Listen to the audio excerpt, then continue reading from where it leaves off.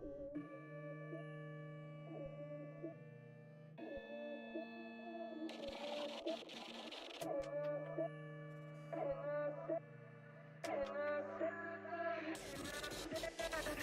sorry I'm here for someone else, but it's good to see your face, and I really hope you're doing well. I hope you're doing well. I'm sorry I'm here for someone else. I wish that I could stay and talk at the bar all by ourselves, but I'm here for someone else.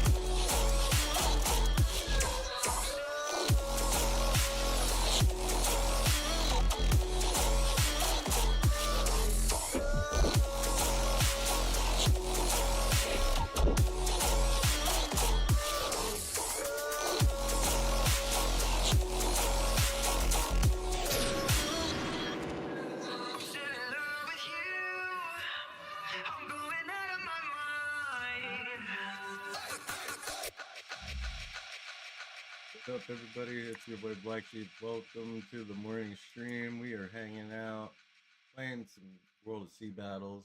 I've been enjoying this game quite a bit. Hopefully, if you're interested, come and join me in it.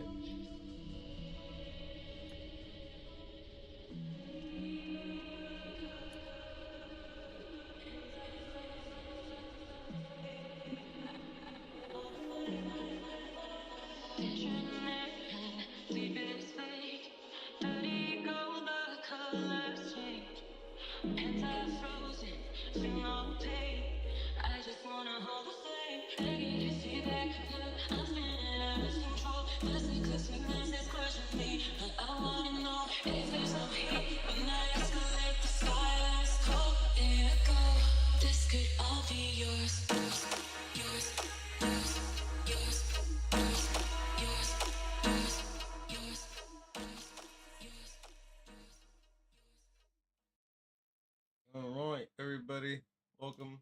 It's your boy Blaqksheep. We're going to get right into it now. Thank you for being here. We are going to continue where we are leaving off. So, check this out.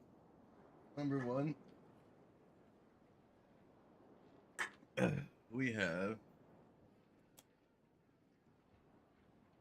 quite a bit to do. We gotta get it so that we are self-sufficient in this game, so we can stop fucking spending money, gold, on the things that I wish that we would be able to do without, you know,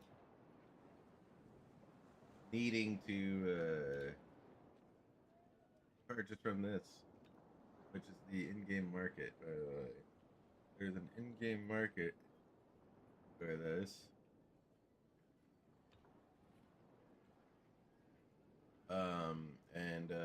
Yeah.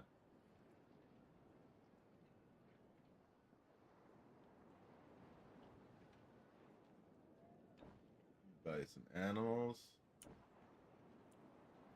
We're actually gonna head over to the farm.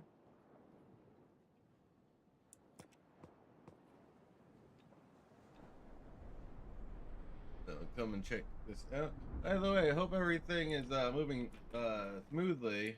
I for sure as shit definitely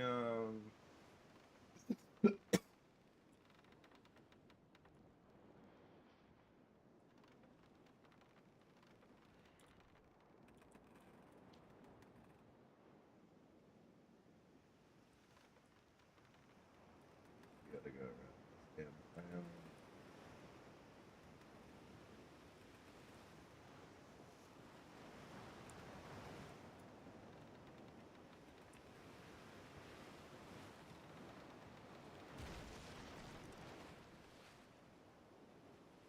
The fuck was that?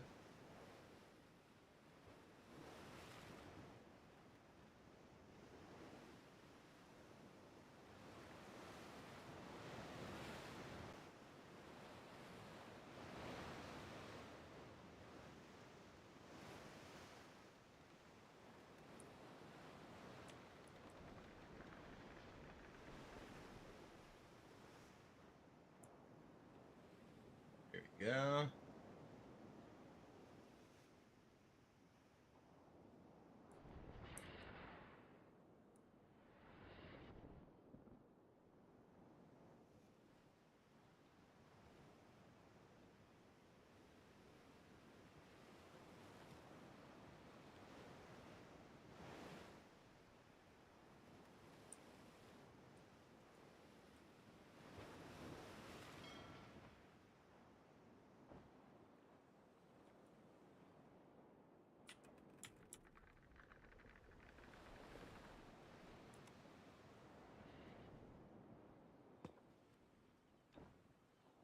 What? I just purchased a whole bunch of animals. You're not on my ship?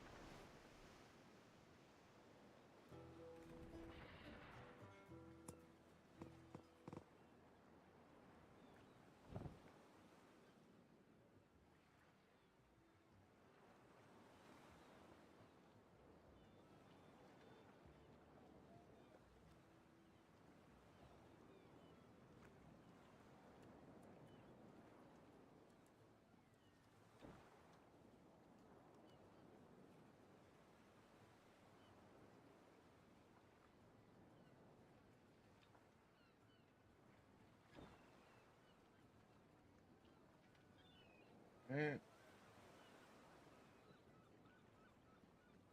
Let's see what we can fucking do. Lighthouse.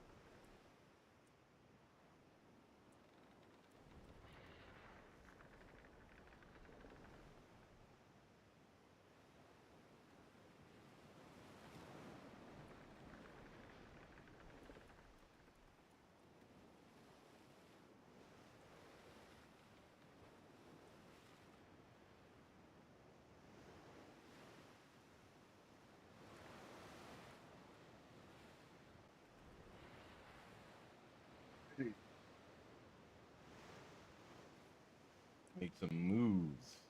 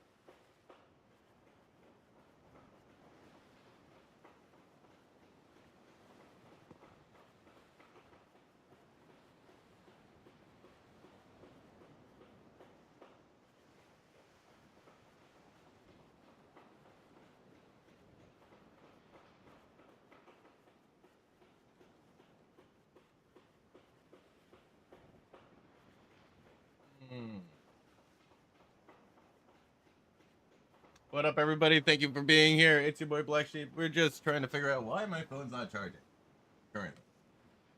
All right. What the fuck is going on with this thing? Welcome, y'all. It's good to see you. How y'all doing? Thank you for being here. Remember, hit that like, subscribe if you're new. All right. Well, this is not working.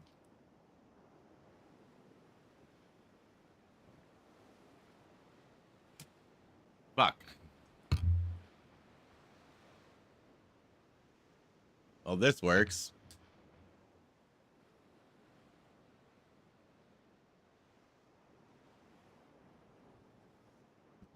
Alrighty, let's continue. Sailing.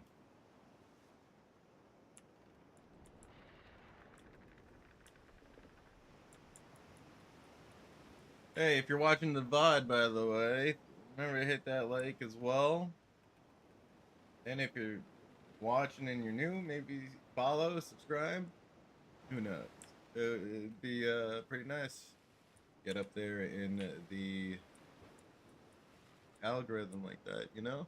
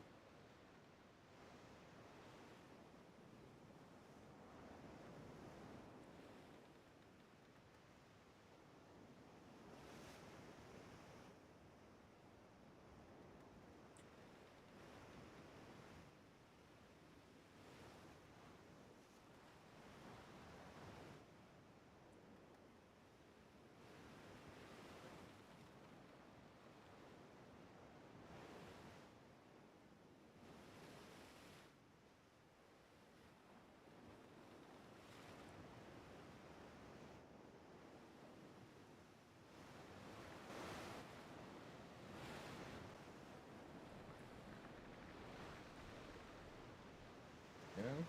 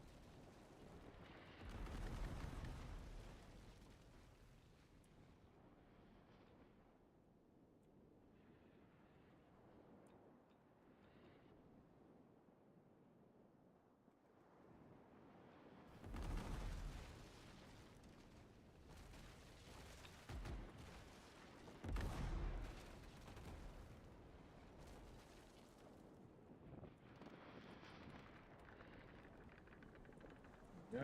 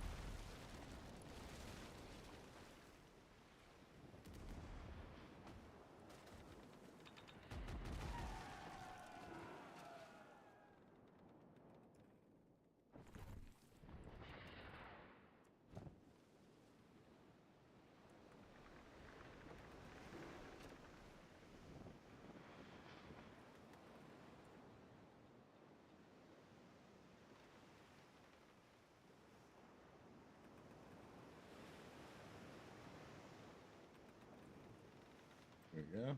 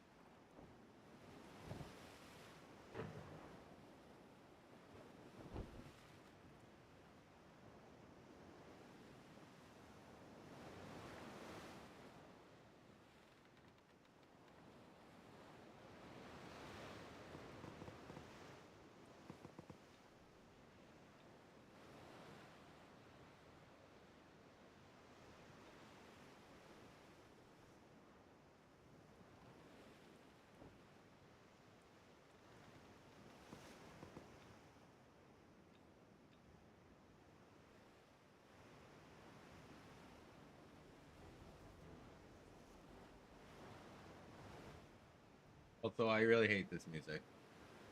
So we're gonna put shit on in the background.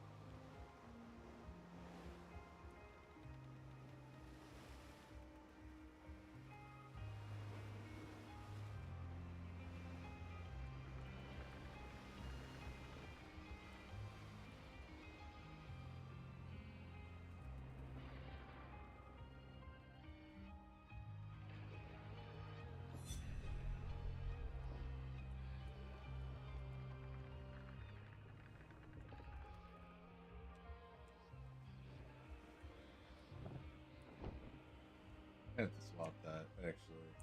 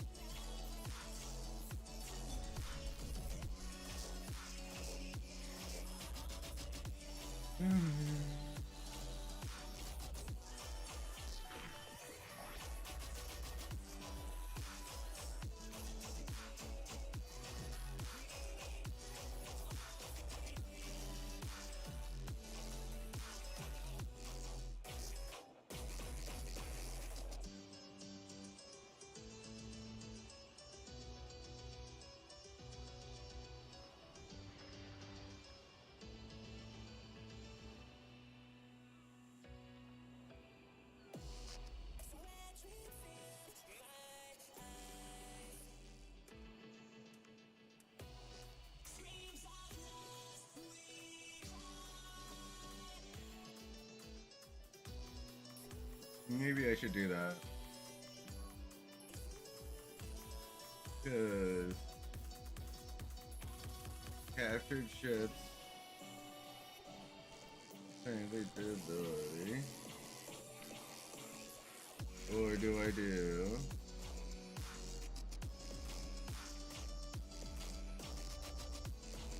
that's 6 warehouses.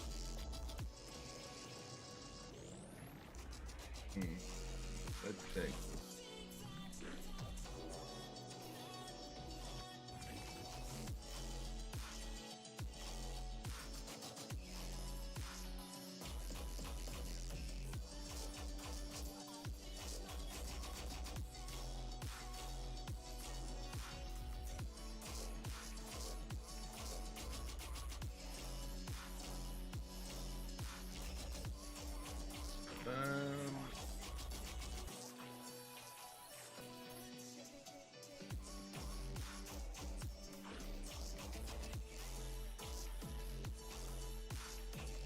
construction license is annoying.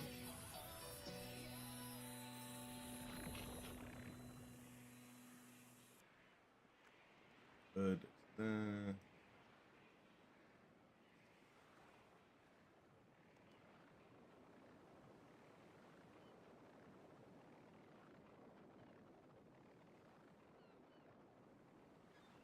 let's go with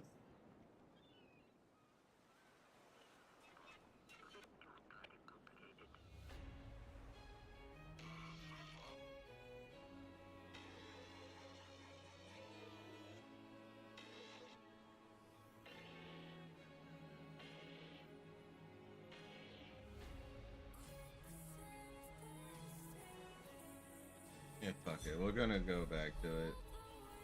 I have to be. I am dismantling captured ships. Minus the one that's in back of me.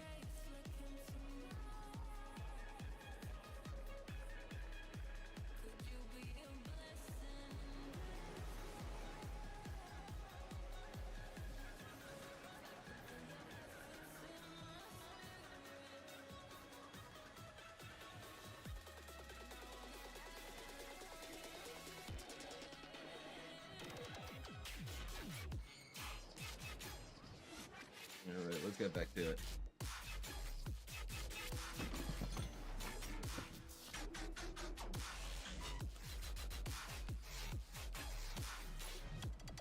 Let's make some,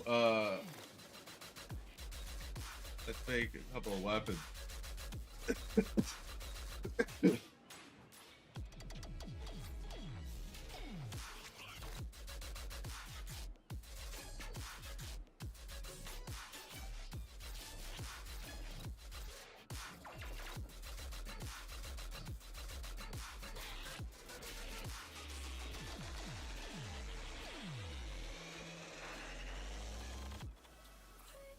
Yeah, so this is what I'm looking to get my hands on.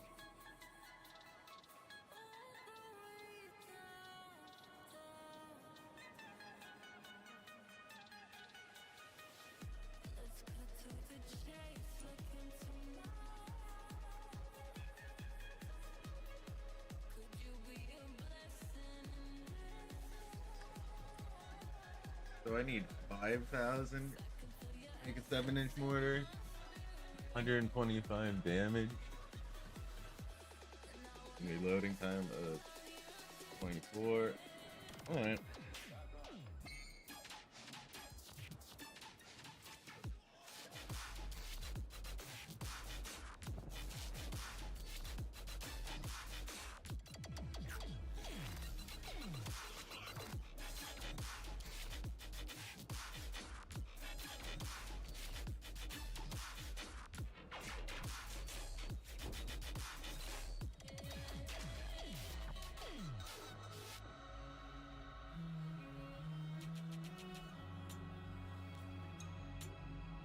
Dismantle. I don't even know why they have that. It's so stupid.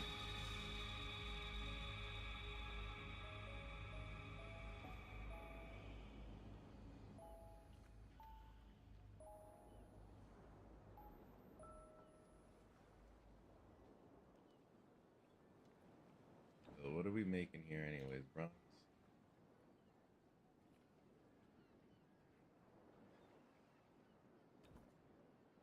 That's what it's for. Crafting.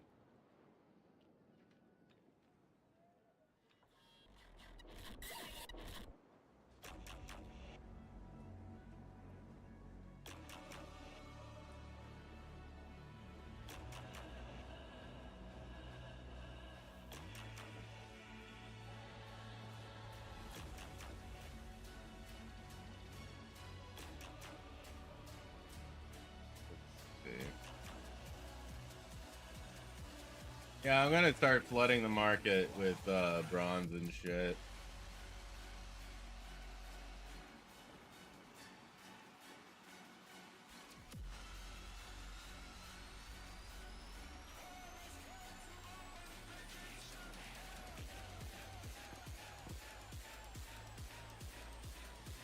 Yeah.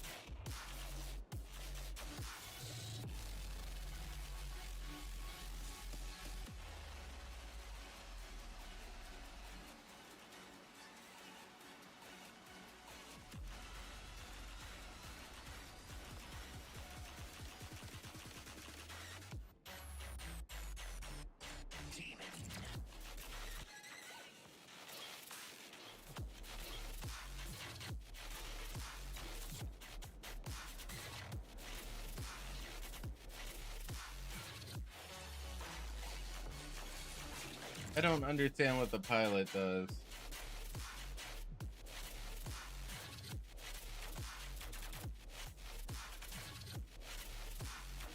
Oh.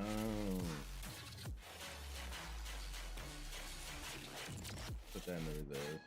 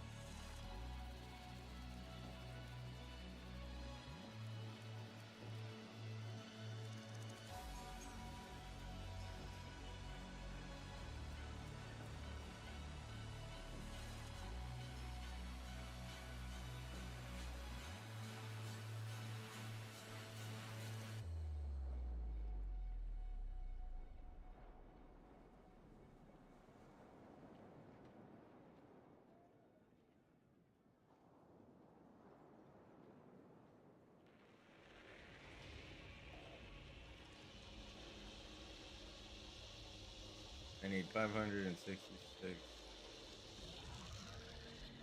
iron.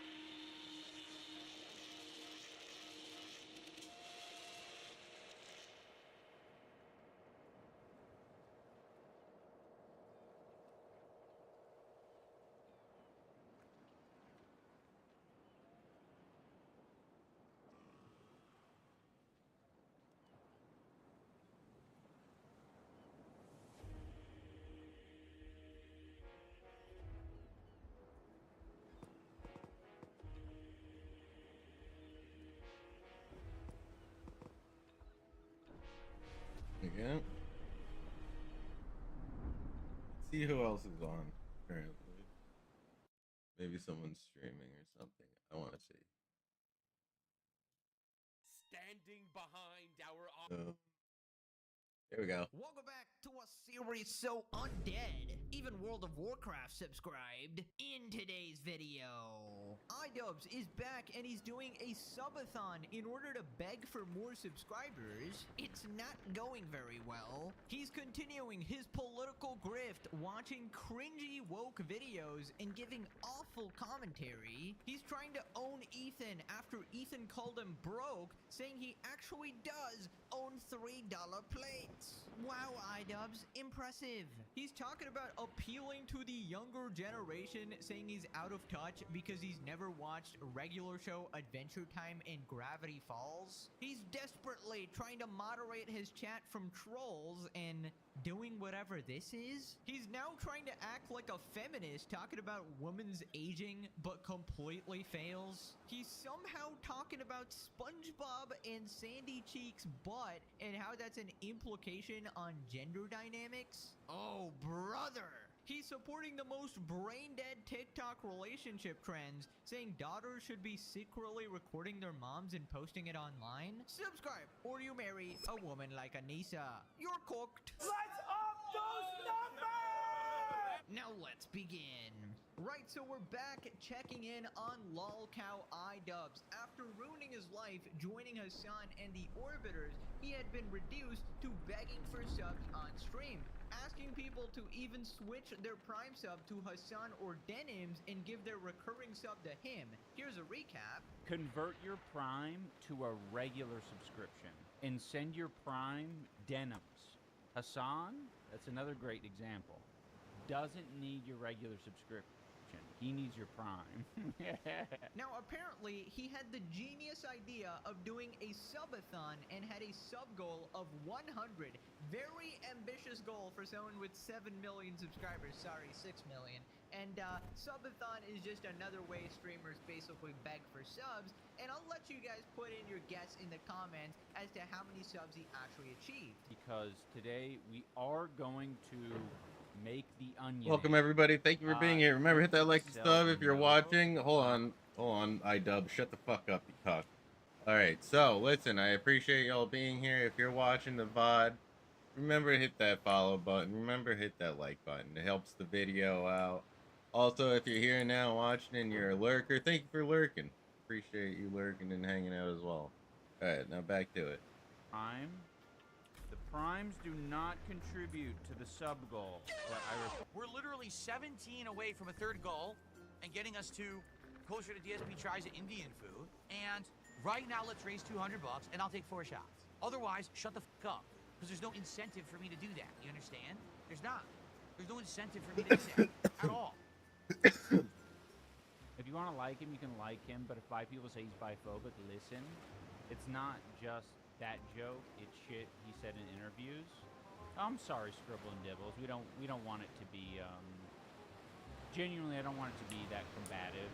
I'll put it this way. I think we have a lot of people in chat that I'm not trying to say this in a mean way. It's not a mean thing, but a lot of people who are sensitive. That's okay. I can be sensitive, but sensitive and also like blunt is sometimes like a fucking. That's a rough combination. Can give it but can't take it. I mean, again, I would interpret that as being blunt. Like, even you just saying that, can give it but can't take it, that's very blunt. Meant it. Oh, cheers.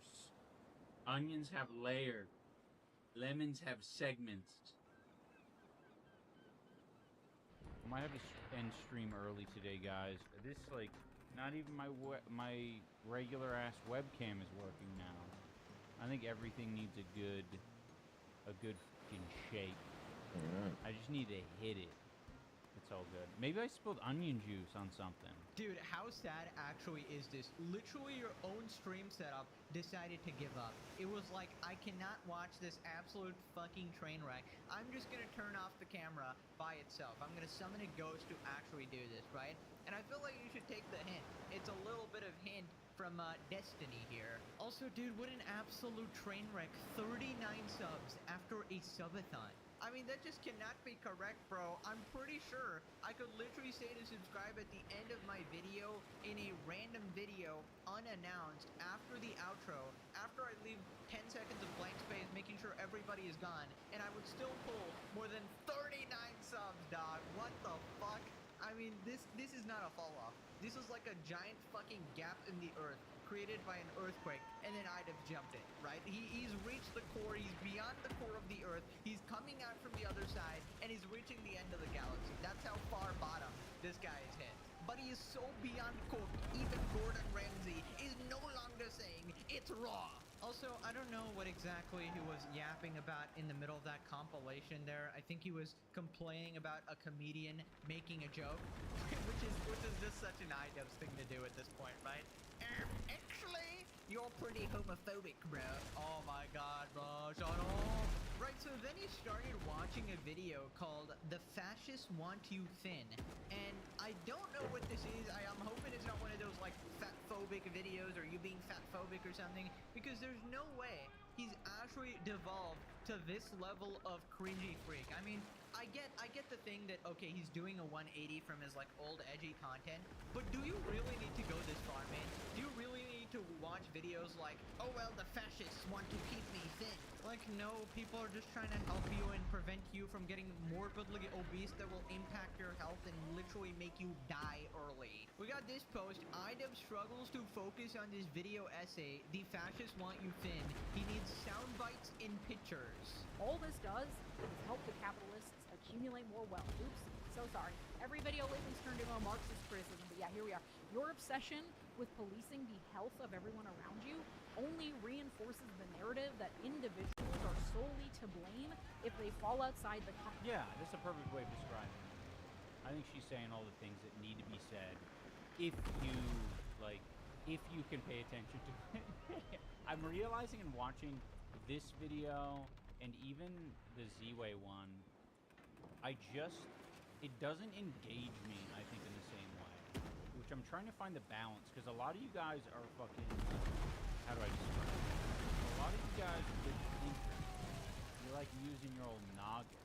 I guess I do too, but like, I need it to be chopped up, man. I need it to be chopped. I need some fucking, like, I need some headlines. You know what I mean? And some buzzwords. Well, I don't need buzzwords. I need Sound bites. Oh my god. Give me some pictures instead of both. Yeah, that's what I'm saying. You gotta hit me with some pictures now and again to really, like, you know, communicate the issue. Right, so basically you're saying you're so TikTok brained that you can't even focus on a simple YouTube video. I mean, why even watch it then? Why have this pathetic attempt to get into politics, bro? Like, I know he's desperate to become the White Hassan, and if you missed that episode, here's a recap. But I also might want to stream while Hassan's streaming because he deserves, like, a little competition. I think that's maybe a good idea. Especially if, like, if people see me as, like, the White Hassan. You're not even white frogging, Wow. dude, like, let alone Hassan. She probably has more motion than you. But, dude, just stop. You actually suck at this whole politics thing. Even your idol sucks. Obviously, you're gonna suck, bro. Like, and this is barely politics at this point. I mean, I don't know. This seems like a bunch of fat people mad that they have no self-control and they're blaming it on fascists who want to keep them thin or whatever. Maybe there's like more to it or whatever, but you know that's the message that iDibs is basically taking from this because he's on that extremely omega woke side. But you know, I'm actually glad that this is the clip that came out of this and it's not him going, well, obesity is actually really healthy and we should stop policing obesity, right? Because at this point he's not very far from that train of logic, right? Where with this extremely woke agenda that he's trying to push. And I really hate saying that word like woke or whatever, but what else do you use to describe this level of fucking brain rot, right? When you care about everything and anything so much and you try to be this empathetic person when you're really not, and you try to be Listen, empathetic it's towards got people who 4 don't things deserve in it, under a minute. like fucking terrorists like Hassan or whatever, and you just have like radical empathy towards people who are just being stupid, right? Like the fat phobic crowd or whatever. People responded he's clearly not into politics or really cares for them. I don't know why he's forcing himself to enter the political side of YouTube. It's not like he's getting anything out of it. He's losing subscribers, Right. views, patrons, etc. He's getting nothing out of it and he's doing nothing with it. Oh, you completely misunderstood iDubbbz because he is gaining one thing, and that is the approval of Anissa Jomha, which is the only thing he literally lives for. I don't know if this man is blinded by love or blinded by cuckery, his love for cuckery. It could be a variety of factors here, but yeah, I don't know. I feel like he doesn't even like Hassan. The only reason he's doing it is because he wants Anissa's approval, who's in love with Hassan, right? He either sees the numbers Hassan is pulling and thinks he can do that, he just cannot, or his piker-fed girlfriend is forcing him into it because he potentially has a bigger YouTube audience to spread her values. That could definitely be it as well. Anissa has admitted that she was a staunch, like, omega leftist or whatever, who met Ian and tried to brainwash him, essentially, and teach him the values or whatever, which is so cocked, I can't even begin to describe that. Either way, he just seems absolutely slow in the head. That's a generous way of putting it. And listening to him talk like he's some sort of first grader learning how to talk is probably the most insufferable thing, and nobody but a few brain-dead morons are gonna stick around and watch that. Hassan isn't even pulling in any big numbers on YouTube. He was blaming his editors the other day not pumping his These numbers guys. up like Asmongold's do. Hassan's too boring to make it on YouTube. That's the thing, he gets beaten by slop tubers. I don't know, like, and then he goes like, well, actually, I don't want to give them clout. Well, actually, they're irrelevant. Like, buddy, I feel like you're the irrelevant one at this point. You only have like this fucking random monopoly on Twitch with your psychopathic terrorist rigs, but other than that, you're just irrelevant because you're just not entertaining enough to sustain people on like a sane platform like YouTube. Man, I went to that video's comment section with an absolutely demented group of people. Holy shit. Right, here we are in that comment section. Gotta have a sponsor. If you're too thin, try eating the rich. Is this Pokemon and Hassan? I'm 40. I spent my 20s in a horrible eating disorder that messes up my digestion. I'm on the other side. Most of the nonsense around body issues. The thing that really snapped me out of it was realizing I was reaching for an image that's attractive to worst kinds of men. The men who want women smaller than them are some of the worst human beings I've ever had the displeasure of interacting with. Okay, so if you're a man and you want your woman to be smaller than you, or your girlfriend, you are the worst human being ever. I mean, don't women want guys that are bigger than them, like, you know, for protection or security or just like attractiveness in general? I feel like the natural counterpart is wanting someone smaller than you, right? It's not about preferences. Okay, sure. Dude, this is the most omega fat copium I've ever seen. I don't care what you're into. A lot of women have some corked ideas about how men should look that are incredibly dysfunctional. Let's be real, they're not the crux of the problem. I also realized that I don't have to look a certain way to attract love. Yeah, I mean, but if you want a certain type of person and they have a certain preference, then you're gonna have to look that way to attract that person, right? But yes, you will find plenty of people who will love you the way you are, and you should be happy with those people. You know, you do you. People are gonna love me or hate me regardless. Well, I feel like if you're 500 pounds and you're versus a healthy weight, people might love you to a different extent. You know, also you might love yourself to a different extent because if you're 500 pounds, chances are you hate yourself, right? Chances are you don't take care of yourself. Chances are you have a bunch of other issues. I'm thin due to chronic illness. My plus-size sister is healthier than me. She's a gym nut. I get tired of walking my dog. Congratulations on looking at the absolute outlier. Like, dude, I hate this shit. It's like, you go, obesity is not healthy. And they go, well, actually, I have chronic illness. Nobody's talking about that. And you know that. You're just trying to cope. Oh my God. Like, obviously, some fat people will be healthier than some thin people because of certain issues or whatever. Like, if you have fucking cancer, obviously, you're not going to be healthier than a fat person. Unless that fat person also has cancer. I don't know. This is the type of stuff iDubbbz is actively watching. No wonder he's brain rotted. I found one sane comment. This is the dumbest, most performative video I've ever seen, no shade. Fascists want you big because they want to make money off you munching on fast food every day. True! Now remember last time how Ethan was trolling iDubbbz saying he's too broke to afford plates because he was eating on cardboard, and it was obviously a meme. He's obviously joking because plates are literally $3, and obviously nobody needs to prove, oh, I have $3, right? Except iDubbbz. iDubbbz and Anissa took it so seriously, they're fighting back saying like, no, we can't afford plates. We only choose to act broke. And here's a recap. How's life, bud? And it's just iDubbbz eating from a can. Ian, do you need plates? I can help you, brother. And it's iDubbbz for some reason eating from cardboard. We bought it because I will eventually be a grandpa. Eventually. This is a really good plate. It's Anthropology. We're supporting local artists by buying it from Anthropology. Yep. Mm-hmm. Twin cats. Twin black cats. How often... Are you ever going to see a mug like this? No, never. Uh-huh. Yes.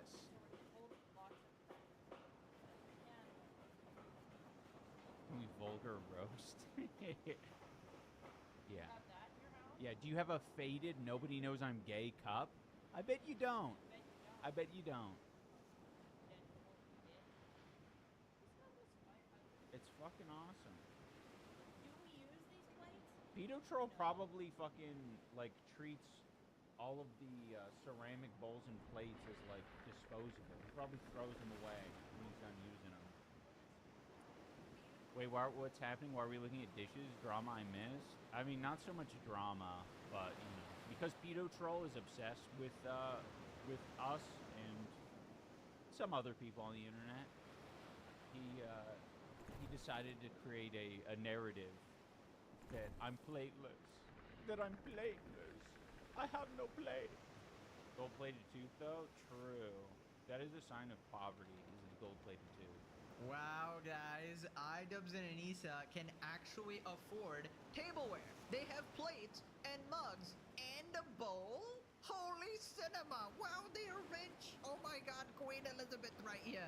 Dude, just saying, you would only be showing this stuff if you were desperately, incredibly insecure about your wealth and trying to prove that you're not broke, right? But now it looks even worse because you're literally flexing $3 plates. Okay, like what is wrong with you, bro? Nobody cares. This is unbelievably pathetic. It's like if someone calls me stupid and I like go in my closet, pull out my bachelor's degree and go, I'm really smart, look at my degree. Like, dude, what are you trying to prove here? It's so insecure, it's so stupid. Next thing somebody's gonna call you a small PP and you're gonna whip out your dick, bro. Which I don't know if even exists if you're literally Reek from Game of Thrones. That one you might need to prove. I take it back. You might need to okay, never mind, I don't wanna see you. Right, so then iDubbbz talks about keeping up with the younger generation. He's getting old now, he's getting 35, that's on Piker age. Diddy Piker age, and you know, he wants to resonate his politics with the younglings. Kind of like his idol Diddy Piker tries to appeal to kids, act way younger than his age, hang out with the phase guys, be like, I'm 19 years old too, I'm richer than all of you, look, I'm cool. And here he talks about my favorite show ever, Regular Show. Because I need to go back and watch Adventure Time. Adventure or Regular Time. Show, or some of these Regular ones Show that is I awesome. kind of missed the boat on. because I feel like if I watch those, I'll be a little bit more, caught up with the younger generation. But I was thinking that those are now a little bit old in some ways. So if I want to go stay even more up to date with what kids are watching, like I got to go further than Adventure Time. Adventure Time regular show formed my young mind. That's crazy. Gravity Falls. Okay, that's one I've heard of. I think it's mainly YouTube videos at this point. That's sad. Such fucking low quality. Okay, first off, it's perfectly fine to be raised by just YouTube. It sort of just depends on who you're watching. And if you're getting raised by the legendary series, greatest cinema ever created, then obviously you're gonna grow up to be an absolute legendary person. More common sense than most people, just the most blessed, amazing life ever in the history of the universe. And yeah, in general, you're gonna have a good head on your shoulders, unlike if you grew up watching some fucking moron like iDubbbz here, or heaven forbid, Diddy Piker. Then you're probably gonna end up in jail. You're gonna grow up cheering on terrorism, eventually become a terrorist yourself, do some bidding for Diddy Piker, and land yourself in prison, and then Hassan is not gonna bail you out, obviously. Or alternatively, you end up broke because you donated all your money to a multi-millionaire streamer, and you thought he was gonna bring in a socialist utopia, but he just bought another Gucci bag. So yeah, you gotta be wise with the choice on YouTube. Now, I cannot tell you how much of a sin it is for iDubbbz to mention the greatest show of all time, second only to the legendary series, regular show. Now, I'm really glad he said that he hasn't watched it, because that would explain a lot, right? People who watch regular show are actually based and cool. iDubbbz is lame and cringe. Because I feel like he would go and watch it and be like, oh my god, these characters are so rude, random. Hey, it's Blaqksheep, I don't get it. they What up? killed the Like, Fortnite it's one bus of those shows with, driver. like, such a good What? sense of humor and so much personality. They killed off amazing the characters, Fortnite bus good for kids, driver. good for adults as well. It's just, That's funny. Really good. Like, if you're a regular show fan, comment below. It's whenever you enter the map now. Yeah. You know how you used to thank him. You pay Yeah. respect to him now. You hit F. Yeah, she That's is. funny. It's Probably gonna police them, make them extra woke or whatever. Emanate his cockiness onto the show. dude, I These are am good fucking creations, do not sick. ruin it. So How? he talks about moderating his chat again, 'cause, like, people keep My making fun of grandmother him, had a and he's cold or basically something like Hassan, that, and I ended right? up He's getting like it. Hassan, he's getting trolled I in think. chat. There's a user right now who got banned earlier. Yeah, and my they nose keep is all coming clogged back and on stuff. alts, I'm and just every trying alt to. has previously been marked as suspicious. I'm gonna user, try to get some and it's stuff so while I'm out fucking today. funny. Cool. Yeah, I don't think people realize that we can just mark people as suspicious. A lot Yeah, of people don't I know like, if they're a fucking suspicious user or not. I can see definitely it on my end. think you But need if you're to if you're weird, you're gonna be not labeled, get sick for a you're while. labeled You're like as always such. getting sick. Yeah, we'll keep an eye on you. I know. maybe It's it'll like I'm disappear always for a getting while, sick, or I'm all. And then when it, The when thing is, I creature talked to comes my back, doctor, and you're like, oh, you're healthy. Another fucking. They're like, you're suspicious healthy, all guy. things considered. We track you, Chad. Yeah, I doubt it. It's like because I asked about getting a COVID shot, and they're like, yeah, you don't need it. That's He's gonna stupid. mark you as suspicious, have a fucking red dot sight on I it. did get my If flu you shot though ever last call time I him a was cuck, in. And I feel like this is just a miserable Yeah. existence, right? He's following in the steps of Uh, Diddy Piker here. I don't also, know why you want to get to that end goal. I'm doing this Maybe project I'm going to recuperate tell some of the you money he about. once Oh, had. yeah, you're gonna tell the world then. Every single person. If you I tell know. me now. It's not But gonna it's- end it's- well. Probably just It's don't not stream really. that. I get that there's To be trolls or honest, whatever, I may but, even like, in promote it big whenever communities, yes, you whenever need I do it. moderators or whatever. For you with your So I'm working with the indie band. We're gonna be releasing some of their albums on LightScribe CD. And if you don't know what light scribing is, it's this old technology where it uses the laser inside the disk drive to etch an image onto the disk itself. Yeah. Yeah, so it'll look really professional, really cool. We're gonna be doing a limited run, I think, of 20 of them. We don't know what albums we're gonna do yet, though, but yeah, I'm gonna be promoting the hell out of it whenever I do end up doing it. And to be honest, I'm gonna be buying one off them anyways, even though I'm making them. Can't buy your own supply. Well, I like the band, and I'm doing it to help them out as well. So it's one of those things I where got you. it's like, yeah, it's also support. It's not going to cost like $10, to do so. But yeah, I'm printing out some whenever I get it. I just need to hook up the disk drive because I bought a disk drive just for this project. By the way, if you need anything printed out on DVDs, let me know because DVDs are a lot cheaper with this technology for some reason. And so if you need anything released on like limited DVDs that you want look nice, just hit me up. I'll do it. All right, cool. It's like DVDs come down to like $1 a disc. CDs are like $2 a disc for doing it. Nice.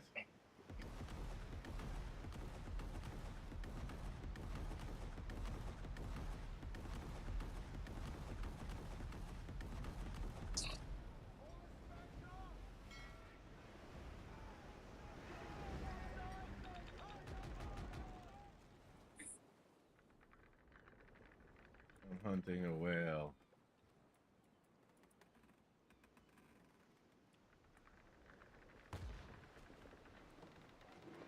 Hey, kitty.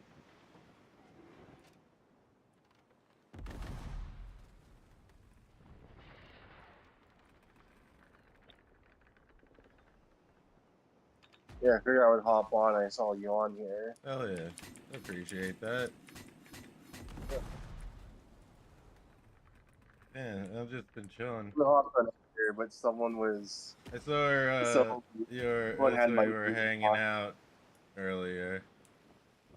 Yeah, I was gonna call it dreaded, and like someone joined. They needed to talk to me private.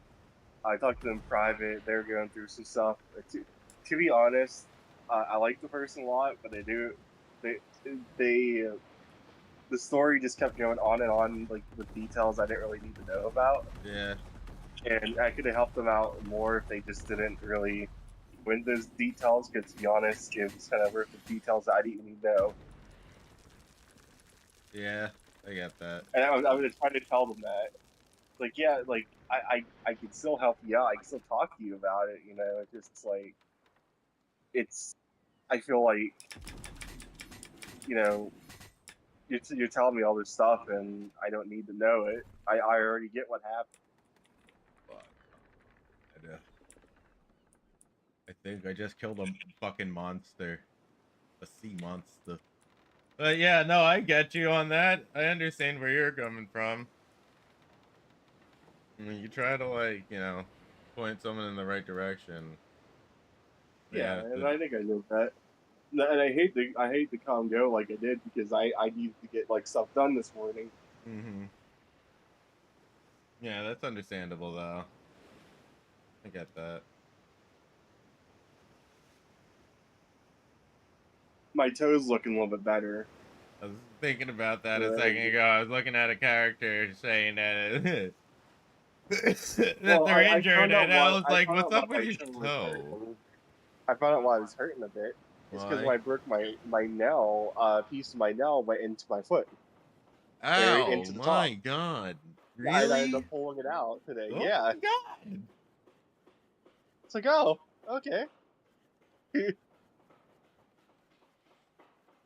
That's understandable. Now. There's some dead skin there, and it's just like, yeah. It's not really hurting. It's just like, Yeah. Yeah. Is this? You ever hear the definition? When it rains, it pours. Yeah, that's like me right now. Yeah. It's like all this should happen all at once. I've been dealing with it fine. No, I get that.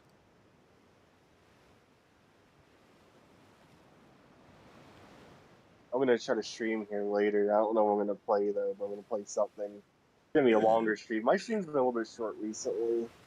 Huh. Why have they been short recently? Because you haven't been feeling good?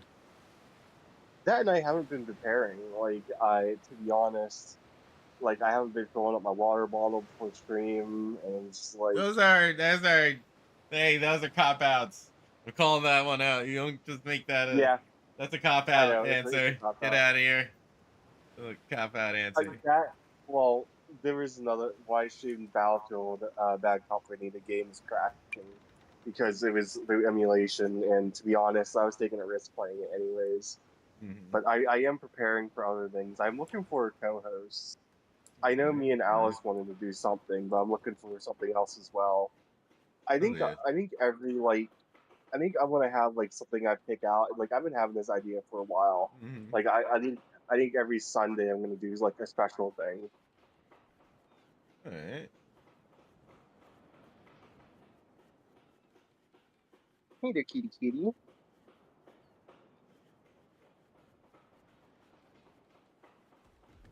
What are you looking at, Goober? He was cuddling with me this morning. Oh yeah, I'm gonna go out today. I'm gonna take my Bad Dragon scarf with me.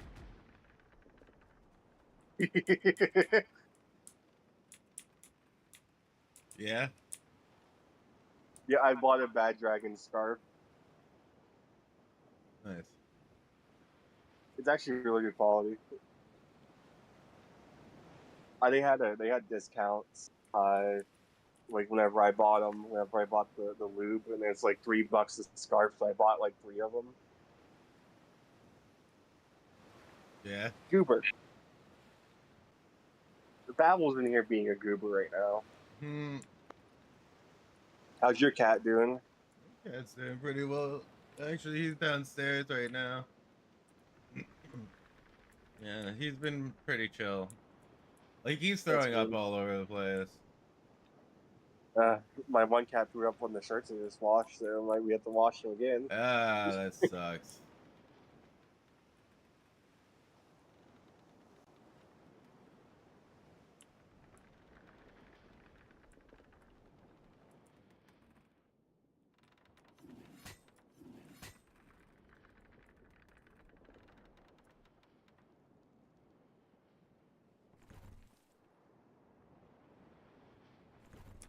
My buddy Toaster and their boyfriend are getting everything all sorted out at their place right now. He's gonna be living in this little tiny studio like house like right by his boyfriend's house. So like, yeah, they're working on that right now. Nice. Yeah, well, why the fuck are you licking me?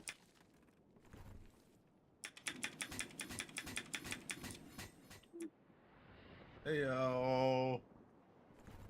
Getting everything we fucking need, yo.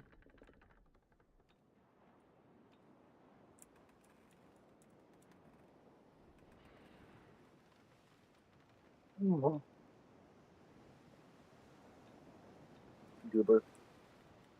Yeah, so this game takes a little bit of time to play. Like, it's understandable because the ships are fucking... They're going by, like, knot speeds and shit like that. Like, the fucking wind speed. It's like... You gotta plan your route. Probably end up fighting shit on the way over. Because of my bad sleeping pattern, I've been missing Jay's streams. Really? But Dreaded told me that he showed up in Jay's stream the other day. Yeah? Yeah. And? Oh. He was saying about Solomon, how Solomon doesn't like him or something like that. Why Like, does he dude, have just to, don't- like, provoke people? And I was just sounding like, dude, just don't fucking pay attention to people. Like, it's the best thing I can tell you to do. Right? Like, dude's gotta chill the fuck out. That's what I've been Seriously. trying to tell him. Nah, the thing is, he's never going to. You can give somebody all the rope to hang themselves with, and they'll still jump. That's a very hardcore statement. Yeah, you know what I mean? That's 2 different types of statements in one. I don't even know if that's a double entendre. Is that a double entendre? I think it's a double entendre. I'm dumb, so I can't tell you. That might be a double entendre. yeah, I've been trying to be honest, like, I've been straight up to him recently. There are times where he goes on about a subject, and I'm like, I don't fucking care. I told him that one day. Really? Yeah. That's fucking funny. And then, like, when he goes on, like, it's a topic I don't care about, I just, like, say the most vile shit ever to him. And just, like, like, about, like, what he's talking about. Like, I take the opposite approach, like, I don't like it, something. But, yeah. I got you though. I've been trying to help him out, but, like, sometimes I just get really frustrated. Yeah. I could tell you why that would be a thing, but I don't need to. Yeah.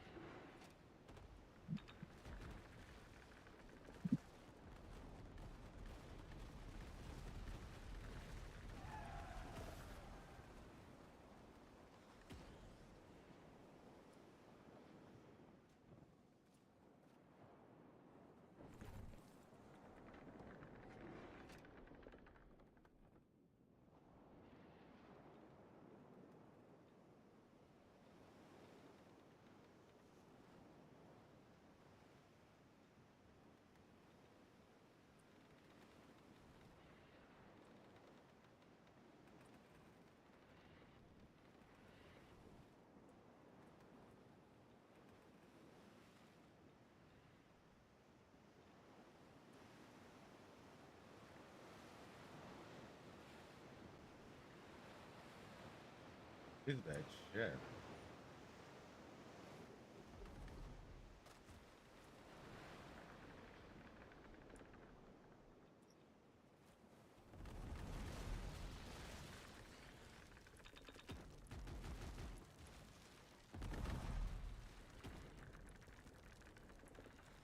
Alright, I'm gonna head out here, Sheep. I'll talk to you more here later. Got it.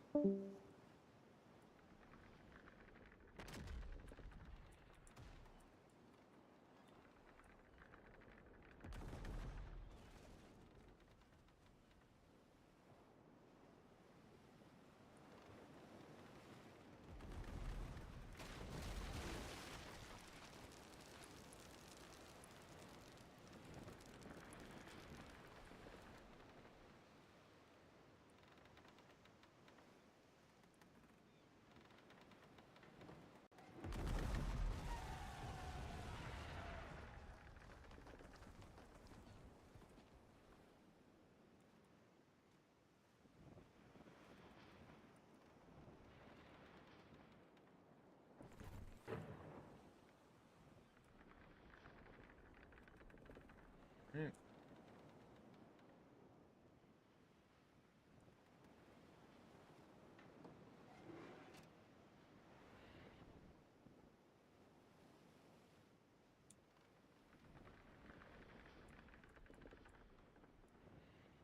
Okay. Up and around this way. Hit those small sails.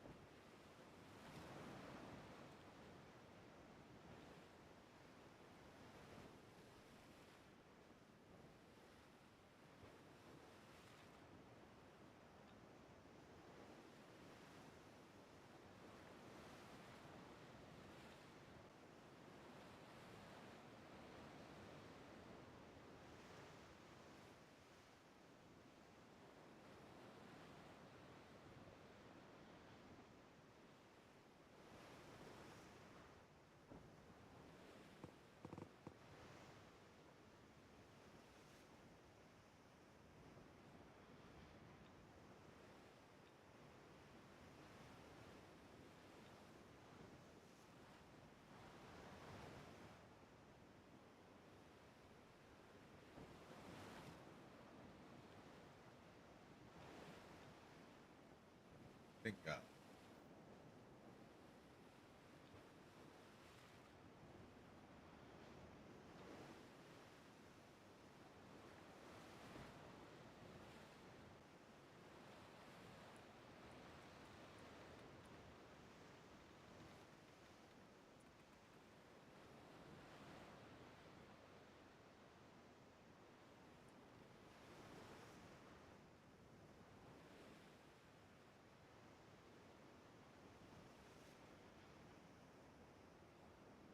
See if we can make up some time by selling to these guys and gotten a little extra out of it.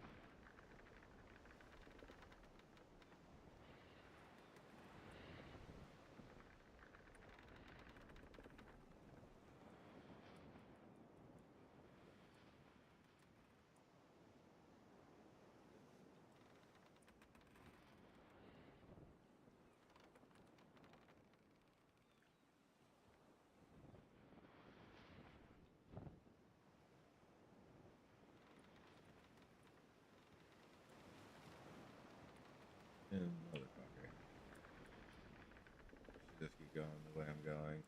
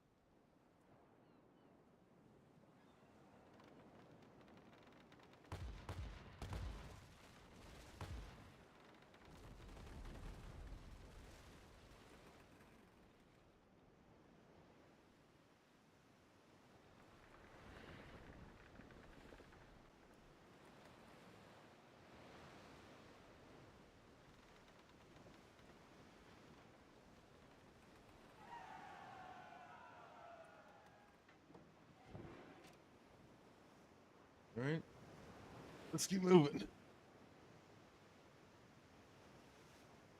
So, if you guys are interested, definitely look into this game. I highly recommend it.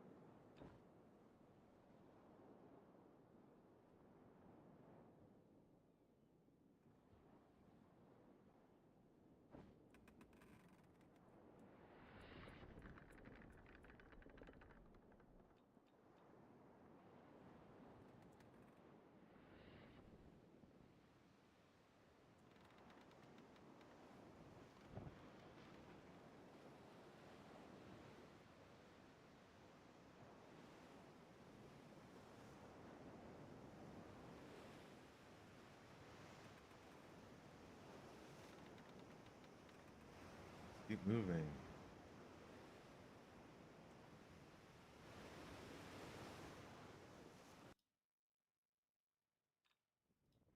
And I really thought this was the one thing he could not mess up, because he was like a boxer, right? There's just no way. But apparently the CTE is kicking in. I have a new strategy for getting bigger and stronger. You see this? Technically, it's 2 kilograms of yogurt, but it comes in a big suck pouch. See, you remove the top.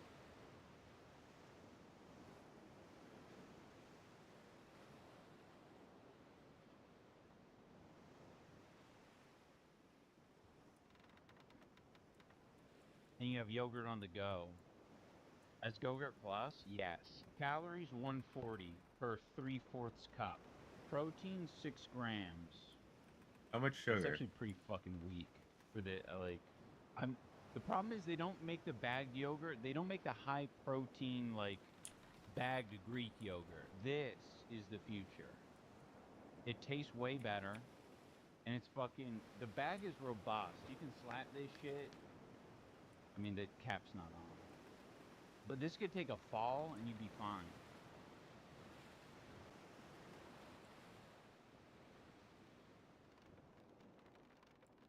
It's a little bit like, makes me feel a little bit like a hamster in a cage as well. I kind of like the hamster in a cage type effect. Oh, I get it. You see, he was going to check out with the high-protein Greek yogurt, but then he was reminded that he gets enough protein from sucking up Hassan's juice, right? Okay, then it all makes sense. The protein is right there. You get enough from Hassan's juice. That bag is probably filled with Hassan's juice right there. Also, what the fuck even is that, dude? I've never seen anything like that in my entire life. I don't know what's happening in Canada or whatever, but it looks really weird. It looks like it's made for like a man babies or whatever. Why don't you just get a fucking regular ass yogurt cup or whatever? Are you supposed to have it directly from the bag like that? That just looks awkward and eh.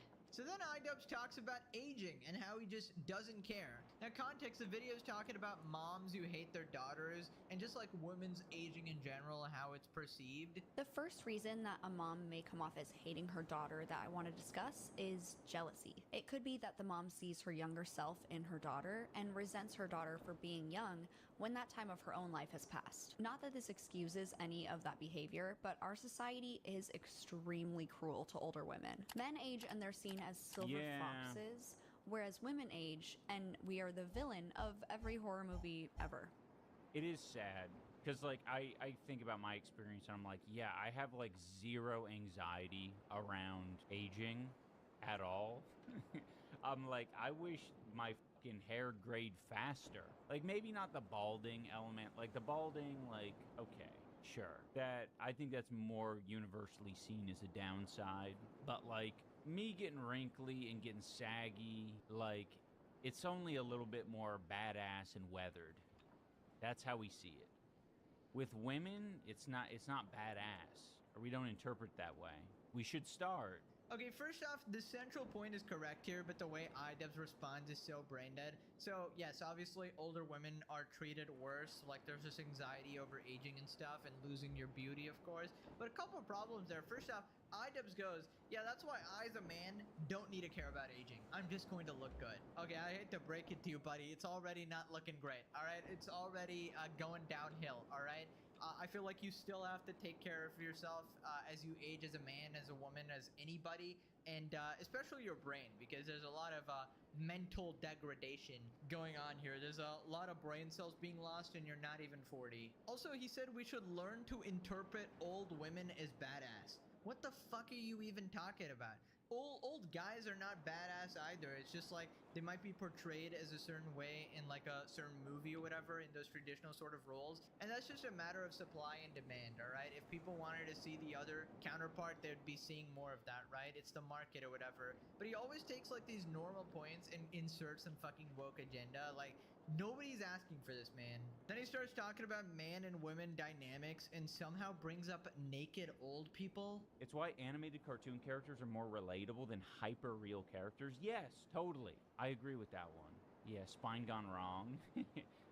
But I do believe that that's what you're seeing with the choice to long-ass make loading a time. naked old lady like a scary feature of a movie. Obviously, it's playing off of the, you know, the uncomfortableness and unfamiliarity that many of us have with naked old people, and then more specifically, naked old lady. They've done it a little bit, you know, naked old man in some of the, I want to say video games more often than movies. So, I'm not sure. Anyone naked in a horror movie is scary? Yeah, I agree. I am still very young by most standards. I do already have some That's a good point. It was comedy just in the trailer that we watched of Tremors. In Tremors, they had an old man who was naked, and you could see his ass cheeks from behind, and that was a comedy bit. They're like, oh my gosh, this silly old man. I don't think they would make that choice with a woman. Not that it couldn't also be a comedy bit, but, you know, it's less of a guaranteed laugh for people. I mean, honestly, like, what level of mental illness is this? This man is so woke. He's trying to police naked old people in movies. What the fuck is wrong with you? Who actually looks at this as a commentary on feminism and gender dynamics, as if women go, I want more old naked women in my movies? Who has ever said that? I want naked old women. Look at this inequality. Like, what the fuck is wrong with you? I'm sorry, this is just not a commentary on aging dynamics. This is literally you complaining about dumb shit because you have nothing to talk about for your stream. Then he commits the cardinal sin of bringing up another one of my favorite shows, and he brings up SpongeBob's ass. I mean, I'm even trying to think about, like, the cartoons. Like, I think they've shown, like, SpongeBob ass and Patrick ass multiple times. I don't think they've showed Sandy ass. Not that we're asking for it. I'm just trying to piece together how we would arrive there. Where it's like, why is that, you know, more uncomfortable and, like, a little bit out of line? Oh my god, dude. This man is really trying to police a fucking kid's show like SpongeBob. Well, I've only seen SpongeBob's ass and Patrick's ass and not Sandy cheeks. I want to see Sandy's cheeks, guys. Buddy, what is wrong with you? It's a children's TV show. I don't know if therapy fixes this. I don't even know if brain surgery can fix this, because why are you talking about SpongeBob's ass? It's a sponge, bro. It's not meant to be taken seriously as if it's some commentary on fucking and men and their acceptance in TV shows or whatever. And obviously they're not gonna show like a woman's ass in a kid's show because they don't want to send that message or whatever. I mean, it's like a creative choice they made. Why do you have a problem with it? And they play around with the characters a lot, but they never try to like, you know, hyper-sexualize anything or whatever, because again, it's a kid's show or whatever. But I'm sorry they didn't do the iDubbbz analysis. The SpongeBob writers should have come to iDubbbz to run it through that filter instead. Fucking moron. Then he starts talking about like TikTok relationship trends. Dude, the TikTok trends were so interesting for that. There was, can you guys explain to me? I'm pretty sure it was the purpose was to see how attentive and how interested the boyfriends were when they were asked this. But I think they were calling it like the bird question or some shit. And the girlfriends were asking their boyfriends, random women were asking their boyfriends like, oh, I saw a bird. They're just saying like, I saw a bird today. Just to indicate like, or just to see to what extent there will be a follow-up question or more digging. Like, well, I'm interested. What was the bird about? What was it doing? It's about making bids for attention and being rejected or accepted. Yeah, that's a good one. It's so like, I don't necessarily, you know, I wouldn't necessarily encourage people posting that sort of shit, but for your own, it is a good test to, Right, so mentally ill TikTok girls harassing their boyfriends and partners is something that iDubbbz wants to encourage, right? I mean, I feel like it's just dumbass shit to ruin your already good relationship, because these tests are really stupid and they mean nothing, right? It's literally a joke for amusement. And if your boyfriend is like the kindest, most amazing person in the world, and then he decides to one day not take interest in you randomly annoying him and pointing to a fucking bird and a tree while he's working on the SATs or doing like a fucking NASA scientist course, and he doesn't respond, I don't think it's a big deal, alright? And I imagine the reason this is even happening is because iDubbbz and Anissa would handle this very differently. If Ian didn't respond to a random bird in the tree, Anissa would give him a fucking lecture and beat him upside the house and fucking sleep with the sun or something and make him watch. Although iDubbbz would like that one. That's not a punishment, my bad. Can I just say, never take relationship advice from a man with an OnlyFans girlfriend. This man has zero self-respect. You can't even call him a man, bro. Then he continues praising his therapist who turned him into fucking this. I don't know. Is your therapist Anissa? when my boyfriend isn't asking enough, I just straight up tell him to be interested. That's fair. Sometimes you're just cooking on other shit. That's what I found. It feels like, and that's why that's something that's a reason I would say that therapy has been helpful for me. Is it just like this another avenue to get some other things out of my brain that take up the attention. It's like I want to empty that shit sometimes in therapy so that my brain is free to give the attention to Anissa or whoever. I don't think a healthy relationship needs contrived tests. Well, true, but that's why it's a fucking healthy relationship. It's more of like a test for yourself to be like, is this fucking normal for me to continue to try to get attention from my partner and for them to be like, I'm fucking busy. What? Why does that matter? Like, well, it should matter. My interest should matter to my partner.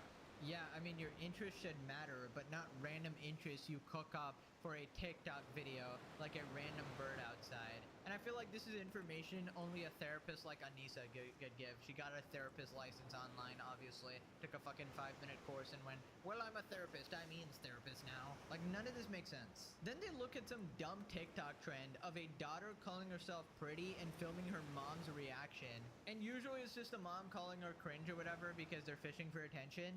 Really pretty today. What? What? That's weird. What? That's really weird. Why? What? I just feel really pretty today. Like, I think I look really good today. What? On a scale of 1 to 10, probably like a 12. Oh my gosh, I hope nobody sees this. Is because some people do think, yes, I know. That's funny. I know that it's. When not is strictly PoE2 bullying going to because the be daughter's, free to like, play? in on the I do joke, not and the daughter's know, like, this is the Bando. way Do my not mom know. is, but the point It of needs to go exercise free to like play. this I thought it was to, supposed to like, be a lot like of a this stuff 6 is, like, on. I thought it was supposed to be like a 6-month thing. It was going free to play. Or was that when it was releasing to everybody? I can't remember. Yeah, I don't know when it's gonna be free to play, but I'm hoping it's sometime soon. Cause I mean, like, it's been time. It's been a minute. It's been a minute. behind closed doors. You know, the mom would not be this extra normally, and the daughter would not be this extra normally.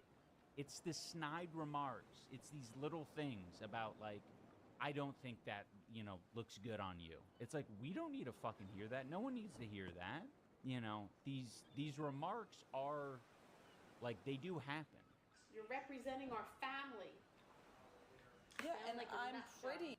Look, and that as well. How about that? She might be doing a meme here by saying, I'm pretty, I'm pretty. And then this woman's like, you're representing our family. That's crazy. Oh my god, if you're being annoying and you're fishing for attention on TikTok, of course you're gonna get called out. I don't think that's a problem. In fact, a better mom would slap her in the face, tell her to stop secretly recording her and posting her online for TikTok, because that's messed up. How is he not talking about that instead? What is wrong with these people? Why is filming your parents secretly actually being encouraged? And iDubbbz is going along with this, going like, oh my god, this is such a comment on women's aging. Oh my god, she won't call her daughter pretty. Bro, because she's fishing for attention like a fucking moron. It's pretty obvious that the mom just doesn't understand what's going on and doesn't understand what you expect from her and just thinks that you're embarrassing yourself on TikTok and you're embarrassing the family too. Then he talks about baiting out your own mom to expose her online. Just wonderful iDubbbz advice. Even with this example that we had, this girl who was saying how pretty she was, it's like, that wasn't even a 100% honest and clear representation of what she's trying to talk about, what the topic is. Fuck She's you trying talking to, about? like, Okay. bait it out of her mom. And truthfully, her mom probably has said a lot of fucked up shit when the cameras were not on. But, you know, how are you going to capture that?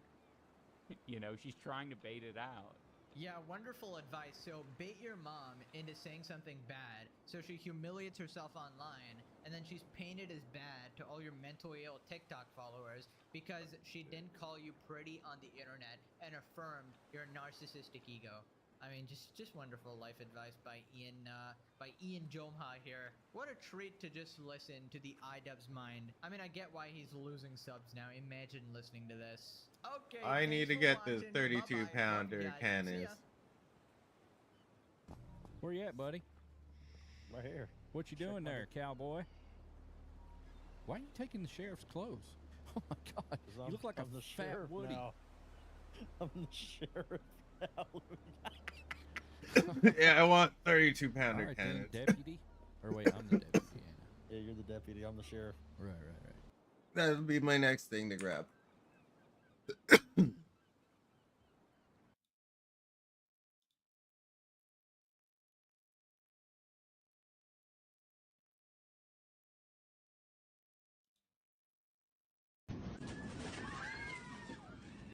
Wow.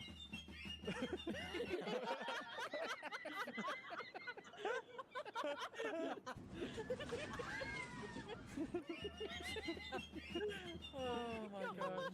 My favorite question that I Jesus. get asked a lot is how's the That's Yugo? funny. And an answer to that question tends to be something new every time. On the So other I hand, need whenever I get asked if my more- recommended videos got fixed, the answer stays the same. No.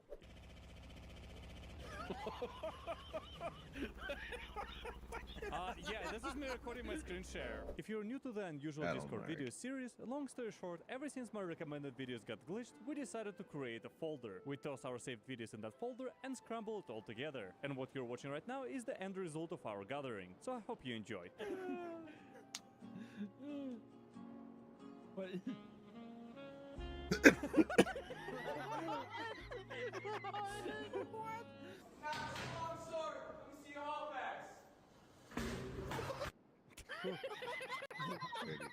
dirty candles. God damn it.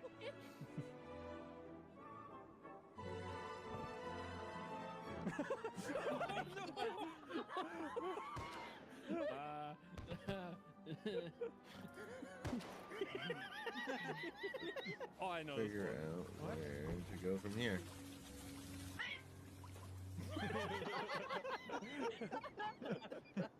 What potion should this be? Don't say it. Don't say it. Don't say it. Don't say it. Don't say it.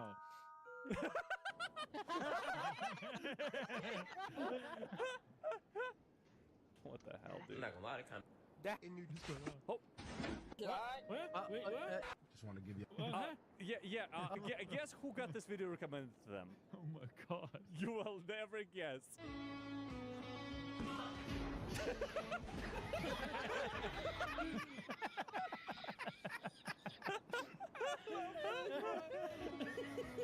That's really good. What do I have? I didn't find each other without dying of laughter. It's crazy to think that a few hundred years ago this was the peak technology, dude. This is the best we could come up with at the time. White, gray, cyan, cyan. Sion. Come on, man! Come on, man!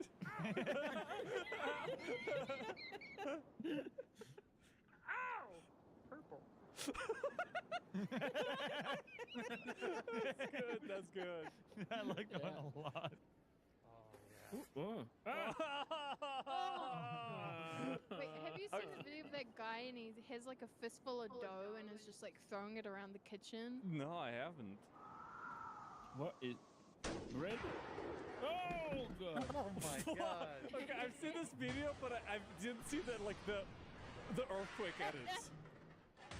I've seen like the original Kim Smug and stuff. Dude, like, Yeah. it's an Indian drama. A Bollywood special. This shit sent me the first time I saw it. I have some good news. The government has approved our prototype Yugo paperwork, meaning that we can continue the project, and I will be able to share more details in the upcoming video. In the other good news, we got partner with Arknights Anfield, who will help us partially fund the project and allow us to donate a portion of the funds to charity. The more people see the video and use the link below, the better. Arknights Anfield is a real-time strategy RPG coming to PlayStation 5, PC, and mobile in early 2026, published by Griefline. Pre-register now by clicking the link down below. The game features cinematic 3D storytelling and distinctive visual style that brings every character and region to life. As you progress, you will get to explore different areas, each with its own atmosphere and regional mechanics. Command a team of up to 4 operators in real-time strategic combat, time your dodges, trigger smooth skill combos, and leverage diverse classes and skills against your powerful enemies. You can also build your own production line factory to unlock new technologies and gather resources, reshaping the regions you explore. All that and much more will be available at launch in this free-to-play multi-platform experience. So once again, click the link down below, and I hope you enjoy. Es la guerra, chingao. Pero juro por mi sagrada mamacita que voy a matar a mi hermano y a toda su familia. How could you? Conmigo no hay That is parentesco. impressive. That is very impressive. I thought it was the video Summer sent. Hey, Lunchables. Look at the muscles on you. Oh no.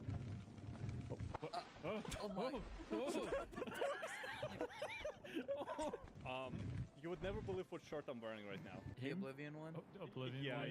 yeah. James, don't worry. We all believe it. Yeah. You would never believe. No, James, with you, we would believe it. Yeah. Immediately. Oh, I know this one.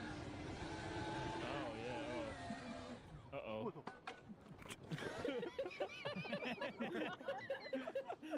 First time taking a taxi. I think the driver is trying to touch me. I'm so scared.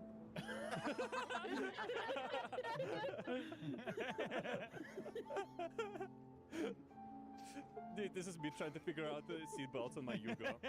Look, this is like seatbelts. It's always like the middle seat. You never know where the fuck the seat is. Yeah, it is. Yeah.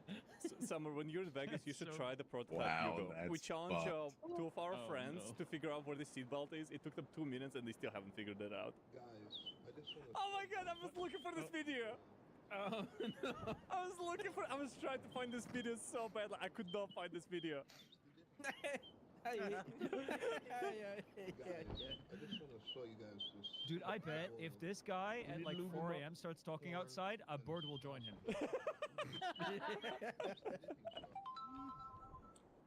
Hello. I love Oh. this video. Hello. Oh. Ah! That's the evil version. Oh my god. That was close. That was so close. Oh no! Bye, Mama. Goodbye. Yeah. Oh. Yeah. Yeah. Yeah. Oh. Yeah. Whoa. Wait, he is actually kind of nuts at it. What if he just has Parkinson's and they just gave him that little piece of paper and they just like, because no one can know what he's doing anyway. Yeah. Give him the paint shaker. Like, do we get this? Oh, it's not even plugged in. Oh, that's rude. That's rude. Yo, why don't you say me? No, ease off. Oh, mama, see what? This is money.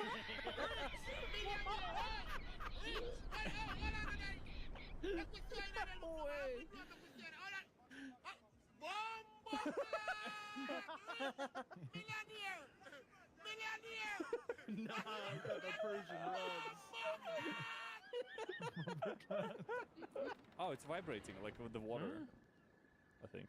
Look at that. Oh. That's whoa. awesome. That is super cool. Frog waves. I have a tuning fork. Have you seen my tuning fork? Oh, there it is. No. Here, it's tuned for 512.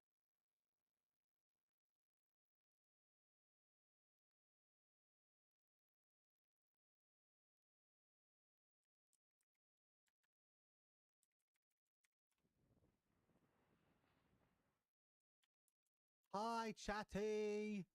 Chatty, chatty, chatty. Chatty, chatty, chatty.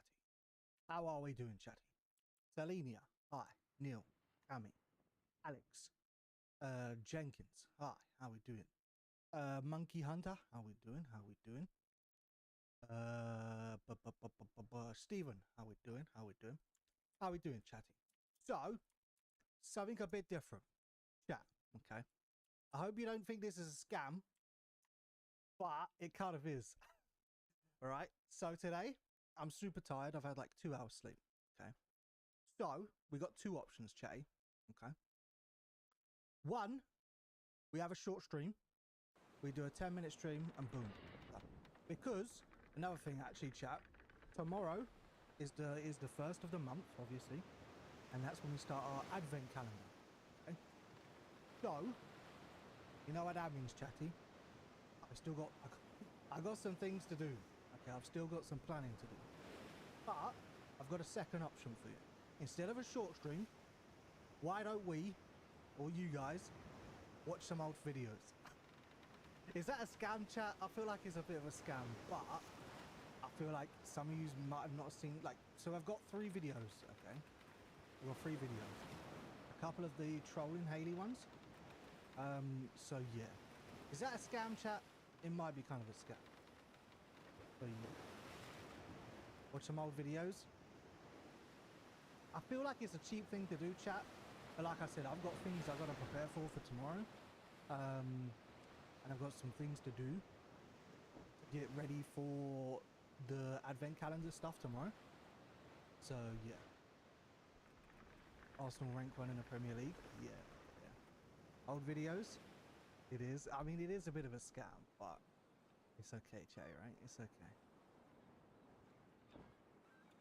Like 20. No, I've got 3 videos that last 71 minutes, chat. Okay. So yeah. Wait, what advent thing? For what do I call it? For what do you call it, chat? Christmas, where we're doing challenges every day. I've got an advent calendar. I've got stuff that you'll see, chat. Okay, you're gonna have like things that pop up on the screen with challenges. It's gonna be cool. But like I said, I still need to prepare for that. So yeah. You like anything you stream? If you guys don't mind me leaving you with some old videos while I go do some work. Is that what we're saying? You hit 300 subs? Hell yeah, congratulations. Hell yeah. Hell yeah. So you guys don't mind that? You guys are okay with that?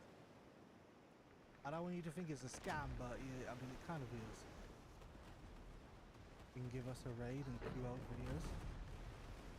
I don't think you can do that. Gitano, welcome to Eggs. Let's go. Appreciate it. You want to watch the old videos? We can do it.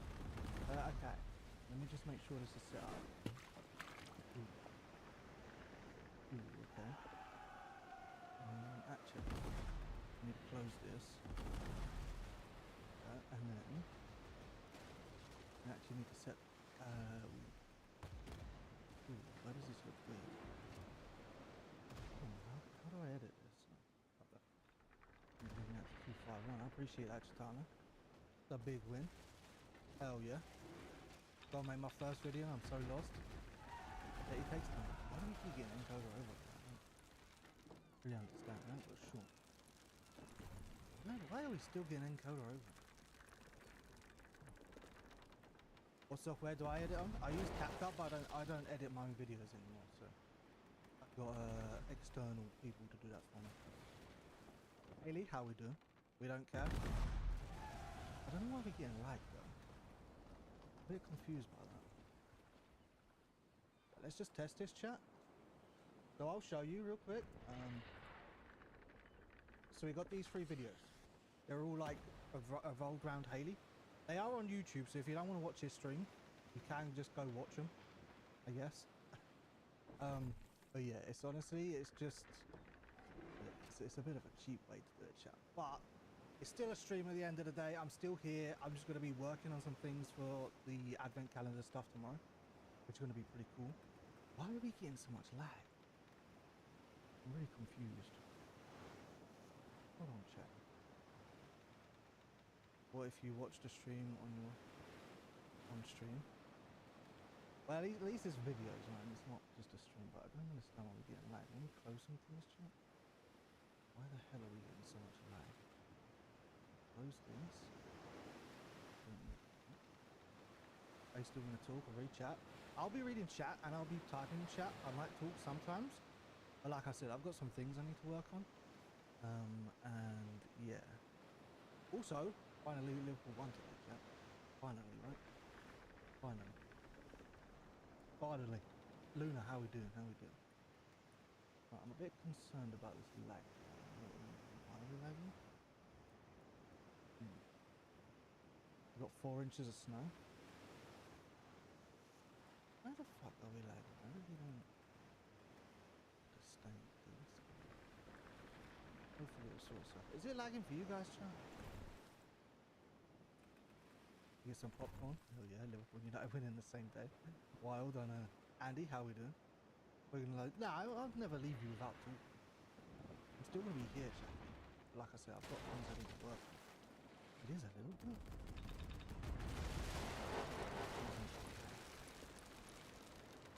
Close it. Oh yeah.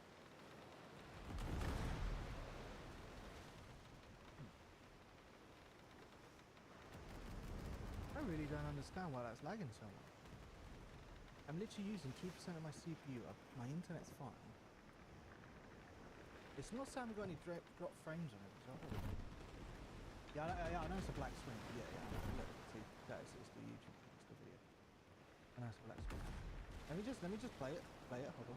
Hi, today I got trolled by Haley after doing a stream where we annoyed her. I still see a lag. I still see a little bit of lag. I don't think it's funny. Not great. My is a leak all over the bathroom floor.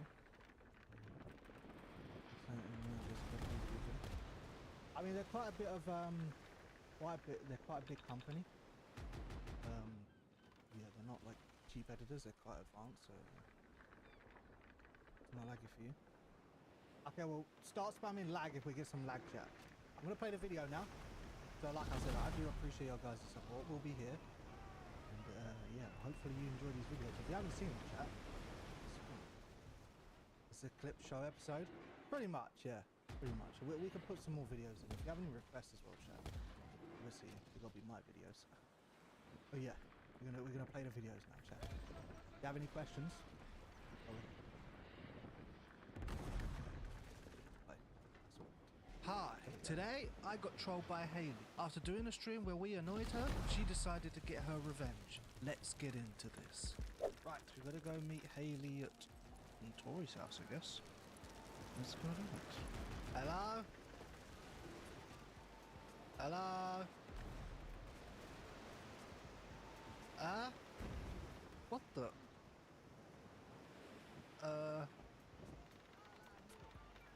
Hi?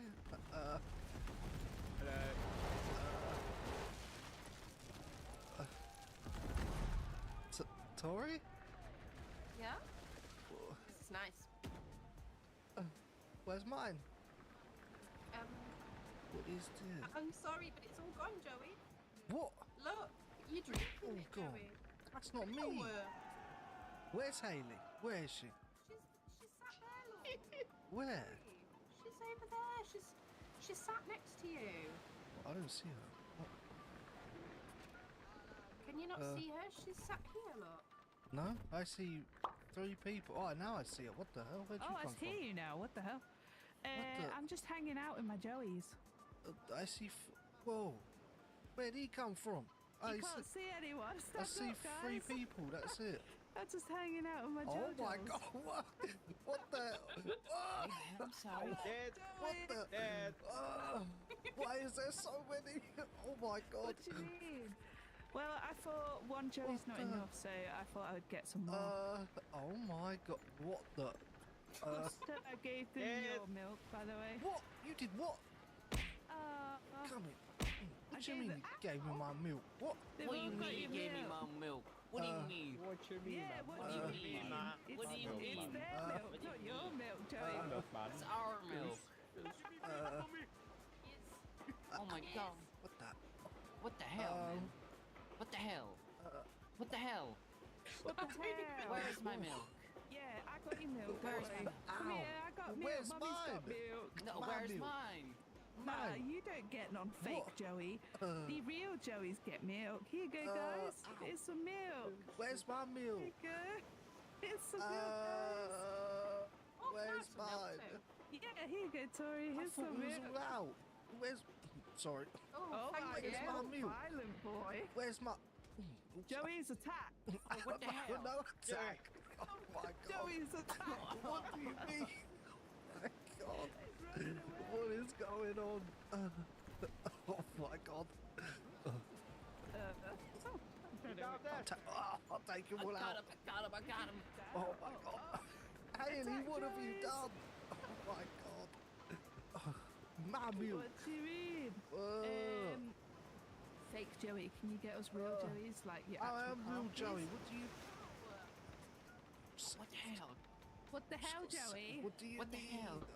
What the hell? My milk. I'm so sorry. Guys, whose milk is it? Mine. Mine. It's mine. It's clearly Joey's. It's my milk. My milk. It's my milk. My milk. What is No, going it's on? my milk. What the hell? What the hell? It's my milk. Ow. What It's is not your going No milk. on? longer play it. It's my milk. What is Haley? What have you done? What What do you the hell? mean? What do you mean? What is? Ow. I multiplied them. Need a Here's family a gun. trip to the I got a hospital. taser. Haley, I what got have a you taser. caused? Huh? I got a taser. Which one's talking to me?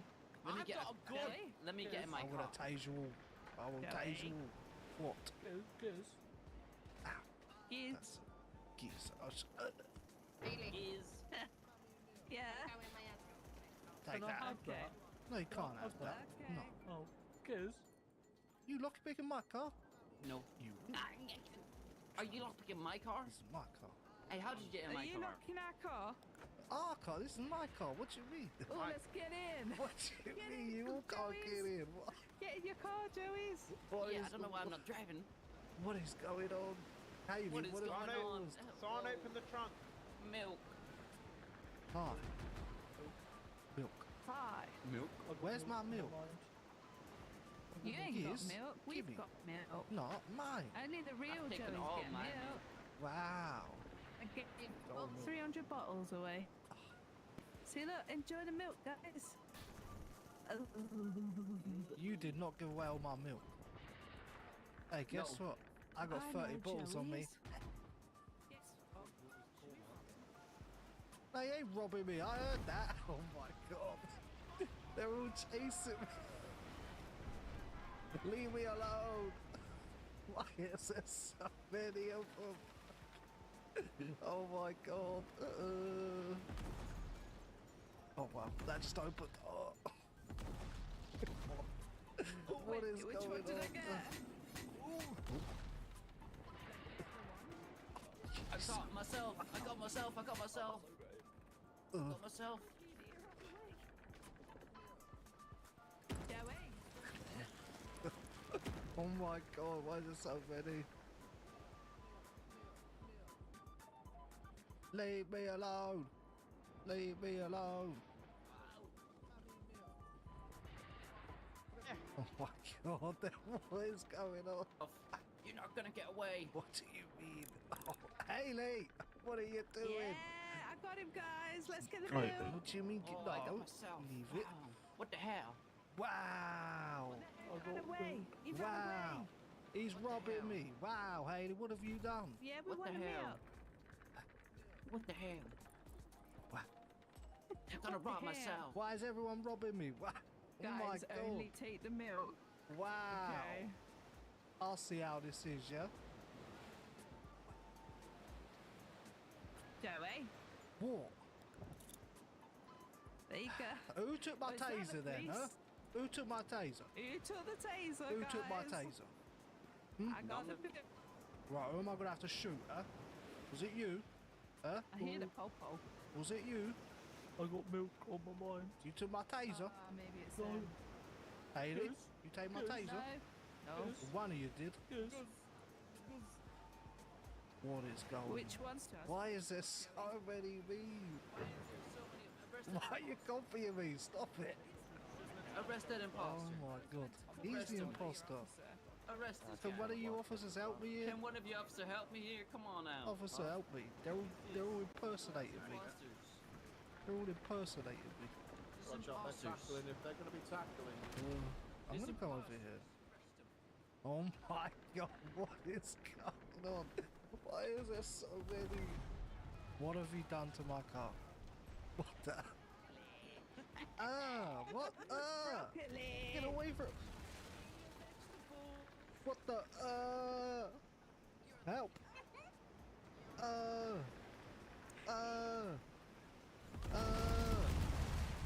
Help me! Help me! Broccoli's are chasing me! Broccoli! Broccoli! Get away from me! What the hell? What is going on? Get away from me!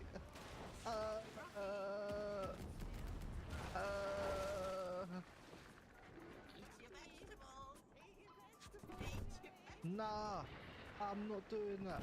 Get away from me. He just Oh.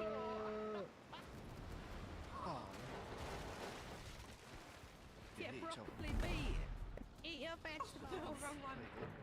Joey, I don't want to eat broccoli. serious. Oh. Would you like to taste the broccoli stem? What the? What is going on? Oh my goodness. Yes, who's back? You want to get tased out of the car though? Oh, you're under the car. What are you doing under there? Oh my gosh, she's frozen. Come on, get Come him. on, Brock. Come on. I mean, I like the colour of this car. Who's got a seatbelt on? Me too. Oh, wow. I do now. What do you think of the colour? Yeah, I love it. Where are you going? Bad enough. Joey?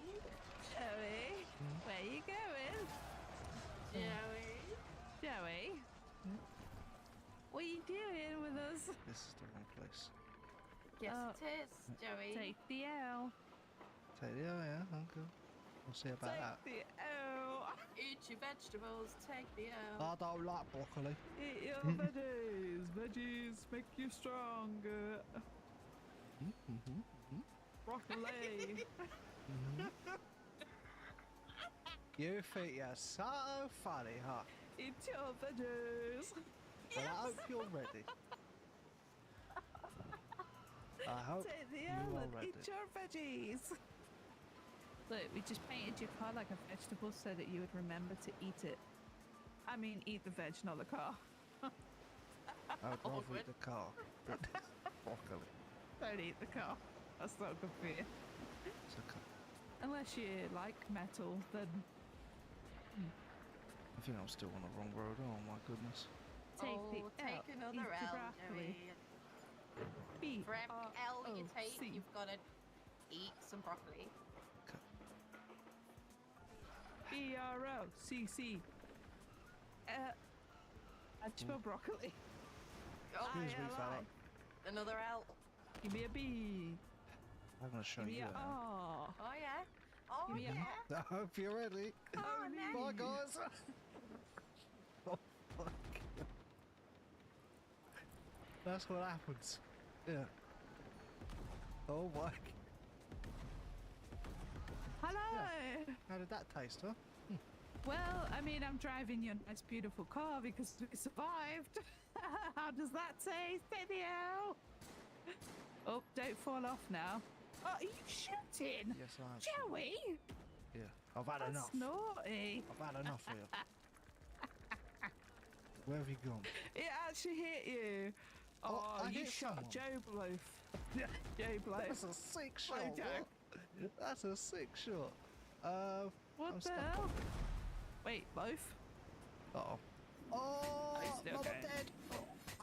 Ah, he fell off the bridge. I think. Wait. Joey. There we go, chat. There's one video. We'll go on to the next one. Hopefully you like that. Hopefully fun. We'll do this one. It's the biggest video on the channel. Should we give you a preview to something though, chat, first? I feel like I should give you guys a little preview to something. Let me see. Let me see, chat. No? I'll give you a little preview to something. Can I give you a preview? I hope this don't happen. Hold on, chat. Wait. Let me go to a BRB real quick. Because I don't want it to pop up on the wrong screen. I don't want to show you that whole thing. Okay. Let me show you a little preview to something, chat. Can I? Can I do this?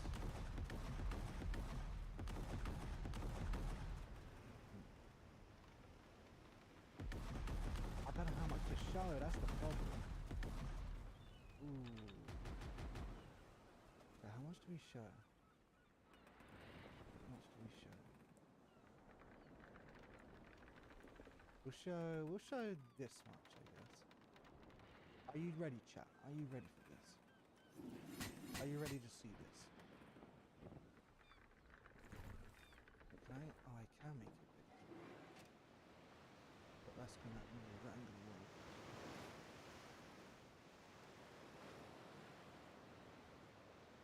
I'll give you guys a little preview of something.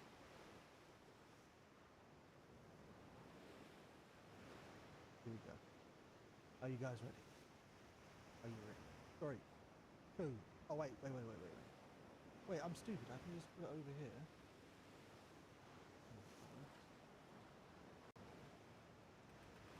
Here's a little preview, chat. Here's a little preview. Ooh. There's a little preview of something. Okay. When it comes to the advent calendar next tomorrow, starting tomorrow. There's a little preview, chat. That's all you get. That's all you're getting, okay? That's all you're getting before we go into the next video. There you go. I'm excited for it. It's going to be cool. There we go. Just do this. Oh, show it? No, I'm not going to show it. Just a little preview. Just a little preview. Alright, let me go back into the videos. Video. This is the biggest video on the channel, by the way, guys. This is the one that kind of went crazy. But yeah, that was a little preview, chat. Okay. You saw a tiny bit of it. Here you go. Next video. Today we annoy my girlfriend in GTA 5 RP. Let's get into this. We are about to go annoy Haley. So right now she is currently starting a stream. She's about to go on cop. Before she goes on cop, I believe she's at the house. I'm not a minute, Gary. No. What we're gonna do is we're gonna park up in one of these houses and we're gonna see if we can spot her. She might be around the back, to be fair. I don't quite know where the hell she is. Where is she hiding? Oh, there she is. Can you see her? She has no idea. Right, what we're gonna do is we're gonna quickly duck down. We go hop in the car and try. Please don't make me jump over this bush. Oh no, I can't. I'm gonna quickly run over to her and see if I can get her in handcuffs. Hiya! I just dancing, hang on. You're just dancing, are you? Just dancing? Why are you dancing for? Yeah, because I got a banana. Don't dance with me. Yeah, I'll dance with you. Sounds good. Hang on a minute. My dance. What are you doing? I'm taking over the show. What? Excuse me? I'm overtaking the show. What do you mean you're overtaking my show, you little shitbag? This is my show now. Hi, this guys. Is not your show. Wow. Look at your little hand. Yeah, my hand's cute, isn't it? Joey? Yeah, how what's have the you matter? got handcuffs? Oh, not bad, innit? I know people that know people, innit? Oh, that's funny. The GPU market's been in flux all year, but it's finally started to look good right when everything else started to look really bad. And unfortunately, the stuff that looks really bad is also in GPUs, and that's memory. The new rumor is that NVIDIA will no longer bundle memory with GPUs, meaning partners will be on their own to source their own memory inventory, and that'll almost definitely result in worse pricing for board partners, ending up with more of an FE advantage while also embracing the memory supply impact on VRAM pricing. Now, just to be clear, that doesn't mean that NVIDIA is going to start shipping 0 GB GPUs, but of course, that is their ultimate goal. Now, part of this is because of NVIDIA's push for AI and the, what was it that Jensen got excited about again with AI? We're going to get rich. That's right, the rich part, the $5 trillion company. We have a separate video up, though, covering the memory side of the business, and VRAM will ultimately be impacted on this, which will impact GPU prices. Even still, we're looking at GPU prices as they stand right now to update our GPU pricing series from earlier this year. Based on the data, people still aren't buying 8 GB GPUs. And the higher end cards are still the worst examples of average price and average percent increase over MSRP. Pricing and availability in the GPU market have noticeably improved since we last collected the data in early June. Instead of only 13 current gen GPU models available for MSRP, there are now 58 listings in stock at MSRP, and the number of total in-stock listings increased from 135 to 171. So far, these are good things. Prices have also improved, with average price for in-stock listings decreasing for nearly every current gen GPU. The 5090 was also the only GPU not available for MSRP. It was also the only GPU that increased in average price since we collected them last, continuing to demonstrate how NVIDIA's lack of competition from AMD and Intel in the high-end market segment inevitably leads to consequences for consumers. GPU pricing's looking a little better, and we don't know how long that's going to last at this point, but anyway, we looked at this stuff when we did our fake MSRPs video earlier this year, talking mostly about the 9070 XT and the 9070 and how the MSRP was fake. And then we also talked again in June about the low sales of the 8 GB cards. So for this one, we're going to go back through pretty much everything at a top level, and then we do have a special segment focused specifically on the 9070 XT, so that's a lot of this today, because we want to do a follow-up on the deepest dive into pricing problems for GPUs earlier this year, which was AMD's card because their MSRP at launch was absolute fucking bullshit. And we can see today just how much that stayed true until recently. So let's get into some of the data. Before that, this video is brought to you by Haven and their new BF360 Flow case. The Haven BF360 Flow is a high airflow case with a focus on performance, with the model that includes fans using two 180mm front intake fans at 40mm thick in combination with a 120mm rear exhaust fan. In our previous testing of the case, we found its thermal performance to be among the best performers on our charts. The BF360 uses a scooped shroud near the GPU that our smoke testing found deflects the air into the leftmost GPU fan for more targeted GPU intake. It also has marked cable management channels, rubber grommets on most metal contact points, and what we think is overall good build quality. Learn more about the Haven BF360 Flow at the link in the description below. Alright, so we're revisiting prices in the GPU market. We collected a few data points over the last few months to check in. The most recent data point was just before Thanksgiving, which is just before to the extent that they exist, I guess, Black Friday sales, Cyber Monday sales, stuff like that. We grabbed a snapshot before all of that to get the sort of most stable, most recent environment for the GPU prices. I think the data is representative of the prices we can kind of expect to see before the incoming DRAM price hikes impact the DRAM side of the industry. This will impact video card memory pricing as well, and so we're going to get our last look at that, I guess.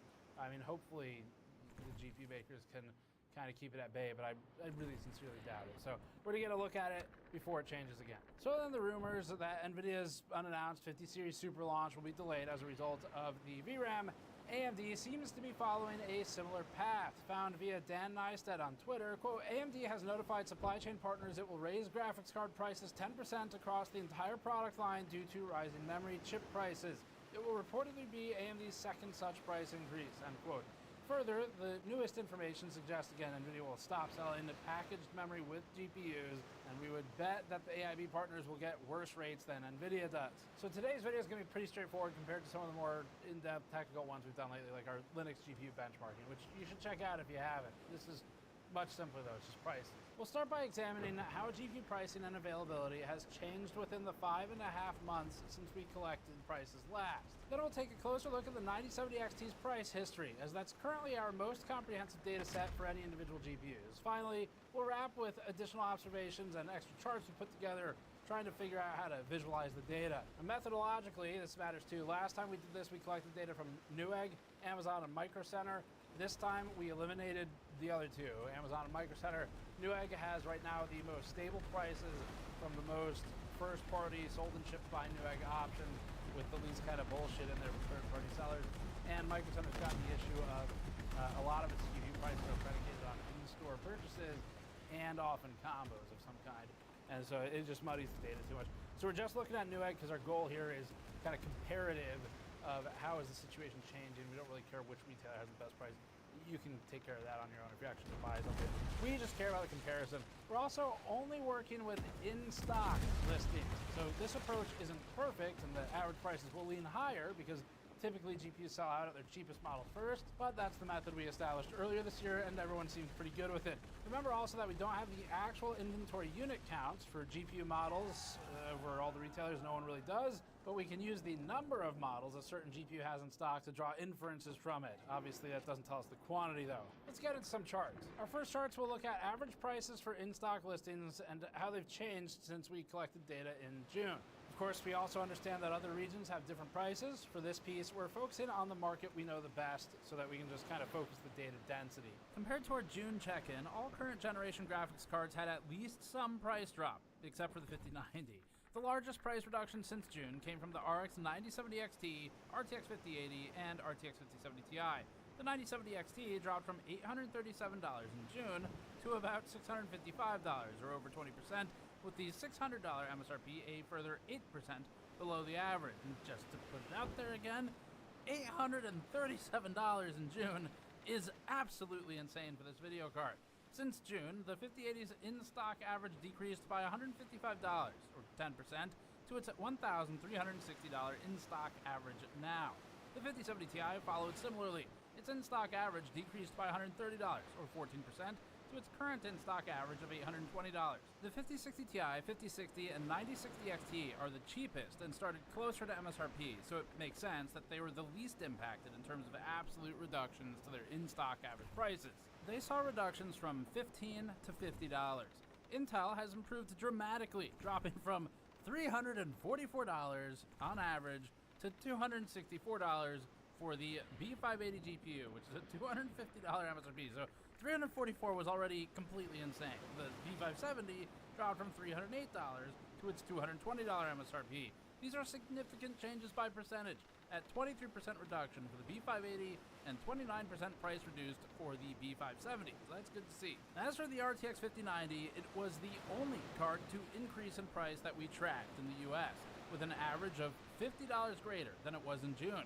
Considering it doesn't have competition, this price stability makes sense, but it's obviously discouraging to see an increase, and this one will be the most impacted by VRAM prices due to its capacity. It has the most VRAM, so an increase in cost in memory in general will impact it disproportionately. Without price suppression from NVIDIA's direct sourcing, it could climb the most. Using only in-stock listings, this chart shows the average price percent over MSRP baseline. The ARC B570 and B580 GPUs had outlier overages beyond MSRP previously and stand out as having the greatest return to normal pricing.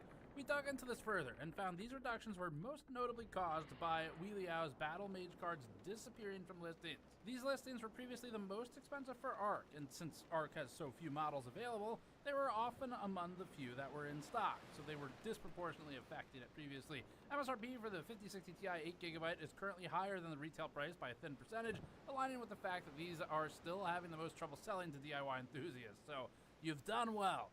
That's probably of no concern to NVIDIA though, because SIs and OEMs will still be able to use them to mislead their customers. The 9060 XT 8GB is in a similar situation at 2.9% over MSRP now for 8GB. The 16GB models of these cards are at 7.8% and 8.3% over MSRP. The 5060 non-TI is also close to baseline at 3.5% over on average. Some overhead past MSRP is normal, as partner models always include boards with quality of life features like better acoustics or thermals that may actually warrant a higher price within reason, and these percentages are reasonable. Looking at the data as a whole, the combined average percent over MSRP for all in-stock GPUs collectively noted by us has decreased from 27.8% over MSRP in June to 10.7% currently. In any case, broadly speaking, prices are getting better. There's still a lot to be desired, but we're optimistic that things are moving in the right direction, and we are pessimistic that this will soon stop, because that's the wrong direction for the manufacturers. Number needs to go up because bigger number better. This table shows how the number of total and MSRP listings in stock for each current generation graphics card has changed from June to the present. Total in-stock listing count increased by 26.7% from 135 to 171 model GPUs since June, with in-stock MSRP listings up 346.2% to 58 from 13 previously. This is heavily contingent on when the stock is checked, obviously, and we don't know the total volume difference, but that will align with the total volume difference. Intel's ARC B580 and B570 both saw reductions to their in-stock listing total due to Weiliao's removed Newegg listings, which again we think is a good thing, and this was for the best. The 5090 also had a noticeable decrease in listings, down from 9 in July to only 4 at the time of data compilation. GPUs that saw the greatest increases to in-stock listings include the 5070 Ti at 27 from 12, then the 9070 XT, and the 16GB 5060 Ti and 9060 XT, each with 8 to 9 more in-stock models than previously. The 5070 and 8GB 5060 Ti each gained 10 in-stock MSRP cards for the greatest improvements in this category, so that's good to see at least. Although the 8GB 5060 Ti is probably because no one wants it. At the time of writing this, all current gen GPUs, the GPUs themselves, excluding the 5090, are available for MSRP, up from 3 of 13 GPUs. 1 second, babe. Previously. We won't adjust. Hey, baby. After writing, even if it changes, but before editing, because it's important to methodologically lock in. Hey, everybody, give me 1 moment. I'm gonna just talk to my girl for a sec. Overall, GPU availability has definitely improved since June. Moving on to the 9070 XT's troubled pricing history. This table compiles all 9070 XT listings we've pulled from Newegg since the GPU's launch, with averages inclusive of all models and prices collected in March, June, and November of this year. During its release, the 9070 XT's average price was $729, or 21.5% over MSRP. From launch to June, average price increased to $787, or 31.2% over MSRP. Things got worse, making AMD's MSRP promise, in our eyes, a flat-out lie. Since then, the 9070 XT's average decreased, resulting in an all-time low average of $660, or 10% over MSRP currently. That's down from 31% over in June. The 9070 XT's availability also considerably improved since this summer, growing from 3 of 15 to 12 of 14 listings in stock. Unfortunately, this isn't a perfect comparison because the models listed on Newegg changed each time we collected the results, as indicated by the gaps in our table. That's why we made this one. In this table, we've narrowed our results to only include the 8 specific 9070 XT models that remained listed throughout each of our data captures. Naturally, the results seen here largely correspond with those from the previous table. Each listing's price increased or didn't change from launch to June, and then decreased in the time from June to now. And that includes a couple weeks ago as well, when we took a different timestamp before the Black Friday week, whatever they call it now, sales. The averages of $720 initially went to $801 this summer, and then $675 currently. Generally speaking, aside from the summer spike, this aligns with how pricing typically changes over time, especially for AMD GPUs that tend to launch a little too close to NVIDIA pricing. Average price being currently lower than it was at launch is promising, but we only saw one 9070 XT model at MSRP at the time of data compilation. We'd like to see more from AMD on this front, especially considering the company's extremely defensive claims about it being inaccurate, as they said, to call the 9070 XT's MSRP a launch-only pricing. AMD is twisting reality with its prior statement and has now been objectively proven to be false, making them, in our opinions, either liars or manipulators, if not both. They would have done better to just shut the fuck up and put the GPU in the bag, like we said previously. Now, moving on to some of our less conclusive findings. This chart represents the total and in-stock listing count for each GPU vendor's current series GPUs on Newegg. Out of the 243 total current gen Newegg listings, 192, or 79%, were provided by NVIDIA. NVIDIA is claimed to have around 90 to 94% of GPU market share, so this somewhat aligns with that. 133, or 70%, were in stock. AMD partners provided 42, or 17.3%, of Newegg's current GPU listings, with 39 out of its 42 in stock, meaning 93% in stock. Intel partners supplied 9 GPU models, making up just under 4% of all current gen Newegg listings, with nearly 90% of its models in stock. Obviously, we'd like to see more competition from AMD and Intel here, especially AMD, but both companies have a lot of work to do if they ever hope to challenge NVIDIA's dominance over the GPU market in any meaningful way. There's a game here that NVIDIA is playing, and it correlates with its market share, so that makes sense, but they are flooding the shelves just to be the most present by volume, which helps with consumer perception, but also just the odds of someone clicking on your model. It's a chicken or egg problem for the non-NVIDIA, though, because without more market share, it's hard to justify more model GPUs. This chart explores a different approach for a metric that's representative of around the cheapest price you could realistically find any of these new GPUs for. We wanted to eliminate overpriced partner models. We came up with what we're calling average low price, calculated using each GPU's 4 cheapest in-stock first-party listings. This is particularly useful for excluding each GPU's most overpriced models. This chart illustrates the difference between each GPU's average low price and its MSRP. Average low prices for the 5060 Ti 8GB, 5070, 5060, 9060 XT 8GB, and 9070 were all below their MSRPs, ranging from between $7.50 to $32.50 less. Continuing down the chart, we noticed that the majority of current gen GPUs had average low prices basically equal to MSRP. This is a strong indicator that prices are gradually getting better, generally speaking. It's just unfortunate, as this is likely temporary due to the memory situation. Finally, taking the cake as the most egregious example on the chart, the RTX 5090's average low price was $1,100 over its $2,000 MSRP. Again, highlighting NVIDIA's lack of competition in the high end. The conclusion here is really simple. I mean, it's just, as a whole, the GPU market, from a pricing standpoint, is better. Just period, across all GPUs except for the 5090, which has generally gone up slightly. So in-stock average price has decreased for all but one current series GPU on Newegg. Count of in-stock listings increased from 135 to 171. That's good, it gives more options.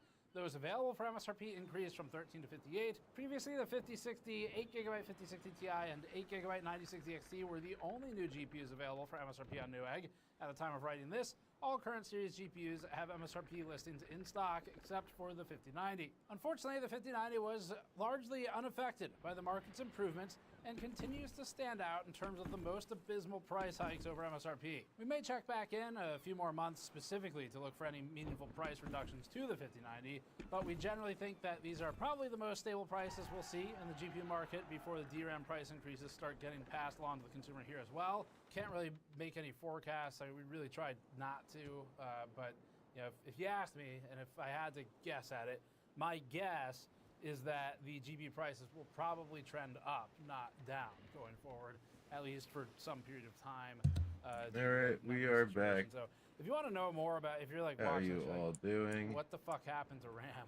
We have a video for you. It's called RAM: What the fuck? ? I think it's very aptly titled. It kind of gets the whole picture across in just, what is that, 6 letters, a question mark, and a colon. I mean, that is an efficient use of punctuations and letters if I've ever seen one. So if you don't know what is going on, specifically the fuck, then you can check out that video to learn about it. Otherwise, yeah, that's your update on GPU pricing. We have best cases online and best coolers online now if you want to check those out. And then, yeah, plenty more coming up. So subscribe as always. And you can go to store.gamersnexus.net to help us out directly. Thanks for watching. We'll see you all next time. For who can get. Alright. Let's meet up with this one. See if I can sell some shit to them. Let's see. From double tapping Venezuelan drug boats to mass deportation of illegals, the revoking of citizenships of people that committed fraud to get into the country, and honestly, the waking up of a vast majority of people to the specific invasion that is coming into our country from a lot of people specifically named Mohammed, police be upon him. Honestly, we are reaching the timeline that honestly I prayed for. Ever since the horrible attack in Washington, D.C. that claimed the life of innocent National Guardsmen, Trump is a new person, and he is going absolutely diabolical demon mode. I feel like every single day we have like a billion new developments, majority good, thank God. So anyway, this is a video that came out of Dearborn, Michigan yesterday. Whoa, what's going on? I heard some noise. Ah, that's normal. Yep. From Dearborn to New York, only one nation, under God. Exquisite. Yep, there we go. It's the new river to the sea. It's Dearborn to New York. I'm glad we're on the same page.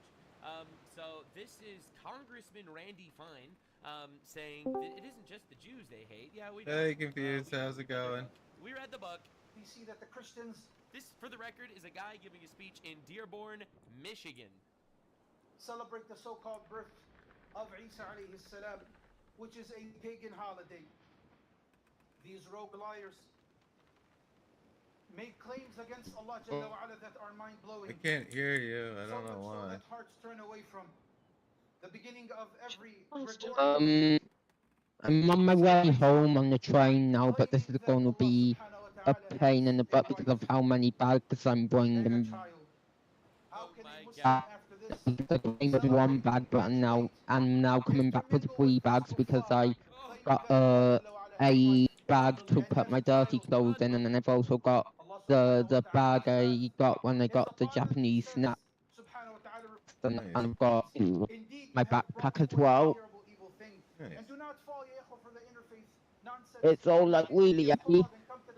Like this third one I've come and I only managed to fit all my clothes in just 1 bag. Yeah. Blaqksheep, can I ask you a question? What up, buddy? Have you ever been to QuakeCon before? And if so, when QuakeCon is on, how is it quite hot in Texas? I don't live in Texas. That they come, they settle in Dearborn, Michigan, and they talk No, I about was just asking about if you've been to QuakeCon or not before. No, I haven't. God according to Islam, and therefore they are kafars. We cannot intermingle Yeah, with them. no. We need to destroy them. I mean, listen, that's just the Yeah, classic strategy. I've never been to They're QuakeCon. very grateful. They become a much more prominent minority, and they're slightly Oh, less you're on grateful. New Street. Leading report, according to the news, ICE arrests have ramped up in the Muslim-majority Dearborn, Michigan. And honestly, I don't think people are realizing that we're really dealing with the new Trump right now. It's a little bit diabolical. So this is an Afghan national who was arrested for a bomb threat right by Dearborn, Michigan. And basically he's saying this in front of a bunch of other people that are kind of on his side.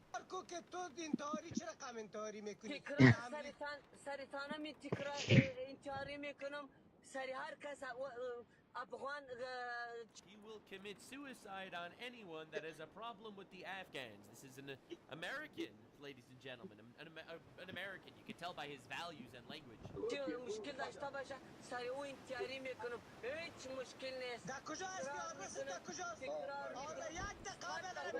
Anyway, bro yells, screams, threatens to blow himself up to kill people for the sake of, I guess, peace or something. It is the religion of peace after all. So for the sake of peace, he threatens to blow himself up and take some people with him. Thank God they arrested this guy, which is great because for the longest time, incitement to violence was basically shrugged off and people never took that seriously. So it's pretty insane that actually it is happening. Now, again, this is Philadelphia for the record. It's insane that we need to do this, but this isn't Philadelphia. We will sacrifice our souls without hesitation, says children in Philadelphia. We will chop off their heads, and we will liberate the sorrowful and exalted Al-Aqsa Mosque. For the record, that is a mosque that's in Jerusalem on the ruins of the Temple of Solomon.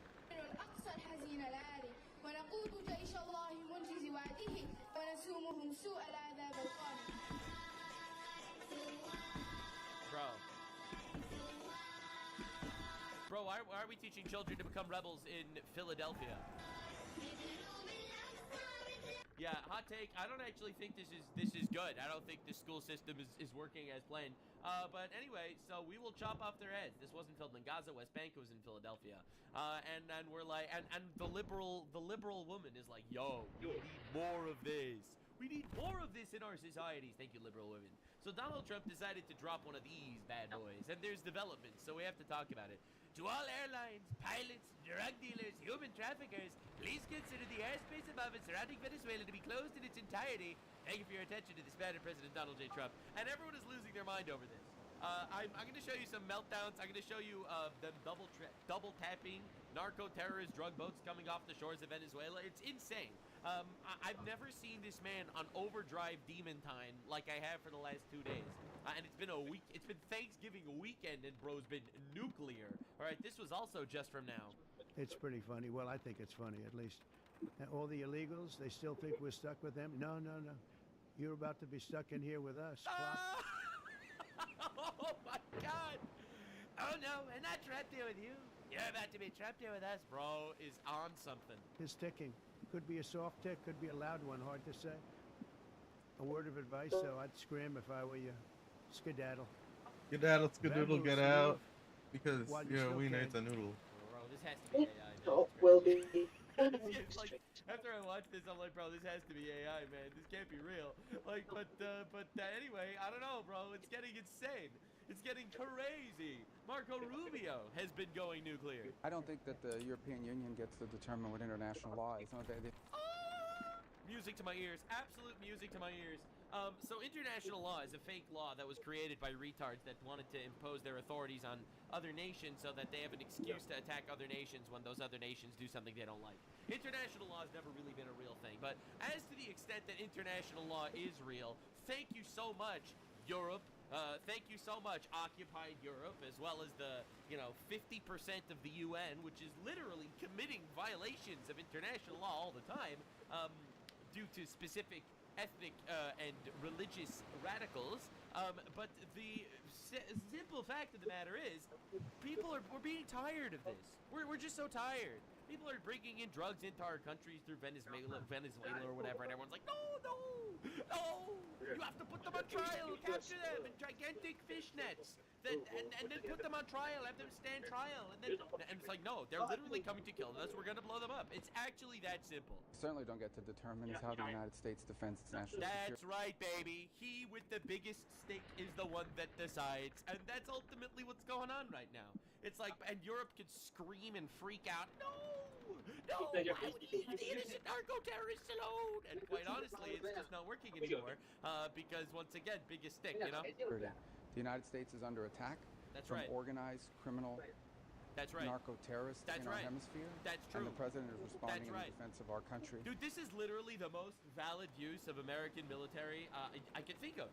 These are people that are directly trying to drug traffic, sex traffic, child traffic into our country and kill our people. Why on earth wouldn't we blow the shit out of them? Like, I'll be real. Like, they could not do that. You know, if there weren't any narco-terrorists trying to kill us, they wouldn't die. So this is really a skill issue on their part. And I see so many people being like, no, but what about a trial? I'm sorry. The trial has been made. We have Epic 6 satellites that can tell the license plate number on a car that's going 27 and a 25, okay? All right, we know that these boats have drugs.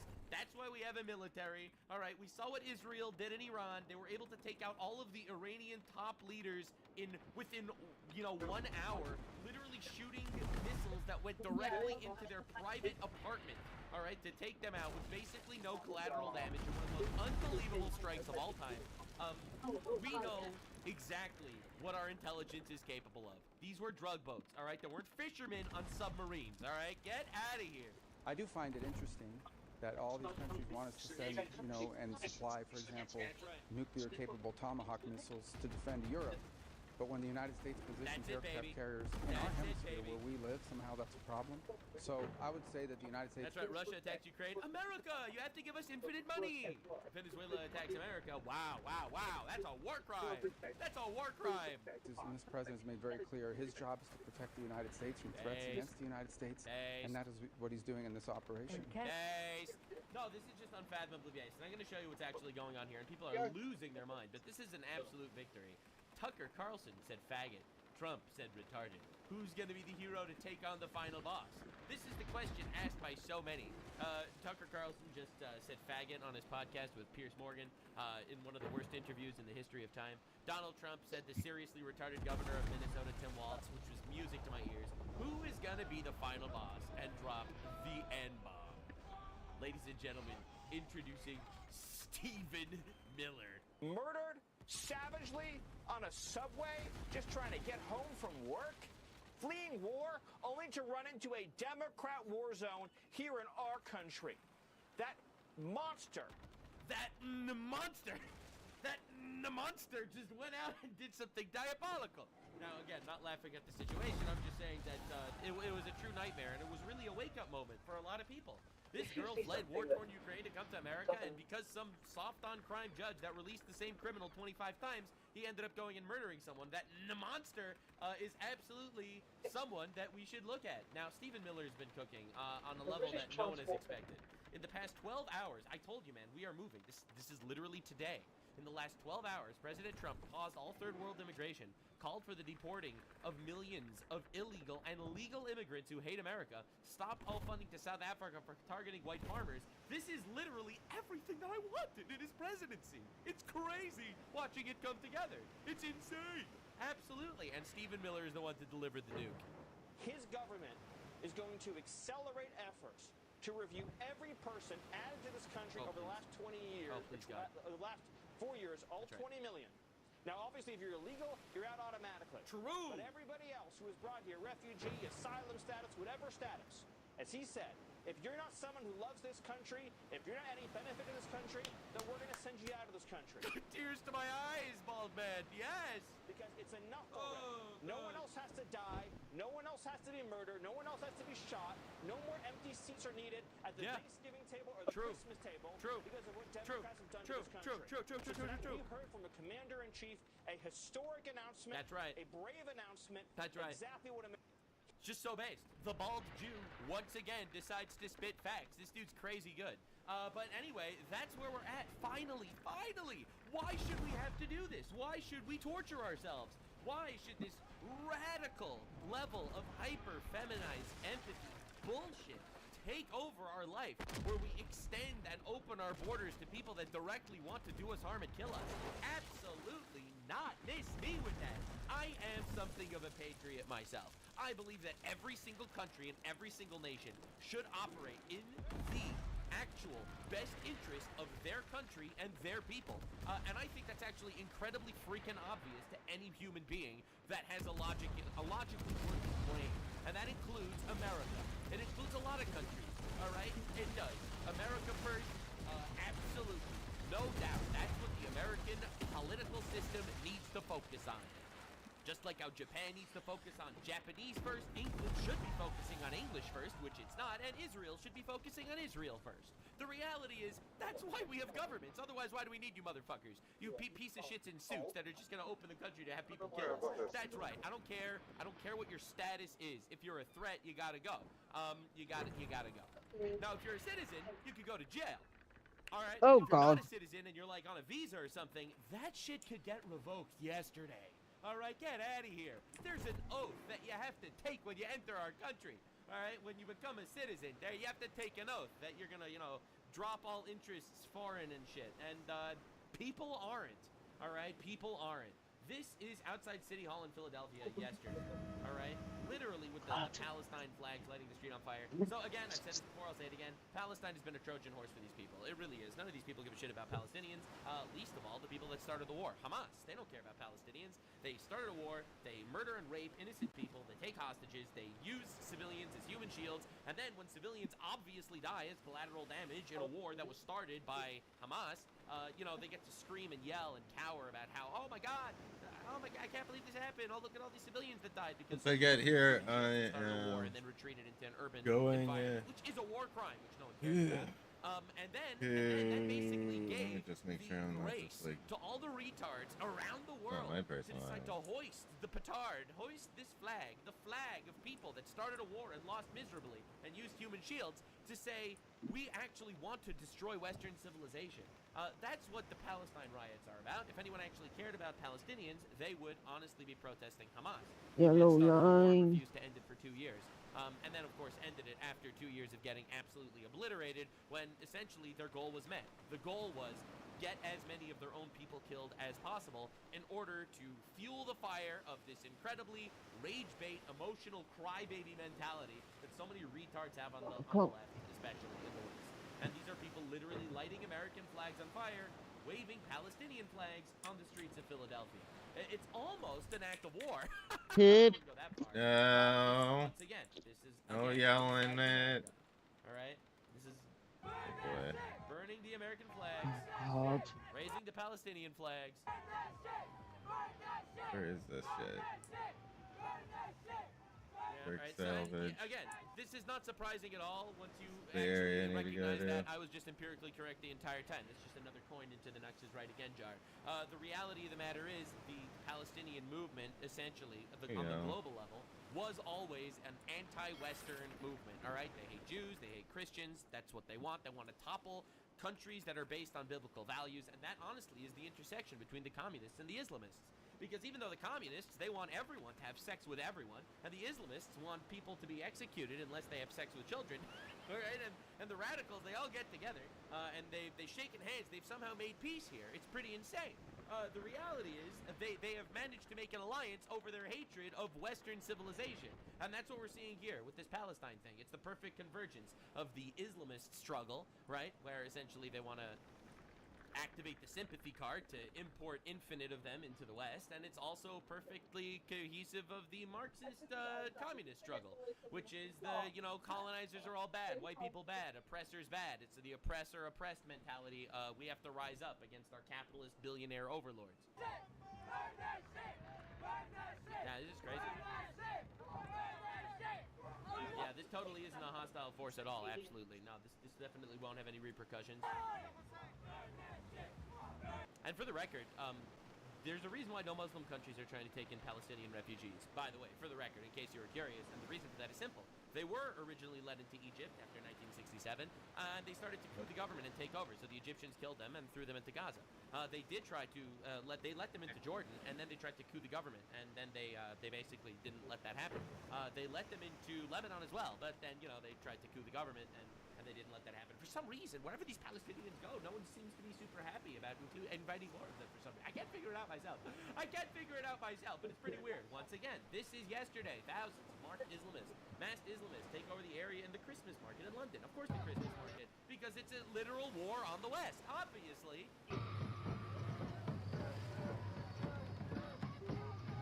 Yep. But don't worry, guys. Piers Morgan says this is okay because at least the food is... Damn, bro, that's loud as fuck.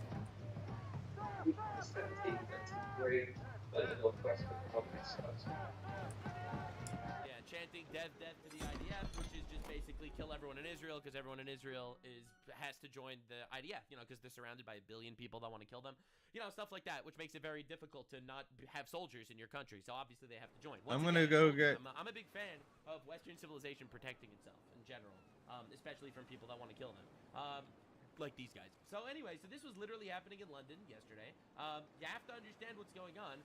This is Somalians in Minnesota terrified that they're getting deported, you're on social which is media. pretty tragic for the Somalians in Minnesota. But Trump is planning on loading the planes with 70,000 Somalians, which is pretty insane. Families need the relief. We need leaders who will invest in our neighbors, not attack them. The Somali community in Minnesota is a backbone of the state. The backbone of the state. You know that because they've contributed to the vast majority of Medicaid and autism fraud in the country. That's right. They've scammed billions of taxpayer dollars, which they've used to funnel to the Al-Shabaab terrorist organization in Somalia, a branch of Al-Qaeda.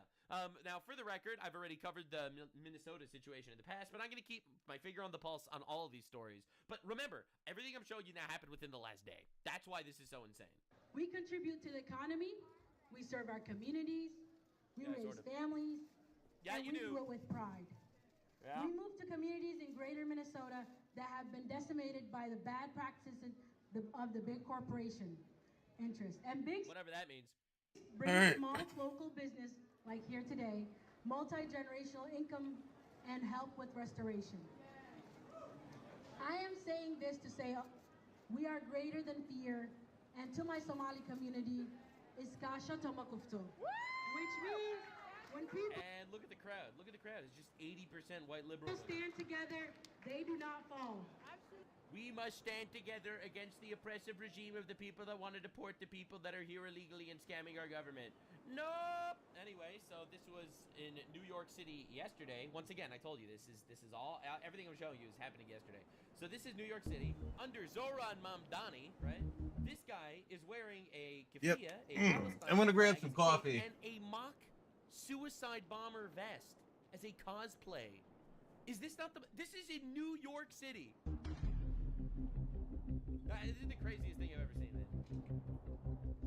Like, this is actually the craziest. This is actually the craziest thing I've ever seen. It's just shocking, bro. A suicide bomber vest cosplay? Like, bro, what are we doing? What are we doing? These unfathomably angry people. Unfathomably. Get out of my city, they say. Bro, what are we doing? We are literally importing our destruction. This is also in Times Square. We're done hiding. Pretty sure this is like a week old. We're done. We're done being tortured and hurt. Dude, why does this always happen? It's like, I feel like this is like every single Islamic war of like the last decade or of the last, like, you know, century. Every single Islamic war is epic music videos about how we're training epic assassins in the desert. We are gathering together. Step 1. Step 2, we're gathering together. Step 3, die. I don't know why this keeps happening. It's awful. I don't support it, for the record. I don't support it. I think that there's 50 plus Muslim majority countries, and I'm sure that, and some of them are actually beautiful. You know? So like, why are we aiming for more of that? Why are we aiming for colonizing the world? Oh, that's the strategy. Oh, never mind. My bad. And judged. This is the correct religion. This is the religion that all of humanity needs to be upon, of Islam. And we will not stop until it enters every home. Bro, they state what they want to do. Why would you import someone that says this? I don't understand. Look, man, I get being a nice guy, but like this is suicidal levels of nice guy. Bro! So I want you to repeat after me. I want to hear it in every single district. It should tremble Brooklyn should hear it. The Bronx should hear it. Queens should hear it. Say it as if the Ummah depends on this, my brothers and sisters. La ilaha illallah! Bro, terrifying. We will enter every home, and then they start screaming battle cries. Oh my god, it's insane. It's wild. It's just actually wild, bro. I don't even know, man. So yeah, so anyway, they state their goals openly. Of course, you have a message. There's more of these guys, right? So these are the leftists that are going around slandering the National Guard just 2 days after 2 of them were murdered in the streets of Washington, D.C. I have a message. I have a message for Trump and Landry from all of us. And that is, if you want to make New Orleans the center of repression, we are going to make it the center of resistance. If you want to take our brothers and sisters off the streets, if you want to kidnap immigrants, if you want to displace our people, we are going to displace you. Bro, this is a threat of violence. This person needs to go to jail. And honestly, that's what I want to see much more from the Palestine flag. You can't make it up. I didn't even know that. Oh my God, the Palestine-Mexico flags. So for the record, this person is saying that we want to fight back against police officers that are actually doing their legal duty. No one's getting kidnapped. People are getting arrested, obviously. If you're illegal, you have to leave. And this is a direct incitement of violence, in my opinion, against law enforcement. Sunday, December 14th. That's the solidarity we need to build a united front that will destroy. What is this thing? Country. Oh God! That's what's needed to make what happened in Charlotte happen everywhere. But we got to be willing to do the work. And I believe we can do it if we got. However many people are out here tonight. Dude, this is a nightmare creation. Bro, this is terrifying. This is like what that kid in Toy Story 1 when he was like taking dolls apart and attaching limbs of dolls to different dolls that didn't fit properly. Actually, in a country that prevails over the most expansive. No justice! No justice! And we can't let them have. No National Guard in our streets. No ICE. Oh, what is this? How is this not a literal insurrection against the government? ICE is an actual important law enforcement force of the United States doing the correct job protecting our country. Like, how is this not an insurrection against the government? I think it is, and I want to see Trump go nuclear on these retards as well, because it's unacceptable with the Palestine flags. It's always the Palestine flags. I'm telling you, Palestine is the Trojan horse of all these people. None of them care about the Palestinians that died as collateral damage in a war where the civilians were not targeted, but Hamas used them as human shields, so obviously they died. You know, at a ratio of, according to Hamas, 1 to 2. All right, according to Hamas, it was a 1 to 2 ratio. 60,000 people died, 40,000 were civilians. According to Hamas, 20,000 of them were terrorists.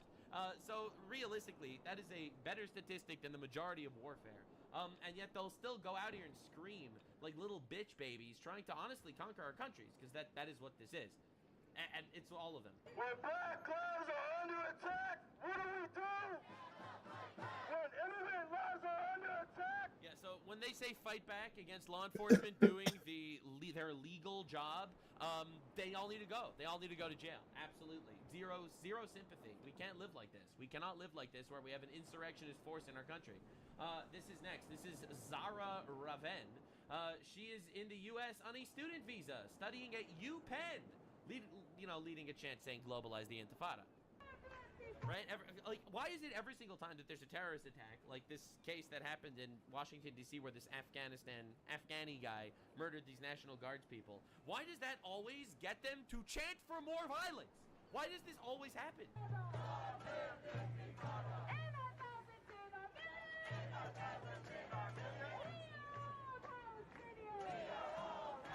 We are all Palestinians. Bro, what are we even doing? Like, what is this game? This is craziness. It's insane. So I tried to get on the train back home, but I'm having to wait now because as soon as I tried to get on it, I couldn't because it was all full up. Basically, everyone was trying to get onto it. Was full up from the back to the front, with not even room for anyone else to get on. It was never about what actually is going on in the Middle East. Globalize the Intifada. Well, shooting two National Guard in Washington, D.C. is what globalizing the Intifada looks like. It is insane that this is happening. This is NYPD rushing in and making arrests as Palestine protesters are looting stores. Bro, is looting Apple stores gonna save Gaza, guys? This is, again, yesterday. Literally yesterday. Yeah, I'm sorry, but the guy was coming up and punching officers and all that stuff, right?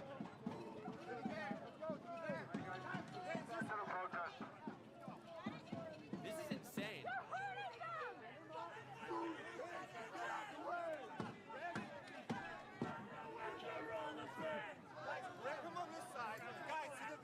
It's literally like Islamists and fat gay communists. It's crazy watching this intersection that's literally only joined at the hip because they hate Western civilization. Yeah,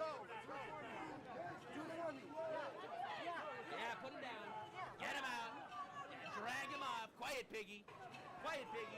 Get him out. Hey.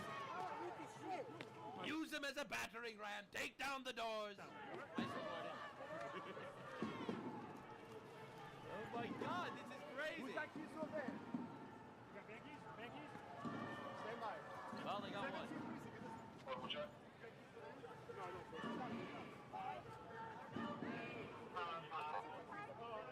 Like, dude, they yell "Free Palestine" as they loot Apple stores. Like, you can't even make this up. I can't believe this happened literally. I can't believe this just happened.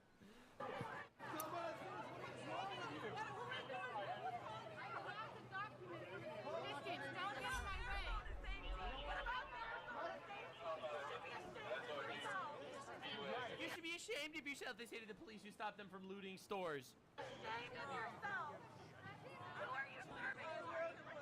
Who are you serving? They say to the police that are arresting people that are chanting "We are Palestine" as they loot stores. Again, you can't make this up. This lawlessness is insane. Whatever, man. Yeah, that's right. Put them all away. I don't care. Every single one of them. Get them out. Sandra, are you reading me? Get them out. Out. Out.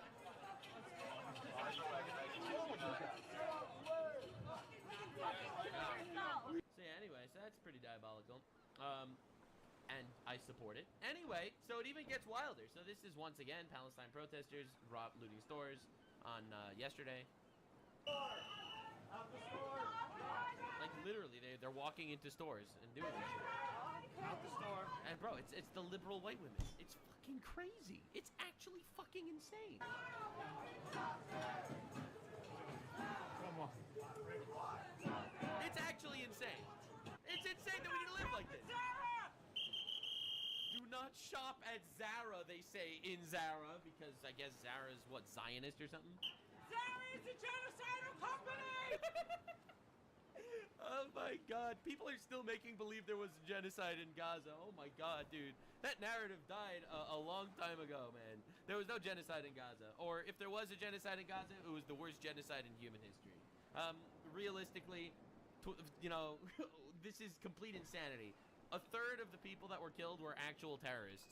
85% of the people that died were males of combat age. Bro, that's not a genocide. Are you insane? And again, like, that's a reason to just vandalize stores in the United States.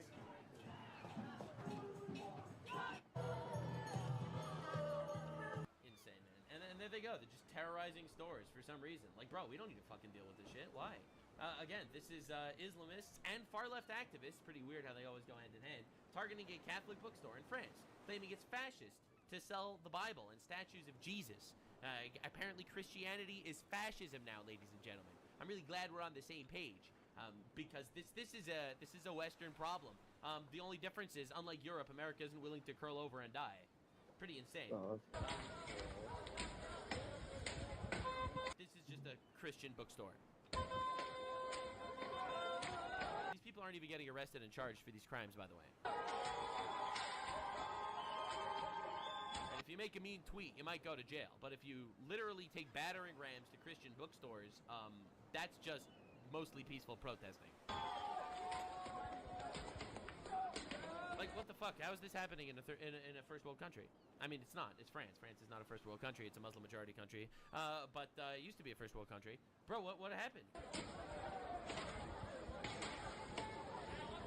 This is what happens when this shit goes unchecked. For the record, this is on its way to America as well if Trump doesn't crack down properly. And the fact that they're so confident, they know they're not going to get punished. They're so confident that they're actually doing it. Like, I would never want to throw my life away just to harass some bookstore owner. But these people know that they're not even going to face consequences. Absolute insanity. Chaos. Pure chaos. We don't need to live like this. This is Brussels. Storming a Christmas market in Brussels.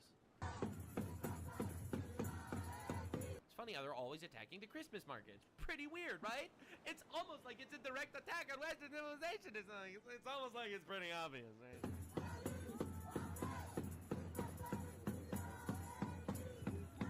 Yeah.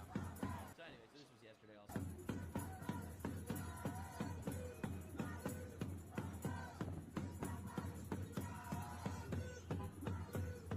Bro, crazy.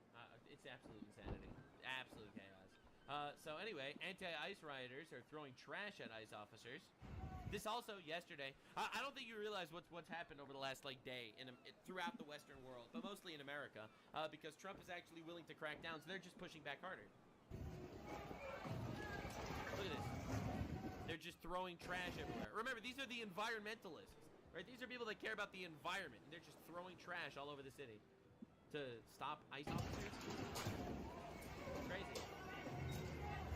Like, dude, this is crazy. And once again, every single person, in my opinion, that threw trash on the ground, I know this is going to sound heavy-handed, that's obstruction of justice. They need to go to jail. They're trying to stop ICE officers from doing their job. They are obstructing justice. They need to go to jail. We need to actually enforce this, or it's just going to keep happening. And we can't operate like this, man. And now, I want to make something clear. This is not on the news. This is not on CNN. It's not on MSNBC. It's not on any of these leftoid news sites. And the reason is because the terrorists, in my opinion, that are terrorizing our cities, that are burning them, that are looting stores, the looting wasn't on leftist media.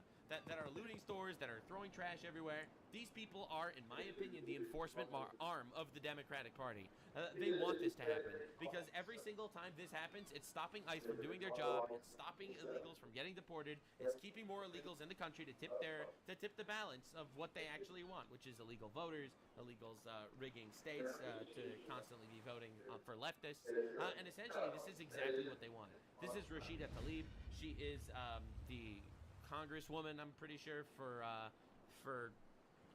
somewhere in Michigan, maybe even Dearborn, Michigan, honestly. So anyway, so this was her. Look at this rooms, motherfuckers! We ain't going anywhere! Congresswoman in the United States. This is third worldist, man. I don't know why these people have power in our country. Political structures that I have to work in, that we all are surrounded by, was built on slavery and genocide. Dude, these people are so pathetic, it's crazy. The number one genocide slavers on the planet are Islam. Okay, again, not saying that it's all Muslims, because it's obviously not all Muslims, and I feel like I need to keep making that caveat because it's not. That's the reality, but it is all the radical ones. In fact, in Dubai and in Saudi Arabia right now, there's still hundreds of thousands of slaves. All right, are you kidding me? You want to know what genocide is? Genocide is what the Muslims did to the Armenians. Genocide is what the Muslims did to the Yazidis. Genocide is what the Muslims did to the Christians in multiple different countries throughout the Middle East. The reality is genocide is happening today, all right, within our generation, and it's not being talked about just because they want to focus on the pretendicide that is not happening somewhere else. It's rape and oppression. Real change.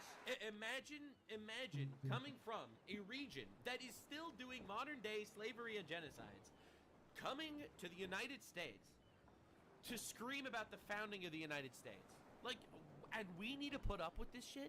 Doesn't come from the cowards and warmongers in Congress. It comes from the streets. It comes from all of us mobilizing. Everyone on the streets needs to mobilize seizing the power and seize the power. Resist and fight back. To resist? Is this not directly calling for mass insurrection against the government? I don't care that she's a congresswoman. She needs to go to jail. I don't care. Huh? That is the compass. I told you, man, they all do this. They all do this. They are dancing on the graves of the Palestinian civilians that died as collateral damage because Hamas decided to start a war that they knew they'd lose and refused to end. And they are dancing on the graves of the children that they caused the deaths of, all right? And they use that as Morning Star, hey baby. Trojan horse to Welcome. destroy our country. How you doing? It's good to see you.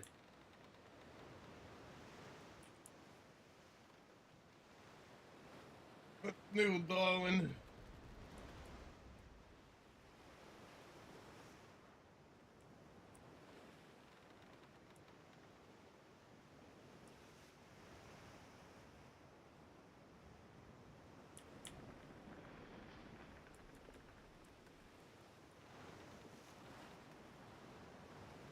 How's the ride going?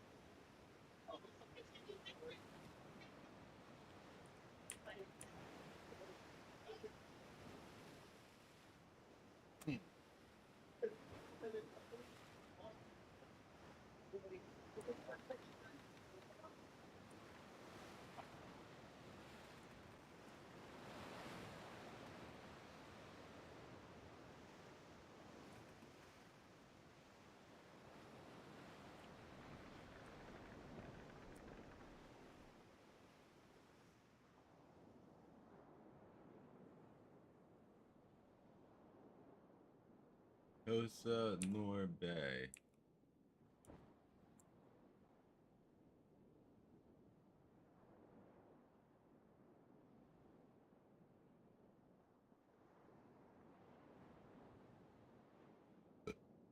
Kosa Norbay. Awesome.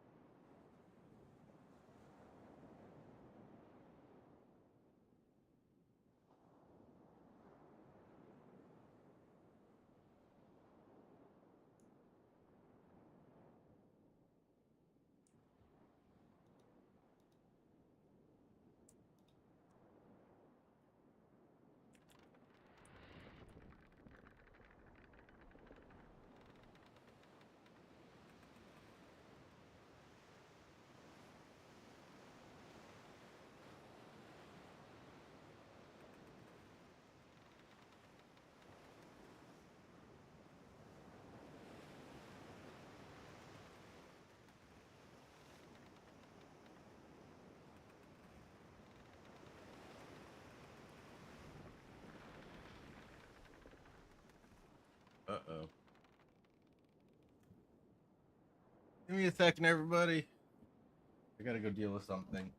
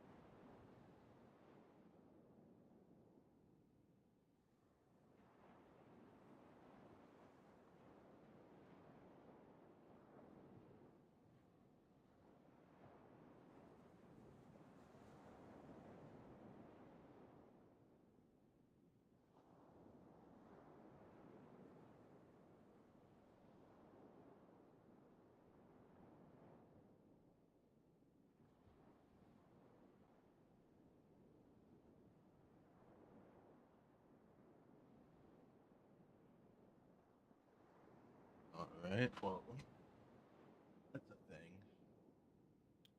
So, let's go back to this so I can watch what's going on in the chat. To be there about.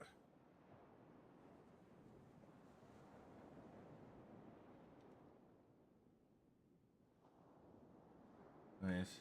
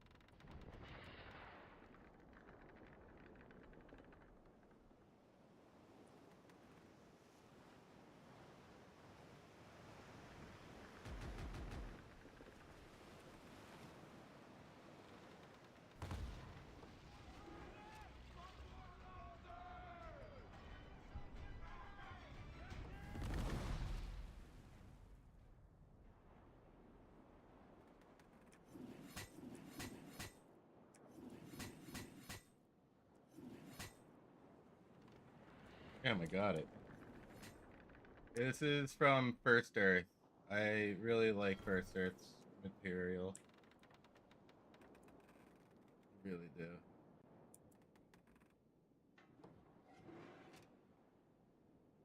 Yep.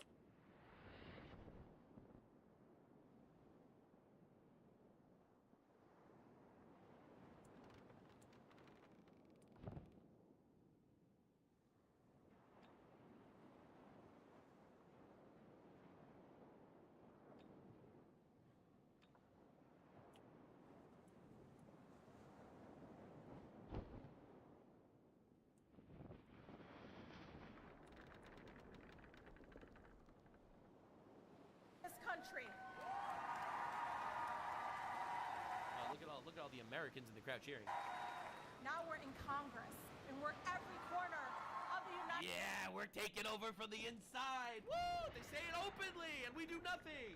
And we do absolutely nothing. I don't care that she's a congresswoman. This is insane. So this is Nick Shirley. He's a journalist. He went into Minnesota to actually interview a couple of the Somalians there. Because, you know, there's a lot of news going on with the Somali community in Minnesota, how they're doing unbelievable amounts of fraud, billions of dollars of fraud. They're using that to funnel funds to the Al-Shabaab terrorist organization in Somalia, branch of Al-Qaeda. Pretty crazy, honestly. So he wanted to actually see what's going on there on the streets. What's it like being a Muslim here in the United States? I'm not speaking English. All right. Only one Somali language. Only one Somali language. What does it mean to you to be a part of Islam? Maybe the next guy. I don't know. I'm not speaking English. Not speaking English. Okay, all right. How are you? All right, what about the next guys? Do any of you speak English? English? No, none of them. No. Can women speak on camera? No. Women are not allowed to speak on camera. This is in Minnesota! In Minnesota! How is this happening? How is this happening? Man, it's really nice knowing that this is the largest growing religion in the United States. The religion. I kept going because I wanted to speak with some more of the elders here to see if they could share their story about coming here from Somalia and how they've seen the rise first. Bro, why are they not learning English? It's almost like they don't want to integrate. It's almost like the plan is literally to take over or something. No, I'm not going as far as to say that that's the plan or anything. But it's almost like that's the plan. Tan, Halvin, none of them spoke English. How are you? Can I ask any of you guys some questions? No English. No. Speak English? No English. English no. No. We are bringing in their most attractive, that's for sure. No? Do any of you speak English? I'm not trying to be racist or anything, but that's what 1,400 years of inbreeding does to motherfucker. What the hell? After a few interviews, somebody came up to us angry because we all right. They finally found someone to speak to them. asking about the rise of Islam inside this My name is community. Nick Shirley. What are you doing? My name is Nick Shirley. I'm a YouTuber. We're doing a video on the rise of Islam here in the United States. The rise of Islam. Yeah, it's the #1 converting religion. The rise of Islam. Make it make sense for me. Yeah, it's #1. Bro's using all 70 of his IQ to figure this one out. Right, or it's the #1 converting religion in the United States. So we're doing a top the subject on it. #1 converting religion in the United States. It's like the #1 growing religion. So. Wait, isn't it after Christ? What? Isn't it after Christ? This guy wouldn't show his face on camera, and this conversation kept going for a few minutes, and he demanded that we deleted the footage of the interviews that we took here on the street.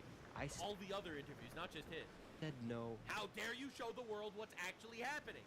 And he said, you better. We have to push more propaganda. Oh my God, people are going to realize that actually we're not integrating into society. Like, our goal here is to manipulate you, man. What are you doing? You're fumbling our whole game. We go and we're going to make sure you leave. I've never been in a situation like that while I've been filming, where somebody comes out of nowhere and wants to take the footage. I was watching a video prior to this video, and there is a Somali gang war going on here inside of the apartment complex, apparently. Okay, so there is a... Let's understand this. So a random guy decides to go to the neighborhood to interview some people. He can't find anyone that speaks English. He accidentally wanders upon a Somalian gang war inside of apartment complexes that are likely being funded by American taxpayers. And then he's asked/threatened to leave the city and basically threatened to to delete all the footage that he took. America, ladies and gentlemen. I think we just went upon a gang, and I didn't know that they were a gang. And right now, he said, you better leave, or we're gonna make sure you get out of here. So right now, there is somebody following from behind, making sure that we get out of this place. Not the most friendly welcome here. America, ladies and gentlemen, America. Anyway, and let's look at what else is happening. Not in America. So this guy is a Somalian that was deported. All right. So this is a testimony from a happy customer. This is a Somalian that was illegal in the United States and was deported. He's back in Somalia and he's posting videos about how it's actually really shitty in Somalia.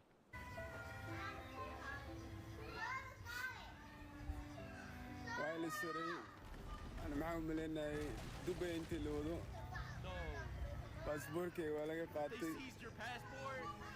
وعلى ساوك جرا There's no way back. أنتو قفوا إمبسي لزال The لكرو embassy can't help you. إلاك بغض نسوال عند علي God, why me? Why? Well, I'm not God, but I can help. It's because you came into the United States illegally. All right? I'm not God, but I'm here to help. I want to be here no more. I'm so tired of being here. He's tired of being there. This is diabolical. Place. But I was told Somalia was a paradise. This is where I'm living. Oh. Wow, that sounds like a tall glass of not my fucking problem. Sorry, not trying to be rude here or anything. But that doesn't mean we need to give you infinite funds. I'm so tired of it. Just like... No! I couldn't immigrate legally. No! I want to go back. I don't want to be here no more. Yeah, that sucks for you, I guess. Yeah. Sorry about that. I don't cut my hair. I don't shave. That sounds like a you problem, sir. I don't do nothing. Yeah. Skill issue, I guess. I just want to go back. That's just pathetic and sad. Anyway, so that's pretty diabolically tragic and stuff. But also we have laws, so that must suck for you. Anyway, moving on. That was just another happy customer. So you have to understand what's happening. So this is what's going on with the leftoids. All right. Operation Welcome Back. I don't think you're realizing the level of awakening that's happening in the United States right now. It's actually something insane. When Trump was running on illegal immigrants, a lot of people were like iffy on it. What do you mean deport all illegals? Like, what does this mean? And people are really waking up to the fact that there are some radicals in our country that want to kill us. In general, the nonsense that the left gave us with this Operation Welcome Allies. Look, there was no vetting. If you think there was vetting, I have a bridge to sell you. If you saw the chaos that was going on at that airport in Kabul, in Afghanistan. They literally just stuffed planes with people and flew them in. Administration. And the Pentagon, I believe it was Kirby and people in the Biden administration said the Afghan withdrawal that we all know was disastrous was a success. And that's a quote. They called that... Dude, look at this. This is crazy. This is not a success. That is a nightmare. And 13 American servicemen and women were killed at that airport because the Biden administration couldn't get their facts together. That's more Americans that were killed when Trump took out the nuclear reactor, that's for sure.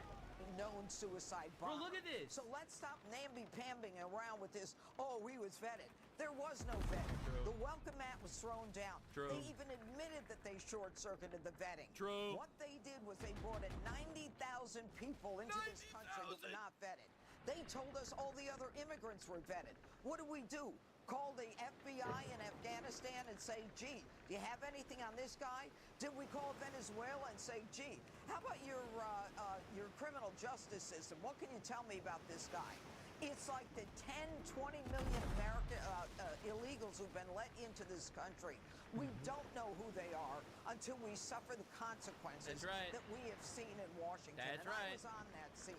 And it is a very sad place. And Sarah Beckstrom and her family did not deserve this. They should have been protected, which is the first order of government. And the left ought to stop their nonsense and recognize that they are not speaking for the American people. They are speaking about ideology and politics.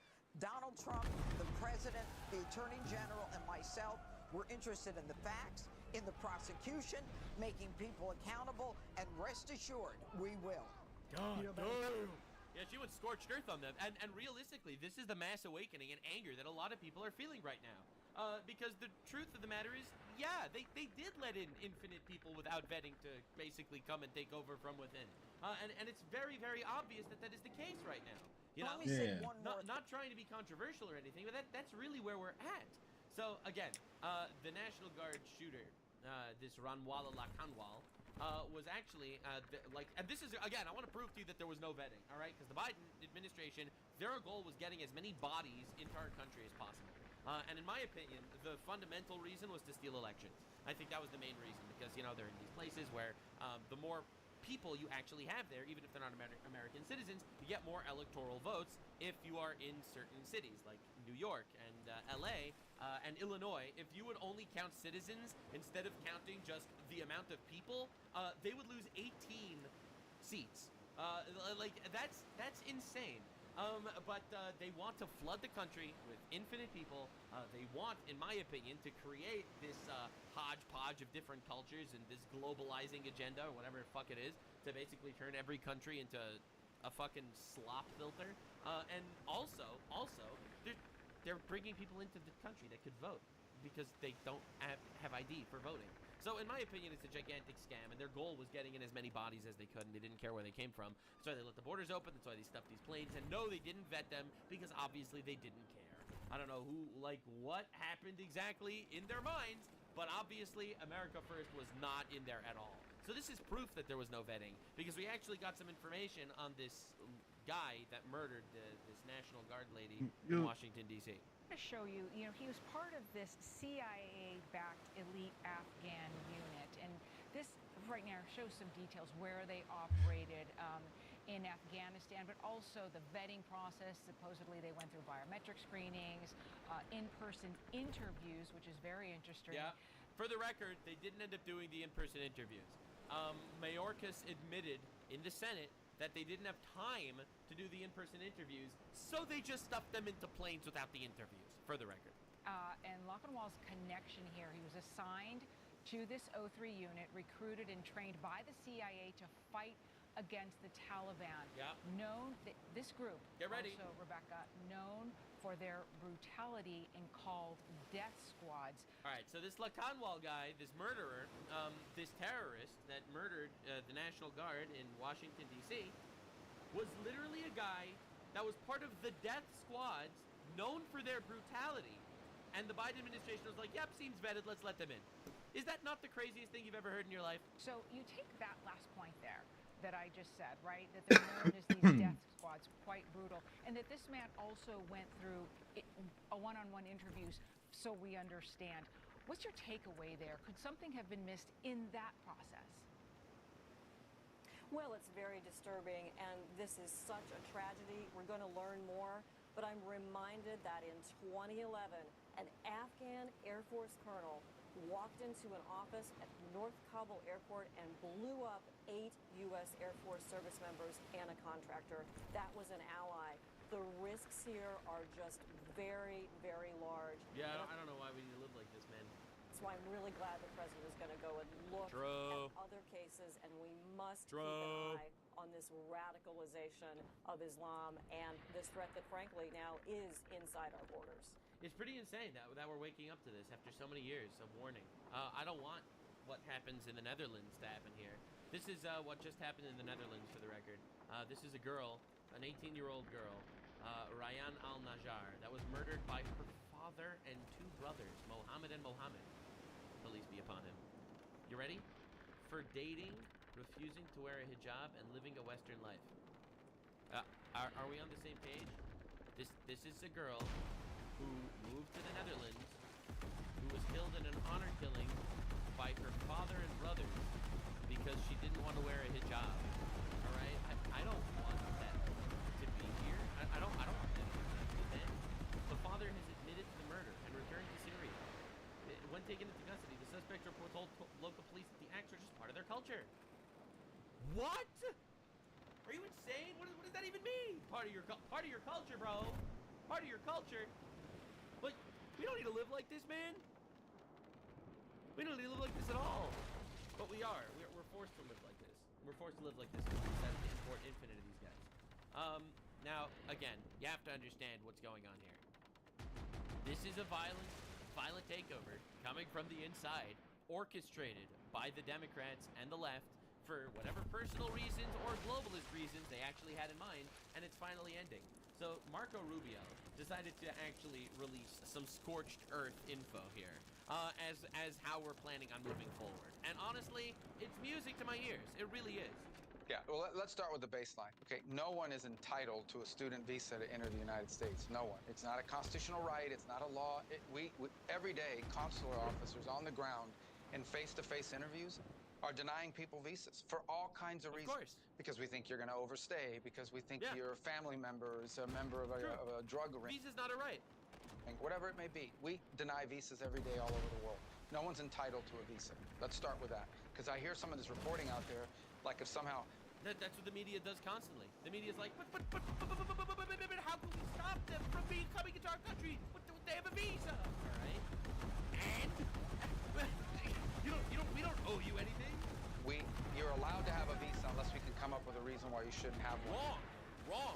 You are not allowed to have a visa unless the United States is benevolent enough to give it to you. You're not entitled to anything. That's not true. The burden of proof is the other way. True. Now, let's say you go to a window somewhere in the world and say, I want to go to the United States to study at a university. And as part of that interview, it comes out, you think Hamas is actually a good group. We probably would not let you in. I would hope we would. No shit. You're just support a terrorist organization that has killed multiple Americans? I mean, forget killing, raping, and murdering innocent people in general, which in my opinion is a pretty red flag. They've killed Americans. They've kept Americans hostages. Are you crazy? Let you in. Okay.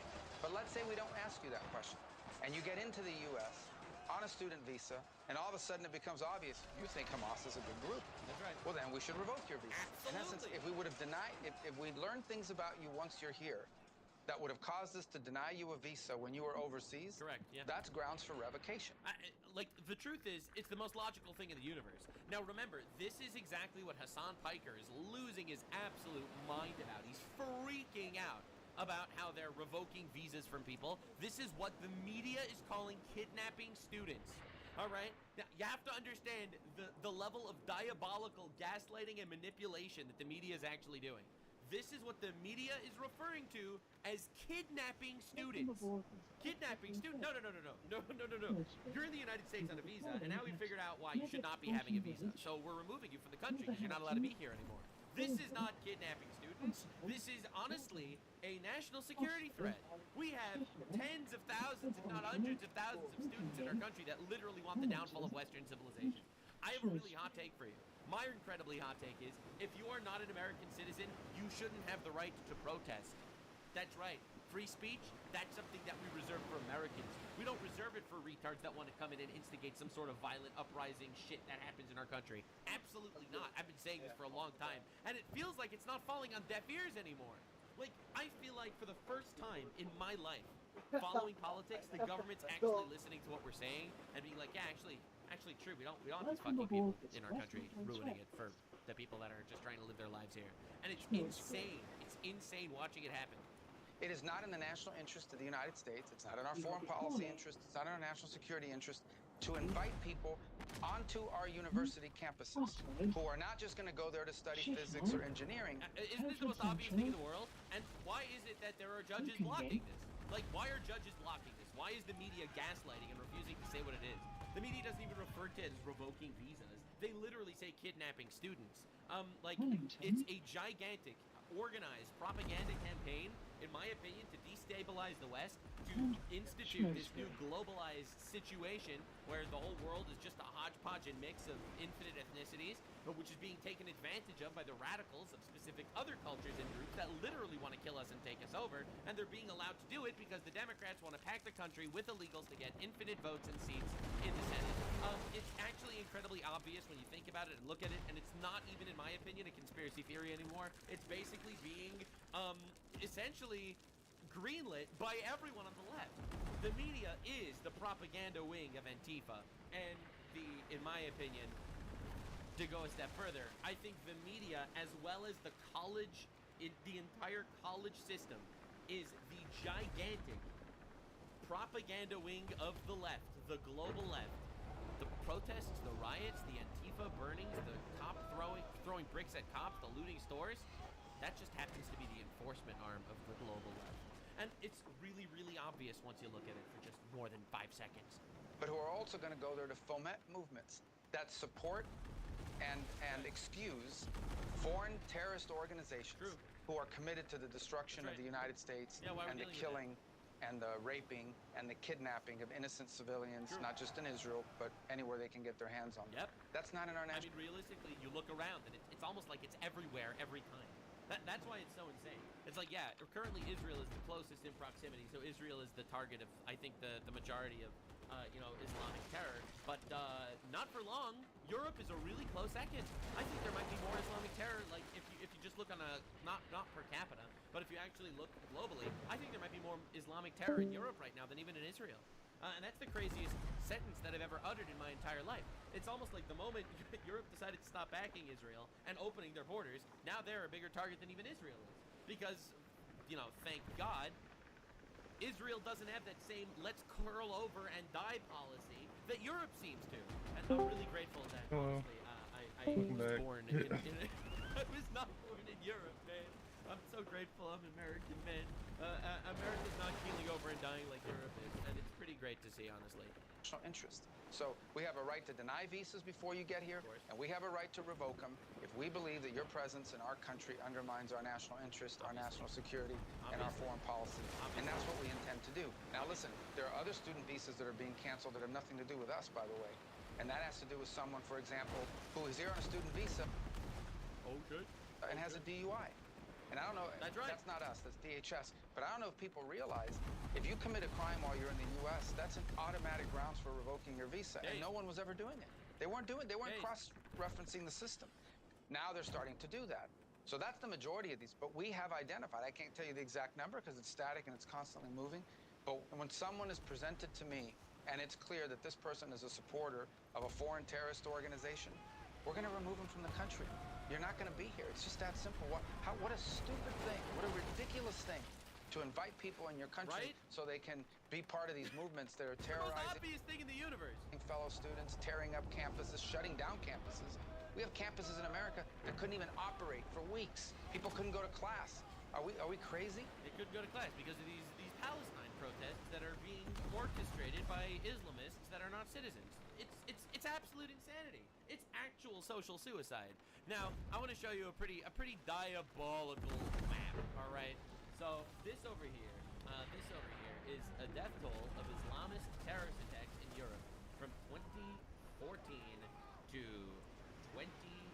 2004 to 2009. Sorry. You'll notice like the big epicenters are obviously United Kingdom, France, Spain. Like these are obviously the big ones. You got a bunch in Germany as well. And now you'll notice something pretty weird about some. There's like none over here. Like, what is it? What's going on over here? What are these countries doing that's preventing it that these countries aren't? What is it? Oh, they have borders. It's because they have borders and they don't want to import infinite people that literally want them dead. That sounds like right-wing extremism to me. Now, it's probably a coincidence, all right? I don't want anyone to get Islamophobic here or anything. It's probably a coincidence that the most common name in the United Kingdom right now is Mohammed. Police be upon him.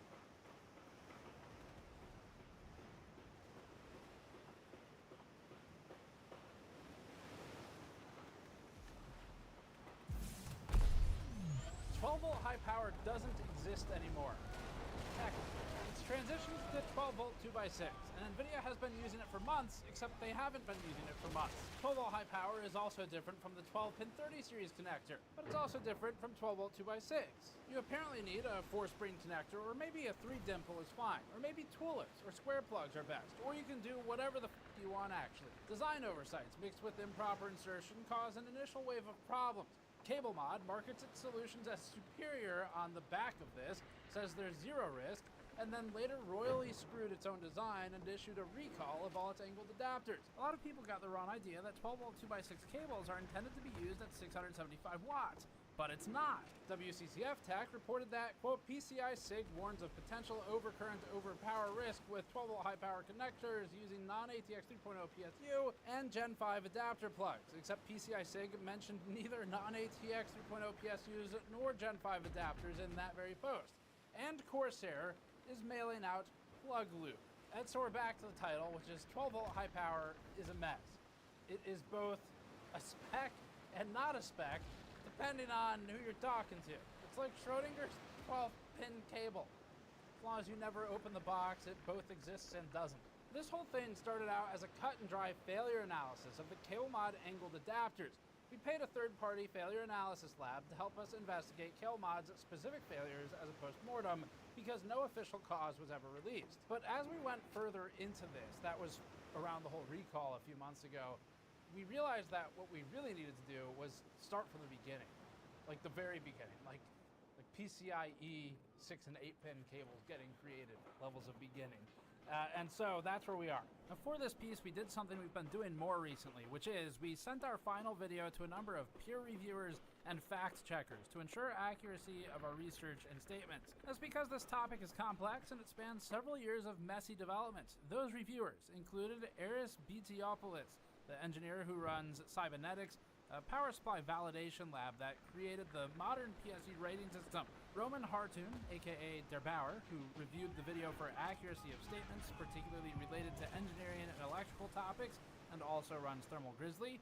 Elmore of Elmore Labs, who's the brilliant engineer behind some of the most useful testing tools in the industry, and a few anonymous engineers in the industry who were formerly involved in dealing with these specifications. Before that, this video is brought to you by the Antec C8 cases. We reviewed the Antec C8 ARGB a few months ago and found it to be an overall competitive performer using unique 160mm fans. There's also a version without included fans, and it's competitively priced while still offering attention to detail key elements like the airflow partition for better directing air intake. It also has high-quality kill management grommets and limited obstructions for bottom air intake. The ARGB variant includes all these features, but also two 160mm reverse plate fans and one 140mm fan. Learn more at the link in the description below. We've all been using 6 and 8-pin PCIe power connectors for GPUs for a very long time at this point. A couple of decades without any major controversy, at least anytime recently. And so we ran a survey that many of you participated in. Out of approximately 23,000 responses from our audience, 3.3% of users that had ever used the old PCIe connectors had a failure, and 4% that had ever used a 12-volt high power connector of some form had a failure. Now for purposes of this video, we may colloquially use the term PCIe connector. When we do that, we're referring to PCI Express 2x4 auxiliary power connectors, aka PCIe 6 and 8-pin. Although technically, all the connectors we are discussing today are PCIe. That's just to make it a little short. There's some sample bias there with all the attention on 12-volt high power, and even assuming some error in that number, that's a similar failure rate over a shorter time span. A lot of the 12-volt high power reports were of the KaleMod adapters, which we already knew were problematic. And with that recent-ish KaleMod adapter failure and recall, we're coming back to organize and conclude this story. First though, let's start with the KaleMod adapter failures and look at what went so wrong that they felt the need to issue a government-level recall. Some of them are pretty gnarly in charge, so something must have been different in that design. A lot of this content today, too, is sort of a historical look back where we have compiled a massive timeline of events chronologically going through the whole saga. So this is going to be a lot of stepping through materials and documents today. We have some additional failed cards and connectors from KaleMod, so credit to them for at least being involved in the investigation.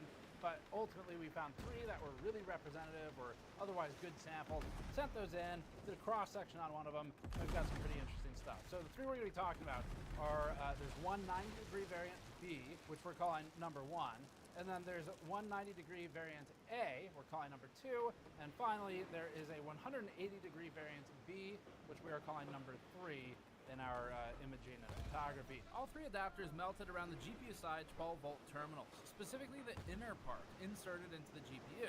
This implies that the area of high resistance was between the GPU pins and the male terminal, which matches the original partial insertion failures that we reproduced. On number 1, there are no obvious markings. On number 3's ground pins, there's a clear wear mark that indicates a gap of about 0.8 millimeters, which is small enough that it could have been created even with the retention clip in place. On number 2, we know that the connector was 100% fully seated because it melted off with the adapter. So this one should be a clearer indicator as to what KaleMod specifically screwed up with its adapters. We have 2 other pairs of GPUs and adapters that we didn't send out from KaleMod, and the angled adapters on those appear to have been seated at least enough to fasten the retention clips. So we have 5 melted KillMod adapters, and some, if not all of them, were installed correctly. The adapters commonly had inadequate solder fill, although number 2 had gotten specifically so hot that the solder reflowed away from the joints.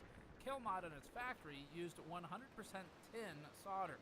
Manufacturing often requires using a lead-free solder, but it has the disadvantage of a significantly higher melting point, 232 degrees Celsius or so, versus tin and lead solder at 183 degrees Celsius, although it depends on a few other factors like the specific alloy composition, and there's a bit of a range. The extra thick copper layers on the PCB combined with excessive vias and big copper bars would have made it very difficult to heat the angled adapters enough to flow the tin solder and wet the mating surfaces. This may explain the excessive flux that the failure analysis lab we hired identified on number 1, which could cause electrical issues depending on the flux used and the amount, according to the lab.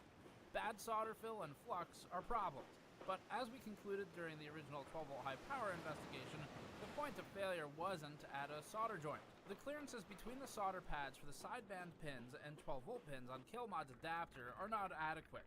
The pads practically overlap here. You can see it pretty clearly.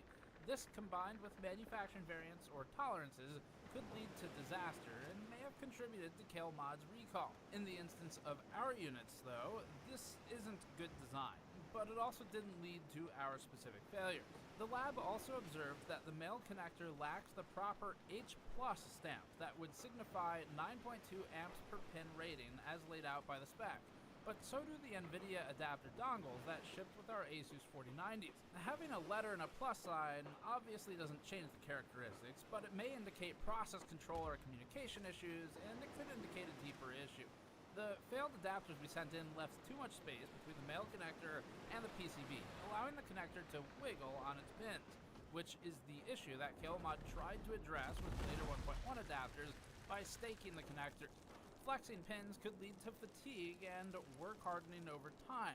In number 1, a sideband pin was visibly bent at the PCB. In fact, the CT scan of number 1 shows dramatic bending of most of the pins inside the connector housing. This is bad. This is also visible in the epoxied cross-section that the lab performed. Some of this may have happened when prying the melted connector out of the GPU, but the fact that it could happen at all is telling. Thermal Grizzly produces the Wire View in collaboration with Elmore Labs. CEO Der Bauer ran a video on New Year's Day 2024 entitled 12-volt high power is just garbage and will remain a problem, where he stated that, quote, nobody that is selling any kind of product that comes with any kind of 12-volt high power adapter can guarantee anything. That's just how it is. You are always left with the risk that something goes wrong as long as you use this connector. We checked with Thermal Grizzly, and at the time of posting this video, the company has had 4 RMAs. Der Bauer noted that of those, 2 customers were unable to fully seat the connector due to backplate and water block obstructions. Now, there's also a new WireView Pro, which has some relevant changes to it. So this one will have detection of the sideband pins to determine if the 12-volt high power connectors are fully plugged in. It also has temperature sensing at the power connectors, and it has hookups for external temperature sensors. Further, they've added an audible alarm that'll sound when an incorrect cable is installed, there's improper insertion, or when user-designated current or temperature limits are exceeded.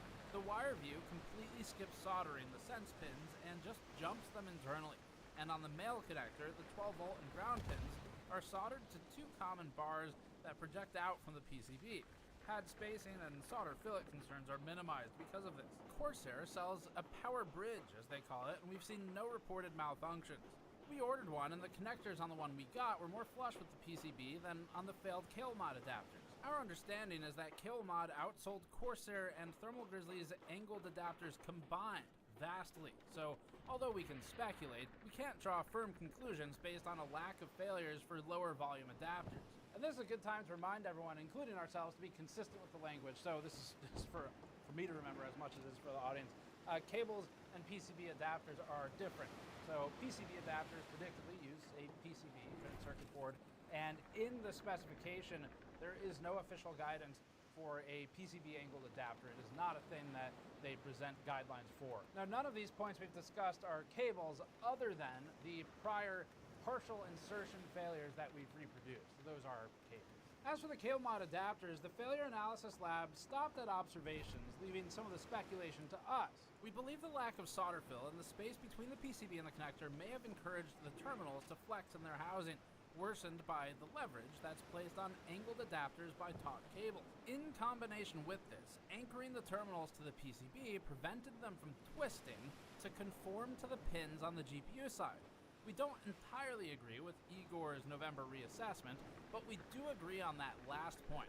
The spec for 12-volt 2x6 cables requires 25 millimeters of free wire behind the male connector without anything, quote, that repositions them from their natural relaxed state or location where they enter the housing, and, quote, wires are to be dressed in such a manner to allow the terminals to float freely in the pocket. From what we've seen in the specs, this specific side of the connector, shown on the screen now, is designed to be installed on a cable and is not shown mounted on a PCB in the specs. It seems possible to circumvent the problem by building it something like the Thermal Grizzly adapter, or perhaps by seating the connector flush with the PCB, like on the Corsair adapter that we bought on Amazon. We definitely wouldn't guarantee that anything involving 12-volt high power is risk-free, though. We're with Der Bauer on that for sure. This is something that CableMod should have been more careful with in its marketing. The design oversights make that impossible. To be clear, though, we also wouldn't guarantee that 6 and 8-pin is risk-free. Statistically, its risk factor appears to be at least slightly lower, at least partially due to more overhead in the spec. So let's get into that. A major reason that connectors melt is because something causes high resistance and then dumps the energy as heat. And in the case of the original 12-volt high power connectors, working with the failure analysis lab highlighted two factors.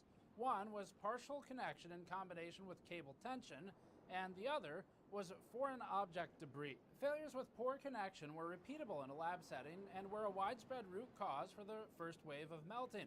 This was hinted at as early as August 2022, when NVIDIA made that PCI SIG presentation about 12-volt high power cables melting when pulled at sharp angles. Loss as heat in a circuit can be calculated with the equation P equals I squared R, where P is the power lost, I is current, and R is resistance. Heat loss increases with both current and resistance. Current should theoretically have a flat limit across all pins, but as the CEM says, quote, due to variations in contact resistance, an individual pin may see more than 9.2 amps of current depending on cable contact resistance non-uniformity. Larger normal forces, or a tighter squeeze, and metal-on-metal wipe areas mean lower electrical resistance and lower heat, but it also makes it physically harder to seat the plug. There are a few disadvantages to 12-volt high power versus PCIe 8-pin. PCIe 6 and 8-pin power connectors are comparatively big, and they slide into place easily and with a noticeable click. As several have pointed out, the 150-watt spec for 8-pin PCIe connectors is usually well below the rated maximum capacity, whereas 600 watts is closer to the rated capacity of 12-volt high power connectors, reducing the margin for safety. Providing 600 watts requires 4 big 8-pin connectors with 12 12-volt wires, providing redundancy and spreading out heat, or a single 12-volt high power connector densely packed with only 6 12-volt wires. If one 12-volt high power pin heats up, it may soften the plastic and lead to a cascading failure, especially on the cable side, where the plastic is actually what holds the metal pieces in place. Checking with Der Bauer on this concept of softening plastic housing and cascading failures, Roman chimed in as well. He noted this, quote, if there's significant contact resistance on the connector side, this could increase drastically to maybe 10 to 20 watts. And 10 to 20 watts on such a small part will heat up over time, which can then cause the connector to melt or at least become soft in regards to the plastic. If the plastic becomes a little softer, an already slightly bent pin can bend even more, again increasing the contact resistance and leading to the failure, end quote, aligning mostly with what we were just saying as well. Also, because of the tighter safety margin, factors like alloys, tolerances, structures, the actual material of the plastics, and contact areas all require more standardization and more diligence from every random manufacturer that wants to make one of these. And a quick note here about the 30C threshold that appears in the specs. Seeing a connector rise 30C above the metal and air literally around the connector, not the room ambient, is an indication that the connector can't keep up with the heat dissipation and could indicate the beginning of thermal runaway. It doesn't have to do with the safe temperature of the connector or the rated power delivery at a given temperature. It also doesn't have to do with the greater room temperature, as those who worked on the spec told us. This was something we asked them because it was unclear to us at the time. It is, however, about the immediate ambient of the connector and what surrounds it directly. The older connectors can and do fail. As examples, we found the two most recent viewer emails we'd gotten about melted 8-pin PCIe cables and connectors and bought both power supplies and their associated cables. Both viewers had used stock daisy-chain PCIe connectors included with their power supplies to power 300-watt plus GPUs. Silverstone's warranty sheds some light on the issue. The company doesn't cover what it calls connector overuse, which it defines as, quote, damages or malfunction resulting from the use of a graphics card or expansion card with a single PCIe 8-pin connector that exceeds standard 225-watt total power draw, 150 watts from PCIe 8-pin, and 75 watts from PCIe motherboard slot. Similarly, a graphics card or expansion card with dual PCIe 8-pin connectors that exceed 375 watts total power draw, or 300 watts from two PCIe 8-pins and 75 from the motherboard slot, will also not be covered under warranty. Basically, using Silverstone's daisy-chain connectors almost always avoids the warranty, officially anyway. And if you ever have a failed component, you can email tips, T-I-P-S, at gamersnexus.net. Let us know what the failure is. If it's in the warranty window, even better, because then we can buy it from you and we can use it to test the manufacturer's warranty. This chapter covers why 12-volt high power even exists to begin with. So, PCIe 8-pin connectors and cables are generally overbuilt, but not always, and not to a consistent standard. However, because there's more room in the spec, it's more likely that they do end up overbuilt, even if accidentally. Now, it's known that running more than 150 watts through an 8-pin PCIe connector can cause melting in edge cases, as shown in Silverstone's nicely illustrated warranty page, actually. GPU power consumption requirements have increased, though, and they're not really showing any signs of slowing down. So, the seeming starting point for all of this is that in order to reliably get more than 450 watts of auxiliary power into a smaller package, there was going to have to be a new cable. So that seems like the starting point for at least NVIDIA with their stuff. And the new solution ended up being 12-volt high power. The 12-volt high power connector is smaller, and one of the reasons NVIDIA wanted to do this is because it makes it easier to cool the card. Another challenge of theirs, because more power, more heat, especially if the general area it's in is not really expanding. So, 12-volt high power theoretically enabled better cooling on the card by reducing the PCB length. And in practice, this actually was true. If you ignore everything about the cable itself and you look at just its area and the ability to chop the PCB a little sooner because it's fewer connectors, it takes a smaller footprint, then ignoring all other factors, it is in fact true that pushing air through a flow-through design will generally improve versus into a PCB wall. So we've seen, for example, at a fixed heat load, around 5 degrees Celsius reduction in GPU temperature by pushing through versus getting obstructed. Other reasons they might have wanted to do this would be to allow for more flexibility in PCB design, reducing cable clutter, I guess, things like that. The full-size PCIe by 16 devices can draw 75 watts through the PCIe slot. Not all of that is 12 volts. Modern GPUs require more than that, of course. That's why there's cables on them. And for years, that additional power has been delivered by 6 or 8-pin connectors. Both styles of connector carry the same 3 12-volt power lines, but 6-pin connectors are rated for 75 watts, while the extra 2 pins indicate a higher standard that can carry up to 150 watts. On September 17th, 2020, the NVIDIA RTX 3000 Founders Edition cards launched with a new 12-pin connector. It was a big change in form factor, but electrically, nothing new. 6 12-volt lines and 6 grounds numerically matched dual PCIe 8-pin connectors, which you can find in some other cards. Some dedicated power cables for these cards were released, but for the most part, everyone used the included adapter dongles. We're now aware that NVIDIA had been considering PCIe power replacements for years before this, some of them more exotic. But the 12-pin design was an off-the-shelf part from Molex, like the old 8-pin connector, and behind the scenes, both 30 and 40 series went through multiple connector revisions before shipping, but we're getting ahead of ourselves. The Peripheral Component Interconnect Special Interest Group, or PCI-SIG, and its PCI Express Card Electromechanical Specification, or PCIe CEM, CEM, Revision 5.0, version 1.0, was released on June 9th, 2021.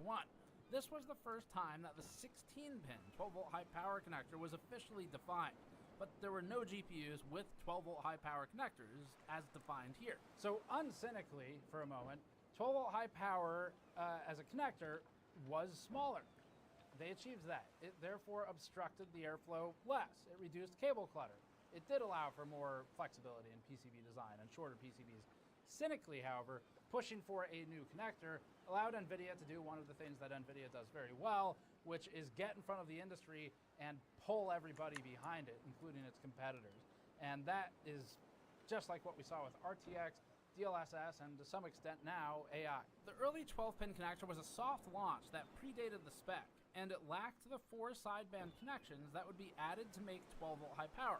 According to John Garreau, NVIDIA and Dell Corporation were listed as co-sponsors of the sideband edition. PCI SIG is a consortium. NVIDIA is a member, as are Dell, Intel, AMD, and dozens of others. To paraphrase an insider we spoke with, there was no reason to think that adding 4 signal pins to a tried-and-true design would cause any problems. The 4 sideband pins were Sense 0, Sense 1, Card Power Stable, and Card Cable Pres numbered. At this point, the PCIe CEM said that, quote, the add-in card, high-power auxiliary cable, and power supply may optionally implement all, any, or none of these 3 features, end quote. Card Power Stable and Card Cable Pres were data signals that were intended for enterprise. Sense 1 was unused, and Sense 0 signaled whether 450 watts or 600 watts was available.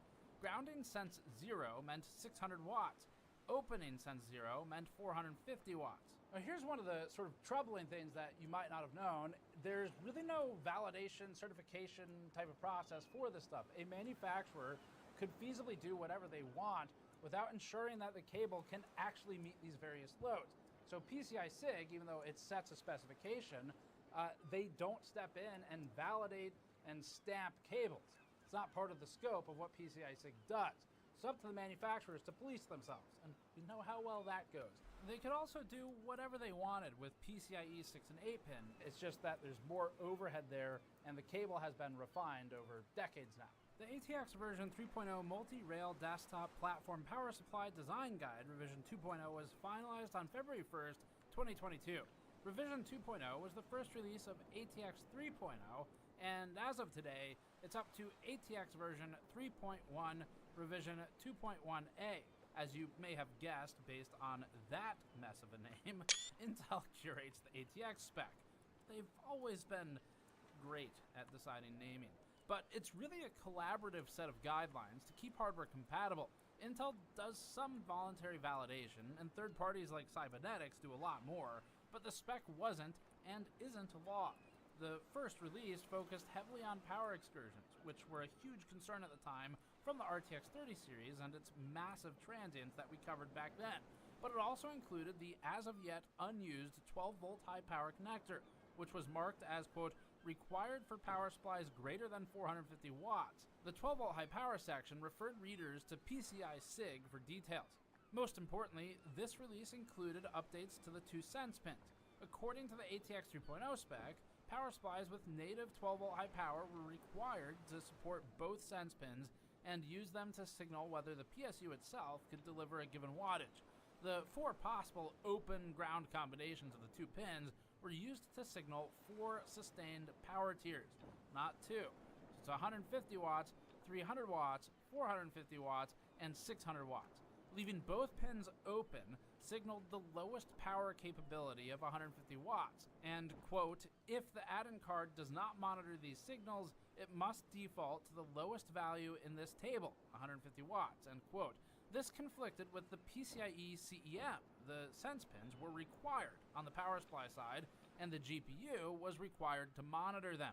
In March 2022, the ATX 12VO 2.0 specification came out. It was released only a couple weeks after the ATX 3.0 spec, but it already included a mechanical change to the connector to protect the sideband wires. This change wouldn't be reflected in the PCIe CEM for months, and it would take even longer for manufacturers to catch up. Immediately afterwards, March 29th, 2022 or so, the RTX 3090 Ti launched, and this was the first card that used a 16-pin 12-volt high-power connector, but the adapter cables that shipped with these cards were the existing 12-pin style. So, connectors were keyed in such a way that 12-volt high-power plugs could fit into any 30 series card that obviously had a receiving end, but 12-pin plugs couldn't fit into any 12-volt high-power sockets except for the 3090 Ti's. You see where the confusion starts early with this. Like I said, it was a mess from the start. And the 3090 Ti was functionally a test platform for the 40 series. The 3090 Ti didn't comply with the Intel spec from February of that year, just before it, which stated that leaving both sense pins open should actually signal 150 watts, not 450 watts. On August 25th, 2022, it began. PCI SIG showed a grim internal presentation from NVIDIA about CEM5 16-pin 12-volt high power, as they called it. Quote, failures have been observed in testing in certain cable routing conditions from power supplies and test boards that generate side load on the interface. This was a, quote, call to action for the WG to ensure the CEM specification is sufficient to prevent failures in the field. Time to failure observed from 10 to 30 hours. All samples made with copper alloy terminals and 14 to 16 gauge wire. Samples tested were both discrete wire and internally bussed with solder terminations. 3 different manufacturers have been tested. At least 10 sample assemblies have been observed to either melt or generate hotspots, end quote.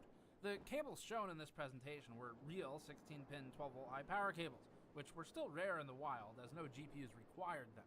NVIDIA tested non-adapter cables, it tested 14-gauge cables, it tested both discrete wires and a soldered bus, and it tested multiple manufacturers. The implied conclusion was that none of it mattered. These tests were mostly concerned with bending and side loading under high load.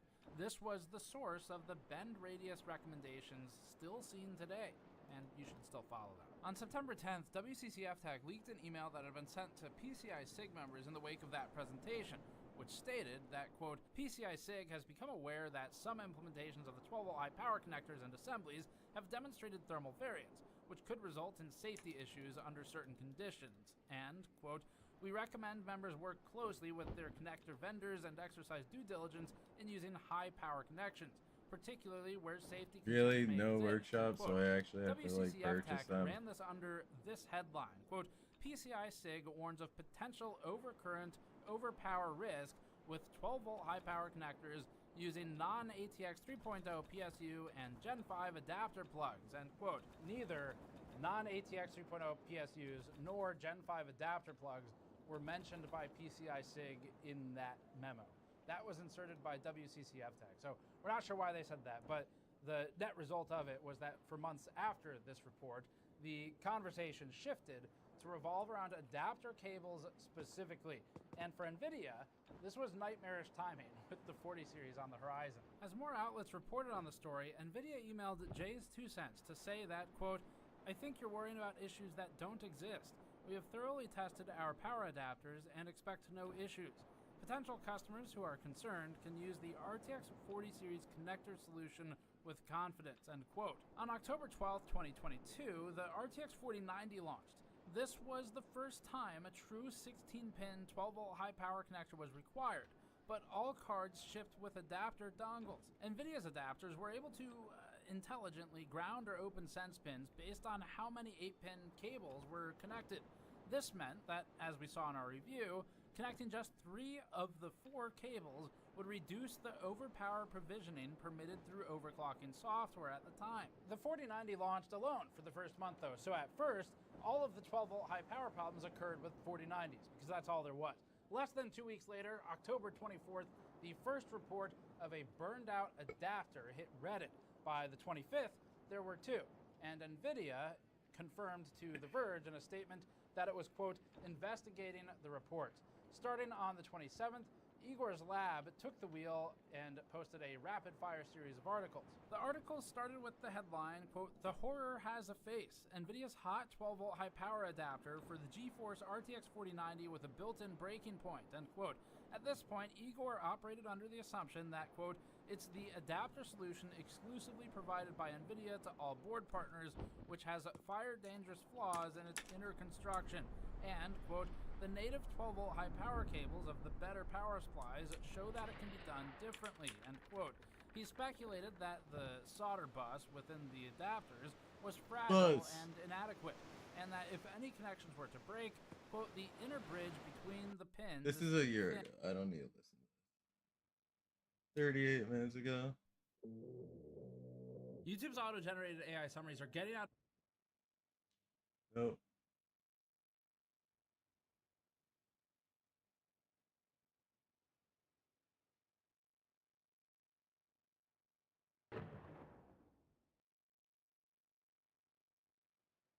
I didn't know about this. Nope. Don't care. We are not a keyboard channel. Yeah. I am not even a keyboard enthusiast. I know what I like, and I know what I don't like. And I think many of you do too. I think most of you are just like, look, you push a button, it goes up on the screen. Mechanical keyboards, as long as you've got some adjustable debounce in there. Most people, I think, just really don't care. And then there's those that do. And I'm probably gonna trigger all of you today. Meet the Athena M4M from Gamdias, a compact micro tower built for gamers, creators, and anyone who wants big performance in a small footprint. Right out of the box, the Athena M4M makes a statement with its mesh front panel, a sleek RGB light strip, and 3 pre-installed Notice M1 fans, all tied together with an 8-port fan hub and a PSU extension cable, making it for an easier build. The build quality is rock solid. Modular detachable panels with clasps and thumb screws make every section easy to access, and its minimal design fits perfectly into modern setups without taking over your desk. But airflow is where the M4M really shines. You get a perforated mesh front, side and top dust filters, and a front-mounted case, massive potential. You know what would probably be the most unfortunate type of enthusiast to be? A sock enthusiast. I say that because I'm sure there's some nerdy group of sock enthusiasts out there that's all about thread count and seam location and Blaqksheep, I can't taste anything. Oh, you got the vid? I'm sure this is a real thing, and I'm sure one of you right now This is like the third or 4th time if I do. Oh my god, who are you gonna get from and why are you getting it? I can tell you this. Someone came by when Thanksgiving sick. Until my daughter asked for a on keyboard for Christmas last year. And that's now absolutely stupid. I think my little cousin gave it to my grandmother, which gave it to me. Oh my god, are you fucking serious right now? Yeah. You can't even fucking make it up. Wish I was joking. You can't make it up. I don't know if I have a test downstairs or not.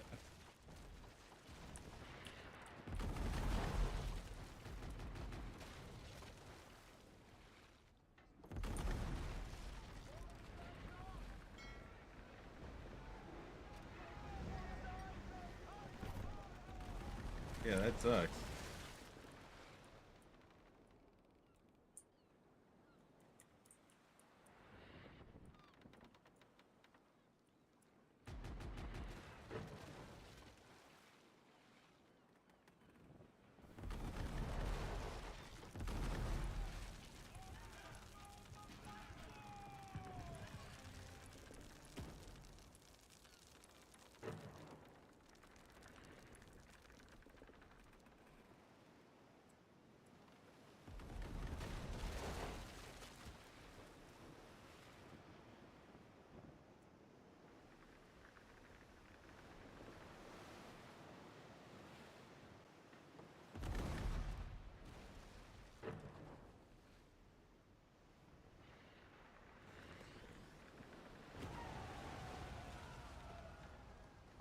There you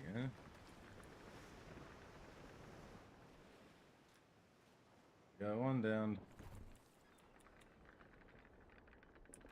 By the way, hey, I could make a personal sale for this game. Would you possibly be able to figure out a logo? I would like to have a logo made up in the near future, like as soon as we can, because there's no way to put it in. I can put my own logo in this game, like on my sales. Right. Ugh.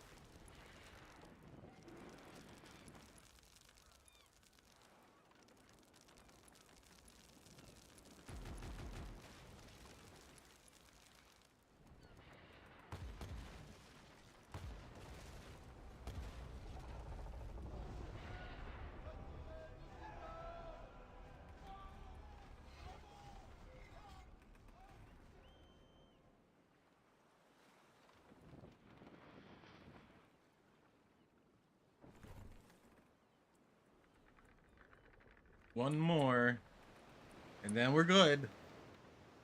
Holy shit.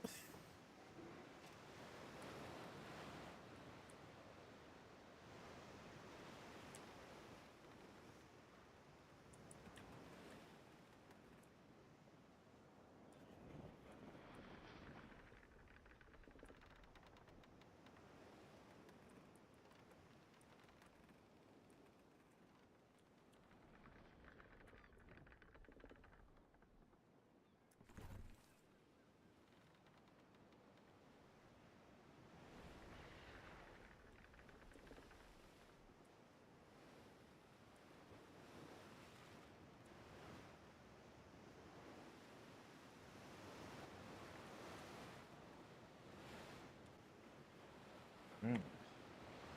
Let's continue to do that.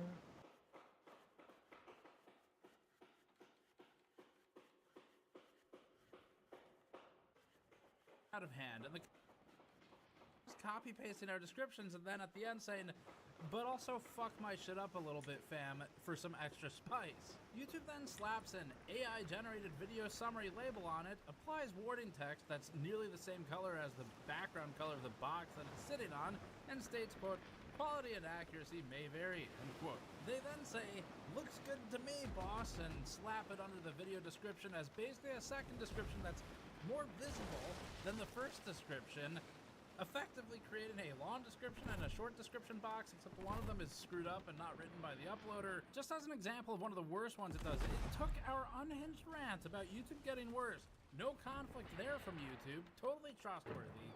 And it changed it from a written description that said YouTube is, quote, worsening its premium services, end quote, that's what I wrote, to instead say it had alterations to premium services. That is some corporate PR spin level bullshit. Alterations versus worsening is a huge difference in meaning. One is a very strong, clear word that has only one meaning. Alterations could mean a lot of fucking things, including making it better. And the fact that YouTube's Gemini AI took a sentence critical of YouTube and then spun it into some other bullshit, that's a problem. And we end up with, for example, this video from the Gamers Nexus channel where we reviewed a cyber-powered rebuild PC. According to the AI-generated summary, quote, the build quality and component selection impressed, end quote. But actually, the build quality and the component selection impressed so much that our actual review pointed out improper contact between the AIO and IHS, a cable coiled around one of the AIO's mounting screws, a QC issue on the dust filter, the fact that users interested in buying the pre-build would need to literally replace the cooler immediately upon purchasing it. We even asked YouTube directly if we can turn this busted, inaccurate feature off to protect viewers from garbage information, but the company told us that it's not possible. We crawled through 60 of our own videos, including several videos critical of YouTube itself, that was interesting, we'll get to that, to look at the AI summaries and see if YouTube's Gemini accurately represented the content or not. And if anything, it seems like several of our video types, like objective reviews, where we're just running numbers, should be about the easiest possible thing for effectively an LLM to summarize. So let's get into that. This video is brought to you by us and our AI Dystopia fundraiser campaign on store.gamersnexus.net as we continue to try and fund the GNCA channel via the community as much as possible. And it seems like the AI Dystopia campaign was the perfect fit for this video. Our AI Dystopia Kickstarter style fundraiser on the store includes backer tiers with things like our new Vaporwave Smiley t-shirts, USB drives with copies of videos for each backer tier, our new retro IO themed coaster packs that have been wildly popular so far, particularly for the front panel design with 5-port drives and the numpad design. The Ghost tier also has a small group Q&A session with me, some Snowflake the Data Pirate coins, and more. This series of special reports will run for about 3 months, featuring coverage of NVIDIA's broadening flow, data center builds in the US, and plenty of other in-depth topics. You can also buy many of these items individually if you want, again including the coasters, the Retrowave Smiley shirts, and our copyright takedown t-shirt with a tribute to our best friends in the business. Head over to store.gamersnexus.net to support this series directly. We've complained about Gemini a bit in the past. Last year, we noticed that Google Gemini was surfacing different results for different users searching the same exact phrase. In our example, we searched for the release date of an AMD CPU, the R7 2700, which Gemini said was January 3rd, 2020. And that's not correct. It launched in 2018. Gemini wasn't even smart enough to look at the fact that prior evidence of its existence was on the internet before the date it gave for the release date. And weirdly, it attributed that erroneous 2020 release date to us. Now, that's concerning for a lot of reasons. As we talked about the first time this came up, the first thing I thought of was, wait a minute, was my memory wrong? It like gaslit me into thinking that might actually be true. And then I thought, no, I remember reviewing this in 2018. And then I thought, wait a minute, did we fuck something up and say 2020? But no, we didn't. It's just, it hallucinated. And then it gaslit the person who wrote the source material it cited. That's scary. So if you click our actual source link that it cites for this 2020 release date, which the source material was published in 2023, it stated in the first sentence that the CPU launched in 2018, and it referenced the year 2020 literally nowhere if you control F that page. It's because it pulled the 2020 date from an Amazon listing, an old one that was listed after the launch of the CPU, and then it shared the attribution of that 2020 date with us. There's a number of things wrong here. One is it's attributing one piece of information to an outlet that didn't have it, so if it were accurate, it's now giving credit to someone who didn't have that information. And if it's not accurate, which it wasn't here, it now makes us look wrong in the process, clearly demonstrating that you cannot trust these things, even when they cite known, good, vetted sources. You cannot trust AI or LLM summaries at all. But it also eases the acceptance of bad information by users, because they're seeing a name they might know and they might trust. It's easy, it's right there at the top of the page, and you go, okay, I mean, it's attributed to Gamers Nexus. I know they reviewed this thing when it came out. They probably got it right. This feature is now being forced onto channels and users whether you want it or not. And it's easy to fall into a habit of reading that AI summary under a video, especially because it basically looks like just the creator's description, potentially without realizing it, and having your expectations altered. And real people are affected by this. So Google has not only the motive to misrepresent certain types of coverage if it so wanted to, like coverage critical of its own products, but it also has the means and the opportunity to do so. We're not saying that it's doing that right now, but the fact remains that this is a real concern, and the ability to manipulate the public through misrepresenting content and resources, and then even just attributing that information to a trusted source, that is now a more consolidated power than ever. News media is already highly consolidated. This is worse than that. This is like standalone tech companies that are now involved in politics at deep levels who have the power to really manipulate these results. And we see this regularly, for example, with Elon frequently tweeting out how he's going to look into changing a Grok result because he doesn't like it or something. And that should concern anybody of any political beliefs, because these are not search engines that just surface information written by someone who may be biased, but you at least know it's a human. These are things that change the information, and even just the fact that you have to be cynical of this creates a feedback loop. For instance, we noticed that YouTube's AI summary was often not summarizing some of our complaints about YouTube's various copyright policies, leaving those videos unsummarized. That's interesting. Initially, the lack of the summary is on its own a red flag and might suggest that YouTube is filtering out summaries critical of its own platform and its own policies. We noticed that this was also true with popular bassist Davey504's, quote, "YouTube is shutting down my channel," unquote, video, which also lacks a Gemini summary below it, and which talked about the same exact copyright strike issues we faced. Likewise, we noticed that Rick Beto's channel about being silenced by Universal Music Group copyright striking him lacks any Gemini summary below it. These videos talk about platform level issues, but they don't have the AI summary. But these are also legal issues, and so we checked Legal Eagle's channel, and of the 25 videos we checked, not one of them had an AI summary. Maybe YouTube isn't directly manipulating which videos get summaries below them based on if they're critical of YouTube. We looked at one of our other videos critical of YouTube, and it did have an AI Gemini summary. So it doesn't appear like it's doing that, but the fact remains that it could be, and you have to be cynical of this. And so when you see some of these pieces line up, it creates a problem of perception and of trust for what they're even trying to do. Just as an example, it might be avoiding legal content in general. We thought maybe this would also be true of medical content. So we checked 25 of Dr. Mike's videos on his channel. He is an actual doctor, and YouTube knows that. And they also lack the AI summaries on the 25 videos we checked where it might be perceived that there's medical advice there. So maybe YouTube isn't trying to avoid summarizing content critical of itself, but is instead filtering content that might be seen as somehow sensitive. We also don't have a back-end option to disable AI summaries, which YouTube itself confirmed to us in writing from presumably a human. Let's get into some blatantly inaccurate examples that we observed for its summaries. In our video about AMD the other day, where AMD accused its own customers of being, quote, confused, unquote, after the company released conflicting information, we focused on how nothing was actually confusing and it was actually extremely clear, and AMD was instead gaslighting its customers by saying this: YouTube's Gemini AI summary gaslit the gaslighting, adding this useless piece to the conversation, quote, Gamers Nexus examines AMD's confusing GPU driver support announcements, end quote. Just got fucking... The driver support wasn't confusing. The stuff AMD said wasn't confusing. It was all extremely plain what AMD was trying to do and what it was saying. In fact, it was so clear what it was saying that I had to clarify it like 3 or 4 times. But at no point was it actually confusing. It was just they couldn't stop making it worse. And in this situation, this furthers the narrative AMD was trying to further, which again, now you're getting into the web of like who might have a reason to care about how information is presented on this platform, and could it be companies invested in this technology? I don't think that's the case here. I genuinely do not think that this is like AMD is going in and tweaking the settings with YouTube. I genuinely don't think that's the case. The point I'm making, though, is that this could become the case, or in the very least, the fact that you have to constantly be worried about it is the problem.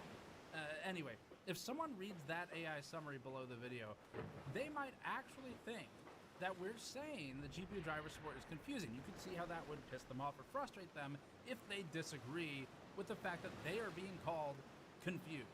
So this is damaging to not only the perception of us in this case, because it's putting words in our mouth, but it is also damaging, more importantly, to the perception of reality. Let's go to another. Our lossless scaling piece clearly stated that we were looking at lossless scaling and frame generation in a vacuum, ignoring DLSS and FSR. The AI summary presented that our video was a comparison of DLSS and FSR to LSFG, which is objectively false. Not only was this inaccurate, but it was inaccurate about something we explicitly stated several times throughout the video. We've done this already for DLSS and FSR. We would like to do it for XESS as well. This currently is not a competitive comparison against those. Likewise, we noticed that it added the word just in front of $7, which is actually something I regularly train writers not to do, to modify a price with a word like just or only. This small addition becomes marketing, not reporting, and is now starting to sell the product with language. If our content results in sales for a product, our stance is that those should be because the testing proved it worthy, not because of some infomercial language modifying a price to make it sound small, though in this case, it actually is.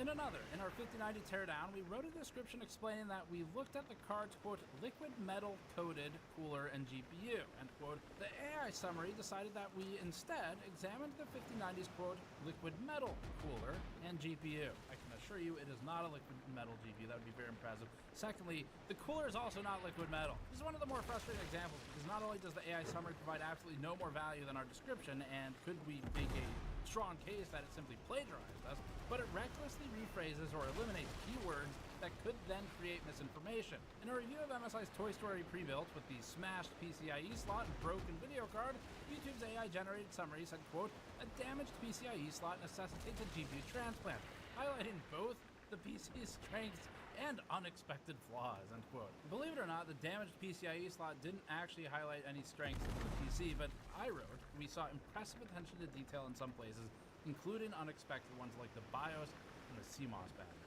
That's where I'm talking about the Woody-themed BIOS and the binoculars on the CMOS battery. But we didn't say that had unexpected flaws.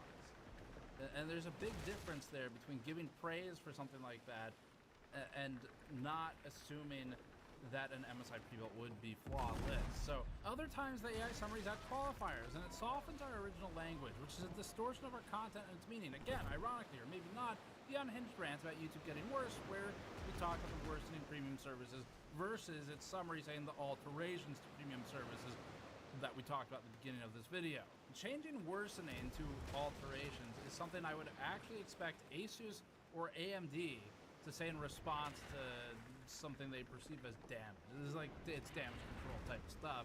Another example of this was in our video about NVIDIA's dirty manipulation of reviews, where we talked about how NVIDIA effectively, it felt like, was bargaining access to engineers with us for certain types of testing to be shown in content. The AI summary adds qualifiers like NVIDIA's alleged attempts to influence hardware reviews and its potential consequences for independent reviewers. Calling it alleged takes away the power of it. At no point anywhere in that chain is there any third party that can say this is an allegation. You would say that if you're a news outlet reporting on someone else's news or someone else's statements, because you don't have access to what they do and you can't know. And so the responsible thing to do in that situation might be to say, Gamers Nexus alleged XYZ if you're Tom's Hardware reporting on this. But if you're us, it's not alleged. We're telling you this fucking happened. And this was our experience. This was how we felt about it. Here's the fact. It's not alleged. It's not potential. We're saying exactly what we think those things are. And YouTube is twisting it here with its AI summaries that are riding this line between representing the creator and whatever the fuck it's trying to do, which means it should really not alter statements for people. It's basically, it should just be a second description box. So again, you can see how these corporations would have a hard time resisting the means they have to change the potential outcome of some of these things. Now, even with something as simple as the product name that's written throughout our titles, our description, our transcript that's thousands of words long and lists the name of a product dozens of times, YouTube's AI summaries were consistently unable to get the name of AMD's 9070 GPUs right. It calls them the 7970, the 7970 XT, the 970 XT, and so on. YouTube also has an AI chatbot backend for creators. I clicked its button that suggests video ideas, and it suggested that we create a video entitled Beyond Gaming, the rise of AI GPUs and their impact on the future of computing, end quote. That seems entirely self-serving. That's okay. We really are in the AI dystopia. The creator chatbot suggested a nice video about touring a CPU cooler factory. We told it that we can't get access to one, which isn't true, just to be fair, but we did that and then asked it if we could just use other people's footage instead. It said we have to do that ethically if we use other people's footage, or alternatively said we can use first-party footage from the manufacturers and the factories, which sounds an awful lot like marketing. We asked it why. We have to ethically source material if the chatbot itself didn't have to obey copyright limitations for its own training.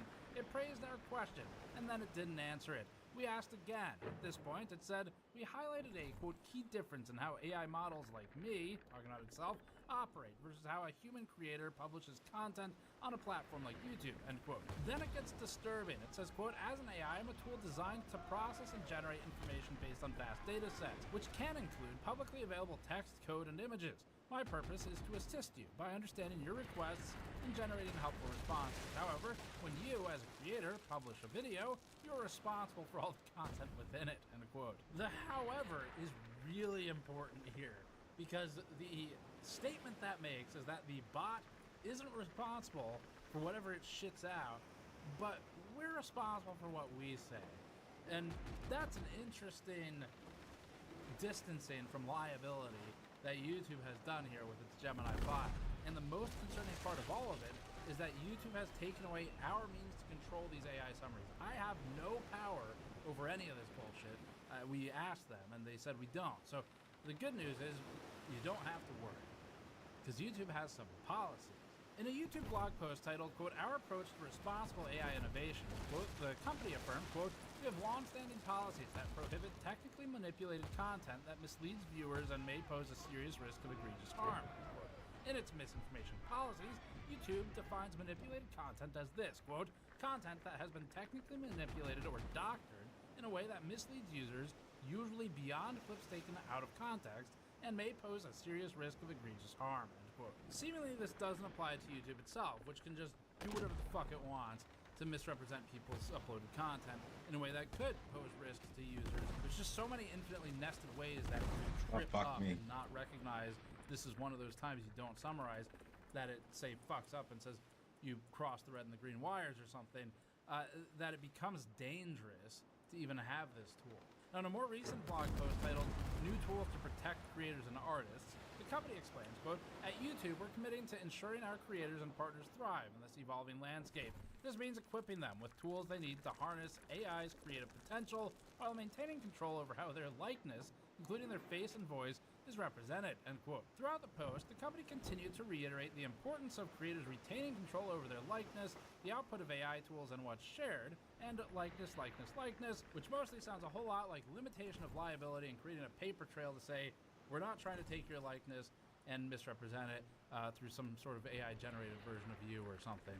Now, you may have seen previously that YouTube was even accused of manipulating shorts in a way that changes the contrast and other visual elements, making them seem AI-generated even if they aren't. This has other implications, such as slowly manipulating what users expect and eroding trust in creators who didn't do anything for this, and likewise changing the literal video that was uploaded in a way that makes it seem like the uploader blasted the contrast or something, even if they didn't. In the Navigating AI Tools and Community Guidelines section of the post, detailing some of YouTube's new generative AI tools offered to creators to be used in production, the company explained, quote, while our primary goal is to empower creativity, we encourage creators to review AI-generated content carefully before publishing it, just as they would do in any other situation, end quote. The post advises creators to review AI-generated content carefully before publishing it, and then doesn't give the creators the tools to do so for Gemini summaries. We find it unusual that the company acknowledges the risks associated with generative AI content and even advises creators to carefully review the content before publishing it, but then takes away its creators' ability to disable the auto-generated summary feature, and this is big, doesn't even let us change or edit the summary. It's pulling the summary from our stuff anyway.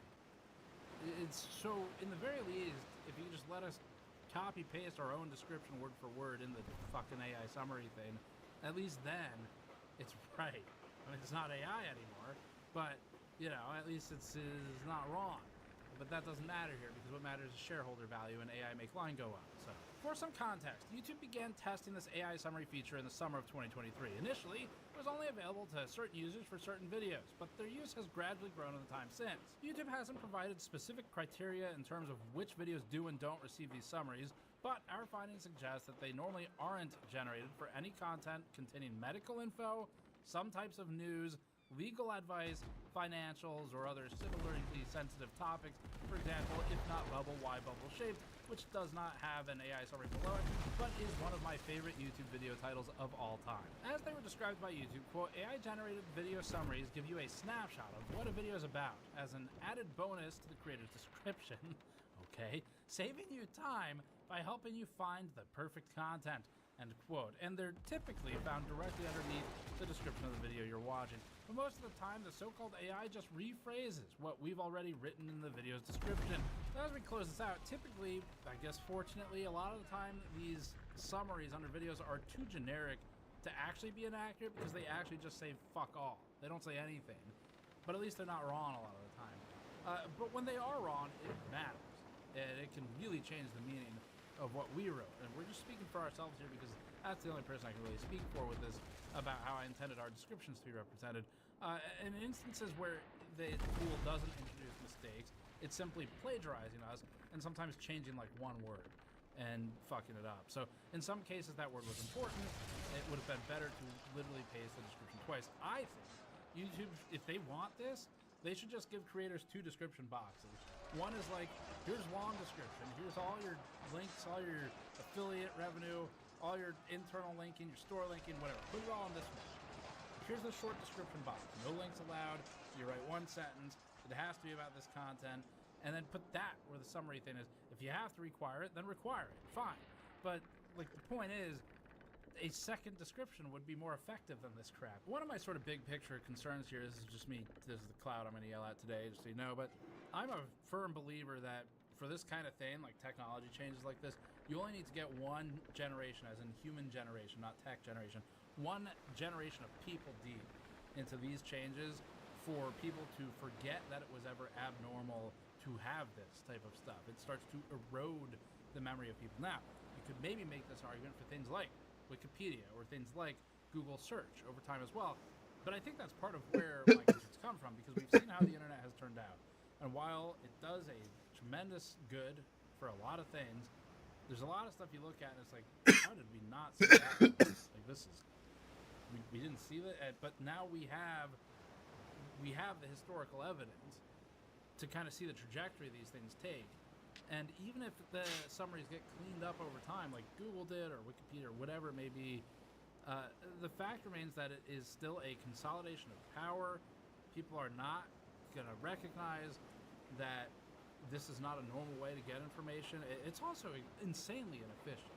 You're running all this processing and all these data centers that take up huge amounts of land and blast everyone's electricity costs to rewrite a description with 1 different word.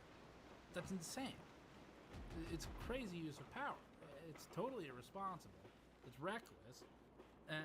But they're getting shareholder value for now. YouTube's AI-generated summaries are a problem. They'll likely only become more prevalent as YouTube has already begun reducing the creator's control and forcing them onto any video it wishes. We believe this will lead to increased amounts of misinformation on the platform, users being needlessly misled and having their time wasted by inaccurate information presented, and creators likely facing most of the consequences caused by the inaccurate summaries, such as frustrated viewers who feel it was misrepresented. Again, consider the fact that all we really need to think about here is motive, opportunity, and means. YouTube has all 3 of these things to influence what is written in that box. And so YouTube's #1 priority is watch time. How do we get them to watch it? On average, they watch this an extra 7 seconds if we influenced it in this particular way. And you keep feeding it that positive reinforcement to keep trying to do that. That's how I think this goes. I mean, whether or not they will ever admit that, this is all of YouTube's changes are pretty much predicated on, for example, the interface, on things like watch time and how the user interacts with the website. And this will be another one of those. So this means that it's now also something to think about. It's harder to make a correction on this platform, where we have an errors and corrections page on our website dedicated entirely to GN errors And one of the things that we also do is add these error card pop-outs on YouTube, which YouTube has a feature. They don't really advertise it very well, but you can do an error pop-out in the video, and it slides a card out in the corner. It's pretty cool, actually. So we have those things implemented. If an uploader makes a more minor error in a video, such as, I don't know, saying maybe the thread count wrong once. In a 30-minute video, you say it wrong once, as you say 34 instead of 32 threads or something like that. But it's right everywhere else, something like that, where, you know, this could be kind of fixed in place without any meaningful impact for the end users. That information might have been sucked into the AI engine and put somewhere where you can't fix it. That's another concern. If you didn't have a reason to be mad at something that's not always wrong, but is useless, consider the fact that things like electricity costs will go up as a result of this. DRAM costs are going up. This is like 2x in some cases as a result of this shit. Flash, NAND, so SSD prices are going up. USB drive prices will go up because of that. Phone prices will go up because of that. GPU prices will go up because of that. GPU prices will also go up because of the data center demand for it. All of this stuff is contingent on silicon. You need silicon to put out the crap that Gemini is putting out over the videos. And that is affecting how much money you have to pay for things. It's consolidating the power and the electronics into fewer companies. And the end result is going to be you're going to have to rent more time on shit instead of buying and owning it. So that's kind of the dystopian view of where this is going. All for something that adds the word just in front of $7 and is otherwise our description. So these are not Google searches that take milliseconds and are done through vast indexing and quick return. These are processes that require power to run and compute. So that is it for this one. Thanks for watching. I hate these summaries. I don't know. We can't turn them off. I know someone from YouTube will probably see this. I hope you have some power to give creators a toggle for this. Thanks for watching. Subscribe for more. Go to store.gamersnexus.net to support us directly. Patreon.com/gamersnexus. And we'll see you all next time.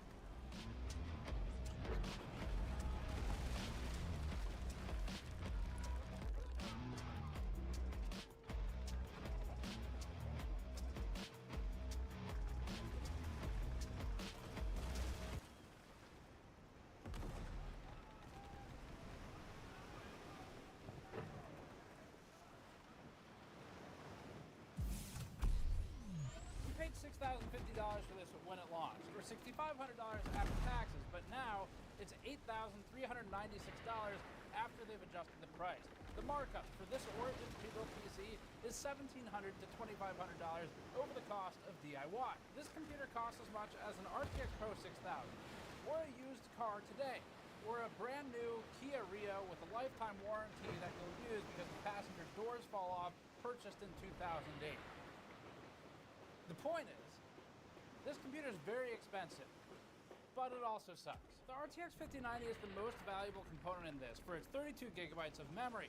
And to show you how much they care about the only reason you'd buy this pre-built, Origin incinerates that memory at 100 degrees Celsius by choosing to not spin the fans for 8 minutes while under load. The so-called premium water cooling that you see here includes tubes made out of discolored McDonald's toy plastic that was left in the sun too long, making it look old, degraded, and dirty. But there are some upsides to this now $8,400 computer.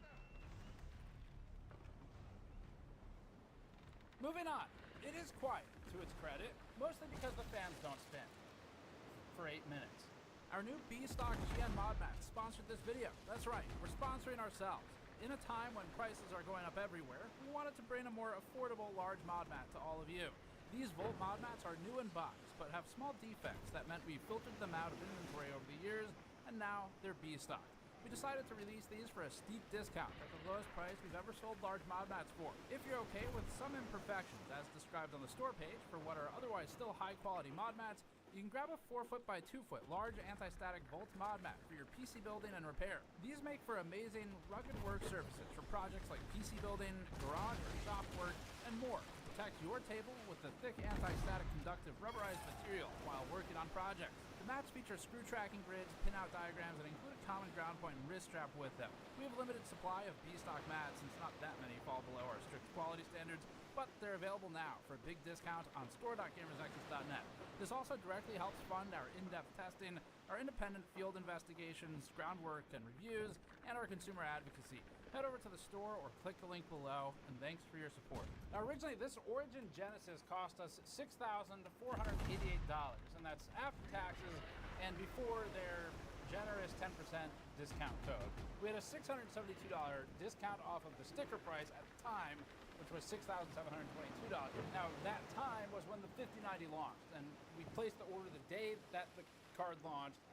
We got it a couple months or so later, and at the time, and even now, it was one of the most reliable ways to get another 5090 by a prebuilt. So the prebuilt came in the usual Origin crate that we've become accustomed to, and we reviewed one of these a couple years ago. That was a total disaster of a combo. The frequency being 1 gigahertz below where it's supposed to be is a massive drop. The system had a severely underclocked CPU, ridiculously aggressive fan behavior, just like the opposite of today, chipped paint, and a nearly unserviceable hardline custom liquid cooling loop. Hopefully, this one has improved, and hopefully it's not 1 gigahertz below spec this time. We'll start with the pricing, because that's the obvious insane place to start. Pricing it out based on the original, pre-tariff, $6,050 build before taxes, and with a 10% off promo, we end up with this comparison chart. And keep in mind the new price is $7,500 to $8,400, depending on when you buy. The good news is that nothing is proprietary. All the parts are standard, so that's nice. The bad news is that this means we can directly compare it to retail parts, which at the time we wrote this piece would cost $4,493, making for a $1,557 markup compared to the pre-tax subtotal. That's a huge amount to pay for somebody to screw the parts together. Given the price of the system, the MSI Pro B650P Wi-Fi motherboard in this list and the 1TB SSD are stingy, and the 7000D Airflow case is old. The parts don't match the price. Just 2 months after we ordered and around when it finally arrived, Origin now offers a totally different case and board with the Gigabyte X870E Elite. The base SSD is still just 1 terabyte though, only good enough for roughly 2 or 3 full Call of Duty installs. The Call of Duty install threshold in our reviews is 5, by the way, to get a passing grade, plus Windows. The detailed packing sheet lists 22 various water cooling fittings. But curiously, the build itself only has 15, plus 1 more in the accessory kit, making it 16 by our count. We have no idea how Origin got 22 here, but it's not 22. Hopefully, we weren't charged for 22. Oh, and it apparently comes with, quote, 1 integrated high definition. Good, that's good. We wouldn't want 0 integrated high definitions. Similar to last time, you also get, quote, the Origin difference. Unrivaled quality and performance, end quote, as a line item. Putting intangible, unachievable promises on the literal receipt is the Origin way. And unfortunately for them, or maybe fortunately, Origin's quality is rival. I don't know if that's a compliment to the competitors or an insult. I guess it depends on what you think of the quality of this one with the review. Against DIY, this pricing is extreme and it's insane. You're in the $1,500 to $1,600 range as purchased at the time of purchase, or now with the new prices, $1,700 to $2,400, depending on the time that it's bought, and that's just to have it all screwed together and assembled. And this is against competitors in the SI, the system integrator space, who can do this type of build for a $500 to $800 markup, or cost over DIY, we should say more clearly, and this just is not worth it. For this to be worth $1,500 or more than DIY parts value, it would need to be immaculate, and it's not. So the only real value for this, at least as we've received it and at the time we bought it, would be for the 5090. But let's take a look at that, because finding a 5090 Founders Edition now for $2,000 is an increasingly unlikely scenario. Lately, price increases with scarcity and tariffs have resulted in 5090s being sometimes $2,800, sometimes more. So the markup with that instead, if we assume a $2,800 5090 in this build, would still be at $777. That's still a big markup. The motherboard is still disappointing. The tubes are still discolored. The SSD is too small. and it still has problems like the fan's no spin when GPU get hot. But in the very least, at least it's less insane of markup. Getting into the parts choices, this new Genesis has a loop that's technically set up better than the last one, but it only cools the CPU. That means we have a $6,500 computer after taxes with water cooling, but only on the coolest of the two silicon parts, the one that pulls under 150 watts. That leaves the 575 watt RTX 5090 Fe to fend for itself, and that doesn't always go well. Now originally, the Origin 5090 didn't have a water block option for the 5090. It was only the air-cooled Founders Edition card, which is just a shame. It's a shame that Origin isn't owned by some multi...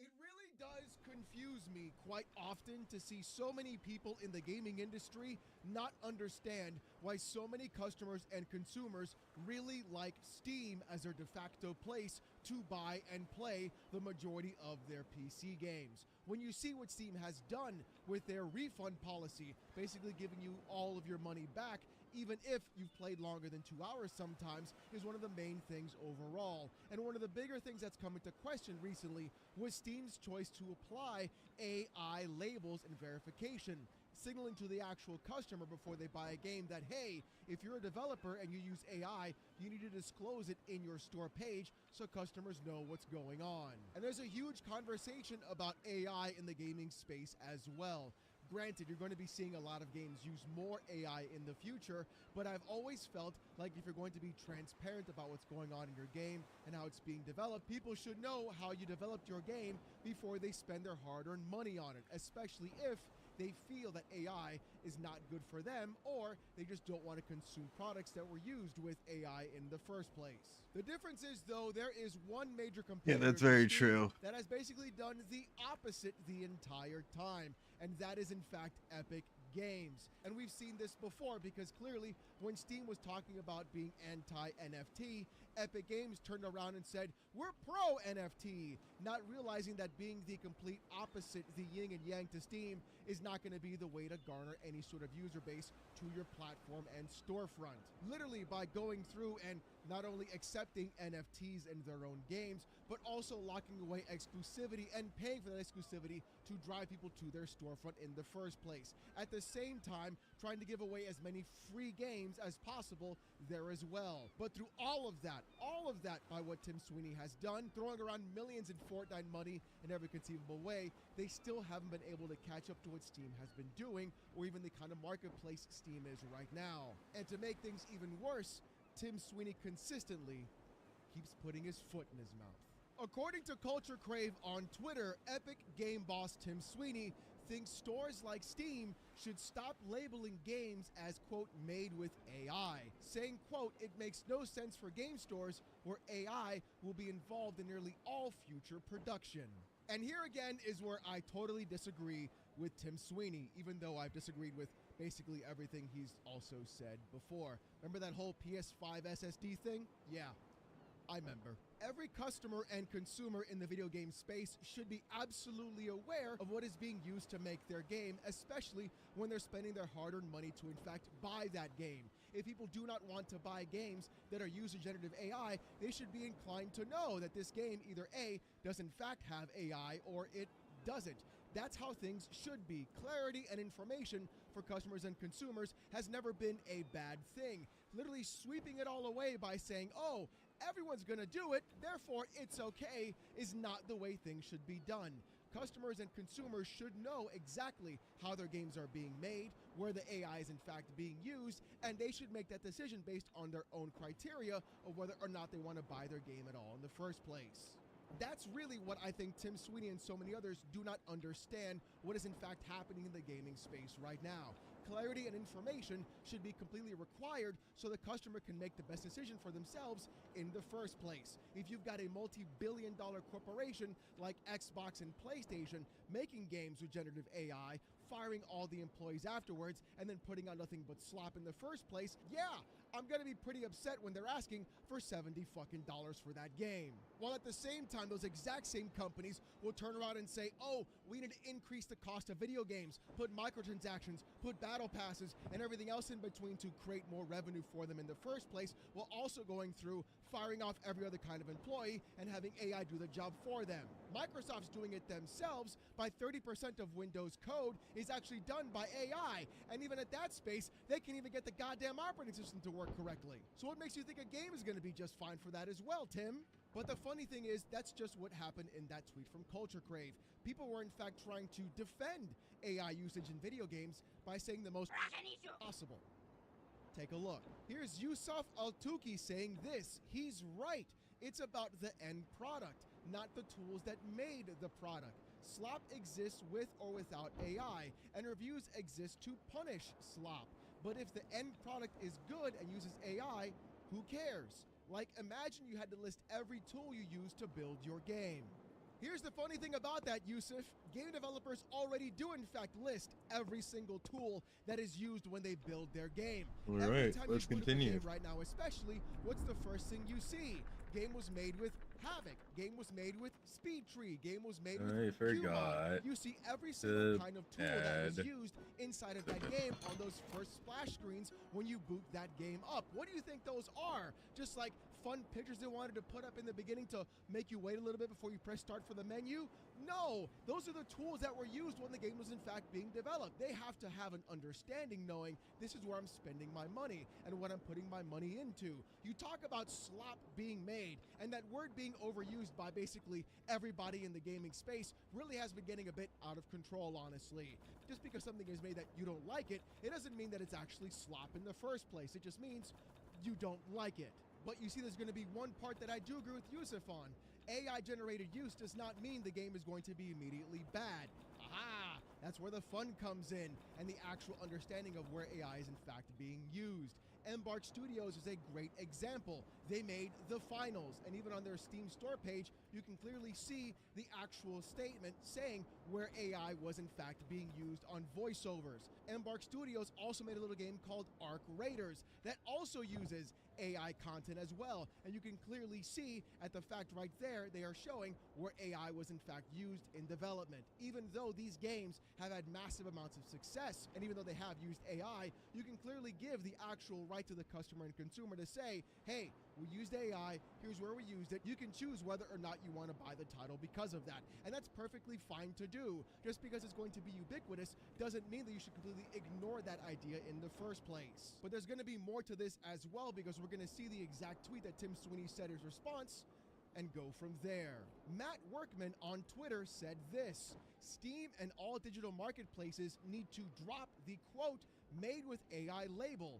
It doesn't matter anymore. With Tim Sweeney responding saying, agreed, the AI tag is relevant to art exhibits for authorship disclosure and to digital content licensing marketplaces where buyers need to understand the right situation. It makes no sense for game stores where AI will be involved in nearly all future production.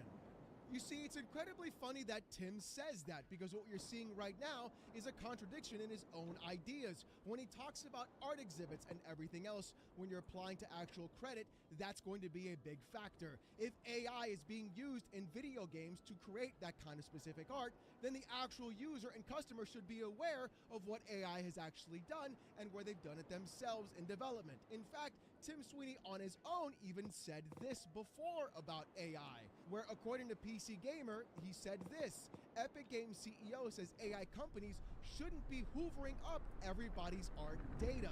Tim Sweeney doesn't want to get in the way of AI experimentation, but doesn't approve of scraping art without permission either.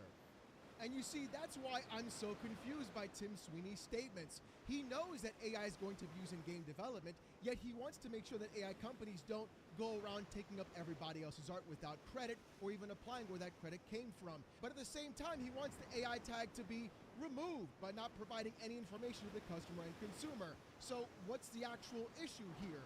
Why are we sitting here saying it's okay for one thing, but not okay for the other? That is a completely contradictory statement in the entire sense of the word, and not providing customers and consumers with the proper information of what is in fact happening.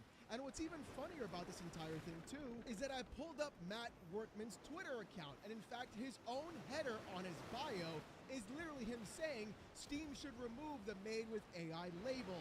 And his bio says this: game dev turned AI lobbyist, remove the Made with AI label from all platforms, especially Steam.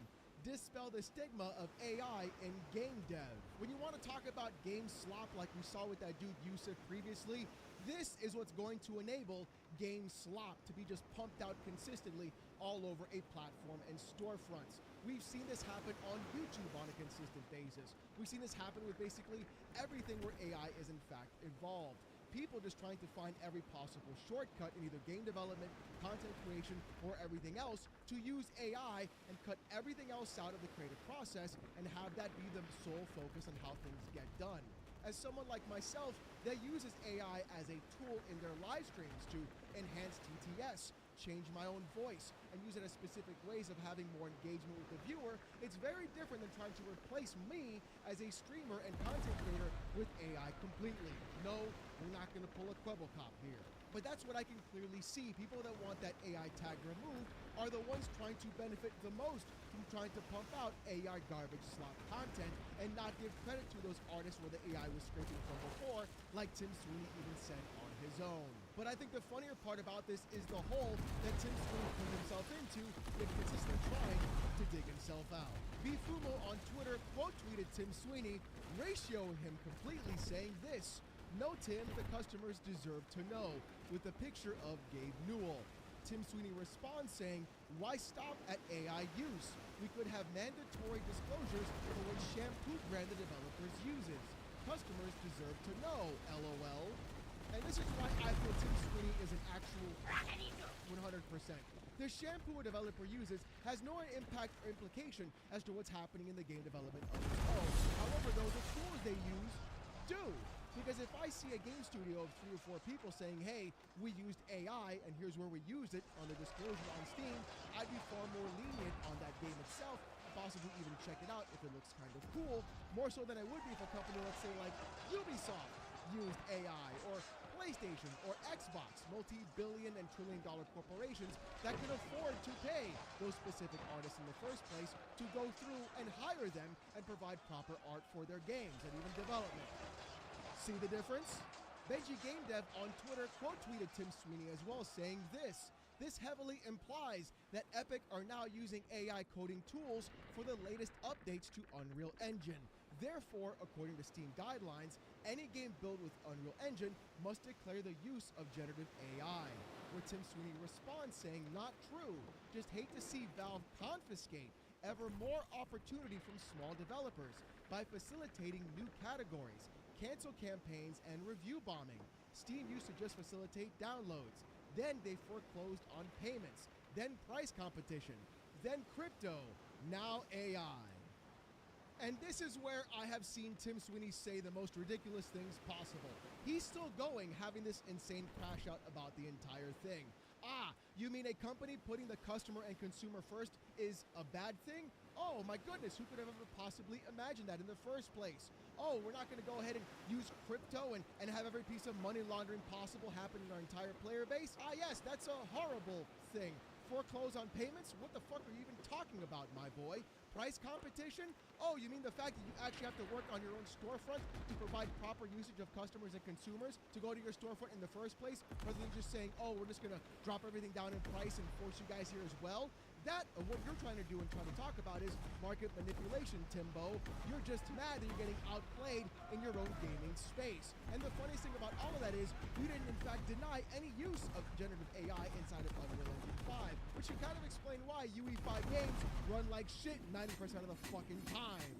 And even in your own ideas, you're actually completely wrong. Because when you look at, again, Embark Studios with The Finals and even Arc Raiders, both those games did not have any sort of massive downvoting campaign. Both games are incredibly successful, and both games use generative AI in their development. They were just clearly disclosed for the customer and consumer to make their own processes and ideas and purchases. It's kind of wild when you think about it, right? Give the customer the right information for your game and provide clarity, and then they can make the decision on whether or not they want to buy it. You, on the other hand, want to force the entire industry to do what you want to do. And that's the problem, Timbo. That's the real problem. AI is going to continue to be a hot button topic throughout game development and the gaming industry in the next coming years. Even though we're going to see more games using AI in their development, I think it's always incredibly important to know what actually is going to be impacted by AI and what in fact was being used. Especially if you have so many people on Steam or other places wanting to have that information for their own purchases of what they choose to buy. The thing is though, this tweet specifically really encapsulates why everybody is concerned about AI in the first place.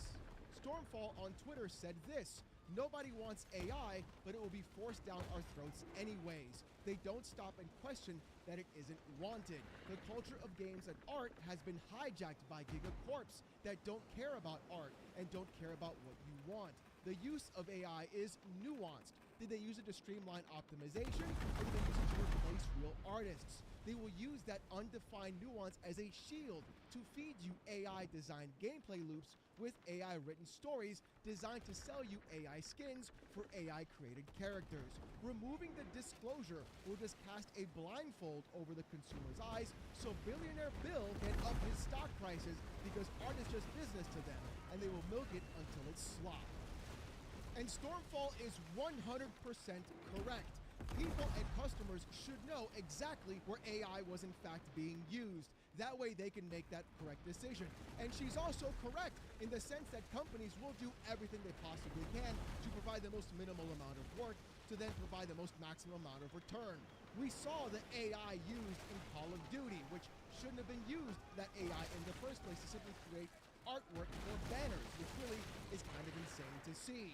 For a $4 trillion corporation like Microsoft to be okay with that and then get called out but not provide information really is a massive problem. You're going to be seeing more companies try and use and obfuscate its usage of AI simply because it'll save them money. And again, there is in fact nuance to all of this. Where it's being used, how it's being used, should be clearly conveyed to the actual customer and consumer before the purchase is even being made. That way they know and are ahead of the curve in saying, I choose not to participate, or it doesn't matter to me. And that's perfectly fine if somebody does want to participate in that, because it's their money and they can choose to do so. However, though, they should be informed of why it's actually happening and what is inside that game in the first place. And I know AI is going to be coming for a lot of things in the future as well, especially not just in game development, but just in our entire life. The thing is, though, it's the insane usage of AI that is destroying a lot of the gaming industry. And no, I'm not being hyperbolic about that either. Recently, we saw NVIDIA basically tell all their board partners, hey, you're going to have to source your own VRAM because we're not going to give you any wafers that have it on there in the first place. So, ta-da, congrats. Now you got to deal with that problem yourselves. They're going to be giving their own RAM to actual OpenAI and other AI companies as well because they're paying top dollar for it. While we're seeing DRAM prices increase into the 200 to 300 percentile, while going around and seeing massive increases for the customer and consumer because we just simply can't afford that kind of price, seeing as how OpenAI and others are paying top dollar for RAM in general. And it's going to be happening to GPUs as well, which will then impact consoles, which will then impact everything else in the gaming industry and every other piece of electronic in the space in general for gaming overall. I can't wait to hear everybody say, step your game up, brokey. That 16 gigabytes of DDR5 RAM only costs you $250 when it should have been about 70 bucks. It really is so interesting and wild to see how people like Tim Sweeney are completely out of touch as to what people and consumers actually want and to understand from with their products in the gaming space.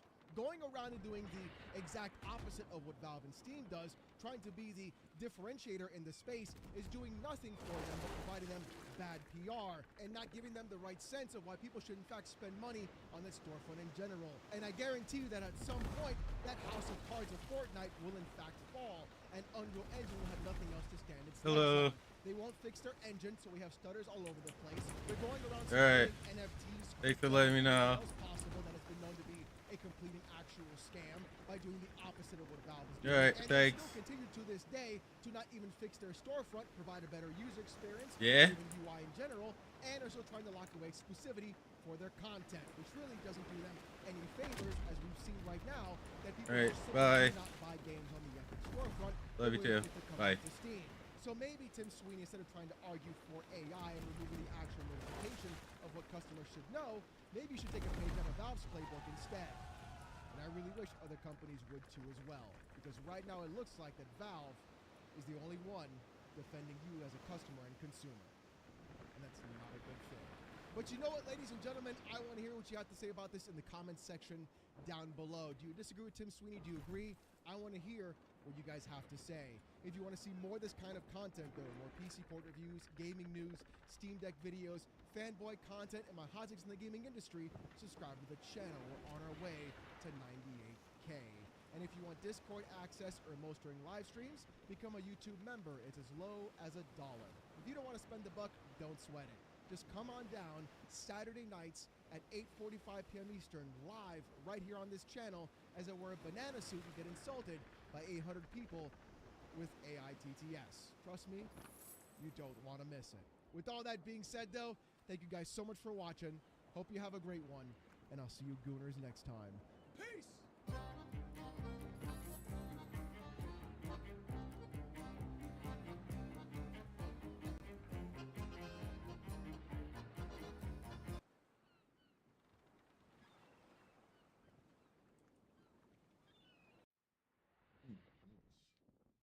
Go ahead.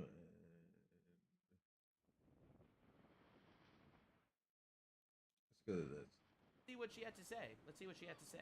I serve as Vice President for the Office of Inclusion, Diversity, and Equal Opportunity. The first time I came out on the bench and the deputy announced, you know, all rise, the Honorable Judge Teresa Molina, the whole courtroom stood up and I was all excited. He's walking out there.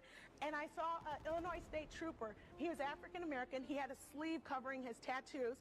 And he was standing there and he looked at me and he nodded. And I knew what that meant. And so I looked at him and I nodded back like, that's right, we're doing this. That's right. We're going in positions of power and we are going to look out for our own. That's right. It felt so good. It felt so good. So to me, a fine of $354, which is our normal no insurance fine, that's a lot of money. And some of the judges that I work with came from money, so $354 is no big deal. But to most of the people that come to my courtroom, it is a big deal. Yeah. But fines are meant to actually hurt, all right? So that people don't commit the crimes. And so I always offer them the opportunity to do community service. You know, being Latina in the office, people would tell me, like, don't you feel like you're prosecuting your own people? But it's true. There were a lot of, you know, defendants that look like me. However, I had a chance as a prosecutor to make a difference as to what cases come in. I had a chance as a prosecutor to decide what offers were appropriate. And there it is. I have the ability to decide to help out people because of nepotism and DEI. DEI rules, ladies and gentlemen. It's so good. This is Grant Freeman, aka Alexis Black. The man pretending to be a woman who invaded a female locker room at this gym is reportedly a convicted criminal. Multiple arrests for drug trafficking, domestic abuse. For the record, this is a man pretending to be a woman that was arrested in a gym, all right? After multiple arrests, it doesn't matter, this person is trans, you have to keep letting him out of jail. Paulette Gibson was arrested in Charlotte for stabbing 2 people. She was released a few hours later on a $20,000 bond. She has 15 prior arrests, including violent offenses. You explain to me why someone was stabbed 2 people, gets arrested, and is released hours later after stabbing 2 people, after 15 prior arrests, including violent offenses, back on the streets. This is the ringleader of a massive theft ring, Bernard Lane, straight white male, arrested in Texas after stealing $300,000 from Target. 70 prior arrests, 3 dozen convictions, let out of jail on a $1 bond after allegedly choking and threatening to kill someone. Back on the streets, baby. Back on the streets. $1 bond. That's not free bail. It's $1 bail, baby. We let him out of the streets after $1, 3 dozen convictions, 70 arrests. Doesn't matter. Put him back out there. This is David Mazariego, who has 33 prior arrests, beat a man to death in the New York City subway because the man held the door open for him. David was out of jail. You know why? $1,000 bail for assault. Bro, thanks, judges. Thanks for letting these people out. This is definitely going to make people not get radicalized at all. This is Ronnie Fowle, a man with over 40 prior arrests who was arrested again for the murder of a 51-year-old man at North Carolina hotel. Prior charges include assault, resisting arrest, breaking and entering, theft, robbery, selling cocaine, possession of stolen firearm, assault with a deadly weapon, and more. But they let him out after 40 arrests, and now a man is dead in North Carolina because of it. I'm just making this very clear. This is a systemic issue. Sanchez Nicholson arrested for the murder in Charlotte. Sanchez has 33 prior arrests, including 2 for attempting to murder 13 days apart. This guy was arrested 33 times. 2 of those times for attempted murder. They put him back out there, and now he killed someone. All right, very cool. Moving on. North Carolina man James Rayford, over a dozen of prior arrests, was just arrested for what? Shooting someone in a parking lot and injuring a 3-year-old toddler, who is now in the hospital facing 8 felonies. But don't worry, because they got him a dozen times that they felt like, oh, this is someone that we need to put back on the streets. Actually, this dude is definitely a positive impact on society. It would be racist, in fact, if we even kept him in jail, actually. This is career criminal Timothy Bowler, 45 prior arrests, and chopping off someone's fingers with a machete in New York this year. But don't worry, because they let him out after these 45 violent arrests, and he was just charged for a fatal hit and run that killed a cancer survivor last year. Yep. That's right. So this person that they let out dozens of times, 45 times, is a murderer, seemingly. Man arrested for attempting to murder in Indiana. Has nearly 100 prior arrests. Courtney Boos, arrested for allegedly stabbing a 69-year-old man at a gas station. 99 prior arrests, including trespass, drug crimes, theft, battery, bodily injury. Don't worry, back out. Records show he's never been to prison despite these 99 arrests and multiple violent crimes. That's Democrat policy, ladies and gentlemen. Let them out forever. They will vote for you forever. That's right, baby. Infinite votes. You just keep pandering to the criminals and the retards. That's right. Don't worry. It's a strategy. This is Deepak Kandal, arrested in May for allegedly stabbing a man to death in an unprovoked attack in Austin. 10 prior arrests. All the charges were dropped, and he's out. But again, now, the reason why I show these to you is not because I want you to be racist, all right? It's not because I am doing my absolute best to cherry pick. It's because these are literally all the cases. All the cases of the vastly violent repeat offender criminals happen to... Like, dude, I literally pulled up the first one I found. I could have found more if I really wanted to. If I really wanted to, I could have found more. And this is why people are getting fatigued. People are getting fatigued because of the system that is obviously batting for these people and letting them out again and again and again and again. Now, Elon Musk has been super on the ball and on top of saying we actually have to put these people in jail or in asylums or wherever you want to put them. They have to be removed from society. They are obviously not beneficial. They are, in fact, a net negative to society, you know, due to the whole murdering and all that. You know, it's one of the 10 commandments. It's also not a very nice thing to do in general. Democrats don't believe in the 10 commandments. That's why they feel like murder is not so bad. I guess, I suppose. They always say, you need God to tell you murder is bad. Well, I guess you need God to tell you murder is bad. I guess you need it because you seem to think it's really not that big of a deal. Keep putting these people out there, even though you know the likelihood of them killing someone is super high. Japan obviously has no interest in partaking in this, and they have their fatigue too, and they're going crazy. So Elon Musk tweeted this. Charlie said it best. I wanted to show you this clip from Charlie Kirk, a great man that was taken from us way too soon. All right? The Charlie Kirk slander on the internet's insane. But this man was a real legend, and he brought so many people closer to God. This whole criminal justice reform stuff has been a complete failure. And a lot of people on the right fell for it, and it was obviously pushed for people on the left, and the Koch brothers put a lot of money behind it. But how many more examples do we need of somebody with 10, 12, 13, 14 priors that then goes and commits a murder? This is not an isolated thing.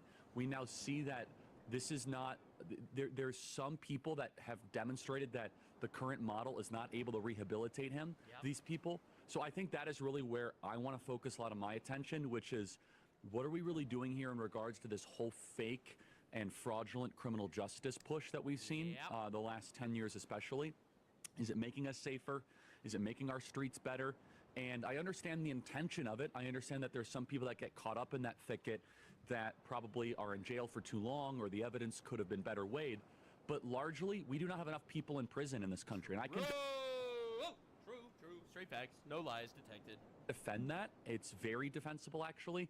Only half of Remember, they called this guy a fascist because he wanted to arrest people and stop them from killing people. America's murders are even solved. You think about that, Mark. Only half of our murders in our country are solved. That means 50% of our murderers are walking the streets of our cities. We should have more people in prison. Not to mention this guy should have been in prison, and the multiple other situations that are I'm pretty sure he's referring to the person that murdered Irina Zarutska. resembling this. And so, look, I do say this with some form of just heaviness. I don't like politicizing situations like this, but it just necessitates it because there are so many dynamics at play here. And he's completely right.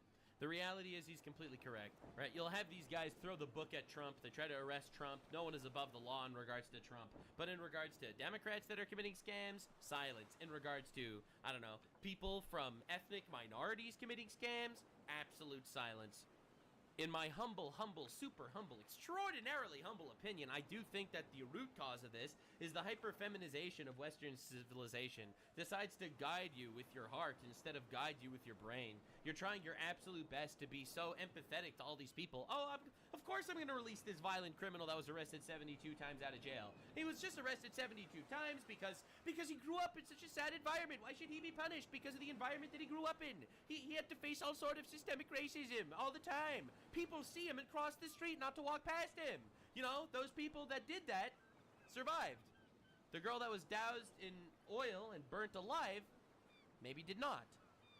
Anyone racist enough to cross the street instead of walking directly past that guy lived. If Irina Zarutska would have been a little more racist and she would have sat down on a different seat on that very bus, she would be alive today potentially. I don't want to live like this. I don't want to need to live like this. I don't want my children to grow up in a community like this. And I'll be honest, I think that your average black guy that has nothing to do with any of these, release repeat offenders, they don't want their, name or culture to be attached to this. They really think they're doing the black community favors by letting this guy out 72 times so that he can go out and burn some poor girl alive? You really think that's doing the black community favors?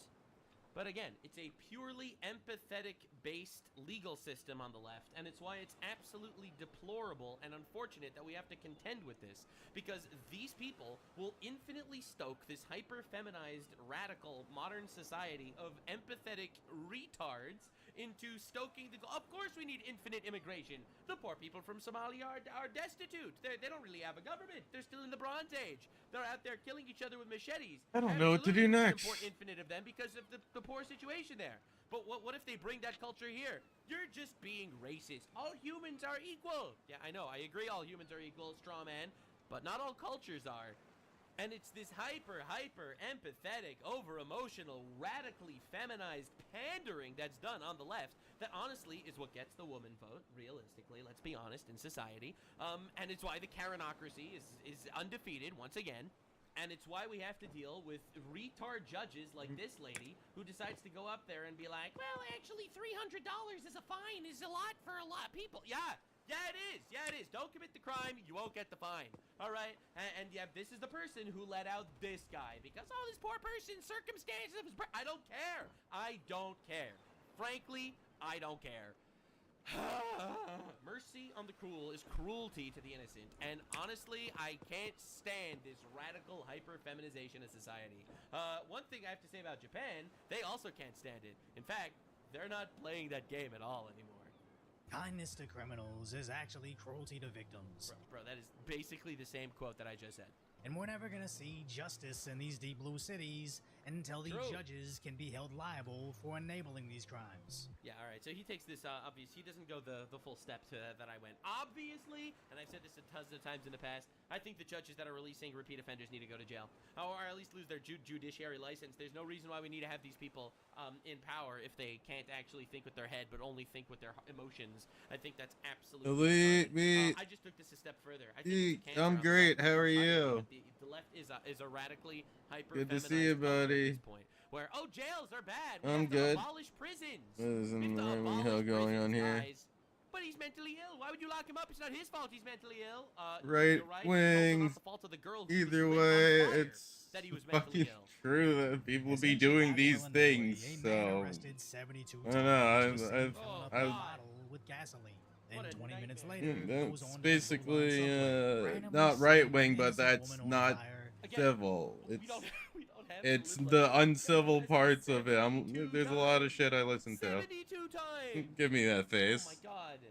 leaving her in critical condition. Like I'm all about being a realistic individual. Back out on the streets despite a rap sheet reportedly going back to the early 90s. Family will not be providing any more updates. We've tracked down more than 4 dozen arrests of Lawrence Reed since 1993. 9 of them were for felonies, yet he has served just over 2 years behind bars. That's it? The state's attorney requested pre-trial detention, but Judge Teresa Molina Gonzalez denied him the request. Obviously. Thank you. Classic female judge syndrome that we're dealing with. The woke female judge. And put him on electronic monitoring. Judge Molina Gonzalez said, I can't put everyone behind bars or keep everyone in jail just because the state's attorney hasn't asked me to. You should keep people in jail. Yeah, I'm chilling. Committed violent crimes, actually. That's why El Salvador's crime rate is so low, is because he literally just jailed all the criminals, and then all of a sudden it's a paradise.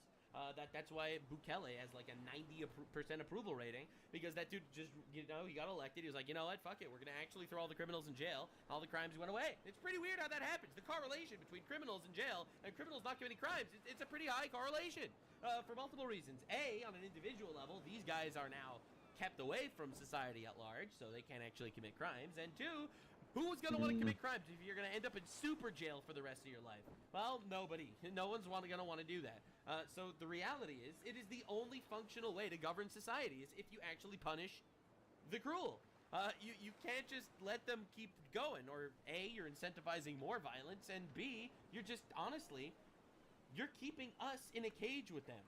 Like, that's the scariest part, man. Instead of taking that one person that committed the violent crime and putting them in the jail, you are putting the entire society in a cage with that person roaming among them. In other words, this liberal judge just said, I refuse to keep Cook County residents safe, as that would require locking up dangerous criminals. Literally, exactly. It's like me? Dude. 36-pounder. Dude! You want me to arrest him? He's a black man. He's black. With long histories of violent activity. 36-pounder. Not only have these activist judges refused to protect. So these guys are like Lord of the Rings characters. You know, Gimli and Legolas. They're killing orcs and counting how many orcs they kill. 17, 18. You know, they're killing orcs as they go. You get these judges doing the same exact thing. It's like, I got my guy out on his 72nd violent crime. Some of them down there. 72nd, no numbers. I got my guy out for 99 crimes. Oh, you bad boy, you. 99 violent crimes. You're almost up to the bingo. Protect the people. The mayor also seems desperate to protect the attacker. Obviously. What I can say is that as awful and as horrific as this tragedy is, this is as an isolated incident. Yeah, right. It's isolated. It's an isolated incident. Every incident is isolated because you don't want to actually tell people about the pattern. When you actually look at the pattern and you realize that 6% of the population is committing about 50% of the violent crimes, every single one of those violent crimes is technically isolated. They're all isolated incidents. Yes, you see this graph, this very obvious graph chart. It's just a few thousand isolated incidents. As we continue to invest more in our public transportation. I'm sick of listening to this. So yeah, what's new, everybody? How you doing? How you all doing? We're gonna listen to what is the new? What's any of this? I don't want to listen to that. I don't want to listen to that. Don't want to listen to that. Don't want to listen to that on the side. This is it. This is insane. It has just been revealed. Listen to some deleting channels. It is just Camel been revealed why YouTube is 331 using AI to do so, and it's absolutely shocking. They've been caught red-handed. It just came out, and I'm blown away. I am absolutely blown away. Not just at my situation of losing money, you know, that's whatever. I'm over it. I'm like, okay, I'm gonna push through it and do what I can to survive, right? But so many channels are getting deleted, like hundreds or thousands of channels per day right now, and this is why. Make sure you please share this, comment down below, so you have a platform tomorrow. Because if people don't see this, might not. I think we're witnessing the final days of YouTube. I wager YouTube is letting it happen for some reason. There's something going on. We don't know. They're stealing thousands of dollars from creators, and they're deleting channels that are huge like wildfire with no explanation and no appealing path back. Something is going on YouTube right now. Dave Nick lost his 1 million sub channel. Why? Because AI had determined that he grew too fast. He grew too fast. Keep in mind, he's been on YouTube for years. Okay, recruiter, huh? He just grew too fast, guys. So YouTube was like, yeah, we're deleting your channel, brother. And this is happening to channels all across the board. Every single day, I see 5 or 10 more big channels getting deleted. Right? Where is Asmongold? Where's Charlie? These are your platforms. Look, dude, I understand that it's not your place. I understand that it's not your responsibility. You have no accountability there, and should you? I don't know. But when you have such a big voice and such a big platform like Asmon does and Charlie does, and you have this platform that people choose to watch you on that they love, and they choose to spend their moments with you as a creator, and you see stuff like this happening in such a huge volume, I think it almost becomes an issue that you need to speak on. Like, I think Asmongold needs to speak to this. I think Charlie needs to speak to this. I think some big creators need to talk about this. It's not going to fix my situation of YouTube stealing my money, and I'm not really worried about it. But I want YouTube to stay around for a couple of years. I enjoy, I know a lot of people hate YouTube. I get it. A lot of people don't like YouTube. YouTube's crashed. Go to Rumble. I get it. I totally understand. But I enjoy YouTube. I've been on YouTube. I've been on YouTube since the day it popped up, watching it, because I was on stupid videos before then. You know what I'm saying? And then, I created an account probably a couple months later and started uploading guitar videos that no one watched. And then I started really uploading and trying in 2018, 2019, and it all worked out. So I enjoy the platform. There's been some bumps and some ebbs and flows, but I enjoy the platform, relatively speaking. I would not be here without it. There's a lot of other good platforms, but I think it comes time where if this stuff is happening to so many people, it's starting to affect a lot of people, and a lot of viewers are passionate about this as well. I think, now, obviously, Asmongold or Charlie or somebody of that stature doesn't have to speak on it, right? They don't have to. I get it. Right. They should focus on their dollars. Right. What a lot of people do, but I think... What are they going to do? I think it wouldn't be out of the realm of possibility for them to want to speak on it. And I think they probably would benefit from doing so, because it's not just... It's their viewers getting attacked. This is disenfranchising a ton of people, which is going to be their future monetization possibilities. Your future viewers might not come back because they don't like YouTube. So all over the place, YouTube is deleting, destroying accounts, and it's basically my entire feed. Look at all this. My entire feed is just this now. Today I found out my YouTube channel was suspended due to a related channel. You know what? I'm just going to, pull it off and chill.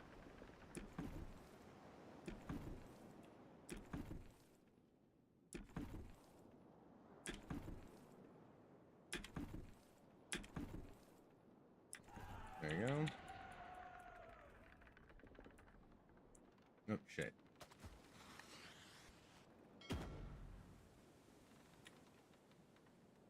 Fuck. Oh. Yeah, I would have been damaged anyways. There's no way I can do that.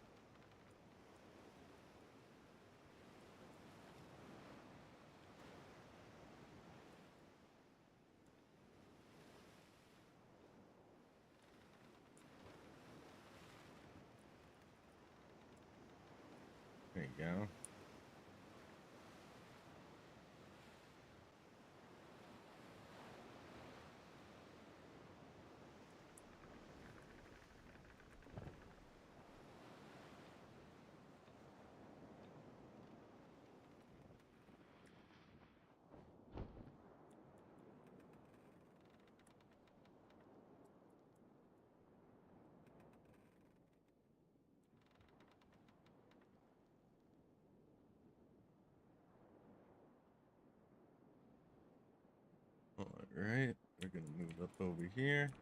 Try to get this, I guess it's buried items or whatever.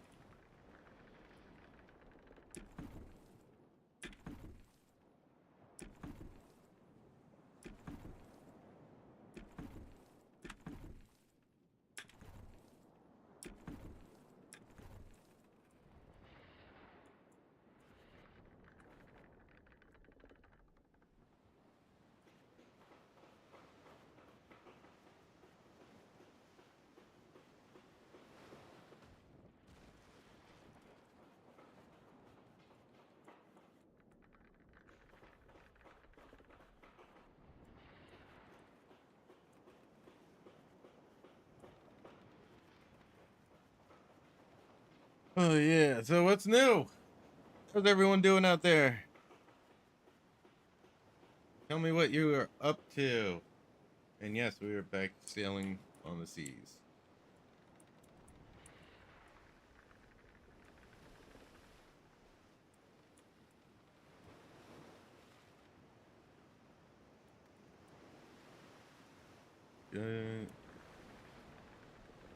Yeah, I'm thinking the same thing.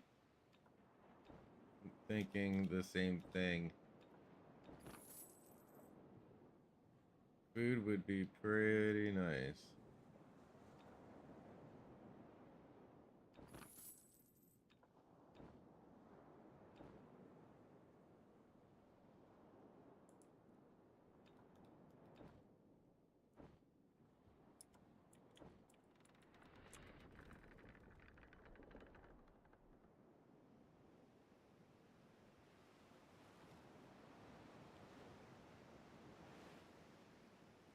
Fisherman village all the way down there.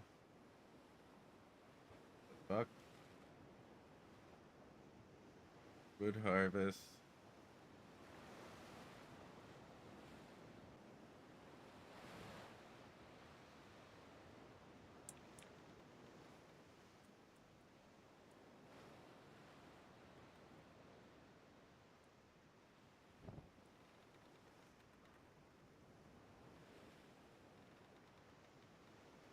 Interesting location.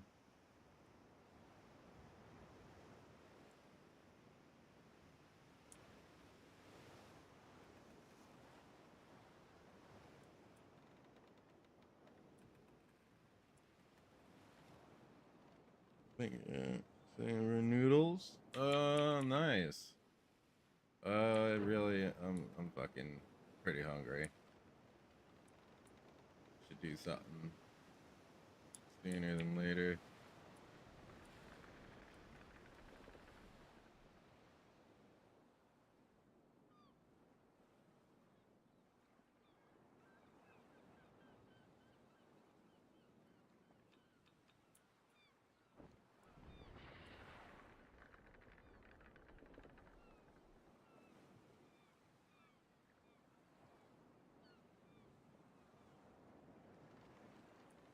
Trying to figure out how far I actually need to be in here. Right there. Ah, that sucks. Yeah, I'm definitely hungry.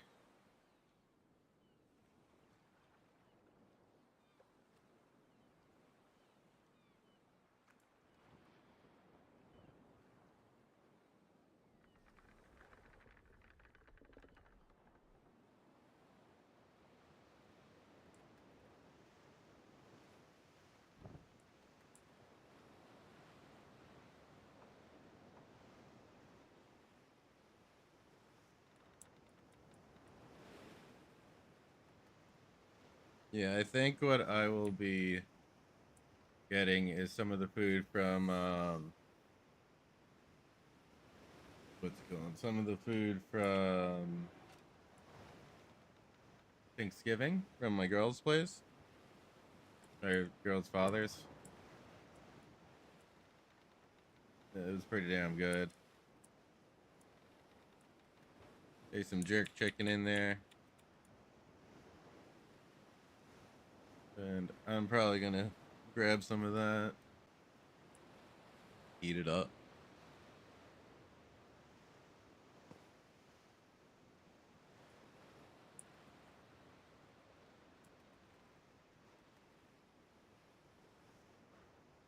Yeah. And some of the brisket, because apparently my parents aren't gonna eat it fast enough, and I'm eating food here. I'm fucking starving. I barely been like eating when I should be. So like, yeah, pretty dumb of me, but it is what it is.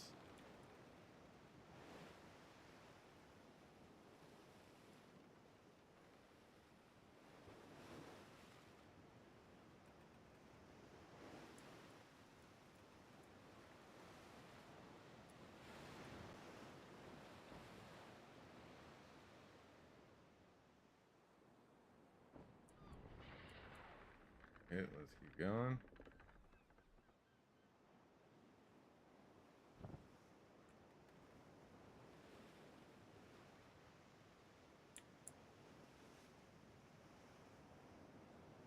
You definitely don't want to get stuck here.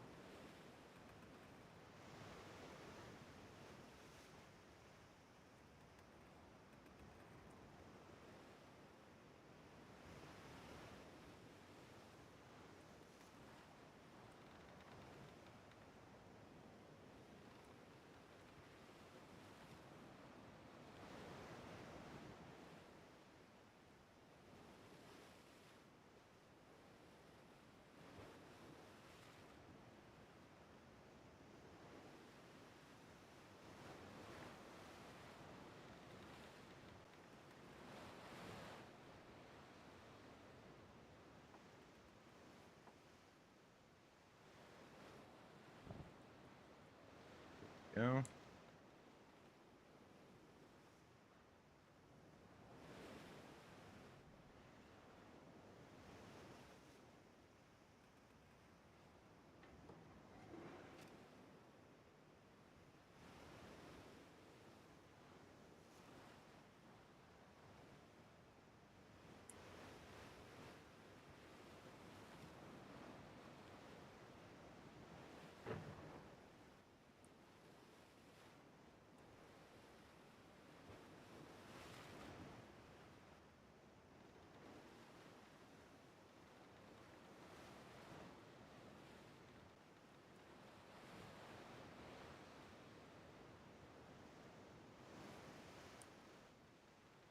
All right.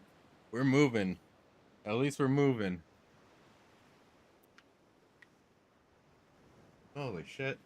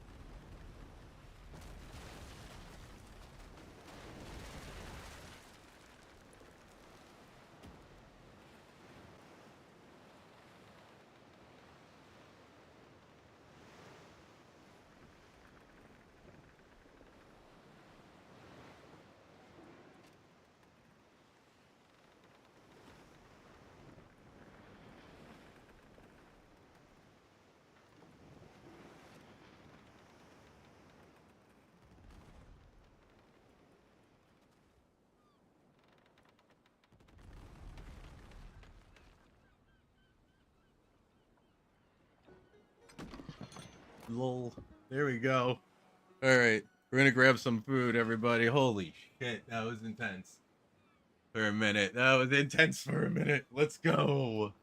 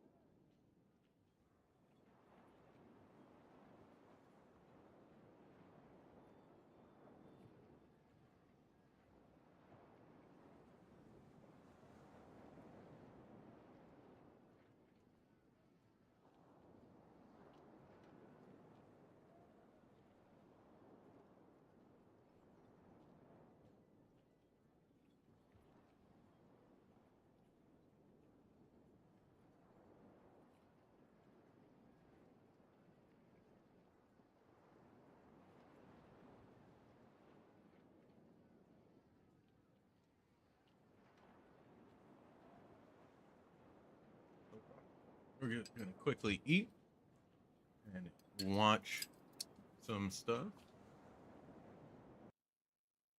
And now they're saying this will remove monetization from all of my channels. Everything I've built for years gone in an instant. I have never created any content that's harmful. I take YouTube's policies serious. This suspension came from a separate old channel that was incorrectly flagged, and I've taken all the steps to fix it. I thought it would be handled, but instead, all my channels are at risk now. Yeah, remember this? Remember when I said I thought they would reverse the decision with my chargeback scheme? Everybody, me getting scammed to hell and back for thousands of dollars. I was like, well, they'll probably reverse it. They would never do that. Like, it would be terrible publicity. Yeah, they didn't. They told me to eat my ass cheeks. That's what they told me. Don't worry, it won't come directly out of your bank account. Oh, thank you. You'll just be in debt and have to be an indentured servant to the YouTube overlords for the next couple of months, which is kind of interesting. It says, this isn't a channel, this is my career. And a lot of people are that way. And you know what the most frustrating thing about this? And a lot of you watching this are probably going to agree with me. And not with me, but with this perspective. Tons of people that are not content creators, tons of people that have streamed to one person or 3 viewers on Twitch, tons of people are chiming in all over the place with zero perspective, desperately suffering from the Dunning-Kruger effect, Sean. Giving their 2 cents about how, oh, this isn't a big deal. Move to another platform. You'll be fine. Don't worry about it. This is big deal. Go get a real job. It isn't a big deal. I don't know if you know this, but this is a career and a job for people. They make money doing it. There are people with hundreds of thousands and millions of subscribers, and that's how they pay their mortgage. I know that some people can't fathom that. They think that a large streamer with millions of subs or a video content creator is the same as somebody that has 3 viewers on Twitch that no one's chatting in the chat room. Oh, No, wow. they're making a lot of money doing that, and that's how they pay their bills. One of those it people is that their are job. like that. It is Yeah, their I got career. that. So when something gets deleted, it's not like just move to a different platform and make zero money for the next year and don't be able to pay your bills. You're paying your bills off these things. And a lot of people are like, well, woe is me, because it's your response or your perspective is based in pure envy, right? I get it. I totally understand. Like, well, I wish I could do that. Therefore, I hope everyone that dies does it, right? Everyone who does it dies. That's how these perspectives are formed. But these are real people, and they're suffering real consequences of zero actions of their own doing, right? And this is what I see all the time. I've been seeing people all day, move to another platform, Cody. You'll just move to another platform. You'll be fine. I'm like, okay, so how do I pay my bills for the next 6 months? Right? What do you mean? What do you mean? I've never thought past this. DC says, who knows why YouTube implemented this new rule? It just makes content creation 10 times scarier now. It only takes one AI slip up to screw all of your brands.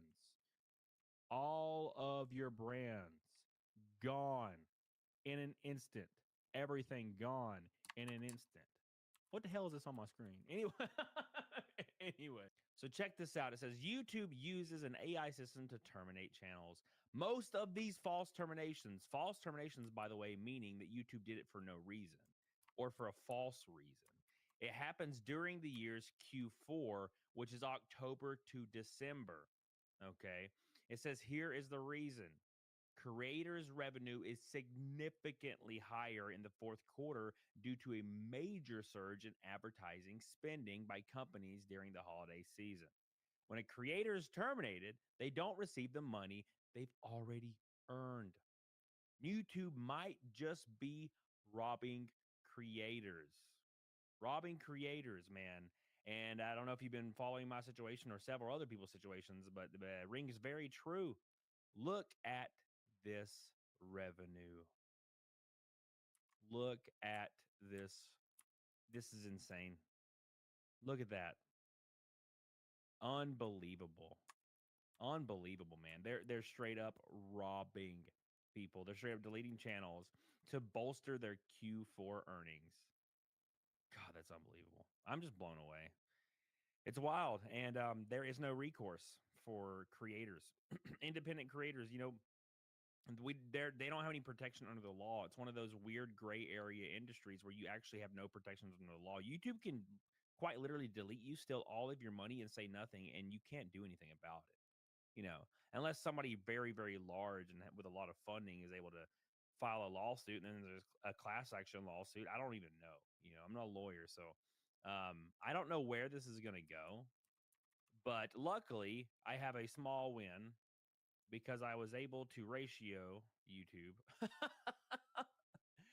At least I can take solace in the fact that I gave them the old 1-2. It says, thankful for creators who inspire us every day. Oh, except the creators getting deleted and losing thousands of dollars they already earned. Ratioed. Hell yeah. Get on it, doggone it. Man, things are getting real tricky right now out there in the world, and it's sad to watch a platform I love kind of fall to the wayside. You know, I'm on Rumble, I'm on Kick, I'm on Twitch, you know, I'm on everything. But I just, you know, it's almost like YouTube raised me. It raised me in a weird way, right? I know that sounds silly, but you know, I don't know. It's sad to see the giant fall. So anyways, make sure you share this. Make sure you tell all your friends about it, and also don't forget that an employee at YouTube said the AI is actually engineered to do this, and there's no bugs in it, by the way. I left that out. They're doing this on purpose. They're stealing money from creators, and they don't care if you know, and they don't care. They don't care about any of it. They know you don't have any alternative, you know? So follow me on Rumble. What's up? Please share this. Thank you.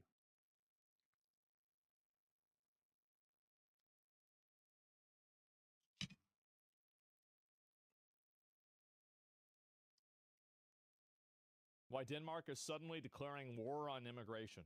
This is Denmark, a country of just over 6 million people. For Finally decades, got it's been exposed. famous for being one of the happiest places on earth. Yeah, wow. Universal health care, free Pretty good. education, Wow. a society built on trust. This is the reason, by the way, you can't accept a bunch of immigrants, is because the people are going to come in there and they're not going to have these values. They're going to change everything, and they're going to be a drain on all these systems.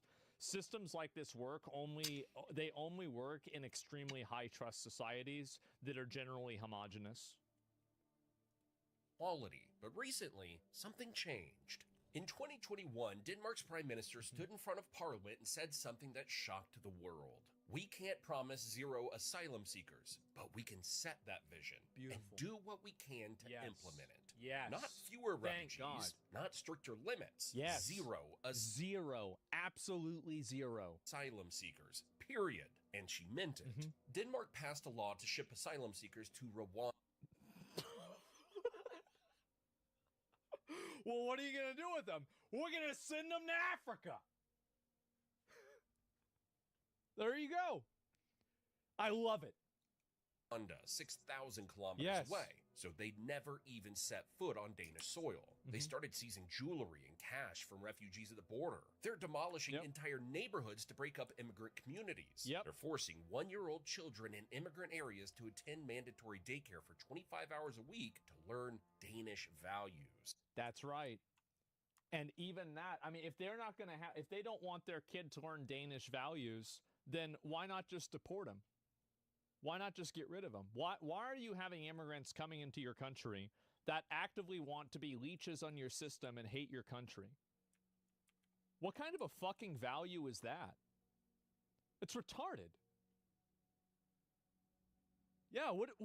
Why would you even do this? Deport them, yeah, get rid of them.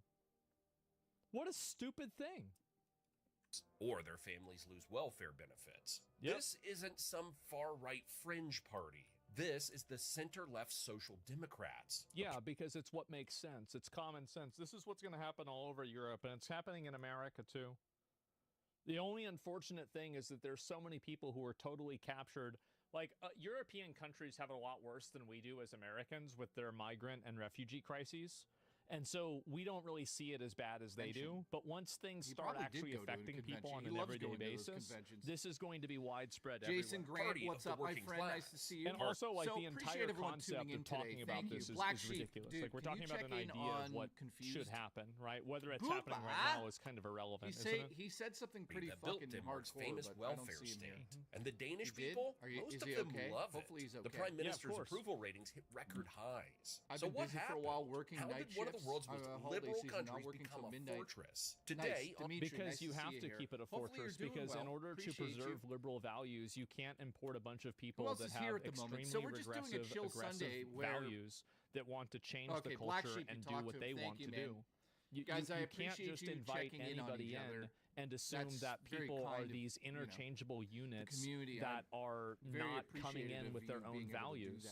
Like, if you're bringing in a bunch of people from a country that thinks that women should be property, you're going to have more people in that country that don't respect the idea of women's sexual autonomy. Stay live as long as possible. If you don't think that's true, you're a retard. And it'll end when I You fall are a asleep, retard, and your life is at odds with reality. So that's going to be a stream. Across the globe, we're diving into the real story behind Denmark's war on immigration, the refugee surge that changed everything, the integration crisis that nobody wanted to talk about, and the shocking policies that have turned Denmark into a model for hardliners Mr. Awesome's across talking the shit West. about me right now. To put it bluntly, this is a story of a country going from open arms to closed borders. Dude, so let's trace back, because Denmark wasn't always like this. For most of its modern history, Denmark prided itself on humanitarian values. See, that's the mistake.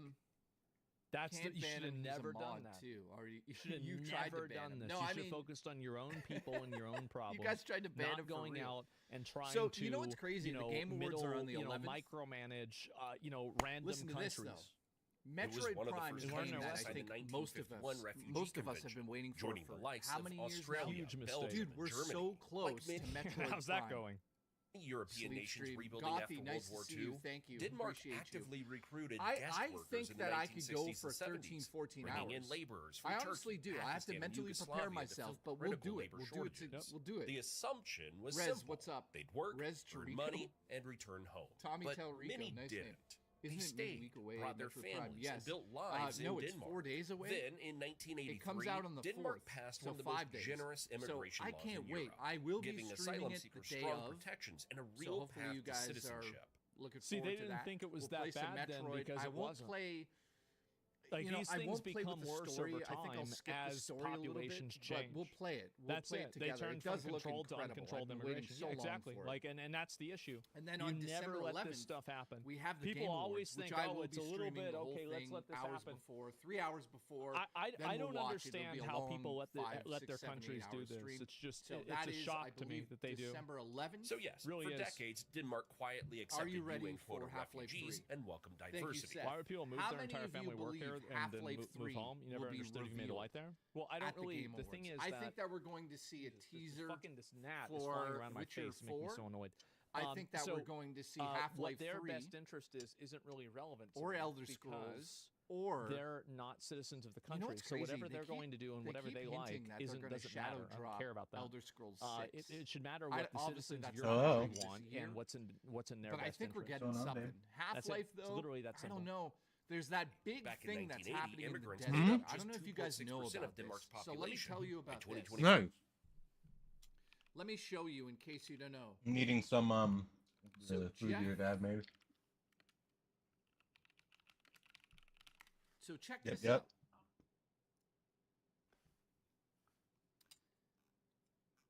Let me find it here. Oh, I don't know if you guys have seen this, but Jeff Keighley. Nope. My voice cracked. Jeff Keighley. He showed this off. We haven't worked Monday. Inspiring thickness. So you click it and you're like, "What the hell is this?"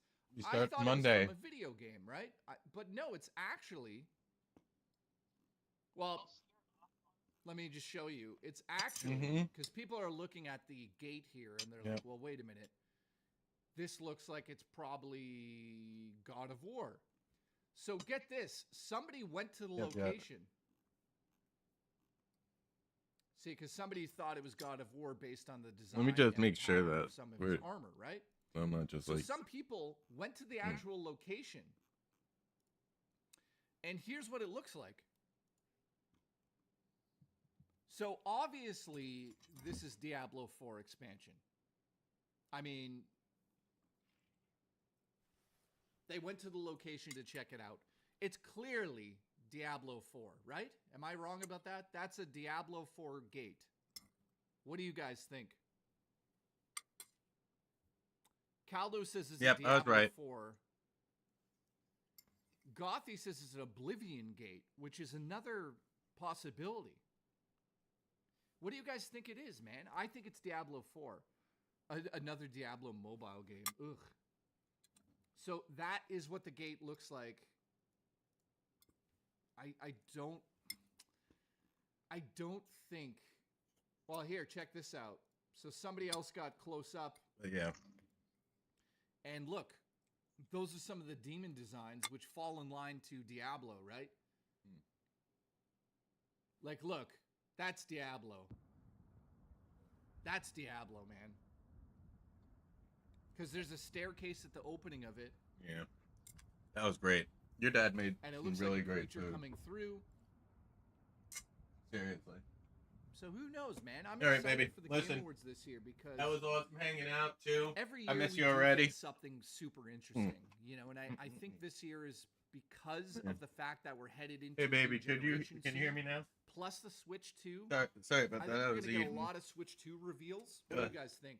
A lot of Switch 2 stuff. I hope probably everything's announced, been good on your third-party end. games. I think Call of Duty for Switch 2 is being announced. There's some rumors of that being worked on. What do you guys want to see in the Game Awards this year?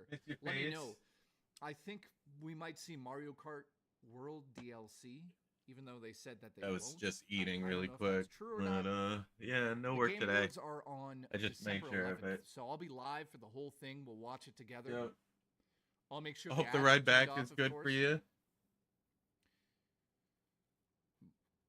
So yeah, that's a good question. Let me put that up on screen. Is anyone actually excited about the next generation of? I'm pretty sure in the beginning of the week I told you It's about difficult. that. I'll be honest. It's been very difficult for me. I to just get wanted back to make into sure gaming. that I was I 100% feel like correct this on it generation without has needing been to look such at a a piece dud. of paper.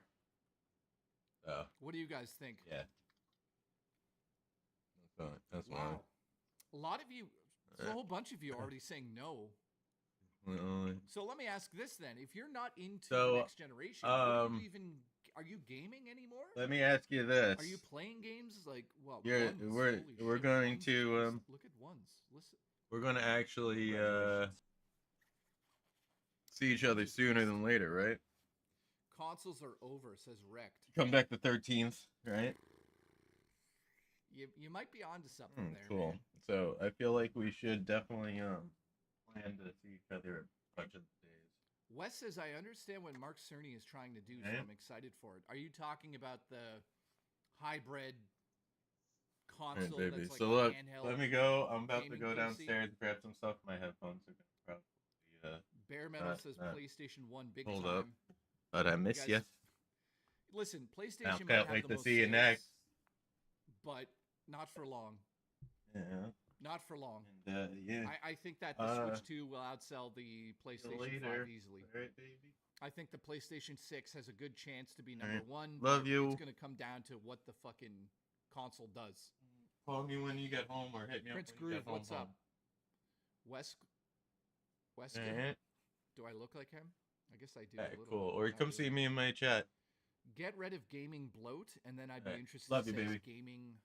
Sorry, says Alright. Glamorous Frog. Well, listen. Okay. Sorry, I'm still. My throat's still killing me. I gotta order some food, guys. Let's order food. I'm starving. Since I plan on streaming for longer today, let's just order something to eat. I think I'm feeling like chicken fingers, but in the meantime, let me know what games you're excited for, if you're even excited for anything. It feels like a lot of people are just not giving a shit about gaming, which it's sad to see, but it's expected, you know? Okay, do I want Greek? Do I want tacos? Red Lobster. Woo. Swiss Chalet? No. No. You know what I'm craving? Popeyes. I don't know why. I'm craving the Popeyes chicken strips. So I'm going to just order that quickly here. Hang on a second. Let's do a JKB tries it. Okay. Holy shit, it's expensive. JKB tries it. Okay, we're going to order some food and try it on stream. Boneless wings, no. Wraps, nah. Chicken combos, boneless chicken combos. Holy shit, there's so many fucking things you could order. How is this? Can I say something that's insane? A 5-piece tender meal is $22.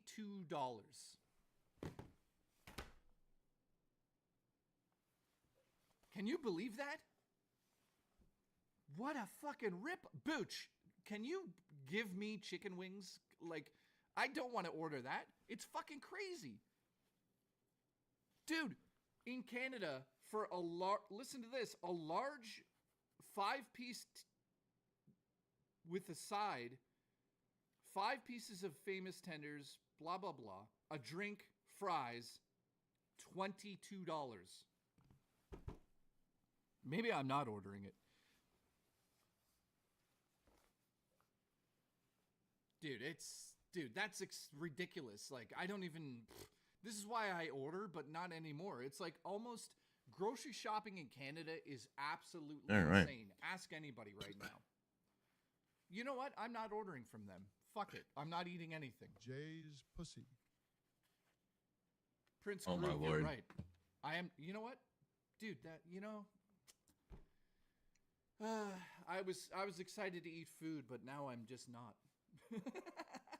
All right, back to it. Fuck it.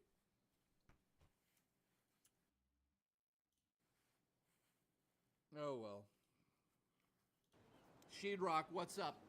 Listen, I can't even get chicken fingers. They're so expensive. Order a Chinese meal, dude. That Chinese food that my Order a succulent Chinese meal. Fucking amazing. You know what I would love right now? An ice cap. A delicious ice cap. How's Murray? Let's check in. Murray is currently sleeping, I believe.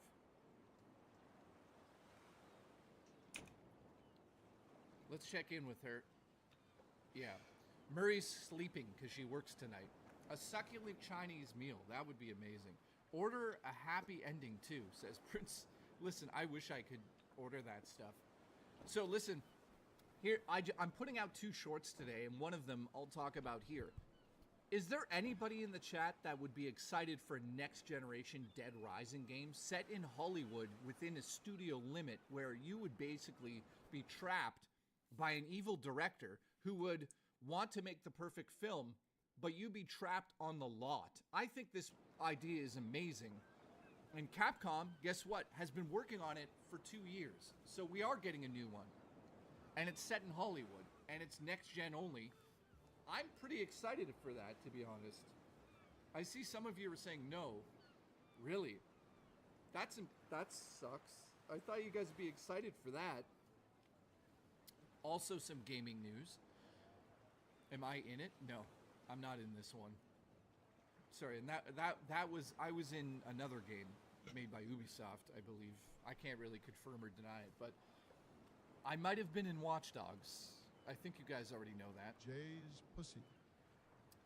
Hill Phantom, what's up, dude? Hill Phantom, since you're here and I've got you on the spot, how long until we get the drop on the Pocket 4? Let me know, man. Guys, listen. Hill Phantom, if you want any info on gear for your YouTube channel, oh, boom, he's nailed it. He's nailed it already. Look at that. That's why I ask him. That's why I go to his show, just a guess. But I believe it, man. I am so excited for the Pocket 4, dude. 2 cameras. Come on. I hope one of them's telephoto for reasons. But, dude, I'm super excited for that. So, guys, click on his name. Subscribe to him if you want information about tech. He covers a lot of that stuff. He's also a really respectable, nice guy. Jay, how much to cry to your own beat, says Caldo. If somebody donates $10 today in Super Chat, I'll cry. Thank you. Congratulations. Chick-fil-A is overrated and overpriced. Popeyes is king. Wes, don't make it worse. I want to order it. Okay, here. Let me show you something. No. Let me show you something. Here we go. Say I wanted to order that meal. Let's go spicy. Dipping sauce, dude, the ranch dipping sauce is so good. You. Where? In Watch Dogs 1 or 2? Yep. Hang on. Cajun That's a yes. fries? We'll do that. That's a fucking yes. Actually, a Cajun poutine would be good. Let's just do that. And then choose the drink. We'll do a bottle of whatever. Are you ready for this? Choose 2. Cajun poutine, and we'll do macaroni and cheese. Are you ready for this? Listen to this. And we'll add it to the cart. Are you ready? For a 5-piece chicken meal with 2 dipping sauces and 2 sides, can anybody guess how much that is before adding the tip? You guys won't believe it. You guys won't believe it. It's fucking... Wood got it. It's $39.60 plus a $7 tip. Dude, if I want to eat one meal right now, it's $46 to bring from down the road to my house. It's fucking $50 essentially.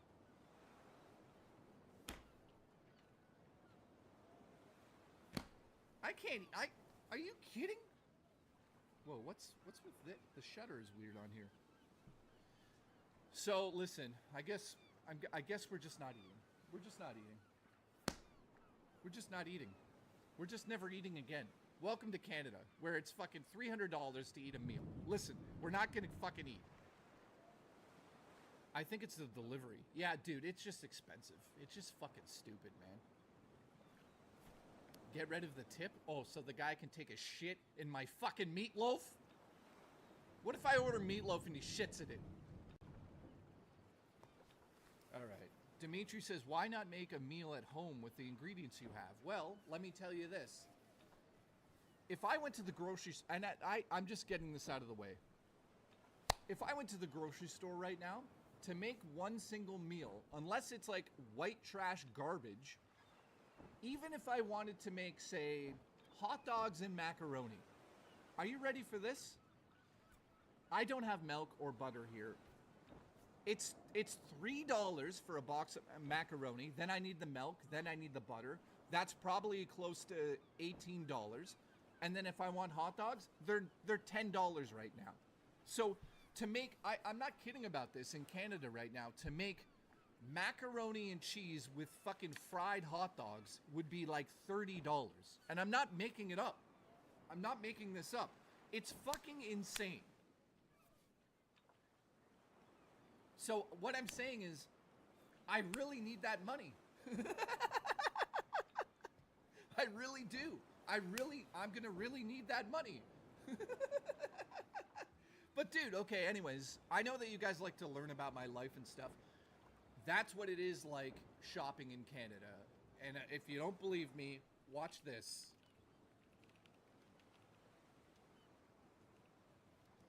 We'll go to the website and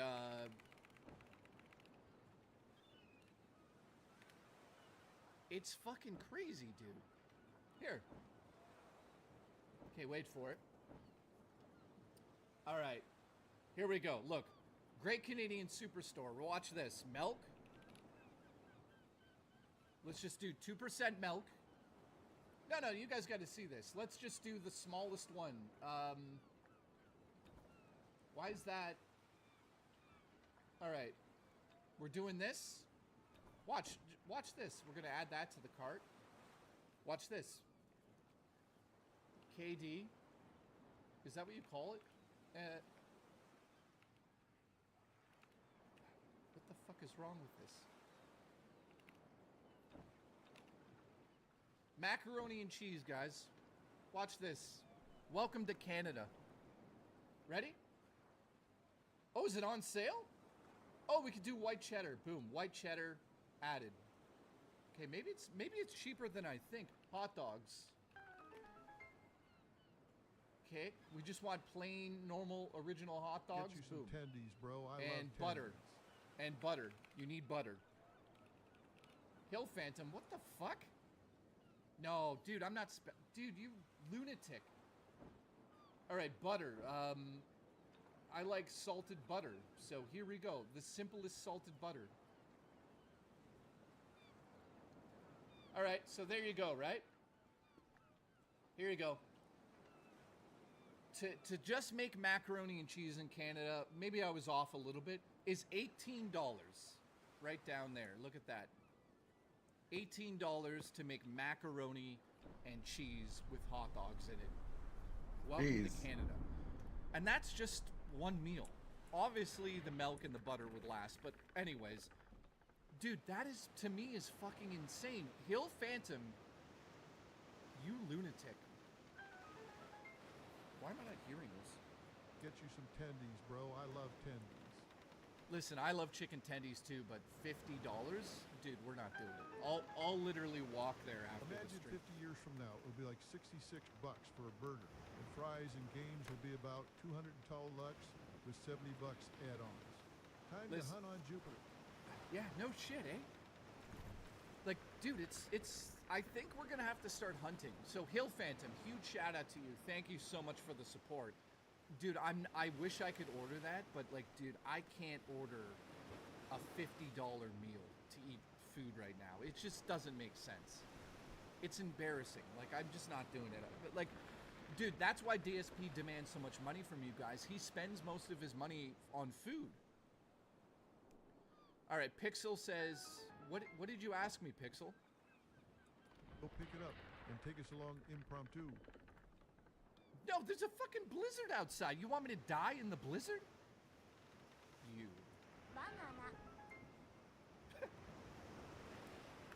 Listen, await my harvest on the top bunk. Await my harvest on the top bunk. Listen, Rich is here. Rich, I got something that you could look at. Jay's pussy. New. Pew. All right, Glamorous Frog. You owe us a Blizzard stream. You do owes us a Blizzard stream. I got news for you. You're getting your Blizzard stream. Look at the weather. Watch this. Watch this, guys. Oh, it fucking changed. Never mind. Don't watch anything. It turned to rain. Now it's raining outside. Welcome, everybody. Thank you for being here. Hope you all doing well. Pew. Replay my super chat. Is it?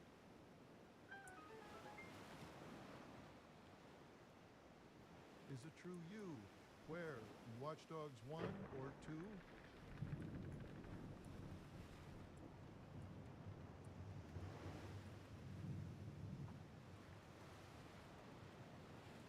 I think some people know the answer to that.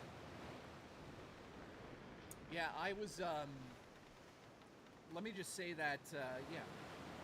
Was I in Watch Dogs 1 or 2? we already, a death count update. Hang on, okay, one thing at a time. We'll make a snowman outside and stream.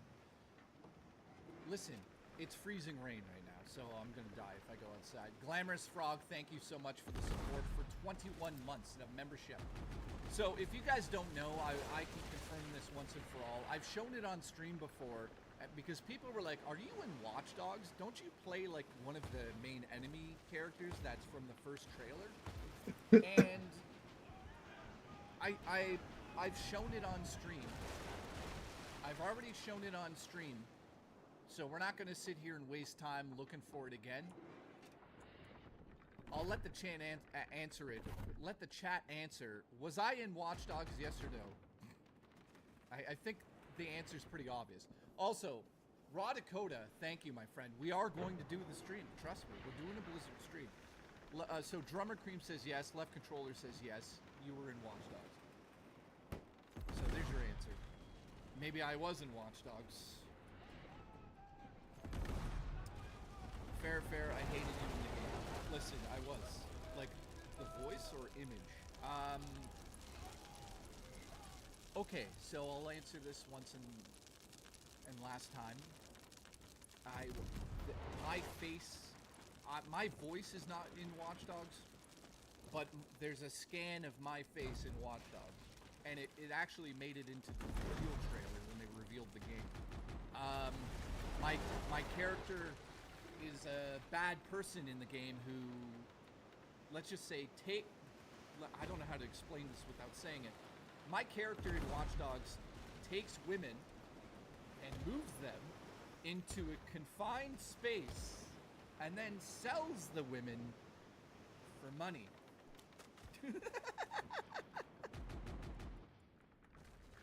Yes. Let's just, yes, that's the answer. Yes. So anyways, yeah. If you've ever played Watch Dogs, you've seen my face, or if you've seen the trailer, it's... Can you be killed? Yes, my character can be killed in Watch Dogs. Absolutely.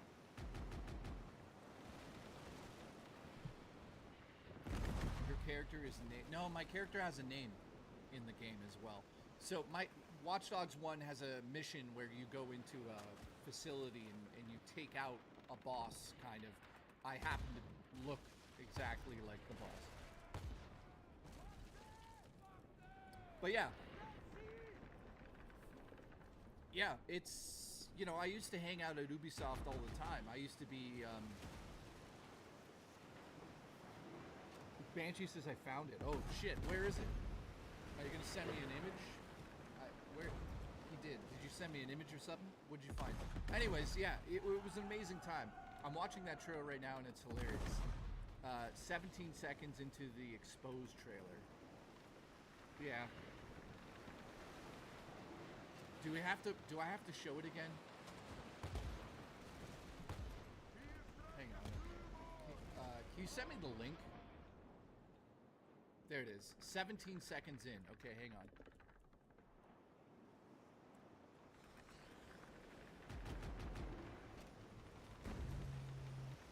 Okay, ready? You guys ready? I've shown this so many times now, it's like ridiculous. Here we go.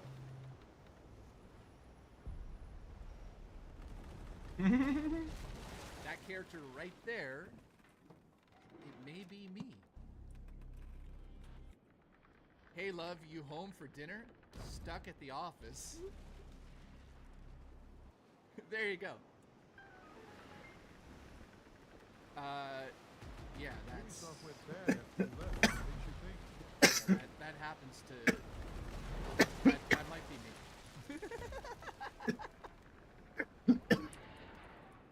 There you go.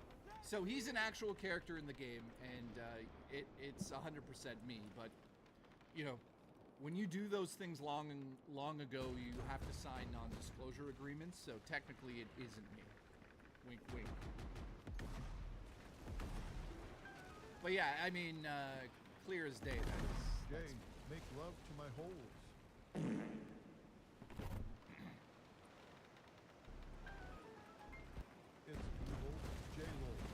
Like, dude, they really captured my...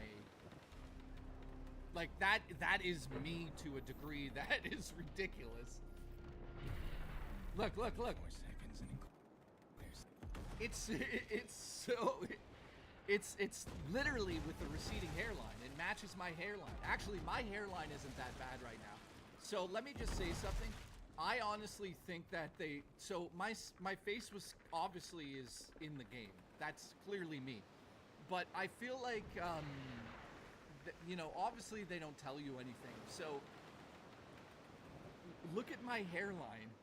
It was so embarrassing to see the character look like that. So look at my name. There you go. My name in the game is an auctioneer.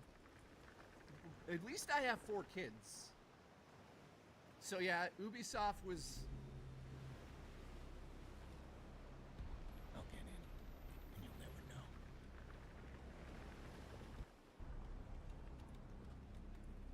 I can't believe how much it is me. But I want you to know.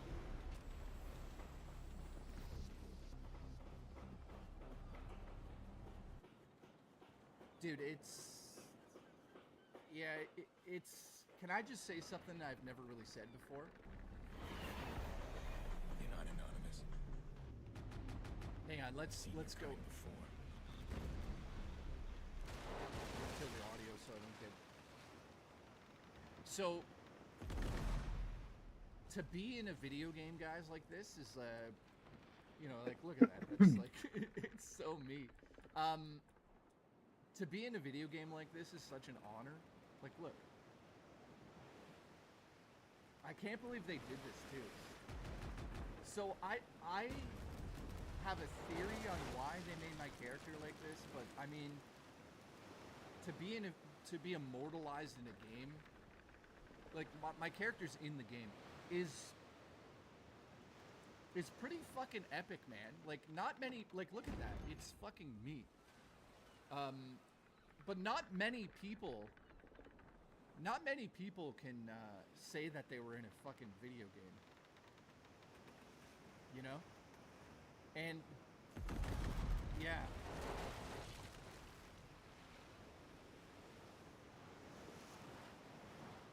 It's kinda you? What are you talking about? What do you mean it's kinda me? It literally is me.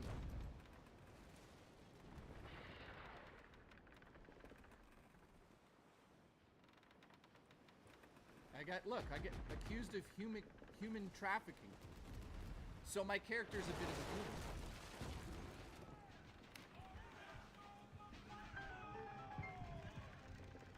Anyways, there you go. Was I in Watch Dogs? Yes. Listen, I'm in the shed. Will you ever let me out? If not, that's okay. Listen, will you make me a cake? I like cakes. If I was a cake, would you eat me? Okay, Spookster Vibe says it's Evil J. It was Evil J. Thank you, Spookster. Generic, make love to my holes. I missed this one. Jay, make love to my holes. Congratulations. Jay's pussy. Backdoor, listen, if you were a cake, would I eat you? That's it. Yes, I'm starving to death right now. I have no food here. No food. I'm dying. I can't even order food. Yeah, I know it also looks like Nicolas Cage from certain angles, so I agree with that. I totally agree with that. So guys, thank you for the support today. We're at 29 gifted memberships already. I gifted 11 of them. Gave the money to myself. It's Lorelei. Why is your name Backdoor Slot? Wait a minute. Why is your name Backdoor Slut? Slot. Wait a second. Why is your name Backdoor Slut 9? Wait a second. What the fuck? Why not? Okay. Well, I mean, Booch. Jay's pussy. Thank you, Tim. Tim, thank you for the support. He said this. It's a back. Oh. Ubisoft went bad after you left. Makes you think. You know what? Maybe because I wasn't in Watch Dogs after that, right? Maybe, you know. So, Backdoor Slut is here. Slot is here. Congratulations. Congratulations. That is ridiculous. So, do you think we're going to get another Watch Dogs game from Ubisoft? I feel like they probably have killed that series. Give me the addresses. I need to complete my list. Would. Guys, hang on a second.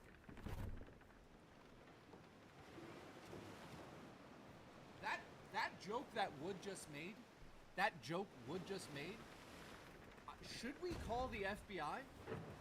Should we be calling the FBI? Because look, this showed up in the mail from Wood. Look at, rest in peace Terrence, rest in peace Fuka. Wood is now saying that he wants to finish the list. What, are you gonna, look at this, are you gonna kill us? Are you a serial killer that's at, rest in peace Dino.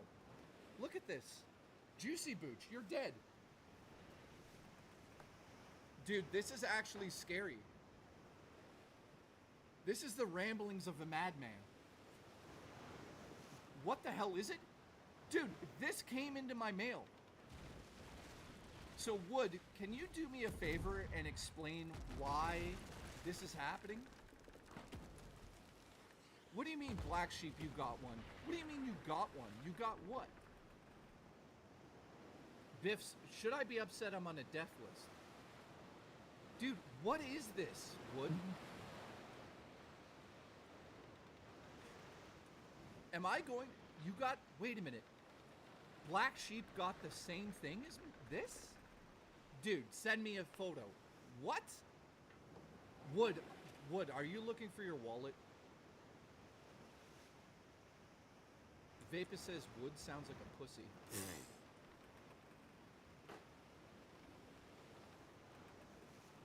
Blaqksheep, just my name on it? No, wait, Blaqksheep, I'm so fucking confused. Did you get a painting, or did you just get your name on it?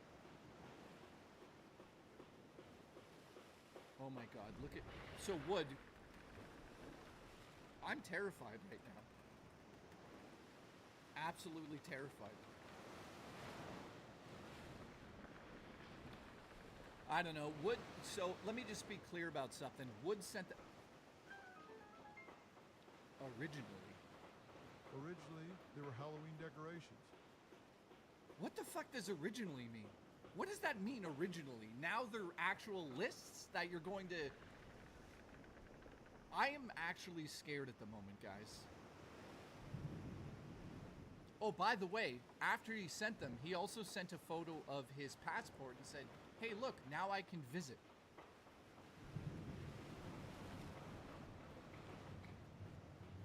Jay's pussy.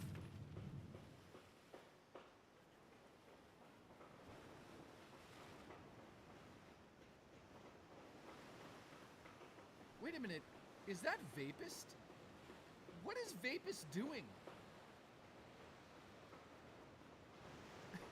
Vapist? Vapist is trying to get us fucking murdered. Wood, thank you for the support. I look forward to that. Vapist has lost his fucking mind. Vapist is like, listen, I'll put his body in a fucking canoe.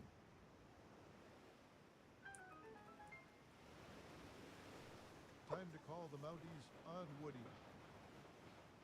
What the fuck is Vapist doing? Okay. Well, listen, Tim, we're gonna definitely call them.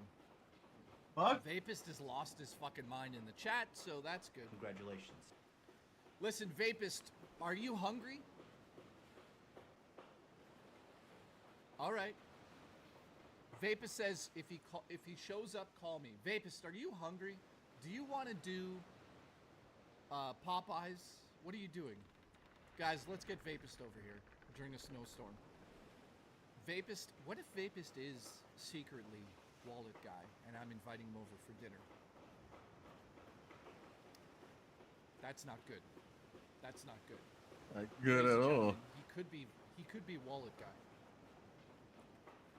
Wait, he's lost his fucking mind. I legit fuck up his shit. Is that really Vapist?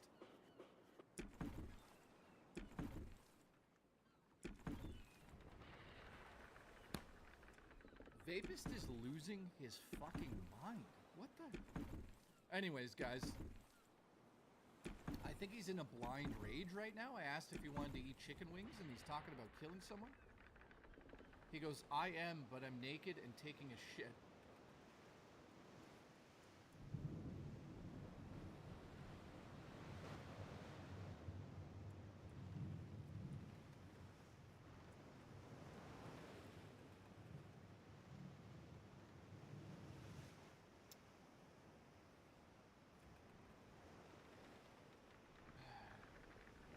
Vigilant one, yay, thank you for the membership. Did I...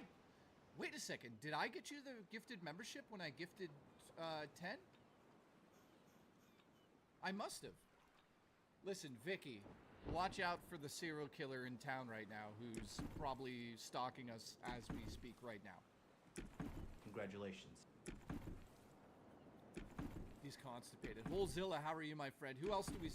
About an hour ago. Nice. So, we got the Game Awards coming up here. He says, hey, I'm no What? Hey, I'm no stranger to scrapping, and I don't like when friends are being threatened. So, yeah, I hope he tries it. But he won't because he is a pussy. Jay's pussy. Ladies and gentlemen, if you're just tuning in, you're witnessing Vapist lose his fucking mind, which is amazing. I have never seen. He's like John Candy on steroids at the moment. He's gonna kill somebody. Yo, SEALs, stay gay. Aha! New. Pew. So I also wanted to just say something. I don't know if I gave you guys the update. So thank you very much to everyone that supported Murray. Murray fell on her face. If you guys don't know, she like broke her glasses. By the way, she did end up breaking her glasses, so she has to get new ones. So thank you to everybody that supported the stream she was on last time. She was able to get a new helmet, and also we're gonna get her new glasses because they're scratched up pretty bad. So thank you seriously from the bottom of my heart. Thank you for taking care of us and taking care of Murray. Also, I want to give a shout out to. Yeah, she got knocked off a horse and used her face as a landing board. So she was in the hospital for like 12 hours, and I think you guys already know about this. So she's recovering. She's still got a really bad mark on one side, but she's doing much better. She's not in as much pain really, so that's good. Oh yeah, some of you don't know about this, so let me just reiterate very quickly here, and also thank you to everyone that supported her on that stream. So basically, she was on her horse. Her horse flipped, kind of. It sent her. Well, she's on a stream. It's called Murray's Lucky to Be Alive, Hill Phantom. So you can go and tune into that, and you can see her. Yeah, she. Well, okay. A photo. I could give you a quick photo. This is initially how bad it was, and I was like, oh my god. So I rushed over to the hospital. I mean, this doesn't really do it justice. This is just one side, but so that mark on her face is from her glasses, but that cut on her nose is from her wedding. Listen, when spring comes, visit, and we can go to the hiking trail and do a 69 in the woods. Now support the robust urban garlic flavor. I don't think it's a great idea to bring Wood, who's planning on killing us all, to the hiking trail where the serial killer hangs out. I'm just gonna say, no. Wood, I appreciate the support. Seriously, thank you. But I don't think we're gonna go fuck on the trail. I think you've already been there, to be honest. Because it's scary, Wood. It's scary. By the way, Wood also sent over some. Did he choke me? Is there poison on those? Hang on. Let me finish the Murray story.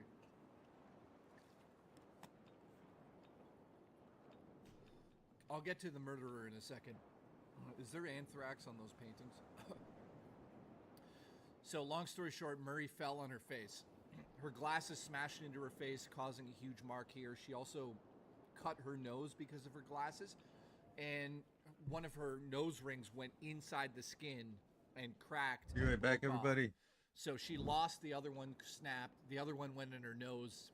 There was a piece of metal in her nose that they had to pull out. So she landed on her face. She broke her helmet. She broke a lot of the stuff that was also on the horse because it ripped it right off. So long story short, she's recovered, guys, and thank you. I mean, it was probably the scariest thing that I've ever had to deal with somebody close to me. I couldn't fucking believe it. She texted me and was like, hey, I'm getting rid of this horse. I was like, what happened? She's like, I'll tell you in a minute. She told me, she was on the ground bleeding and it was like really bad. So I rushed out to the farm. I went to the hospital and she was just covered in blood and it was just brutal, man. So that horse that it happened on wasn't her main horse. It happened on a secondary horse named Junior Beef. And, it was scary, guys. So she is doing much better, and that's the update. So thank you, guys. So we had a stream afterwards, and everyone saw her scars and stuff, and it was just like fucking hardcore, dude. So yeah, she's doing much better. It still hurts her nose if she breathes in really hard or if she crinkles her nose. She shouldn't have been horsing around. Jay's pussy. That's a good one. She shouldn't have been horsing around. So yeah, the good news is we got her a helmet. We got her some other stuff she needed. Also, we're going to replace her glasses because she fucking smashed them on the ground. I thought the horse's name was Jay. No, she has ridden me before, but it wasn't that time. Juchi. Shout out to the Booch. Congratulations. Thank you to Wood also. Wood, I suggest you don't show up here because Vapist will lose his mind. Also, Vapist, are we doing food or no? Also, yeah, I really want Popeyes, but holy shit, I am not fucking ordering it. Where's Junior Beef now? He's still at the farm. She's gonna sell him off. She can't ride that horse. He's crazy. Yo, Seals, stay gay. Why YouTube no longer saying when the stream started? What are you talking about? It doesn't say that? Hang on.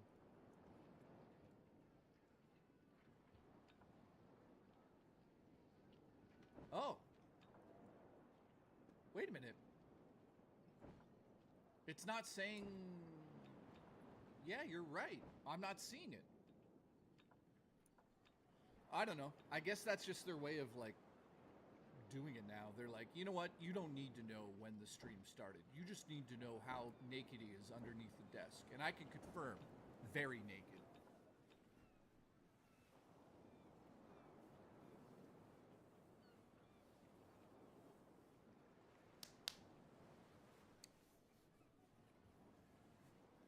You guys like man legs? $20 you get to see the man legs. That's it. All right, DJ's here. Nice to see you. I've had a horse burrito in Mexico. Just saying it was pretty good. Jesus Christ. Dude, I'm not going to eat the horse. Can the council check on Vapist? Nope. I don't give a fuck if he's dead. When is YouTube going to fix the name nonsense? Unfortunately, the names that you guys see, that's sticking that way. So go to your settings and change your name if you don't like it. Unfortunately, that's just how it's going to go down. There's no way to change it either. So if you're just watching now, I appreciate everyone that's tuned in. We're going to be watching the Game Awards on the 11th of December. Next week, I'm doing a very special stream called How Long Can JKB Last? And it literally is a stream to see how long I could stream before shutting it down. I'm guessing 15 hours. That's what I am guessing. I'm hoping to go at least 12, 15 hours. We'll see. I don't know how long I could sit there and stream for, but that's going to be fun. Changing it in the settings doesn't work. Well, that sucks. That sucks. It's weird that it's... Where's my cat, by the way? Where'd she go? Let me just see if I have a quick snack here. I'm starving to death. Hang on. Who else is watching Brian Johnson trip balls? What the fuck are you talking about?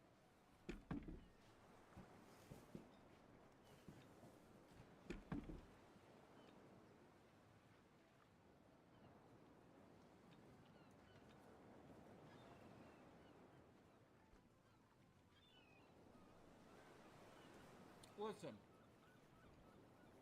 I got a biscuit. It's better than nothing. Oh, how was everyone's Thanksgivings? Let me know in the chat. I hope you had great Thanksgivings. Obviously in Canada it wasn't Thanksgiving, so we didn't eat or have a good time here. We just sat around and cried. Good biscuit. Alright, Holzilla says his was delicious. I don't know if he's talking about me, or the biscuit, or his Thanksgiving.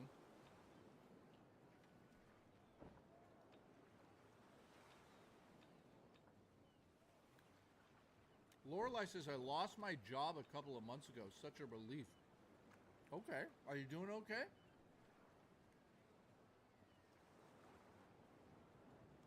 Banshee says, good, 8. Shit like a king, just kidding. It was a good time with the family. Awesome. Dude, I remember like Christmases and Thanksgiving dinners were always so incredible. Growing up. Oh, you guys want a personal update about my life? Something that's considered to be very weird, but I'll open up about it because I think you guys like hearing about weird shit. So my dad, hang on.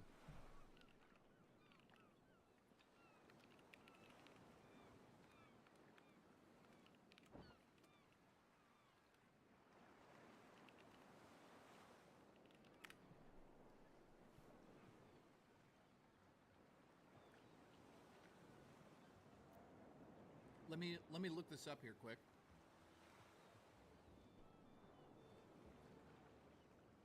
Oh, I thought my dad won. What the fuck is my uncle talking about?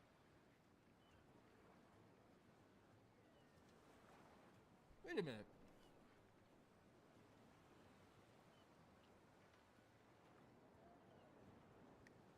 Is my uncle on drugs?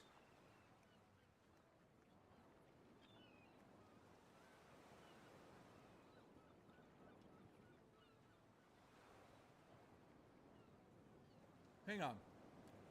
I'm discovering something in real time here. Yeah.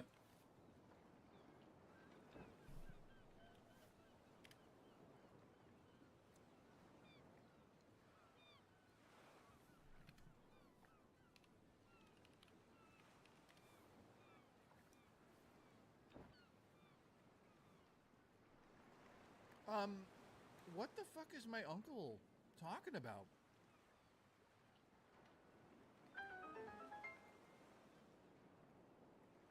"40 in 4 days?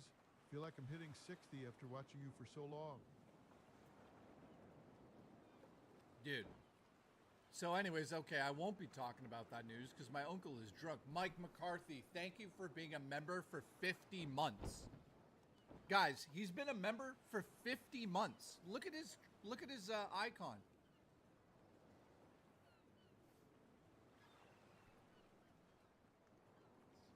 Dude, that's fucking crazy, man. Let me message my uncle and say, what the fuck are you talking about? Hang on.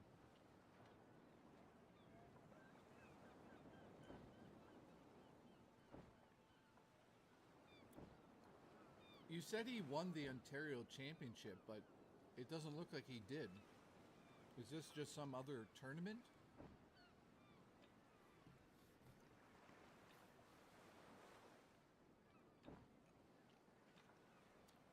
Julie, I'm not sure which day yet.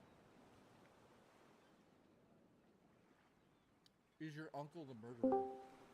Hey, Fleet Admiral. How you doing? He might be. How's it going, my stumblings? Pretty good, how are you? Pretty good. Playing a new sailing game. Ooh, cool. Yeah. Alright, let's get back to the live stream. He messaged me, guys, and was like, Yeah, hey, I'm your also dad- live and whatnot. So yeah, welcome back, your everybody. Dad won the Ontario Thanks for being here. Championship. Remember, hit Yeah, that I'm like playing- and subscribe. And I'm like, again? Because he won it a long Yeah, time this is ago. a bit of fun.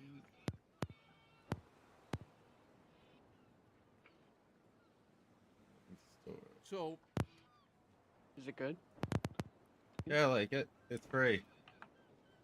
Oh, it is? Mm-hmm. Cool. so hang on, I'm... What's it called? 7 days ago. World of Sea Battles. Oh. I'm just reading here. You know, we're, the we're shot Eddie getting made the first film incomparable against on Jason. console ships. So I don't know what the fuck he's talking about. Did he beat Cliff Thorburn? Well, he's buddies with British Cliff. six-gun battleship that... So, Glamorous Frog, it's funny you asked that. guns So bigger my than me, dad Mario. was a Canadian. He was an he won. My dad was snooker champion of all of Canada. He knows all those people. Remember, I grew up in a pool hall, guys. So my dad was a very good snooker player, and he actually beat a lot of those people that you might know if you're in the community of snooker. Now, I'm assuming a lot of you from the UK, like Jimmy White, Cliff Thorburn, all those guys. I grew up around those people. Isn't that fucking crazy? So my dad won the snooker championships. Let's see here. Canadian.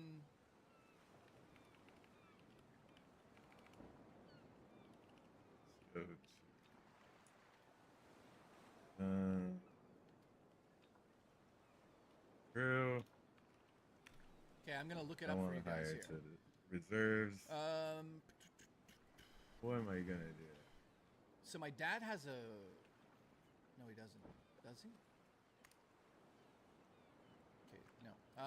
Let me just see here. Okay, this is what my dad achieved.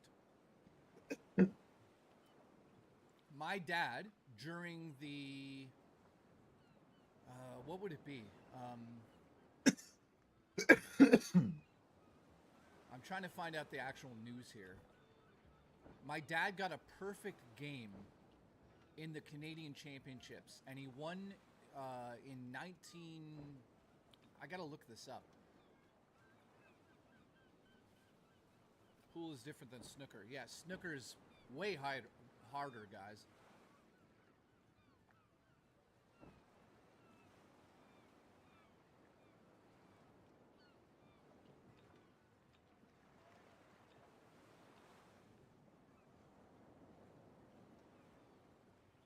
Hang on, I'm figuring it out here.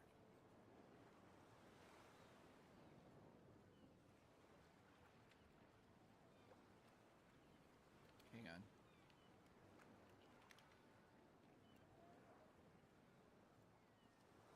Okay, here. My dad won the Canadian Snooker Championships in 1991. That was the year. So he was up against Frank Kistner. I don't know who that is, but... So yeah, my dad actually went to the UK and played in the UK. Came back here. I think my dad... So my dad's been around the world for snooker. He's played with Jimmy White, all those guys. He's been to Bangkok. He's been to the UK, all over Europe. He won the Canadian Championships in 1991. Came back to Canada and opened a pool hall. And that's the pool hall that Kirk Stevens as well. That's the pool hall that I grew up in. So if you guys have been following my show and you know the stories about the pool hall, that's what I'm talking about now. That's how I got into pool myself. I'm actually pretty good at pool myself. I just don't play it much, but I'm pretty fucking good at it, to be honest. So I used to play snooker, oddly enough, so I could, I'm pretty good. I'm pretty good. Snooker is becoming big in Asia, especially in China. Is it really? My dad probably is over there then. Glamorous says, I'll play you. I bet you I could beat every single one of you in chat, for sure. Especially at 8-ball, 9-ball, whatever you want it to be. I guarantee I could beat you guys. Guarantee. My dad, I hung out with professionals my whole life. What happened to the pool hall? No, I'm not. So I'll give the whole story. So first and foremost, what happened to the pool hall? I'll explain this all quickly because you guys like hearing about this, and I haven't talked about it for quite some time. First and foremost, let me also just say thank you for the support for this month. Going into December, I don't know how to explain this. Basically, if you need help for Christmas, you have kids, or you have family you need to get to, or something terrible has happened, let me or ones know on the Discord. We have the Christmas fund going, so a portion of all of the donations that have been made this month in November, plus my own personal money, plus I'm sure ones will probably throw money into this, but we will be helping people. So if you need help, let me know in the Discord. Thank you to everyone that has gifted memberships, because that's a big help. And also everyone that's doing super chats or gifting memberships, all of that stuff goes towards that fund. So thank you. Last year we were able, I think we helped 19 families, and we gave over $5,000. Plus I made donations. Yo, I actually can't believe that this is working. Shelter. So, thank you guys. I just wanted to get that out of the way before I go on. So seriously, thank you very much. So my dad growing up, I didn't meet my dad until I was 13 years old. This is around the time of the Super Nintendo and Link to the Past and all of that stuff. So my mom, she calls me into the living room one day and she goes, hey, Jay, would you like to meet your dad? I was 13 years old. I'm like, she's like, he sent me a VHS tape. It's of him playing pool. So my first meeting with my dad was watching it on television. I watched a snooker match that he was in. He sent it over. So I watched it and I thought to myself, I guess I want to meet my dad. So I met my dad for the first time when I was 13 years old. I'm not sure what made my mom make that happen. I think she needed money, to be honest with you. So Congratulations. So my dad definitely gave her money and shit. But I remember going down to the pool hall for the first time. So if you know Toronto area or Mississauga, my dad's pool hall used to be at here, Ontario, and Dundas Street, right at the corner, just a couple, like a block down on King Street. And my dad had a pool hall for about, it's a good question, I don't know how long it was there, 35, 40 years, maybe even longer. Like it was almost a heritage business in Mississauga. So I met my dad when I was 13 years old. He was a snooker champion, and yeah, it was pretty amazing growing up in a pool hall, to be honest with you. I've got so many stories of people's just stupidity and all of the illegal shit that went down there. I should write a book about it and probably get shot. Camelot, how are you, my friend? By the way, guys, go support Camelot. I don't know the situation. I think that they're working on the situation between YouTube and Camelot at the moment. I think maybe he'll give us an update here, but dude, I saw some of your updates and I was like, Jesus Christ. It looks like they're going to solve it. I think so, based on what he said, but we'll see. We'll see, man. And like, dude, we're waiting. I'm basically waiting for that GoFundMe to happen. Because if you guys don't know, long story short, Camelot woke up and realized that YouTube was taking money away from his channel. He looked into it, and YouTube said that somebody had donated a lot of money, I guess got the bank involved in some sort of situation, I don't know the details, and somehow got that money back, which you can't really do. So it looks like he's just getting scammed. Like, I wouldn't call it a chargeback, I'd call it a scam. He's getting scammed. Like, it's not a chargeback, it's legitimately a very bad thing that's happened. And like, I don't know if it was the people that donated asking for the money back. I don't think so, because you can't get your money back if you do super chats, right? So it's like, it's on another level. Somebody called the bank and said something illegal took place and involved police, I'm assuming, or the bank. And long story short, Camelot basically has to give the money back. At least that's what YouTube was saying. So long story short, yeah, go subscribe to Camelot. If he needs help, we're going to help him. Right now, I think we're in a waiting pattern.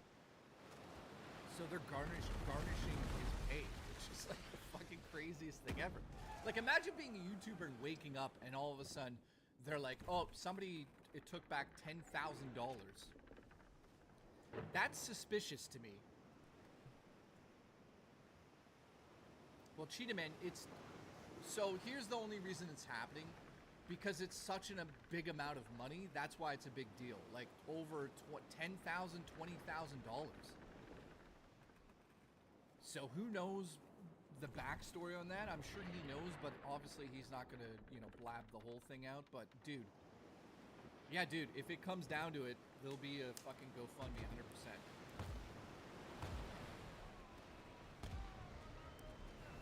Hopefully we can get you padded up with a little bit of money, because that's a fucking scam. They're likely doing it to improve earnings. Apparently it's happening with tons of channels. Well, there's another thing I heard. I had heard that YouTube was scraping back, I'll use that word, scraping back money from creators. So I've been looking at mine. I haven't seen anything on mine where they accidentally paid out too much. I had heard that some people got paid too much and now they're taking the money back, and I thought, that fucking sucks. So I look at mine every day to make sure I'm not getting fucked. And so far, Jay's pussy is not getting fucked. So knock on wood, Booch doesn't fucking wake up and call the bank and say that he has to piss in my wallet. Boochie. Biff, yes, it's technically fraud. I mean, it's happened to me in the past. Remember, it happened to me on my channel last year before we did the Christmas streams. Somebody crawled back into fucking PayPal and took back over like $2,200. So yes, I could have fought it. It would have taken months. It would have been a disaster. But you know, the guy needed his money back. I guess I just gave it to him. And that was Raspberry, as you guys know. So, is there, okay, so Satan says, is there an update on the Bridge Wallet guy? As of right now, yesterday, they shut down, and this is for real, they shut down the whole hiking trail yesterday because they're looking for a missing person still. Somebody last week drowned in a pond, and the 2 days before that, somebody was drowned up, 5 blocks up. So there's been 2 dead bodies. And I'm not, you can go look yourself, 2 dead bodies and 1 massive search for a 3rd victim. I don't know what's happening right now. I didn't go hiking the other day because the park is shut down. The police have taken over the whole hiking trail. And this is at the exact spot that we ran into Wallet Guy. So I'm convinced that Wallet Guy is Ed Gein's grandson, and he's killing homeless people in town.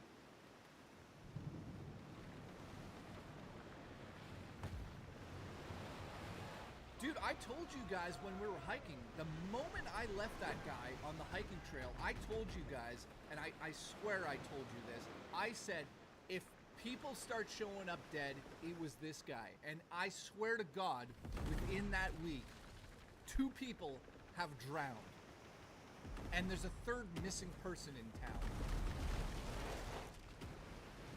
So I'm sitting back waiting. I'm just waiting because the police haven't said anything. They've just said that they're doing investigations and they're looking into activity in the area. I'm waiting because, like, dude, I have no proof that the guy that was on my stream has anything to do with anything, and I don't have any proof that there's like a killer going around town. I'm just saying, here's what happened. We went hiking. Oh, wait. By the way, I forgot to mention this. Before I went hiking, there was already a missing person report before I went hiking. So somebody was missing. Here's the timeline. Someone was missing about 2 weeks ago. 1 week after that, we went hiking in the woods, and we came across Wallet Guy. 2 days after Wallet Guy, somebody was drowned on the other side of the city. And 2 days after that, next to my fucking house, they found a body floating in the river. Like in the big pond down there. And then, 2 days after that, they shut down the whole area to look for, I'm assuming, a body. So, you tell me if that's not suspicious. I'm telling you, man. I'm telling you. You know what would be fun right now? To end this stream, to take my flashlight and go hiking around the trail right now. Can you imagine? It's a fucking blizzard, and there's Ed Gein's grandson is in the woods, and we're going a hiking stream. That would be stupid right now. Although I'm tempted. Guys, I'm kind of tempted to do it. I'm slightly tempted to go do this right now. It's getting dark out, though. So we went back to the crime scene, and we looked at the side because he said that he fell down the hill, and that's how he lost his wallet. We found evidence of two prints of a shoe, and that was it. No disturbed foliage, no disturbed leaves at the time. So I don't know. Let's hope that Wallet Guy doesn't watch your streams. Dude, do you know how terrified I actually am of this? I don't think you guys understand the logistics of this situation. I hike 5 minutes down the road from me. They found the body 3 minutes down the road from me. Can we go back and watch this stream? Yeah, you know what? He knows where I live. Oh, God.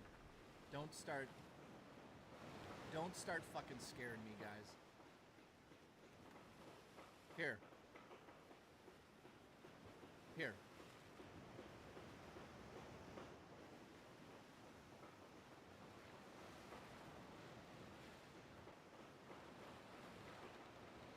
about woe is me, but I wanted to say thank you guys. And Jason, thank you for the support. Jason's been gifting memberships, I think. No, he's been super chatting. Here it is, here it is, here it is, so guys. back in the 80s, a young kid hung himself off this bridge. What's odd about... I want you guys to pay attention to my face. Watch. He didn't die. Watch my face. Watch my face. Let's relive it right now. And if you guys think I should actually go to the police, let's watch this together. Are you ready? This is the moment where Wallet Guy showed up on stream and scared the shit out of us. Here we go. Guy from the fall, he drowned because he was hanging in the water. So they're speculating that he broke his neck and then drowned, which is like one way to go. So this bridge is considered to be a haunted location in my small town. Look at my face. Look at my face. Right here, guys, I noticed that there's a guy coming out of the woods. Oh, there's someone out here. There's someone. Oh, this is... Listen to me. Why do I say this? It's spooky. This is spooky. I said this is spooky. Watch. So yeah, this bridge is not high up. Gotta keep going. Support because I care and enjoy. Thank you, Banshee. Appreciate you, buddy. Yeah, dude, I swear to God, Cheetahman, I felt this guy's evilness from 100 meters away. You legend. So look at my face. I'm nervous. Look. Tiny Murder Muffin. How are you, my friend? How you doing, man? Wallet? No, I just got here. Where'd you lose it? Well, I fell down that hill. I went and looked there. Oh, shit. Look at I'm fucking terrified. Nubs, thank you. I'll take a look. Okay, here he is. Here he is. Where'd you fall? There he is in the background. Watch. On that trail? So look where he is, guys. He's at the bridge, and look where I am.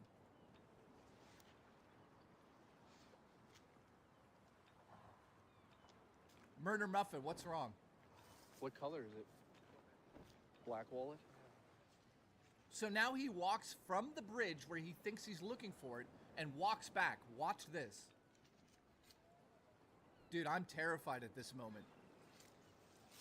Well, 2 sets of eyes is better than 1. Just so you know, I'm streaming here. Now, I told him I'm streaming on purpose because I wanted to scare him in case he was about to murder me. That's what this is. Well, they don't care. I won't put you on. They could just hear you. Guys, we're gonna help somebody find a wallet. How'd you fucking fall? You just wet?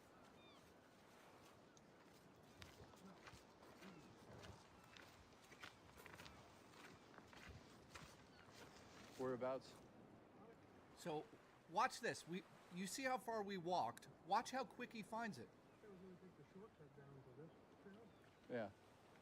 But I started slides on the leaves, and I hit that little skinny tree. Yeah. And then I fell all the way down here. Brutal. Did you just do that? 2 hours ago. And then you went home and realized you don't have your wallet? Yeah, I got almost all the way home, and I'm like, oh my God, my wallet. Where are you from? St. Thomas? So it's in here somewhere. I'll help you look a little bit. Everyone says we're going to find it.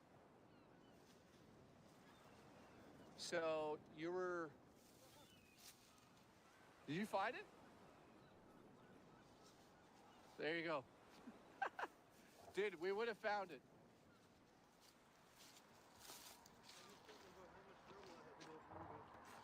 Yeah. So this is me moving away from him. He just found his wallet within 5 seconds of me getting there. All right, man, there you go. Yeah, dude. Now, there he is in the background, okay? He just stands there and stares at me.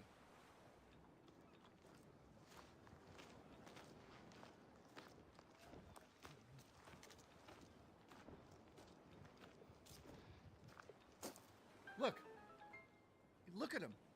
It's so creepy. Maybe just mention the encounter to the cops. Your car up there? Now, I'm pushing him here a little bit. I'm pushing him a little bit to be like, where's your car? Oh, you can go this way. All right, I'm getting the fuck out of here because this seems like a setup. All right, later, man. Yeah, dude. Dude, that is like...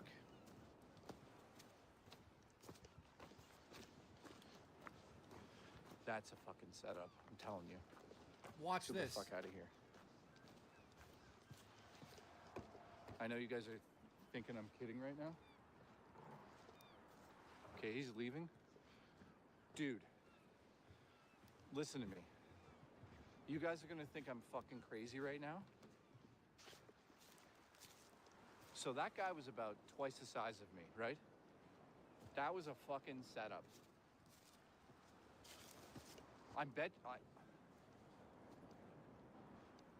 Dude, I'm telling you. Dude, I swear to God. Listen to me right now, guys. Swear to God. Yeah. You guys think I'm fucking crazy? Listen to me. That was a fucking setup. The guy says he fell down the hill. No dirt on him. Guys, I'm into true crime. I'm into true crime, trust me.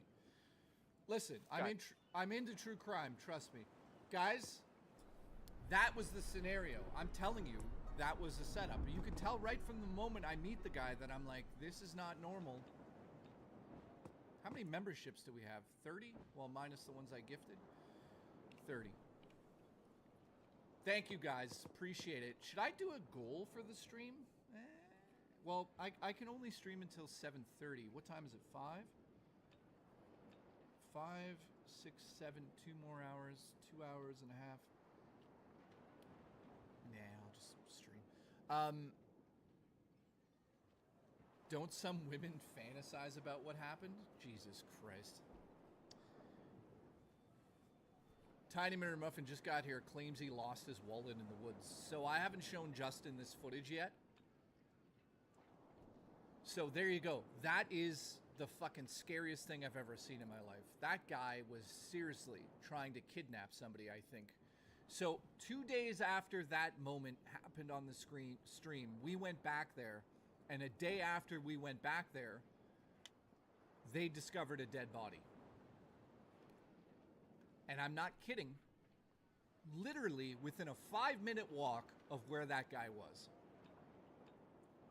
I say it after we saw him there. I said, if we find a dead body in the woods here, it was that guy. 3 days later, there was a dead body, drowned, within a 5-minute walk of where that guy lost his wallet.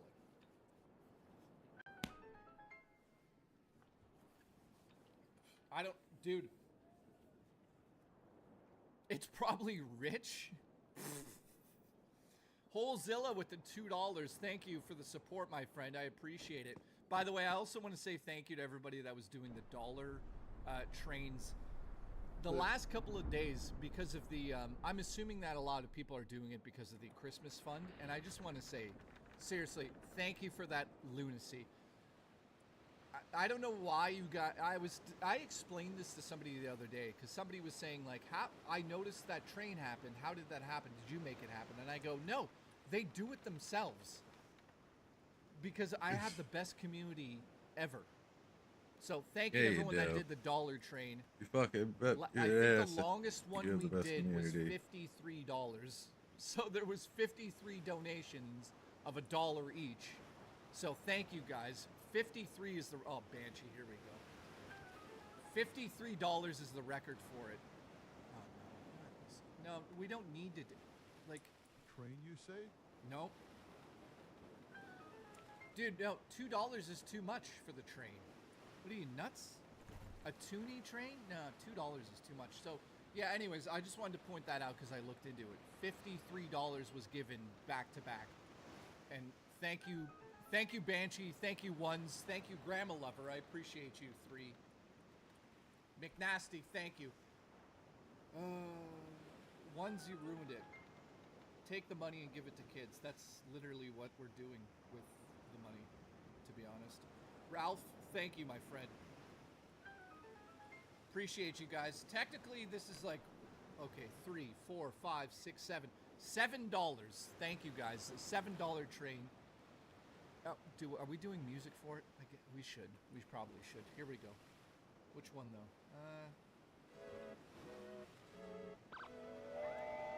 Thank you, guys. Seriously. It's really incredible to be able to help people around Christmas, and you guys make that happen. So, seriously, thank you so much, Banshee. 1's 2 cents. Grandma Lover, love you, by the way. McNasty, thank you. And last but not least, how do you say your name? Ralph? Ralph? Unlimited, what's up? Oh shit, Raw Dacopa is keeping the train alive. What do we got? 1, 2, 3, 4, 5, 6, 7, 8, 9. $9. Hill Phantom just gifted us the 9. Thank you so much, dude. McNasty. Send somebody coaches again. Send somebody coaches again? You mean cooches? Jay's pussy. What are we at now? Fuck, I lost count. 1, 2, 3, 4, 5, 6, 7, 8, 9, 10. Hang on. 1, 2, 3, 4, 5, 6, 7, 8, 9, 10, 11, 12, 13. I don't know what that is. What does the sex mean? Back door. How much is the sex, guys? 13, 14. Biff. Thank you, Biff. How much is that? That I don't know. $2. So what are we at? 16. Hang on. 2, 3, 4, 5, 6, 7, 8, 9, 10, 11, 12, 13, 14, 15, 16. We got 16, guys. Thank you.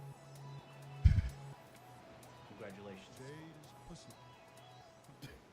Oh shit, we're 16, 17, 18 now.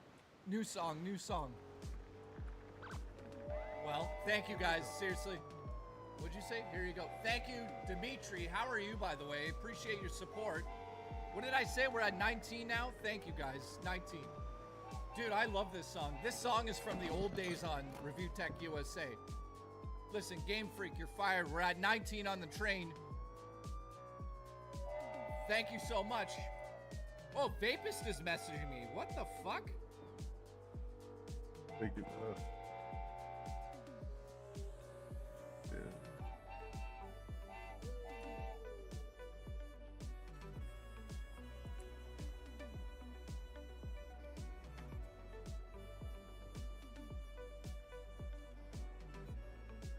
$21. We're at 21 now. Tiny Murder Muffin, thank you so much. I appreciate the support.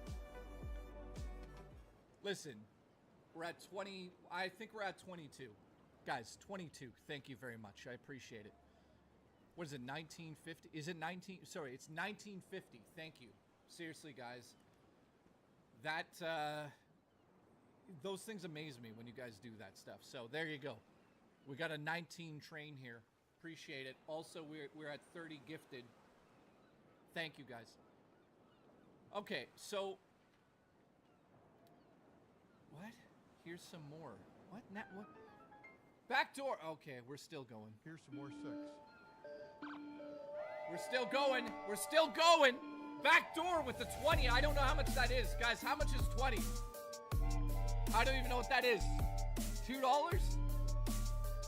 We're at $21.50. We're at $23.50 now. Thank you, Elvis. I appreciate you, Elvis. You goddamn son of a bitch. Wait a minute. That sex is worth 30 cents? Backdoor shot, that's 30 cents?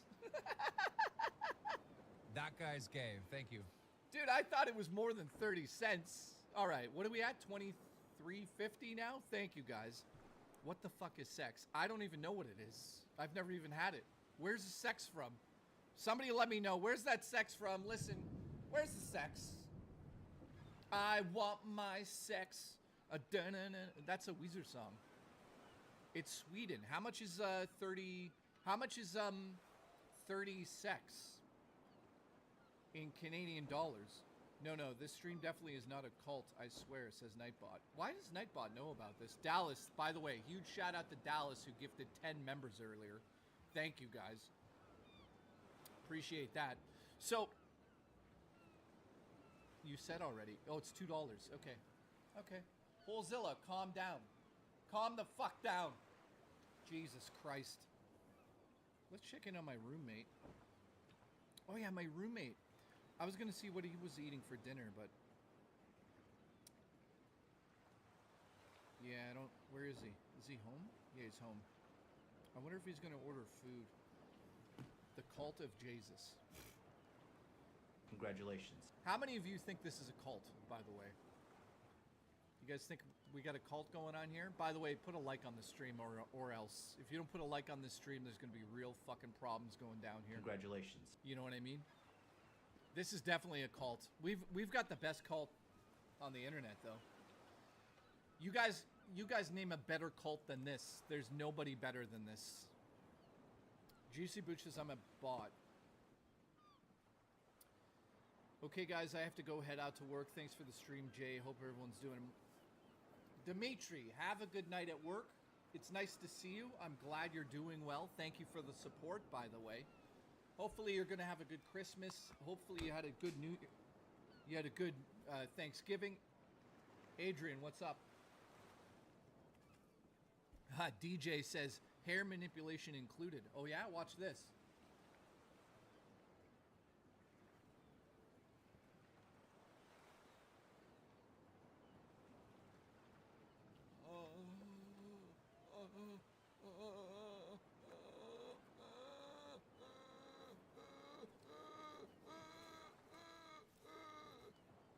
See?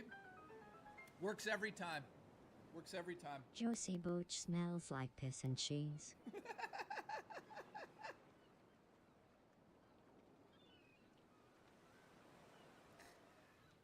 Oh, shit. Juicy Booch, do you actually smell like piss and cheese? Because that's a weird fucking mix. Like, I hope not. Boochie. Shout out to Alice. Thank you for the support, Alice. I appreciate your ruse. Your cunning attempt to trick me into thinking he smells like piss and cheese. That's gross. What's that sound?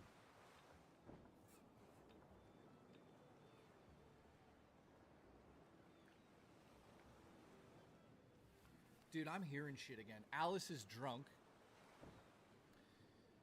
Yep, Ronald, you know it was. All right, so who do we still have here? What are you guys having for dinner? Listen, Game Awards are in mere days. 11 days, 12 days until the Game Awards. Are you excited for anything? Let me know. 0 point. I have it. It's good. The Wallet Man is back. Elvis, don't fucking joke her like that. That's...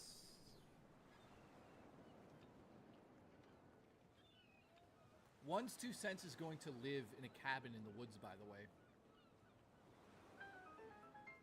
Backdoor. I know you like sex.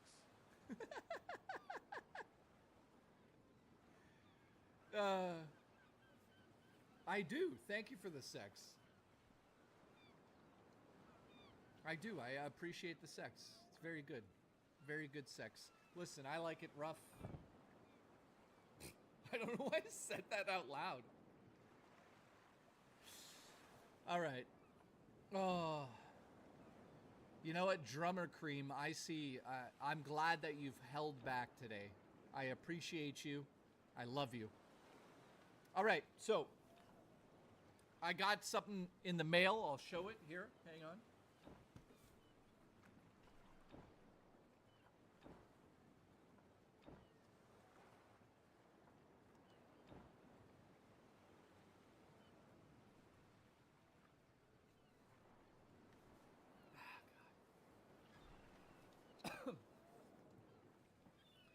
So, I'm going to say something crazy, and you guys are going to fucking lose your minds. Ready? I think, I might be crazy to say this, but I think the movie I'm about to hold up, guys, that finally showed up, I pre-ordered it, I think this movie is better than the original Halloween. Or it's on par. Ready? Black Christmas, the original Black Christmas. Does anyone agree with what I just said? Or am I a lunatic? Let me know. The original Black Christmas is so fucking good and underrated that I consider it to be better than Halloween.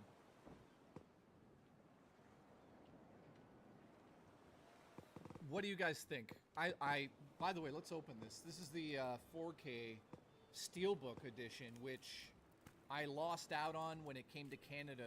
The original edition wasn't released in Canada, which is really stupid because the movie itself was shot in Canada. So let's check out the Steelbook here. God damn it, I hate when this, like, stuff is on it. Okay. So there. That is a nice Steelbook. You know, I don't really collect for Steelbooks, but I had to buy it because it's 4K. Look at that. That's awesome. There's the back. Not too much going on there. So, there you go. 4K Blu-ray. Finally got that. It came with a poster as well. Where's the poster? Poster I'm gonna hang up. But yeah, dude, I think that movie is technically better than Halloween, but I don't know if it's better than Halloween. It's crazy to say that though, right? Alright. Do you get rough with Murray? Astro says. What do you think? Of course I do.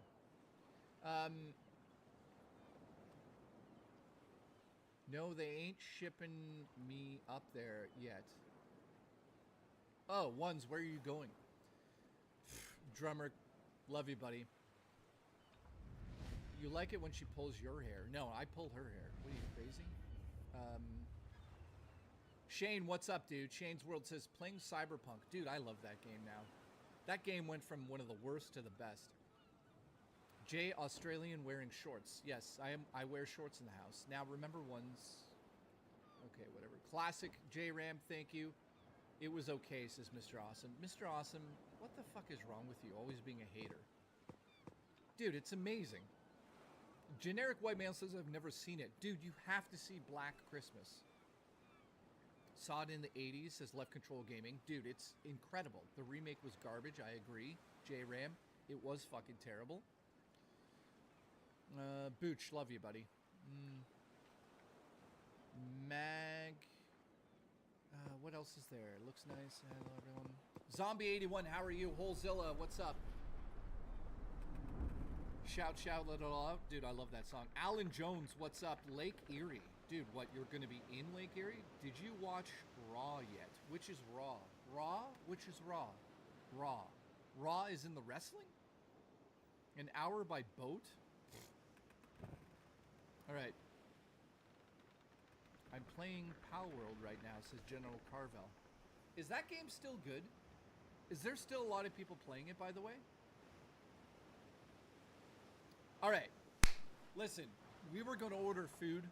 I was going to order food. Then we found out it would cost $60 to get a 5-piece chicken finger meal from fucking Popeyes. So instead of eating, I'm going to be eating H2O. Water. That's it. That's my dinner.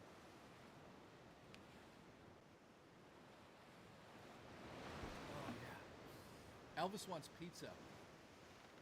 Dude, okay. Question to the chat right now, quick. Just popped in my head. What is the best pizza topping wise? What's the best pizza? Let's get into this for real. Here we go. Yeah, Fist. Inflation in Canada is fucking insane. Okay, guys, best pizza toppings, go. I want to hear this. Best pizza that you put on there. Mr. Austin says, fuck pineapple, not that shit. Dude, what are you... Hawaiian's not bad. Yes, what is the best pizza? A meat lovers. BRS just says mushroom, flat out, that's it?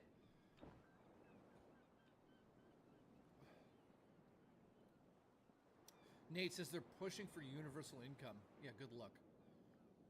Finished 12 games this year. Looking forward to Outer Worlds, Alan Wake 2, and Medieval Remake, Cyberpunk End of the Year. Shane's World. Nice, man. That's awesome. Congratulations. Congratulations. Banshee says he loves meat. Rex says he does like pineapple. Pineapple hands down, says Ghost with the most. Hamburger, sausage, pepperoni. Wholezilla, that's not fucking bad. I love hamburger meat on there. Alan Jones says pepperoni and salami. I don't like salami on pizza for some reason. Cumberland sausage is Amy. Never heard of that. What is it? Italians would argue pineapple doesn't belong on pizza. I'm half Italian. I think it does. My grandmother, who had a bakery for 25 years in Mississauga, put pineapple on the pizza. She came right from Italy's asshole. So there you go. Fuck you. Buffalo sauce is the best. Just cheese pizza is very underrated, especially if you get multiple types of different cheese. If it's cooked properly, a cheese pizza is fucking banging. Alice is the best? You put Alice on a pizza and eat her? Jay's pussy. Jesus Christ. Jesus Christ. Okay. Tim says this, guys. Ham, pineapple, pepperoni, olives, and chicken. That's too much, dude. Okay, ready? Here's what I'm going to say is the best pizza. Chicago-style deep dish pepperoni pizza. Oh, you put some fucking spicy... You put some spicy salami in there. Salami. Sausage in there as well. Little balls. Holy shit, dude. That's my personal favorite. Amy says Cumberland sausage is very popular English sausage. Domino's does it on their toppings in the UK. Nuts. Chicago is really good, says Pat Matt. Dude, Chicago style pizza. The best pizza I had in my life, ever, is actually, and I'm not just saying this, is my grandmother's. She had a pizzeria bakery for 25 years. She made pizza that was insane. That was the best. The second best pizza I had in my life, guys, downtown New York City. It was this pizza place on the corner lot, massive indoor pizza place where you sit down, they bring the trays out.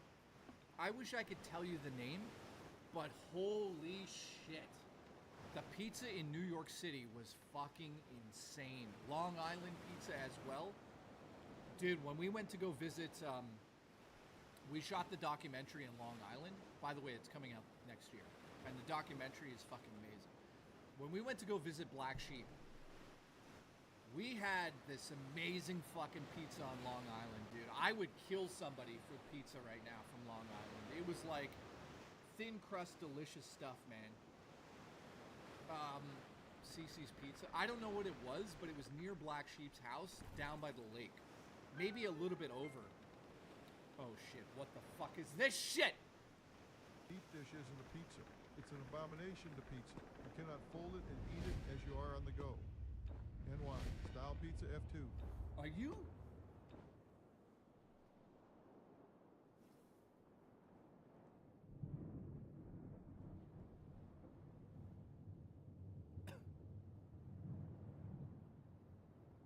Are you looking to get your socks knocked off? Because I'll take you out back and fuck your socks off if you talk shit. Jay's pussy. No. Pew. Raw Dakota, I'll shave your fucking orange right off your asshole. He says, I never said it wasn't good, it's just not pizza. Dude, deep dish pizza is just pizza that is deep. You know what's gonna be deep? My dick. Jay's pussy. In your ass. How do you fucking say that? Dude, this is disgusting behavior from Raw Dakota today. This is fucking insane, guys. He's calling it a cake. Okay. Everyone in chat, chime in right now. Is deep dish pizza a pizza or a cake? Let me know in the chat right now. And if you vote wrong, you will get banned. General Carvel. Left Control Gaming. Mr. Awesome, you know what? I am sick of your bullshit. You are fucking timed out for 10 seconds for that shit. Rex says it's lasagna. What the fuck is wrong? Can somebody go there and see if he has a fever? Like, what the It's lasagna on bread, says 0 points. Are you... What,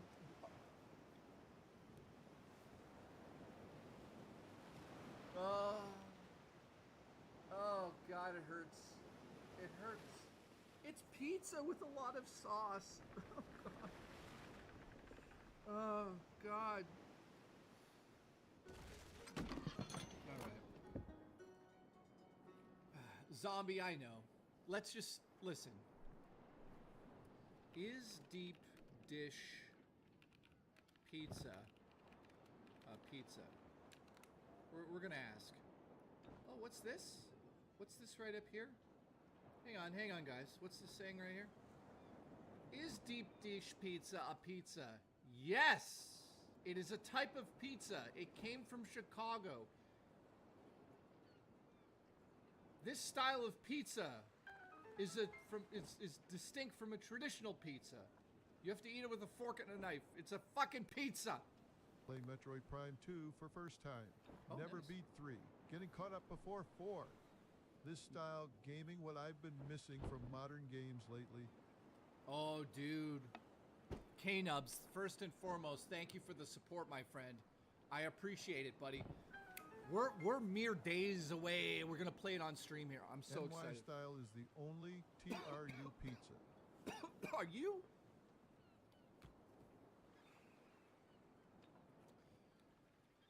Guys, I'm ready. By the way, the third amiibo is sold out everywhere. I can't find the third amiibo. I want the third amiibo so bad for this game. I can't find it anywhere. Some stupid reason, it's like this collector's item all of a sudden. So yes, I am so excited to sit down and just immerse myself into a brand new Metroid Prime game. And it's the start, apparently they're saying it's the start of a new trilogy and it has nothing to do with the past games. So, awesome. So I'm looking for the third amiibo. Can't find the fucking thing. Raw, watch it. Okay, I'll add that to the list. I know exactly what you're talking about, by the way, Raw. So, K-Nubs, thank you, dude. I share your mentality on this, man. I'm looking forward to playing a single-player, sit back, play the game, enjoy it game. You know, like, go back and forth, Metroidvania. Let's go. I can't wait. Also, Raw Dakota says New York is the only true pizza. Dude, can somebody go down there and see if he fell off his skiff? Like, did he fall off the boat? Like, did the orange cat eat his underwear? What is, like, dude. Elvis says, have you tried flatbread pizza? Absolutely, dude. I love flatbread pizza. I like thin crust pizza because of the texture. I'm not a huge fan of big, doughy pizza unless it's the crust. I do like some crust that is really well made. That means if it was... So here, listen. I'll tell you guys a little secret about pizza crusts.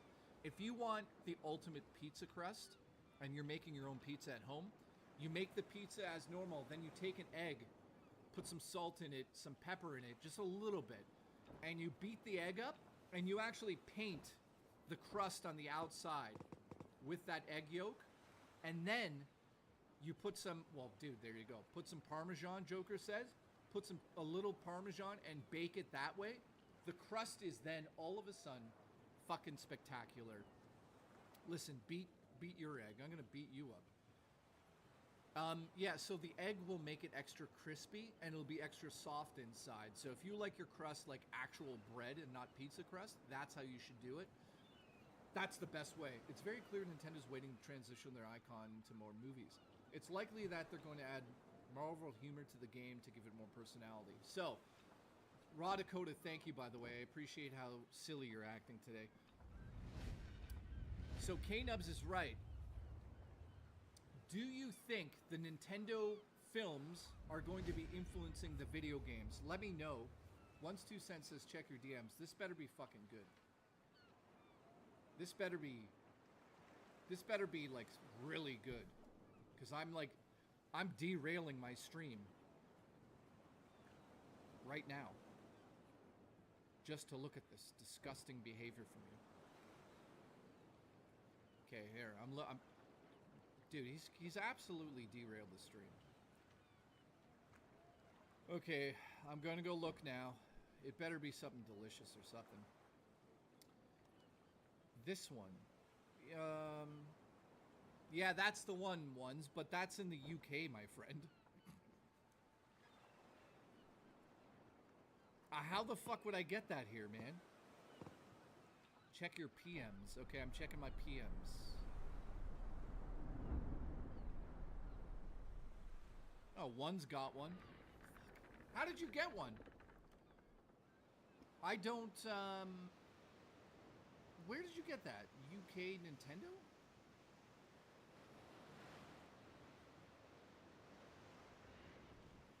Okay, I'll give you the money for it, man. Thank you. All right, ladies and gentlemen, the one and only One's 2 Cents has figured out how to get that amiibo. That's very nice of you. I appreciate that, dude. I'll PayPal you the money once it's shipping. I appreciate that. Can you ship it directly to my house? It's easier than you. Easier than getting it to your house. Check your MySpace, says 0 point. Dude, I had a MySpace back in the day. Can I tell you guys something? Yeah, I guess I can. I don't even know why I asked that. Jamie, you're fired. You're fucking late by like 4 hours. You're fired! So when I was young, we started a MySpace page called Zit Remedy. If you know who Zit Remedy is, then you're fucking cool. Zit Remedy was the band from Degrassi Junior High. We made an actual cover, for real, called Zit Remedy. Everybody wants something. And dude, we put it on there, and it got over 300,000 plays. Everybody wants something, they'll take your money.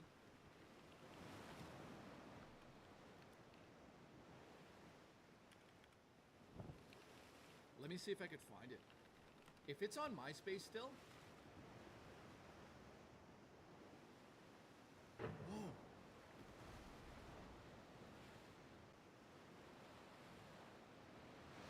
Oh, wait.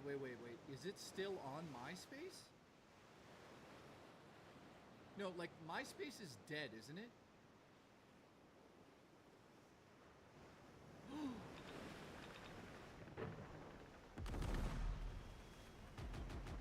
Wait.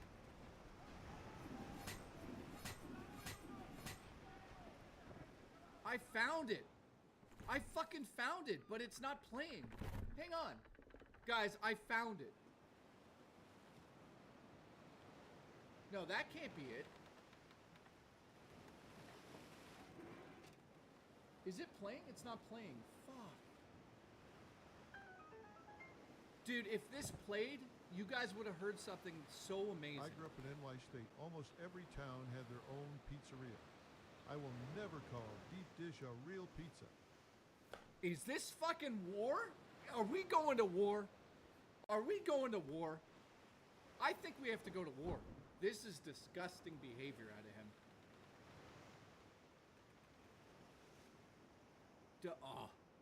Raw Dakota, listen. This is war. This is the pizza wars, guys. The pizza wars have begun. It's for the rebellion. Okay, guys, let's vote now. Let's vote. We're doing a poll right now. Here we go. Is deep dish pizza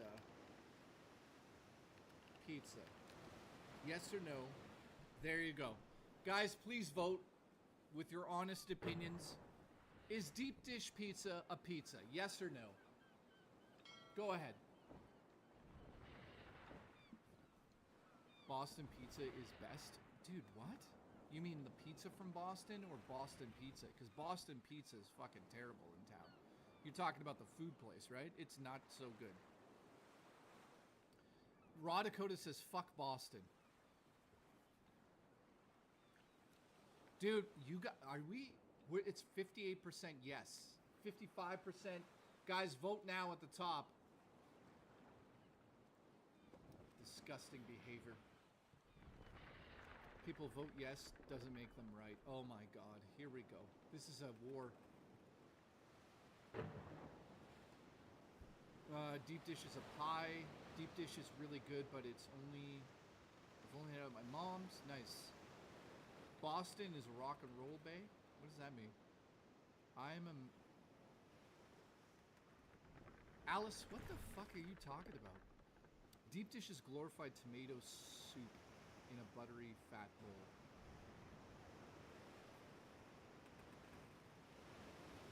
I think there's going to be a fight. There's going to be a fight today over this.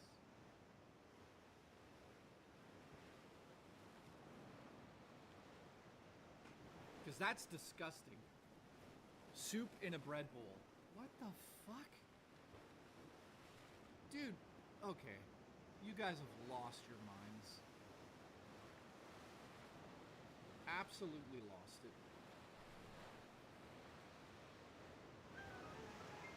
I'm in pain. What? What's this? Definition doesn't require it to be thin, only that it's a base of dough with toppings, baked.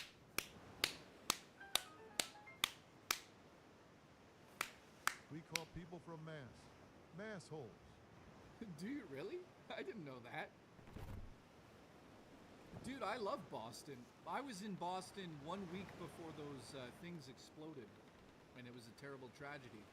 I was at PAX East exactly a week before that happened, and it kind of terrifies me because I was standing on the exact fucking spot where one of those things went boom in Boston.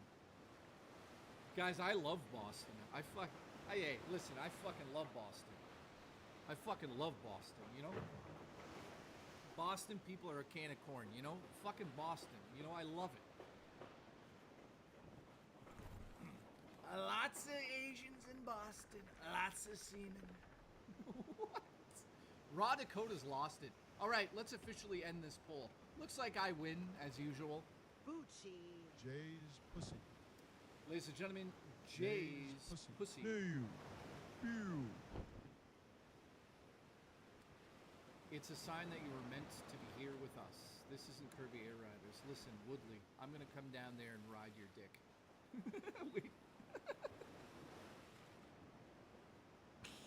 Wait a minute, Woodley. Air Riders was supposed to be yesterday, but my throat, it got sick. Listen, we'll play it next week. I'm not in a rush for it because not a lot of people have it. Listen, Elvis, it's not my problem. I can't force people to vote. It's like the people of the States. If everyone voted, we know what would happen, but no one votes. Listen, Goth Senpai, appreciate you. By the way, Goth, I'm reading Chainsaw Man, the books you sent, and then gonna watch. Holy fuck, I love it. I fucking love Chainsaw Man. Thank you so much, Gothy, for sending that in the P.O. Box. If you guys want to send anything in the P.O. Box, here it is. Thank you. There it goes. By the way, I'm actually shutting the P.O. Box down next year, so if you guys plan on sending anything over the next 4 months, that's it. We're cutting it out. I'm getting rid of the P.O. Box, so thank you very much to everyone that's donated through the P.O. Box and sent cool shit. You know, Alice actually sent me $1. Where is it? Somewhere. I spent it already on deep dish pizza. Is it over? No, I'm not leaving. Jordy, what's up? Why get rid of the P.O. Box? Because the P.O. Box costs $150 a year. The P.O. Box, let me say it again, costs $150 a year. That's like 2 video games. Well, no, that's like 1 video game.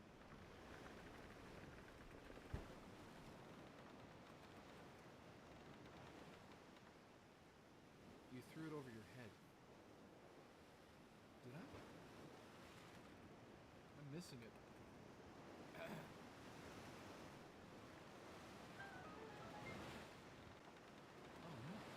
I just had a shift from hell. Oh shit, Siegfried, I'm sorry to hear that. Would you like to play the Switch 2 game you got me together now? We'll do it right now. He says no. Well, I asked. Wild Hearts. Listen, my heart beats for you. Jay's pussy. You know what? I just want to say a shout out to J-Ram. It's nice to see J-Ram here. He's a good looking man. He smells good. I've smelt him in the morning. He makes really good breakfasts. Also, Dallas. Huge shout out to Dallas. Earlier on the stream, Dallas gifted 10 memberships, by the way. You know what? What time is it? 5. No, we're not. I traded in Black Ops for Metroid Prime. Tried it. It's a trash game. Congratulations. Congratulations. Dude, Woodley, I'm so glad you did that because Black Ops doesn't deserve to be purchased at full price at the moment. Metroid Prime, on the other hand, definitely does. Metroid Prime is my most anticipated game of the year, and I can't believe we waited this long to finally play it. Dude, I have such memories of walking around in Prime and looking at the atmosphere and the world itself. It was so organic and metal and shiny and robotic, and I just remember thinking, like, this is how Metroid should have been from the beginning. You know, because there was a few Metroid games that came out after that, like Other M, which some people like. I think it's not so good. I love Metroid Dread. I love it on the original Switch. So I hope they don't fuck it up by adding in a bunch of stupid humor. There's a chance they have. We've seen some behind-the-scenes stuff, and some of the NPCs are saying some cringe-worthy shit, but I don't think it's going to ruin the game. You know what I mean? Play with my hairy coat. Jay's pussy. New. Pew. Siegfried, thank you for the dollar. That's $2. Thank you. Let's play it again.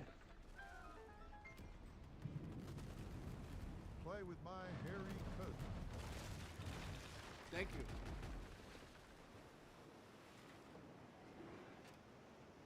Dude, that's wild that you said that. So, have you guys had a relaxing stream today? I hope you have. I hope you guys have a good dinner. By the way, Vapus messaged me. There's no chicken wings today. He's bailing on us. So, the stream's basically canceled. I thought we would eat wings together. I'd feed them. Do you guys remember when we used to feed each other on stream? That was gay. Are you smoking your socks? Go Seals, stay gay. That guy's gay. Thank you. Go Seals, stay gay. Pew. Pew.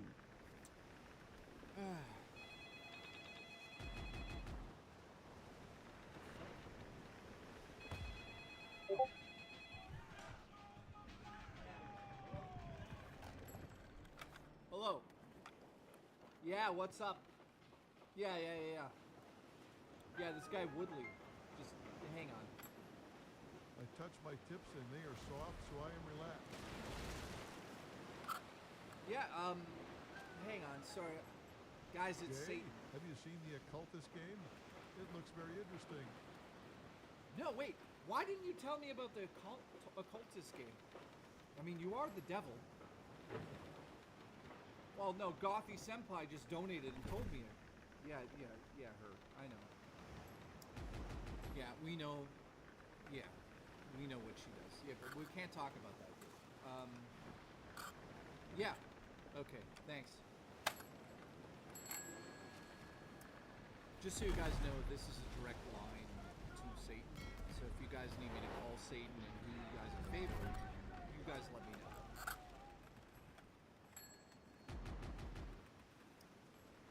I have not heard of the occultist game, Gothy. I appreciate the support. Thank you so much for the support. I really do. I really need that support. By the way, just so you guys know, DSP's stream yesterday was fucking lunacy. Are you gonna call collect? Dark Anus, nice to see you, my friend. Yes, we're gonna call. We're gonna do that. By the way, again, shout out to everyone that gifted memberships today. Thank you guys. We're trying to get to 1,000 by the end of December, so we have about a month to still do that.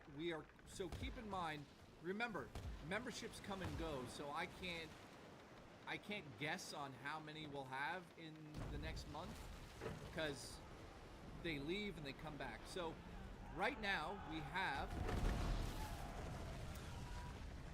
691. We dropped below 700. We're done.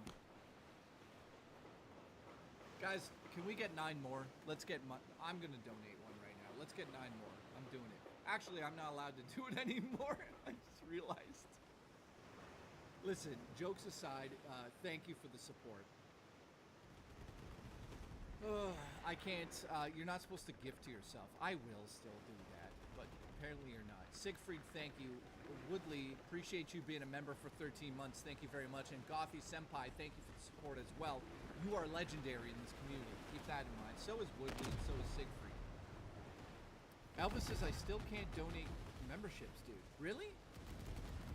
So wait a minute. If I send you a link to the okay, can you go to my main channel and click a button and make it? And make yourself a member? You're already a member. Oh shit. Gothy. Okay guys, we're 4 away from 700 now. Thank you, Gothy. I appreciate you so much. We are 4 away. 4 away back up to 700. Thank you. Seriously. That's ridiculous. So that means moving into December, we need 300 plus. Oh shit. What the fuck? Raw Dakota. Legendary people here. We have legendary people. Siegfried says train. That technically is a train. Let's do it. Huge. Shout out to Gothy. I love you, Gothy. Thank you for starting that train. Also, Banshee with the gifted. Thank you, Banshee. I love you, buddy. Raw Dakota with 5. Thank you, buddy. What are we at now? We're up there. We're back at 700, I think. Let's look that up. Thank you, guys.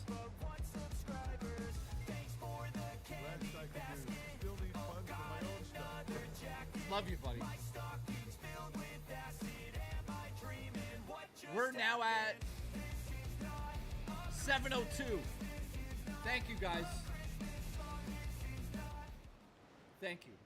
That was a miniature train. I appreciate that. We're now at 702 members. Thank you, guys.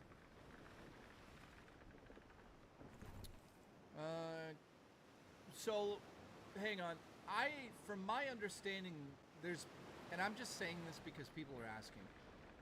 Knub says that you can't, there's certain people that watch my show that can't gift memberships, which I don't understand why there's like an issue with that.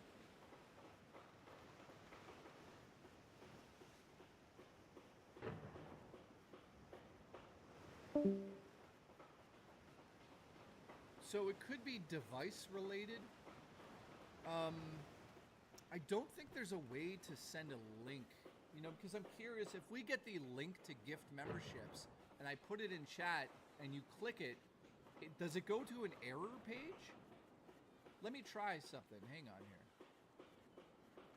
Because I don't know why it does that, but it does definitely drive me nuts. It gets me frustrated because I'm like, people want to support, but they can't fucking do it. So hang on. If I click this and copy the link. Hang on. So it looks like I don't know if you. Yeah, I don't know. Hang on.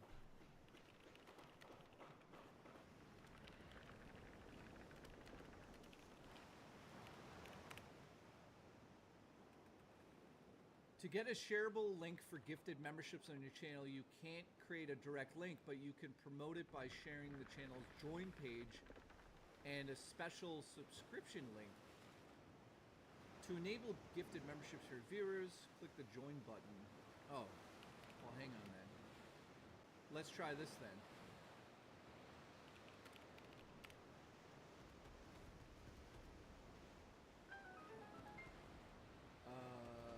Where is it? Works on Android. I have Pixel 9X Pro. Oh, really?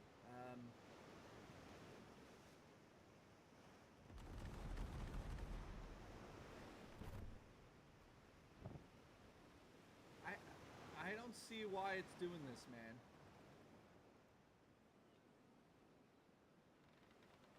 So I can't even get the link. Sorry, guys. I'll look into it after the fact. I can't figure it out right now. I don't see what it's doing. It's doing something weird, man. So there could be something. Jay, update on the Riverman. We did that earlier. You were late. You're fired. fire. Works on Android and I have a Pixel. Thank you.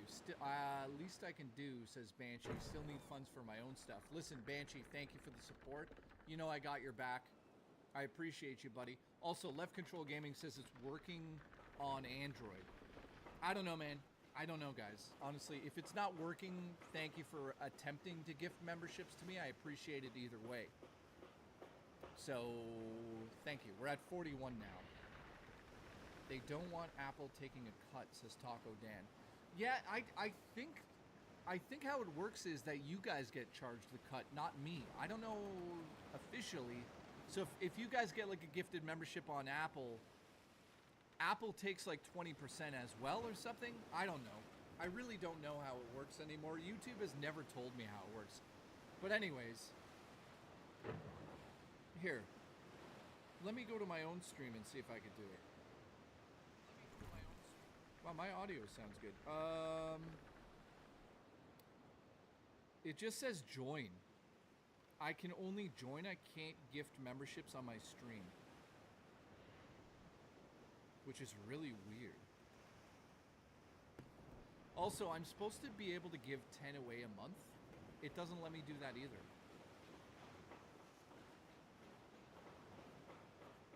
Like when I click here, it just super chat, that's it.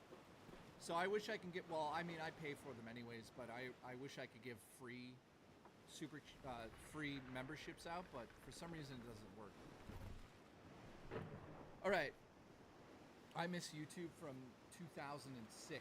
Dude, I started YouTube in probably 2004 or whenever it started, before Google owned it. I never told you guys this, but I had a YouTube show on here way before 3 kilobytes, and I was getting like 10,000 views per video. It was weird. And this is before YouTube was really catching on. This is when it was owned by nobody. And then Google bought it, and now the rest is history. But yes, originally I had a YouTube show on YouTube before Google. And I honestly don't know what happened to that, or what it was called. I don't know. Yeah, that was a long... Did you guys have YouTube channels back then?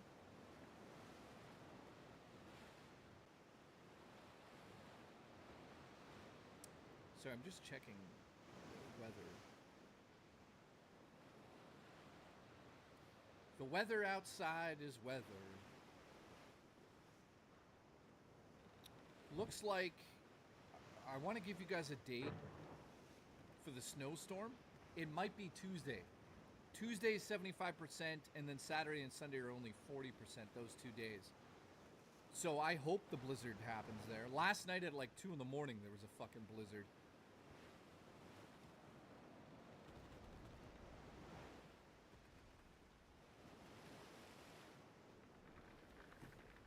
Floppy says I had a YouTube account when YouTube was less than a year old. That's wild, man. How many of you had YouTube channels? Banshee had one, yes, family. Started in 2006.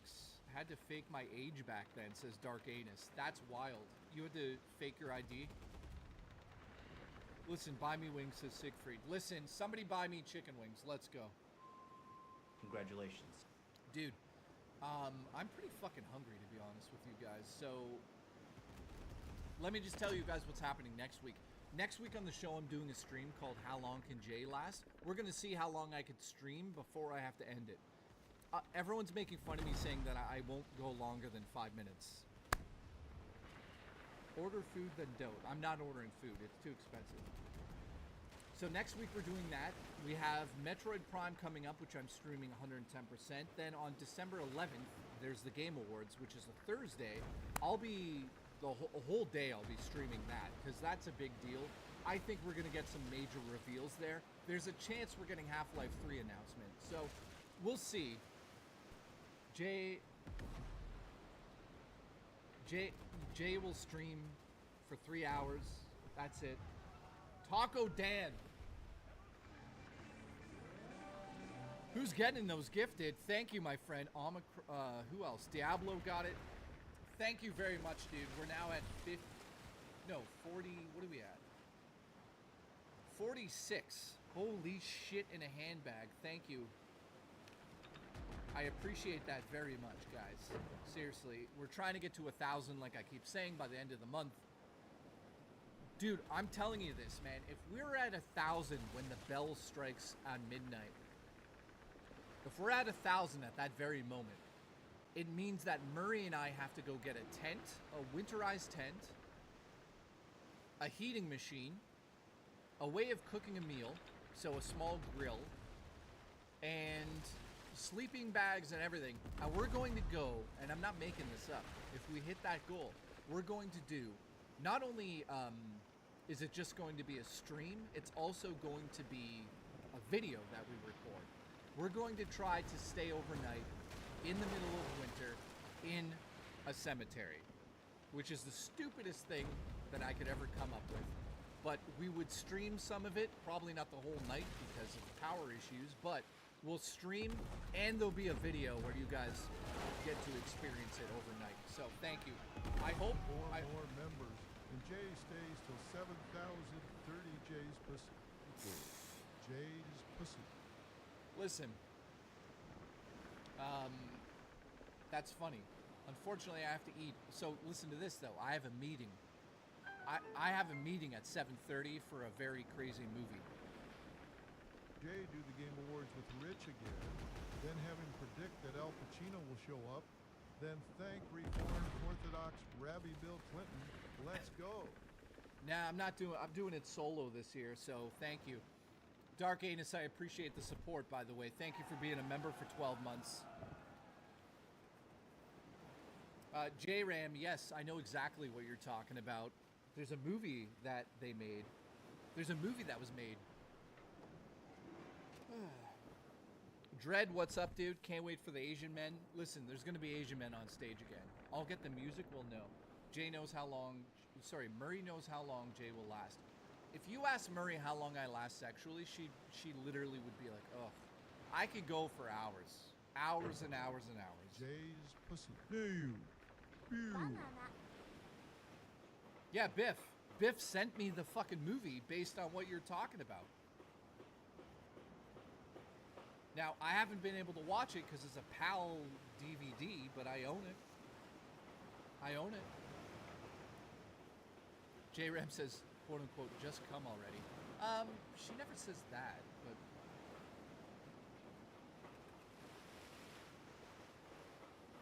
The Night Richard, what's up, dude? Haven't seen you for a while. Appreciate you here. Mr. Substantial says, are you done yet? What kind of questions are these? You know what? Mr. Substantial, you're fired. You're fired. You can't just show up here and boss me around like that. Fucking disgusting. Let's check in on my roommate. Let's see what's happened with the food situation. I think he may be dead. Let's see. Did you go out and go get food? No, I haven't yet. Are you going grocery shopping still? No, I'm gonna do that tomorrow. Oh shit, then I can actually join you tomorrow. That was the idea. So, what are you doing tonight? The chat wants to know. Also, they want to know if you're depressed. I do not know what I'm doing. I was thinking about maybe ordering a pizza. I am currently not in a depressive episode.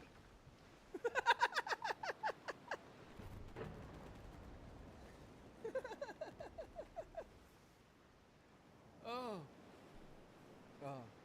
It's funny because we've been talking about pizza the whole night here, and everyone is also saying that you're so chill. I try my best. Dread says, I will be here even if I'm banned from your server and I am busy with family.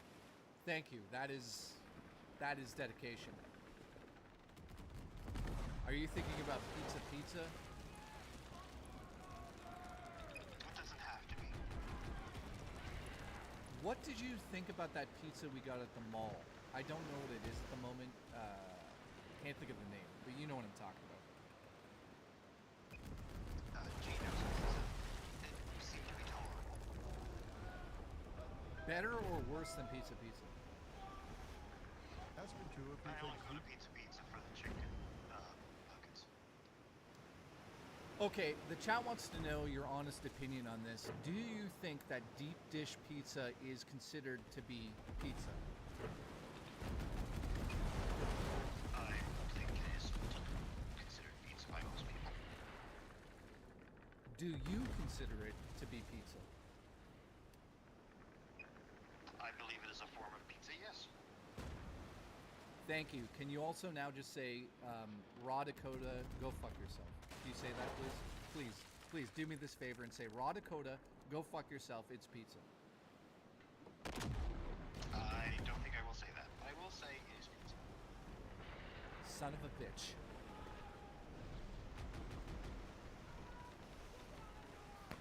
He won't say it. He's too nice of a man. He won't say, he won't tell Raw Dakota to go fuck himself.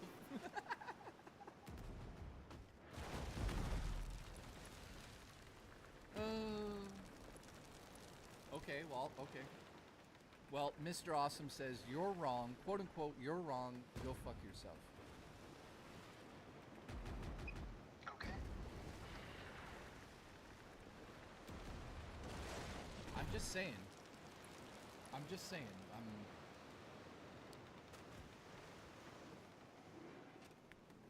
JKB side character. Dude, I love him. He's hilarious. I don't even know where he is right now. I think he's in the basement. All right, we are... Oh, we're actually 4 away from 50 today. Listen, I'm gonna gift one of those. Hang on.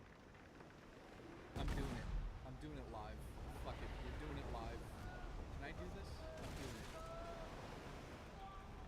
Yeah, this is war, by the way. Hang on. All right. Oh, here's the other thing I was gonna say. So on New Year's and Christmas Day, how many people are going to be alone? Let me know in the chat if you're going to be alone for Christmas. So I just want to do a head count. Because if there's a lot of people alone on Christmas, I might do something special. Here we go. Oh!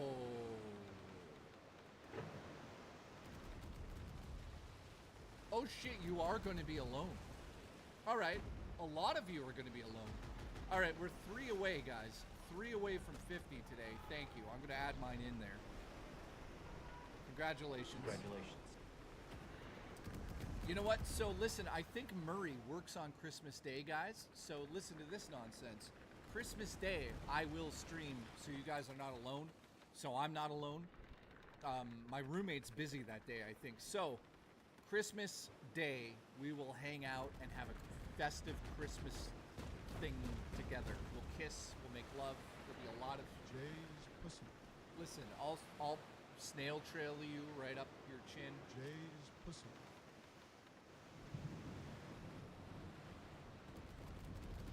I think I'm canceled there. Sound test? What the fucking hell and shit in Dick Island? You're fired. You are late. No. Ew. How the fuck? Jay, you just made Christmas. There it is, man. Let me also tell you this. Christmas Day, if you tune in and you're lonely and you have nobody, I will also be giving away some stuff on the Christmas stream. So make sure you tune in if you are going to be alone. I'll make sure you're not alone. So I'll literally in real time be gifting people some money so they can get some food or order some food or whatever they want to do. And I'll probably be giving away some games on that stream. Why not? So if you have a Steam wish list, get that ready. And I'll buy some stuff for some people on Christmas Day. Because I love you guys. Seriously, I appreciate every single one of you. So thank you guys. Christmas Day, I'll give away as much as possible before I'm homeless living in a van down by the river. Thank you. Also, where's Dino? Dino hasn't been around. I need my $1,600 donation for the year. Where is he? J-Ram says, Jay, you're on my wish list. Well, get in line, because if you want to... Jay's pussy. Wait, if you want to fuck... Jay's pussy. You got to get in line. Boochie. Also, something tells me Booch would hold it open while you fucked. Wait a minute. Never mind. It's over. Oh my god, that's so bad.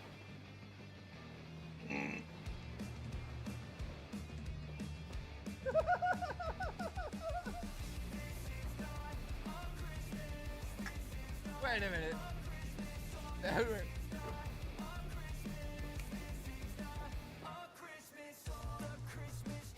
We're canceled.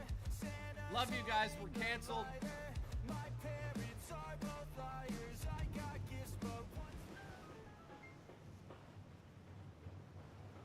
Yeah, I'll be fucking my Polish wife that day, but I'll make some time for Christmas stream. Oi, T. Is this like when Rich gifted you some keyloggers? Yeah, deported Sicilian. Absolutely. It's the exact same fucking thing. Jesus Christ. Drummer Cream has made the announcement that he will be doing what on Christmas? Let's listen in on that. I'll be fucking my Polish wife that day, but I'll make some time for Christmas stream. Momcha. What the fuck is Momcha? Wait a second. Banshee. I'll be fucking my Polish wife that day, but I'll make some time for Christmas stream. Momcha.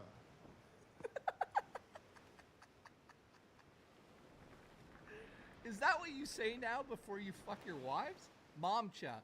Banshee, you know what you need to do. If you... Banshee, listen, you know what... It needs to be gain... This is... Are you ready, Banshee? Banshee, here we go.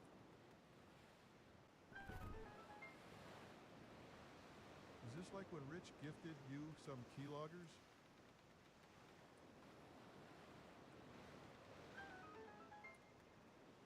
I'll be fucking my Polish wife that day, but I'll make some time for Christmas stream. Momcha.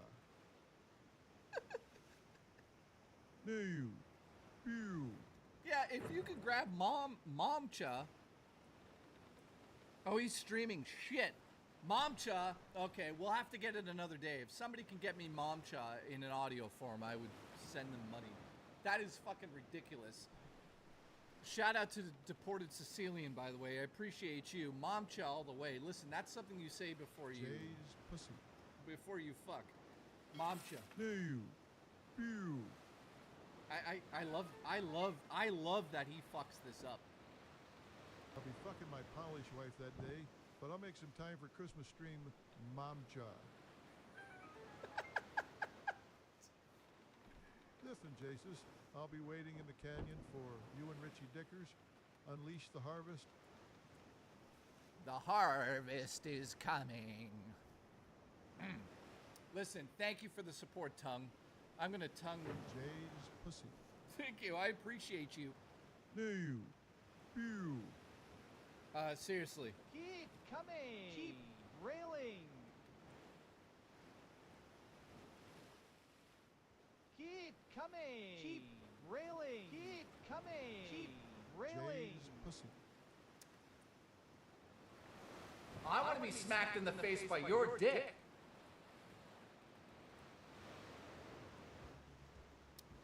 Well, Nate, you know we keep it classy here. We know that this is like... Who's this? Who the hell is this? Time of work this week for Metroid Prime 4. Can't wait. Hard to believe it's been 8 years since it was announced. APKS. Thank you, my friend. Dude.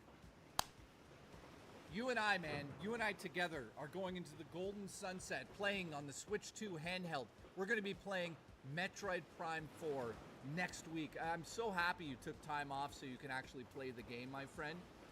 Dude, I hope it's amazing. I hope you have a great time with it. I hope you watch me as I shower in the morning. Listen, I appreciate you. By the way, thank you, Tongue, and thank you, APK, for the support.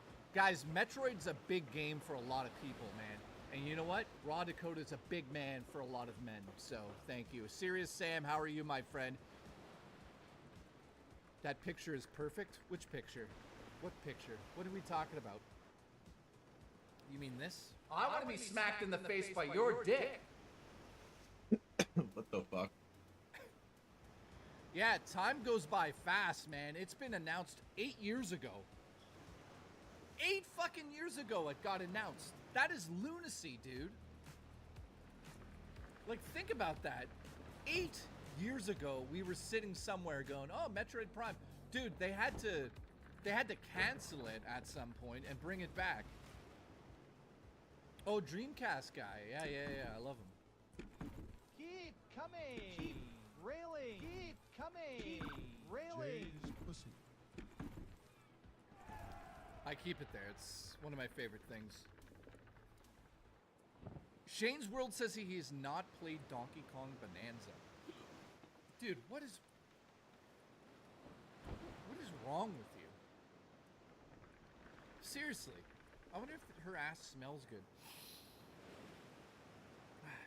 There's not really a smell to it. You know what we should do? A stream where I just smell things like this. Okay, that smells like rubber. Oh, weird. The copy of Tetris smells like someone's foot. Oh. Why? Why? Did somebody put it in here with their foot? By the way, that's the only cartridge I own for this system. It's the only game I continuously play. I pick this thing up all the time, and I'm just like, I love it. By the way, have you guys been watching Welcome to Derry? How do you guys feel about it? I feel like it's incredible. I can't believe we get to see it. You know what I mean? I can't believe Welcome to Derry is as good as it was. Someone's sitting out there in just the ended. water. If you replay the sound, I'll get you covered. Jamie says, I don't like Game Boy Tetris. Dude, what is wrong with you? What the fuck? That's Dude. You're fired. Congratulations. That's fucking disgusting. Okay, here we go.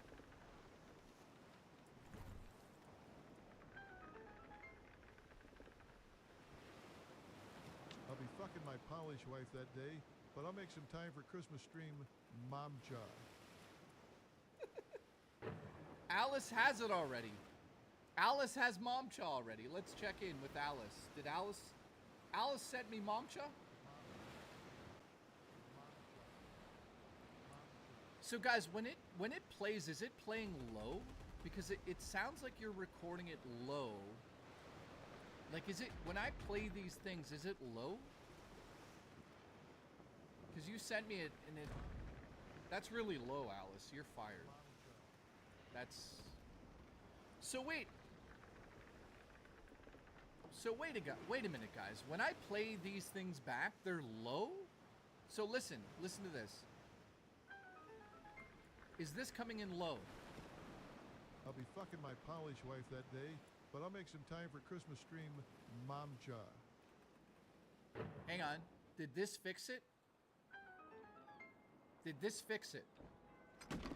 I'll be fucking my Polish wife that day, but I'll make some time for Christmas stream Momcha.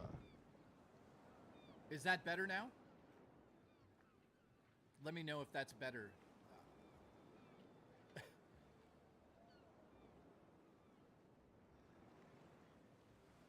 It's not super low, but definitely can't hear it. It's not as loud as you. Let me see if I can make it a little bit better. Maybe it's like speakers you're using. Some of you are using speakers from 1992. It's too loud. It's too loud now? Hang on, for God's sakes. Is this like when Rich gifted you some keyloggers? All right, how about there? God damn it. Is that better? That's better. Okay, I apologize. I always thought that played at the right level. I didn't realize it was playing so low. All right, so Momcha. Momcha is something you say just before you fuck your wife on Christmas Eve. Jay's pussy. What the fuck? It's so Why? stupid, man. Why? That man? time Why it are was you- too quiet. For God's sakes. Okay. Here we go. Ready? Here we go. Now? I'll be fucking my Polish wife that day, but I'll make some time for Christmas stream Momcha. Okay, you know what? Okay, you know what? Better? That's better. Okay, I apologize. I always thought that played at the right level. I didn't realize it was playing so low. All right, so Momcha. Momcha is something you say just before you fuck your wife on Christmas Eve. Jay's pussy. Dude, hang on a second. Pew. Pew. Pew. Jay's pussy. Jay's pussy. So I'm just learning this now. It looks like all of my, I didn't realize this. All of my Stream Deck is really low. So when I say this, Jay's pussy. when I say that, it's not playing loud, right? Like as loud as my voice is. So, dude, I had a feeling about this shit. Yo, bought 2 new games. 2 add 2.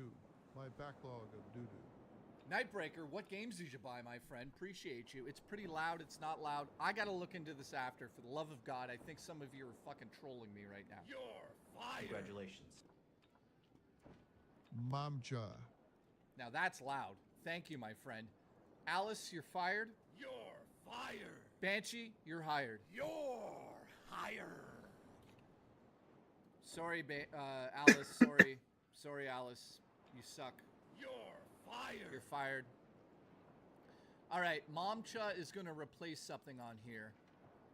I think I'm going to get rid of the ghost, and we're going full Momcha. Let's go. Here we go. Cream. Momcha. Momcha. Momcha. There we go. Thank you, Banshee. APK has become a member. Thank you very much. We're now at 48. Guys, we need 2 more to 50 today. That is fucking ridiculous. Even though I gifted 12 of them. You're fired. Thank you. Momcha's on the board now. Momcha. So Momcha is what you say just before you fuck your wife on Christmas Day. Momcha. Jay's pussy. Momcha. Oh. Banshee, thank you, dude. Oh, Warped, did you just say you could fit 12 in? Absolutely, I could fit 12 in my ass. Jay's pussy. All right, Nightbreaker, I love you. Thank you for tuning in. Let's check in on the one and only Murray. Where's Murray? She's napping again? So Murray's got to work tonight. That poor girl. The poor, poor girl.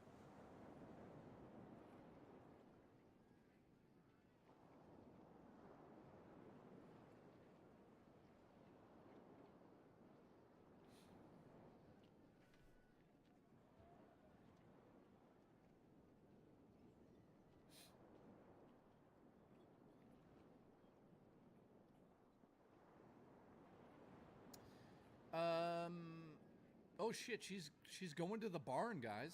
She's going to the barn. I think she's going to the barn.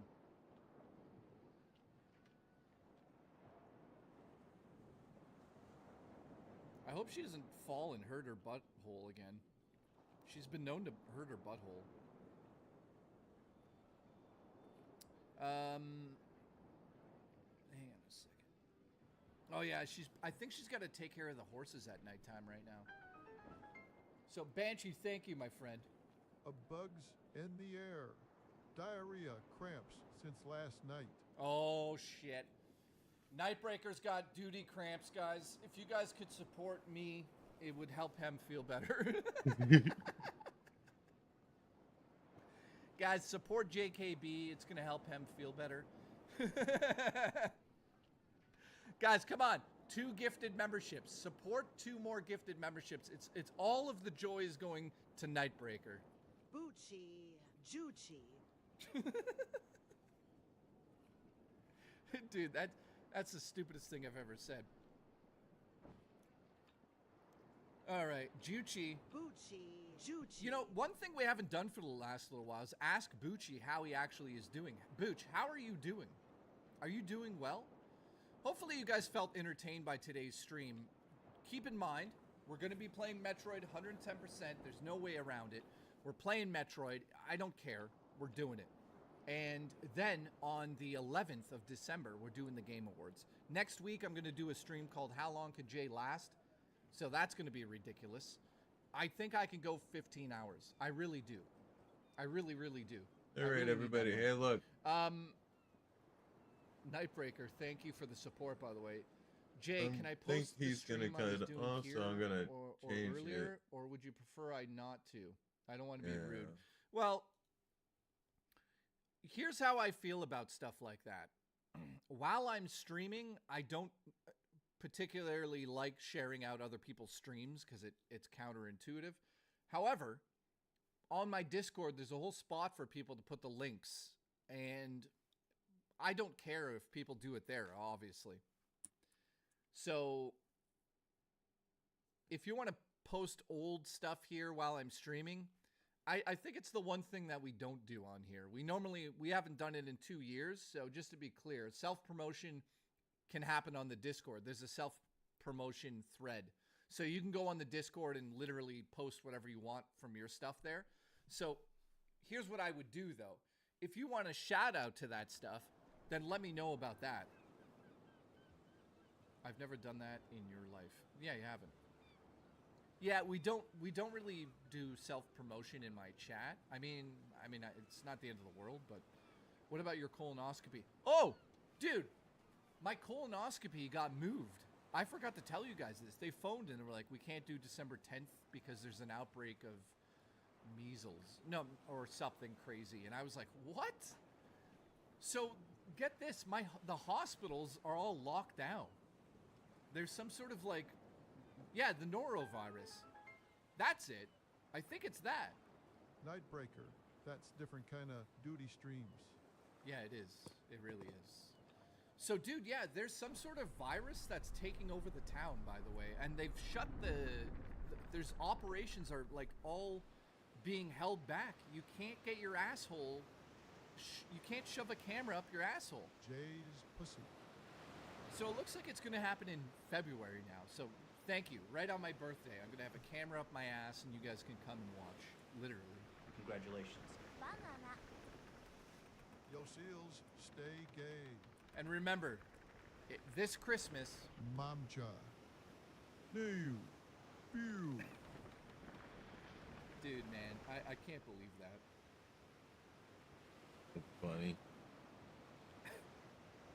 Yeah, this far out. I mean, I'll be honest, like, I haven't had bad stomach problems for the last little bit. I've been trying to eat more correct food for me. So I've been looking at recipes. Guys, what's your favorite recipe? Before I go today, I would love to hear everyone's favorite recipe. And if you have a recipe that you actually do produce at your house and it is good, send it to me on Discord. I want to try new recipes. Recipes, please send me your recipes as I have a fucking stroke live.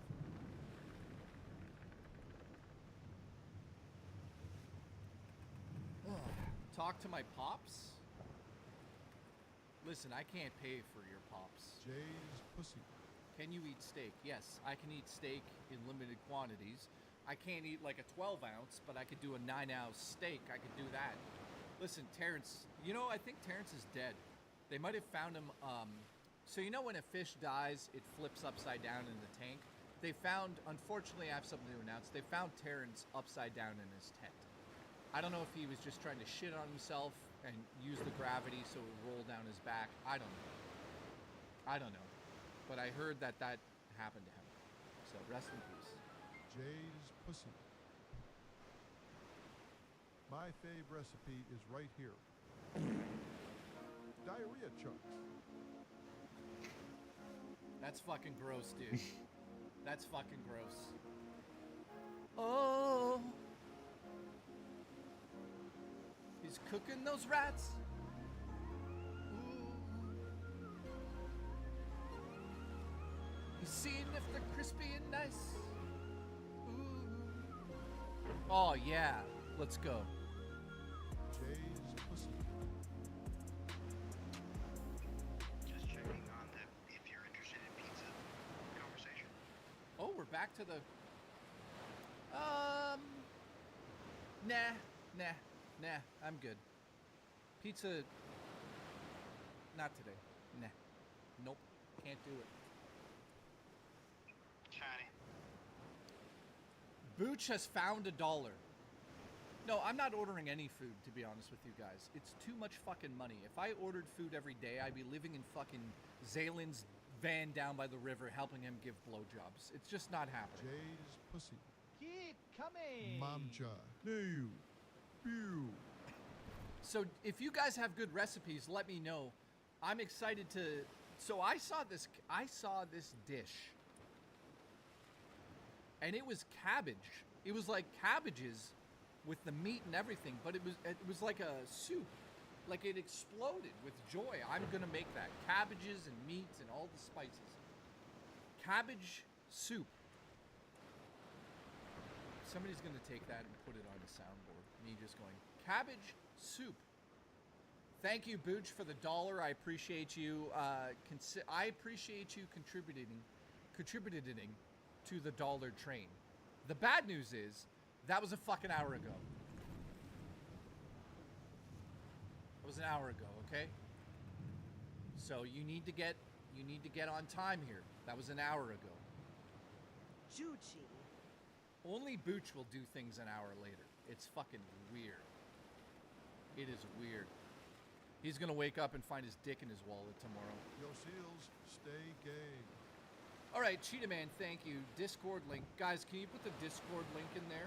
Can you do that? Whoa, Booch says I spent like $500 a week on DoorDash. Seriously, my fob recipe is cornbread dressing.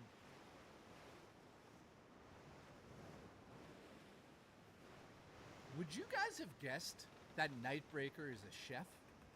Could you imagine Nightbreaker making a meal for like a young lady and he's like, like what? That's fucking scary to think about, dude. So yeah, roommate's ordering pizza, but he orders from a place that I fucking hate. I hate it. A Pizza Hut Pizza in Canada is garbage. If I wanted to eat garbage, I'd just go and eat Booch's cooking, to be honest with you. Bucci. Nightbreaker, thank you for the support. I appreciate that. There's a lot of stuff this month that is exciting. We got Christmas I'm streaming on. New Year's Eve, I'm not sure what's happening yet. I have to check in with Murray. We'll see. We'll see. Also, where is she right now? Where the fuck is that woman? Joking aside, she's, Cheese?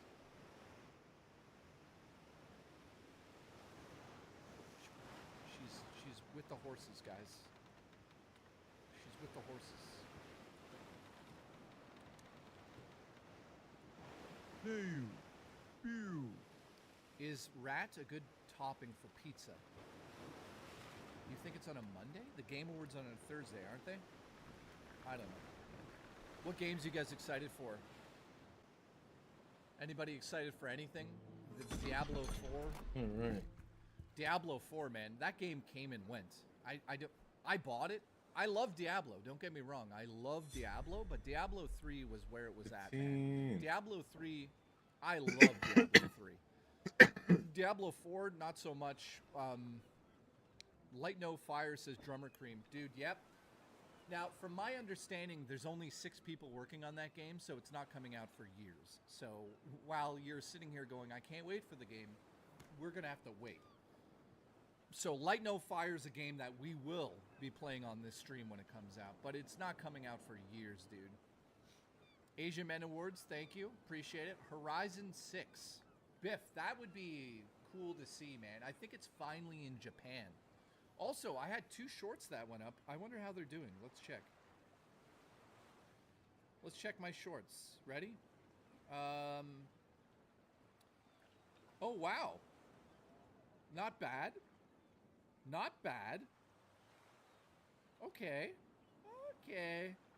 Okay. Not bad. They could have bombed, but they're doing okay. Okay, thank you. So what's everyone doing for the rest of the night? So let me just tell you where I'm going off to. At 7:30 tonight, I have a meeting. And it's a very important meeting. I have a meeting with Rye Barrett, who is the actor out of Violent Nature. So In a Violent Nature is this movie that came out last year, or this year. and it's fucking amazing. I love it. It's like a homage to Friday the 13th. He plays the villain, Johnny. I have a meeting with him at 7:30 tonight to discuss a script that he's writing based on a story that we came up with. We might make a movie together. Well, I mean, we have, but I mean, we'll do it next year. So that'll be amazing. Check my shorts. Not bad. Banshee, stop donating. God damn it. You're going to have no money in your account for macaroni and cheese. Cheap railing. So yeah, guys, at 7:30 tonight, that's what's happening in an hour. So I have to go and eat, do that, and then I will see you guys this week. I got to figure out the days, though. So I appreciate the support. It's been crazy around here. Murray's doing better, thank God. And also, Vapist has lost his mind. I think he's going to strangle somebody and put their body in a canoe. I really am worried.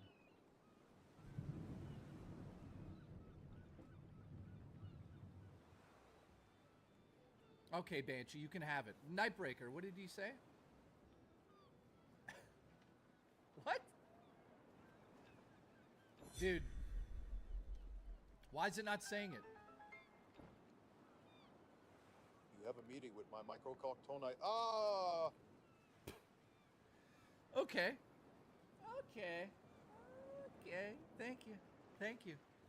Seriously, guys, thank you so much for the support today. I appreciate every single one of you. And also, tomorrow I won't be streaming because Murray's coming here at like 1 in the afternoon and sleeping. She's got a double shift, so she's like going to be tired.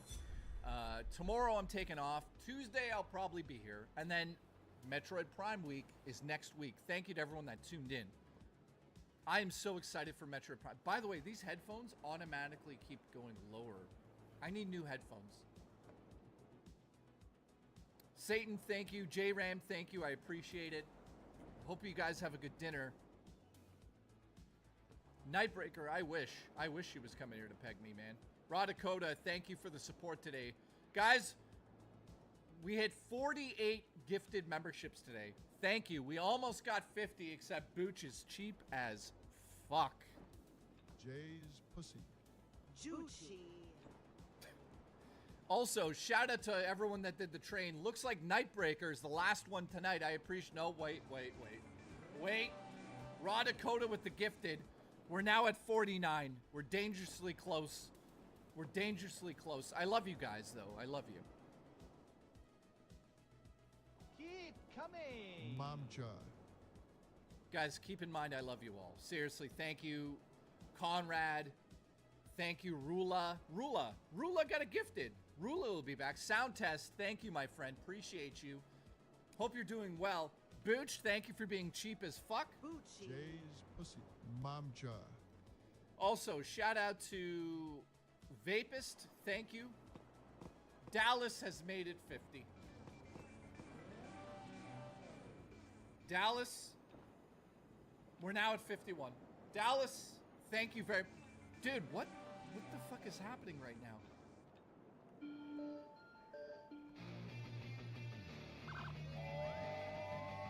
Thank you, guys. Seriously. Whoa.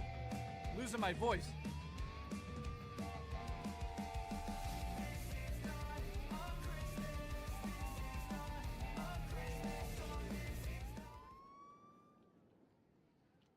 Oh shit, I just got an email from Riot. What's he saying? Here's the Zoom link. I have it scheduled for 7:30.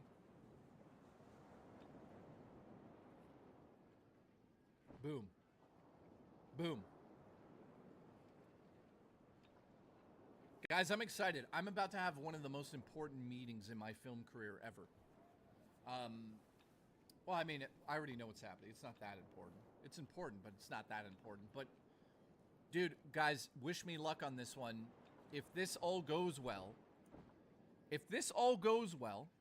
in 2026, I will be directing a movie with a budget of $350,000. So please, anybody that is religious, please pray for me tonight. I'm not religious, but hail Satan. Seriously, $350,000. I'd love to do it. So please, guys, seriously, I appreciate everybody. Thank you to everyone. You guys are fucking amazing. So I'll see you Tuesday. Tuesday, you know, Tuesday 100%, 110%. And also, if there's a blizzard, you'll get your stream. It'll be random. So thank you guys. Game Freak, that sucks. I wish I could eat dinner with you. How did you get a chance to direct that movie? I'll explain later, guys. So just so you know, I made a short film. I've made a bunch of them. My first short film is coming out next year. My first documentary that I co-directed with Jason is coming out next year. I think that one is going places. Offer him Momka if you want that movie. Momcha. Momcha.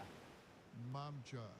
Listen, thank you. You're the last one. I love you guys. You guys have a good night. Seriously, from the bottom of my heart, I love all of you. Thank you, guys.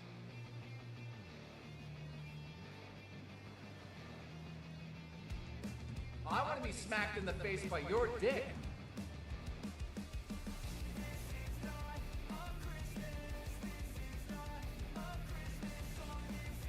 Drummer Punk, thank you for being the last. I love you, buddy.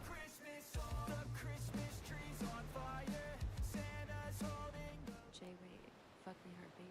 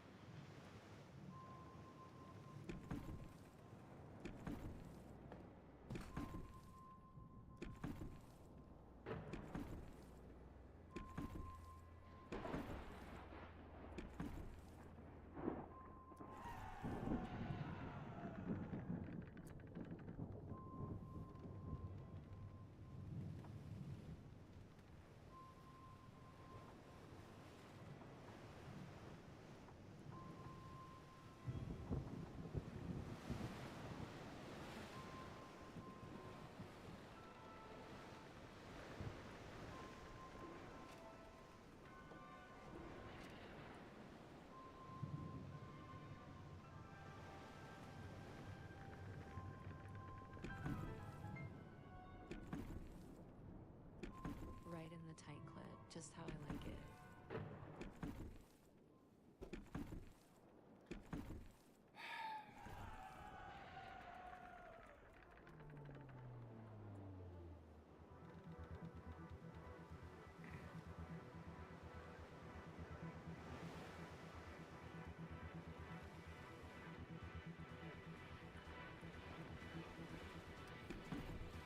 Oh, Booch. Booch.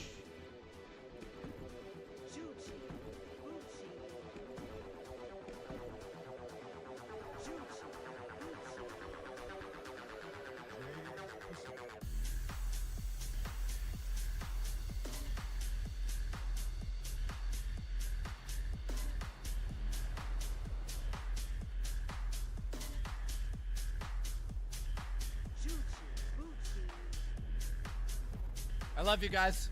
I'll see you soon. I love all of you. I hope you have a good night. I appreciate everyone that tuned in. Thank you to Nightbreaker for the last super chats of the night. I appreciate it. You win. You're a goddamn legend. I hope you guys have a good night. Seriously, everyone have a good night.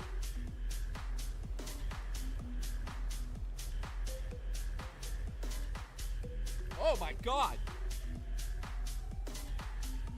What the fuck was...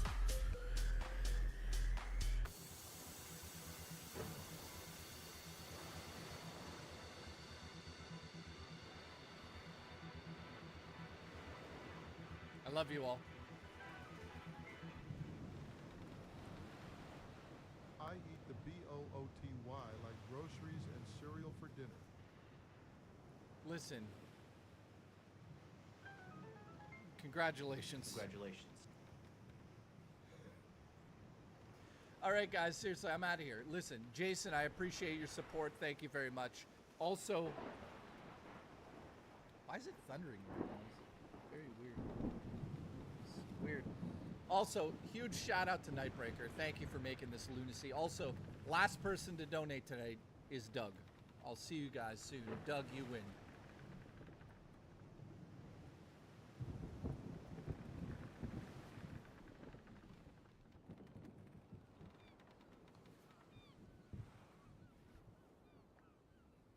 Oh, God.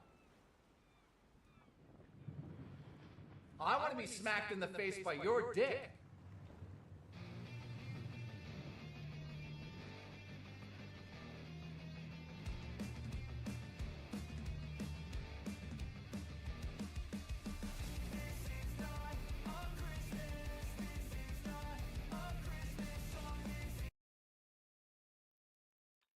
Some guy from Afghanistan got arrested. This is like some new fucking thing. Some like guy got charged with domestic terrorism. So that one guy had that happen like that was a few days ago, and now it's again. Afghan national now facing terroristic threat charges after he posted a video saying he was building a bomb with Fort Worth, Texas. Why would you post a video saying that you're gonna build a bomb? Like, I mean, you gotta be fucking retarded to do that. How do you do this? Target. Christina Coleman joining us live with the latest on that story from the Southland. Christina. Yep.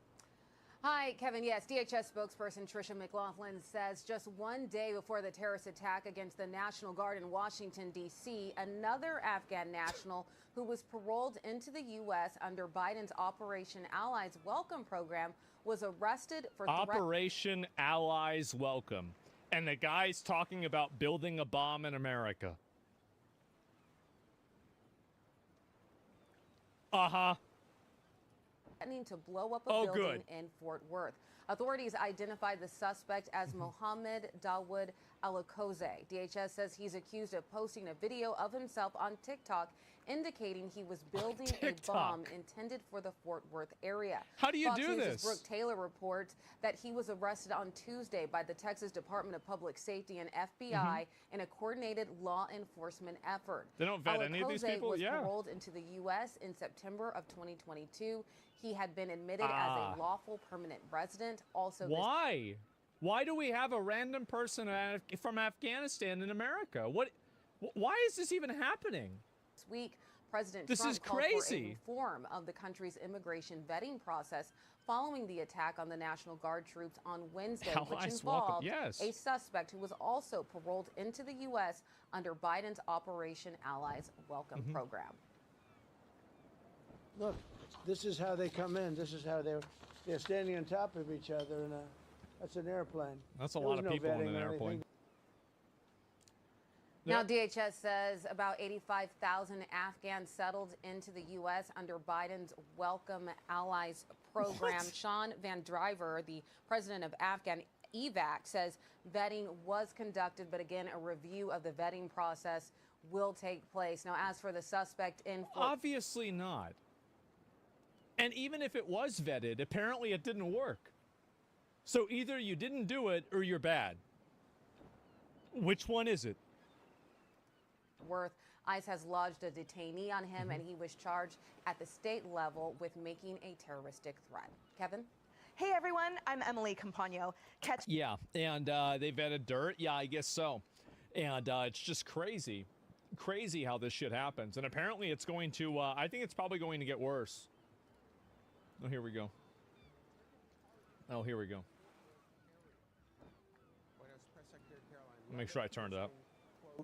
The magnitude of the... Oh, here we go. An Afghan national was arrested in Texas just a day before the National Guard shooting in Washington, D.C. DHS Assistant Secretary Tricia McLaughlin said the suspect, also reportedly let in under the Biden administration, posted a video of himself on TikTok indicating he was building a bomb with an intended target of the Fort Worth area.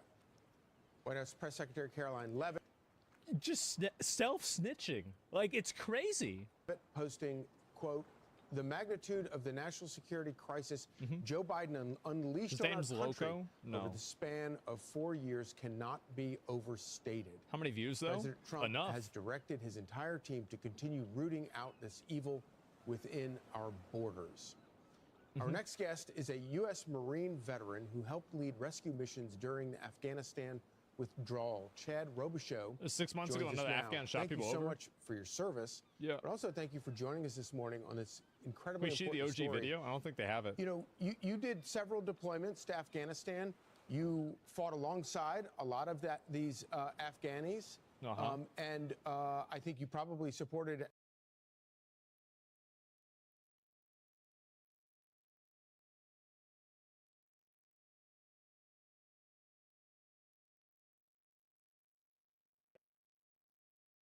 officially, I have no choice but to say it officially that I represent 6'7". 6'7". 1, 2, 3, 4, 5, 6, 7. 6, 7. Is it even worth doing like my normal intro style for this kind of video? Is there anything worthwhile to say to like give context or like set up this kind of video? I don't think so. Ladies and gentlemen, this might end up being the dumbest YouTube video I have ever made, but I think it is time that we talk about something that is clearly affecting us all in a very real, very noticeable way. And if you say that it's not affecting you, you're lying. I'm convinced. There has been a development this year where one of, if not the dumbest memes to ever get popular, has taken over the planet in a way that I thought was no longer possible. 6, 7. And I'm not even going to say my usual if you don't know what I'm talking about, because you do. You just do. You may not know why. You may not know the origin. You may not even know why it's funny. Nobody does. But I know that you know 6, 7. Because we all do. It has somehow become so ingrained in our culture that I am genuinely afraid I am never going to be able to look at two of the most common fucking numbers people talk about ever the same way. And I truly do think that sentiment is beginning to spread because, guys, the joke's gone too far. It's made it into our fucking government. Recently, at a Connecticut House of Representatives session, this happened. Please subscribe. Announcements, introductions. Put your name back on the board. Let's try to be quick so we can get down to business and get people out here at a good time. Representative Buckby of the 67th. Thank you, Mr. Speaker. Good morning to you. Morning. I rise to actually point of personal privilege, but I want to point something out to the Speaker directly without taking a tremendous amount of time, sir. But you are aware I usually stand up and mention that I represent the best town in the USA. That's kind of an ongoing thing. I'm sure you recall, but did you know why, Mr. Speaker? Before we get into the carnage here, the idea of a man who is 54 years old, I feel like I should mention, who has been a state representative for the last 10 years, practicing in the mirror his introduction to the 6-7 joke he's going to make to the State House of Representatives is a thought that brings me great joy. Why it's the best town? Well, I think you recognize my district number, and I think I have no choice but to say it officially.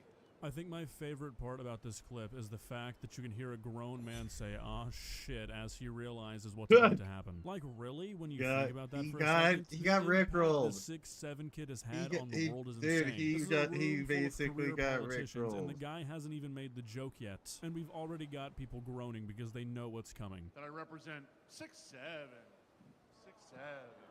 You can all be as jealous as you want, but you're all doing it too.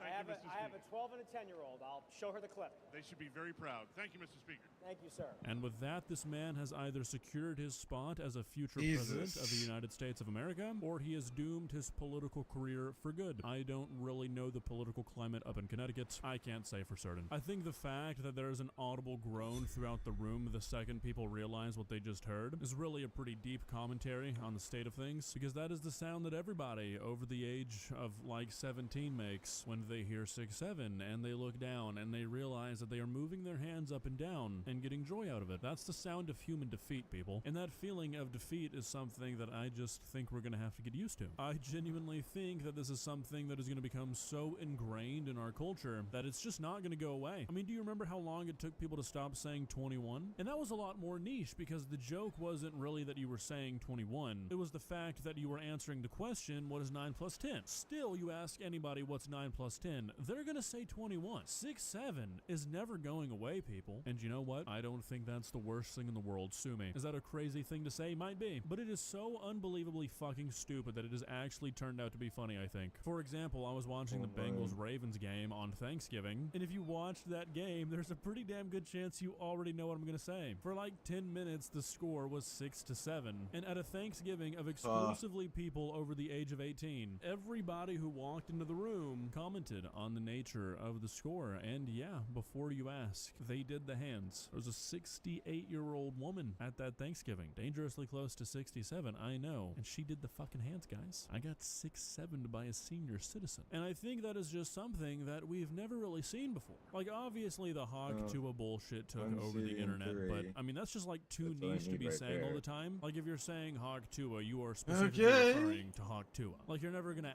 accidentally say Hog Tua, but 6'7"? That's the beauty of it. You're never saying it on purpose. I think that's why it's so stupidly funny to me, because unless you're like a 6 or 7... My God. Unless you're a kid, you're never going to be saying it like on purpose. The joke is only when you say 6'7" naturally. And that's what makes it so funny, is you just don't even realize it's happening until it's too late. Like, I genuinely wish that me... Meh.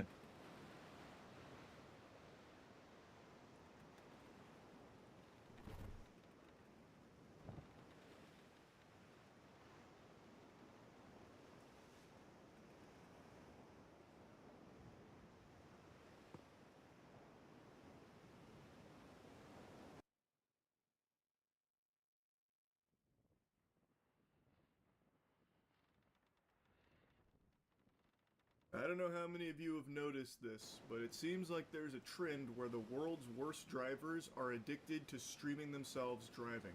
And it feels less like it's even a driving stream, it's more like a Russian roulette stream, because it's just a matter of time before someone dies from it. I have seen so many clips over the last couple months of people streaming while in the car and then getting into an accident, and the entire time they're just glued to their chat without even paying attention to the road. They basically treat their car like it's a fucking meteor and they're crashing it into the dinosaurs out there. Like, there is just no even attempt to brake in certain cases. It's a blatant disregard not only for their own lives, but the safety of all of the innocent people around them. It's unfortunately become pretty popular to stream racing out there on the public roads and cutting up and shit. And the people that are doing this are probably not even able to, like, rub their tummy and their head at the same time, yet they're out there doing these maneuvers and inevitably crashing because they're fucking horrible at it and shouldn't be doing it on public roads in the first place. So I keep seeing all of these car crash clips from streamers that are streaming this entire thing. I muted the audio in the clip because it's just music playing, there's no talking, but you can see the stream chats popping off with 3 people. Someone said SMH Melt can't drive, and that comment's going to age like wine. That was Nostradamus right there with the prediction, because Melt's about to get into an accident. Melt is basically like fucking SpongeBob with the boatmobiles, just always crashing, it seems, because he is a truly terrible, terrible driver.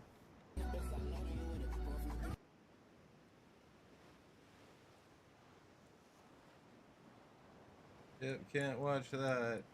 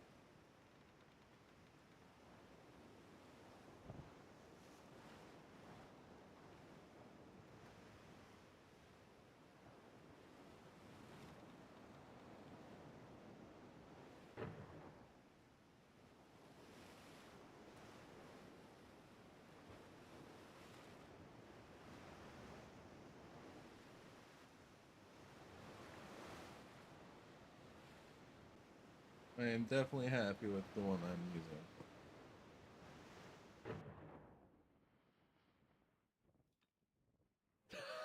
Look at his face. That is the face of somebody. This is not your first rodeo, is it? Kick streamers, crash on the highway.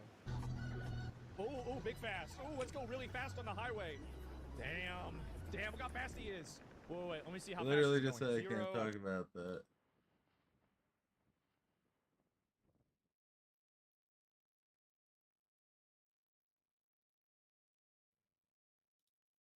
And they need to not be here anymore. They need to not be here. They need to absolutely get the fuck out of the United States of America. Because they're taking advantage. And, you know, we're not in a situation where we're doing good, homie. We're not doing good. It's not all fun and games over here. Like, we're having a bad run at the moment. Starvo said, JD, I agree, we need to split off from the rest of the world, but imagine the technological advancements countries like North Korea or Venezuela or Mexico could offer, and how amazing it'd be to travel there if they weren't corrupt. Absolutely. I agree with you 1000% in theory. I just don't think we're personally in a place right now where we're able to help other countries. I think we need to focus on America first right now, and America only. So I think we agree. And I think that in a perfect world, it'd be great to see us be able to do something to bring the whole world up to a standard of American excellence. But right now, we're not even meeting a standard of American excellence, and that's why we need to fix what we have going on here. Striker, what's up, big dog? If we're raised enough money for a charity, would you actually go up against the Big Texas Challenge? It's a 72-ounce steak, a salad, and a roll in 1 hour. Also, would you live stream it? I would, bro. I will fuck a steak up for charity any day of the week. You are speaking my whole ass motherfucking language, big dog. Hell yeah, I would fuck a steak up for charity. I don't know that I could eat a 72-ounce steak, but I would give it my best shot, bro. Am I allowed to dump a grumpy mid-eat? I know I've got an hour. Do I have to be at the table the whole time? Or can I go dump a grumpy mid-eat and then go back and handle business? It's funny because the other day when I got swatted, I was on the throne, you guys. I was having a little bit of trouble after Thanksgiving dinner. I got swatted on Thanksgiving, guys. And they called me, and I'm like trying to work through what's going on with with Thanksgiving dinner, and they call, and I'm like, hello? And they're like, hey, it's us again. And I'm like, again? And they're like, yeah. And I'm like, well, I'm on the shitter right now. And they're like, it's cool. We're not coming out. We're not doing anything. Like, we know it's the same shit over and over again. What they do is they use a veterans hotline. And they text the veterans hotline through a Tor browser on a computer through an internet phone that doesn't really exist. And the Tor browser shoots it here to there, to there, to there, locationally to hide their identity. And so they take up resources from a veterans sewer slide center where they're trying to help veterans who are suffering and struggling. And they did this on fucking Thanksgiving, mind you. Holidays are especially difficult for people. They did this on Thanksgiving, and they, try to get cops to come out and kill me and my family. They say that I'm in a sewer slide by cop. So that's the type of people that we're dealing with.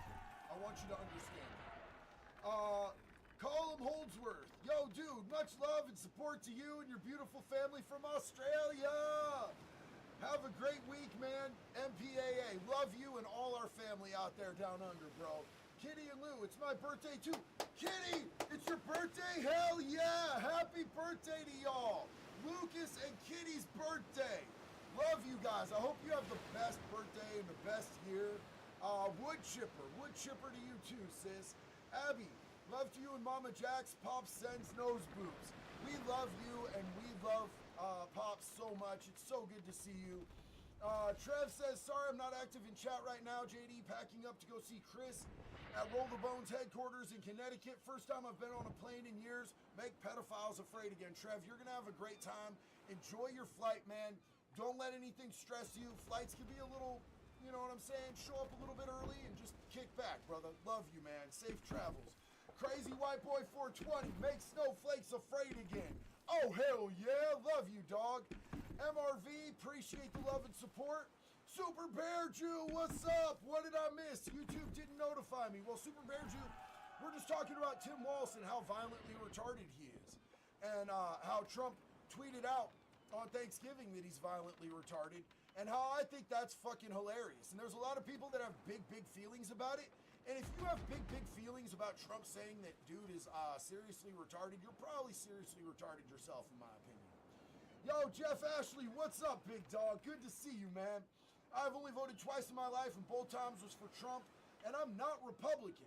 But for my few years in the service, I have witnessed one side just disregards our troops and law enforcement officers and made our jobs so much harder to do. And that's what I'm saying. You saw in your real-time, real-life experience that one side was doing more than the other side for your community. And I respect the fuck out of you voting accordingly, man. That's what's up. Lone Star, been in the Horn of Africa? It's bad. I've never been to Africa, dog, but I believe you. And I love you, and I appreciate you. Brian said, I honestly think that those like Newsom and Walz are so blinded by personal greed that they have sold their states out and the country. Audit every state. The idea and the concept that we would be looking at Walz as vice president or Newsom as president in 2028 astonishes me. Because you see how much damage they're doing in their state. Like, look at their record, look at the results, not just what they say, not just that they're not Trump. Look at what they've actually done to their states, and you think that you want them to run the country? They already can't handle running a fucking state, homeboy. They're robbing people blind, they're betraying the American people, they're basically fucking traitors. And they should be fucking, honestly, there should be a fucking mob. There should be torches and pitchforks, and instead people are like, well, he's not Trump, so let's get him into presidential office. You're crazy as fuck. John Burris, we might be able to provide better health care and take care of our vets if we stop paying for immigrants. I think that should be, I think that health care and taking care of our vets should be an absolute fucking full stop. I think that's like the bare minimum we should be doing. We're paying for Israel to be able to have health care for their citizens, but we don't have it over here. That's crazy as fuck to me, bro. Hereticus, you should look up Afton Ben. She's running in Tennessee, special election for 7th District. She's nuts. She wants to abolish police and ICE, spread socialism to Tennessee, and said she hated country music in Nashville. I don't see her getting in. And I'm just basing this just off of what you've said. I don't see her getting in. But you guys, so they like to call me a Nazi and a fascist because I straight up just ask questions and I have beliefs and agree with things from one side and the other side and don't agree with things from one side or the other, but they call me a Nazi. Do you know some of these same people are those who push socialism? Do you know what Nazis are? They were the Nazi Socialist Party of Germany. They are so fucking violently head up their ass. They don't even know what they're pushing for. It's insane. Jeff Ashley, I don't talk about this often, but bro, there are certain cultures who will not assimilate. And I've been to Iraq and Afghanistan, and the way they treat females and handicapped people is pure evil in my opinion. And I 100% agree with you, dude. And thank you for your service and your sacrifice, and thank you for sharing your real life experience with us. It's really important, man. I want to ghost. Alphabet Google is censoring you with ad pop-ups. I'm not shocked at all whatsoever because I say the things out loud that they don't want said out loud, bro. I don't know why anybody would think that. Like, imagine, and what's so crazy is that America and some places in Europe have this mindset where it's like, oh no, we have to let this happen. No, you don't. You go to China and you complain about everything in China, you're gonna be lucky if you leave. You go to Russia, you complain about everything in Russia, and you're on government welfare, you're gonna be lucky if you leave. You go to any of these Middle Eastern countries, you'd be lucky if you leave. So why is it, bro, like, absolutely not. Like, I don't want people coming here that causing all that problems. The board and both, yeah. Can you explain America in WoW terms? It's the alliance, the horde is, I remember I used to, like, back during the Middle Eastern War, I used to call Afghanistan the Horde, but now we're not really at war with them anymore. So I don't really know who the Horde would be now. I'm not sure. Yeah, I don't know. And lynching used to be punishment. I don't know about fucking lynching. That's a bit much, right? But only left parties in Europe are saying this. Exactly. Well, so lynching. Who just said? Elon Musk just said that we should bring back hangings. He just said that we should bring back hangings. I don't see why not. If you do something that's an executable offense, if you do a capital fucking crime, homie, I guarantee you weren't worried about your victim's humanity. And we spend so much on electric bills and on the drugs that we use to put people down humanely. Rope is super cheap and it's reusable. I think that we need to start thinking about the environment here, guys. The environment needs a little bit more TLC, and we could start off by executing people with rope. You can use it over and over and over again. You know what I'm saying? That's my personal belief. It's my belief system. And you know who agrees with me? Elon Musk. Ladies and gentlemen, Jackson Station. Hello, baby. How are you? Yeah, we're talking about hanging people. It's all, you know, nothing controversial on our show on a Sunday. Keep it real church stuff. So we had a little discussion about whether or not I met you when you were underage. None of our kids would exist. None of them. We don't have kids together. We have kids from previous entanglements. And now there are. Yeah, and now there are kids, our kids. So, but the other thing is that they had said that you've had plastic surgery. Yeah, that's fun. Yeah, when you asked casually asked somebody who was a plastic surgeon, hey, what if I did this? What did they tell you? They told me absolutely not. But it's fine because I have like I have a hernia that I need to have surgery on, and I've been putting that shit off for years because I'm terrified. Terrified. The only other times I've had surgery was to save my life, and it was super traumatic. I don't want to do that shit. Yeah, facts. The plastic surgeon told her ethically they wouldn't do that because, and I quote, people paid to look like you. My wife, I'm telling you, dude, I married so far up. I outkicked my coverage. I don't know how that happened. God just did crazy shit. She saw something in me that clearly wasn't my nipples. It clearly wasn't my freckles. I didn't even have the beard then, you guys. She just saw me and she was like, I like you for some reason. Come yonder, retard. And I was like, yes, ma'am. He didn't have all the tattoos. I just love who you are, and you've always been super handsome to me. Did you hear her? She called me handsome. No, I was 36. When a woman besides your mother calls you handsome, you marry that woman. I love you, baby. I want to jump in here and say, yo, DK, thank you so much. Huge love and respect to you, dog. Thanks, JD. So many people don't understand what the Nazis actually stood for. They only know the surface level stuff about the Holocaust. So listen, man, like you can literally go back and look, like Hitler really wanted universal health care. Hitler was really, you know, what he was doing out there really aligned a lot. He wanted to disarm his population. He wanted, you know, socialism aligned so much with what the left asks for and what they want. And people aren't educated. But those same people are the ones who are going to be calling you a fucking Nazi and shit like that. Most of these people don't have any idea what Hitler stood for. Most of them have never listened to a translated Hitler speech. Now, what he stood for and the things that they did, horrific. But to call me a Nazi because I have slightly varying beliefs for what's best for our country is absolutely insane. It's crazy. You know what I'm saying? Have any of you guys ever gone and listened to a Hitler speech that was translated to English? It's staggering compared to what we were taught in our schools. And if you go to any other country, any other civilized country, they will actually teach you about the American propaganda machine that's taught to us from the very beginnings of our schooling. Our education is absolutely indoctrination over here as well. Just want to be clear about that. Patrius. Lady in Tennessee is a Dem in a GOP district. It's voted red by 10 for House and 22 for Trump in 24. But many blue voters moved to red states due to lower taxes and regulations.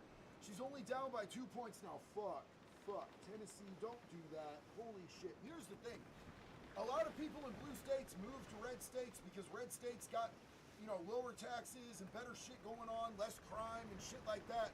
And then they vote blue and then they make that state all fucked up. That's why Florida doesn't want you there if you're gonna come and vote retarded. Florida, so why do you think that you see a new Florida man shocking headline every single day? It's not that the stuff that's happening in Florida is that much crazier than stuff in other states. It's that they put it front and center while other states hide it to try to save their reputation. Because Florida doesn't give a fuck about its reputation. Florida wants to scare you away from moving there. That's just the truth, bro. The natives don't want people coming in there and making their Florida California or making their Florida New York. Texas doesn't want you moving from California to Texas to make Texas into California. They don't fucking want that. EHF. Paul Dans is running against Lindsey Graham. He was part of Trump's first term and helped cut government size and spending. He could use help getting his message out. Well, anybody running against Lindsey Graham is probably better. I'm just gonna say, man. Alex, so good to see you, Bubba. Thank you for that support. Big love to you. And Daniel Moser, I have done the math as a mental exercise. It would only take 1.2 billion to every house, every veteran, to house every veteran in a custom-built 7-bedroom, 7-bath home, not in warehouses. It would only take 1.2 billion. Are you sure on that math, dude? Because that would be pretty incredible. I would feel so much better about our country if we took care of our veterans, man. That would be staggering, bro. That would really kick some patriotism for me. And yes, Necron, the R word is back. We're done with the word policing. We're done with the thought policing. We're done with the bullshit in this country. In this house, we say gay and retarded. There's too many people that see that, right? There's way too many people that say that. And maybe Russia is the horde now, right? Maybe that's it. And so yeah, anyway, I don't know why you would have any of those people in there. I'm gonna be honest. Like, really, it's crazy that that's even a question. So yeah, the Burning Legion, exactly. I don't know why people would want to come here and deal with those blue-haired retards, because they get free money. That's it. That's facts. That's facts, bro. Like, if I was in another country and I was like doing good, and I saw what was going on over here with the blue hairs and the Septimringians, keeping in mind, it's not the rule. There are exceptions. I used to have a Septimring. Never closed up. I could pop a ring through there.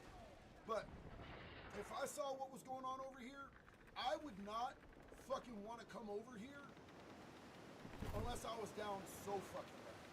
I'd have to be down so bad. Just like on Twitter, 90% of accountants and foreigners talk as if they are Americans and changing what people think, and the majority hear things. Yeah, I mean, again, like, it's crazy how Americans put up with this. And like, there's some Americans that are so cucked, and they think that like it's their obligation to bring in every third worlder that hates their country and then give them money infinitely. It's just fucking retarded. And hopefully, now that like, you had like that guy that apparently that did that shooting was an Afghanistan like fucking migrant or something like that. Like, this is the number of Afghanistan refugees that I think that we should have in a country. I'm gonna just go ahead. I'm gonna show you guys what it is. That's the number. It's a zero. That's the number that should be in the country. That's where I'm at. It's a zero. That's my goal, right? Now here, I want to ask you guys in the chat, do you agree with Asman on this? Do you think we should have 0 refugees in the country? I understand that we've destabilized some regions and that people feel some sort of ethical empathy to allow people to come in. Do you think, give me a 0 or a yes, or give me a no if you think that we should allow refugees into our country? I'm seeing a lot of yeses, a lot of zeros. I'm seeing some people that feel like we do have an ethical obligation. It's a very low number of people, but I do see people. Septum ring theory debunked by Right Side Rebel. Right Side Rebel is not retarded, nor is she liberal, nor is she out there, keeping that stigma alive. Front door only. Front door only. So if we have a clear path and they follow that path, not if they sneak in the back door. Case by case basis. Kimberly Rule. Intelligent. I like that. I like that. I like that. That's the number. Literally 0, right? And so, yeah, it's just that simple. Yeah, it gives some momentum now. Yeah, and I've been saying this. The thing is, I've been saying this for a while, and nobody wanted to listen. The members in the EU can't actually deport illegals. It's due to legal reasons. What do you mean legal reasons? Who's going to hold Germany accountable? Who's going to hold France accountable? You think the EU is going to get together and take away all France and Germany's money? No, if the people of the countries there want it, if there's enough people in the country that want it, you got to remember Poland is part of the EU and they deport people constantly. It's true. And Poland actually is pretty fucking lit. Poland has some good shit going on over there. But if you see, both France and Germany have had people revolting lately because of the overpopulation of immigrants that are not assimilating. They're trying to dominate and take over through crime and breeding. They're making France and Germany less and less like France and Germany and more like third world fucking countries. Do you want to live in a third world country? I want to know. Let me know in the chat. Yes or no? Do you want to live in a third world country? I don't want to live in a third world country. I have no intention of allowing this country that set a standard for excellence for so long, that is now on a decline, to end up a third world country. And there are other countries that held that Western standard of excellence that are on a decline, that are headed towards being a third world country, and they're much farther along than we are. And we should be using them as a cautionary fucking tale. I don't see one person in the chat saying, yes, I want a third world country. Go to Portland and watch human beings shitting in the sidewalks. See how many people are living in tents and see the absolute fucking squalor. You can see that in California. You can see it in Washington. You can see it in Oregon. Let the West Coast be a wake-up call to everybody in the U.S. that this is what's gonna happen if we keep going this fucking direction. So the fact is that, like, if a country really wants to do it, they can do it. And also, the legality and the rules are only as strong as the enforcement mechanism. So if you can't enforce a law on a country, then effectively that law doesn't really exist to that country, right? Like, you could say that, oh, well, you shouldn't be doing this, but if they're doing it, then that's all there is to it. So yeah, can't deport illegals because of legal reasons? Yeah, fuck that. Check out Trump's new truth post, Rip Biden pardons. Well, anyway, please don't. If you deport them, they'll come to Canada. Okay, so Doug Haven just said some shit, man. I was thinking that we could save the men of Portland if we got Maceface a case of D-size batteries. And for those of you who don't know, Maceface is an OnlyFans creator who is out there every night screaming at people, horrible obscenities. She is called Maceface because she got bear maced by Department of Homeland Security while she was screaming, mouth wide open. She was all, ah! And he was sprayed her right in her mouth. So they started calling her Maceface. It was hilarious. She says horrific things. And she is, I think that she probably has some serious childhood trauma and mental illness and drug addiction that is going untreated. And I feel for her on a certain level, but she is literally retarded, bro. Literally retarded. And so I'm assuming that you mean the case of D batteries, she would stay home with her vibrator. And so I like that. You would definitely help the men of Portland. Well, hey, y'all got to get your shit together. And so anyway, even as we've progressed technologically, immigration policy has eroded those gains and living conditions for many. This is the big one. All right, here we go. I will permanently pause migration from all third world countries to allow the U.S. system to fully recover and terminate all of the millions of Biden illegal admissions, including those signed by Sleepy Joe Biden's autopenned, and remove anyone, bro, who is not a net asset to the United States. Least retarded thing that I have heard come out of Washington in so long.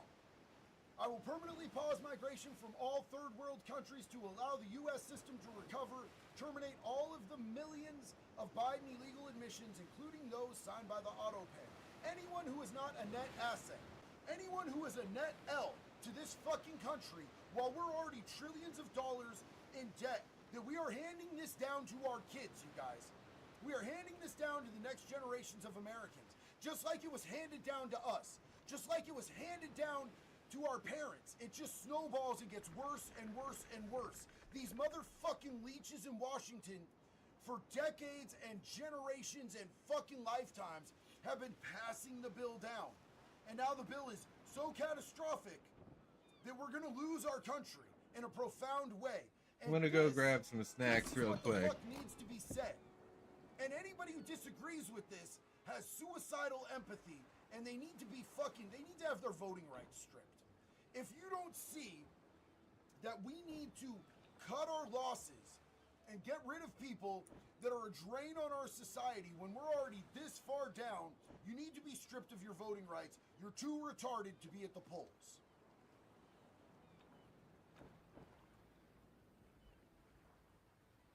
Yeah. True. Yeah. True. Like, oh my God, I can't believe this.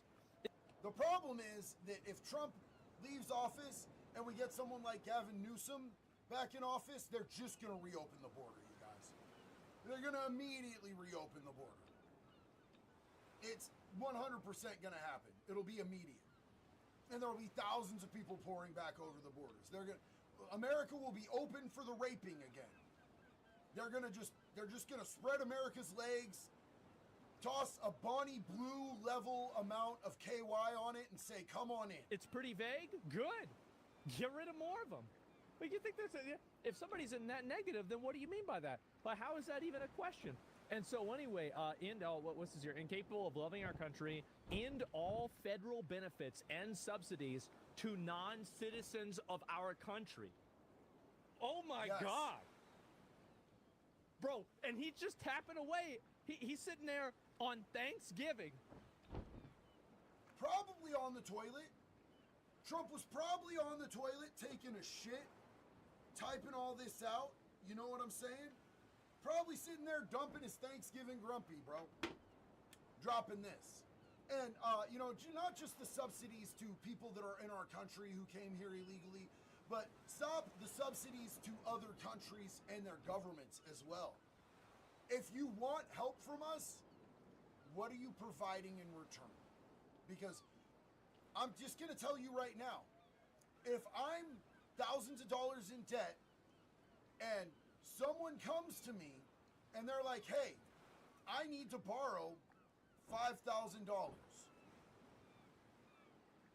Bro, I'm in debt. But what are you going to provide to me to make that worth my time?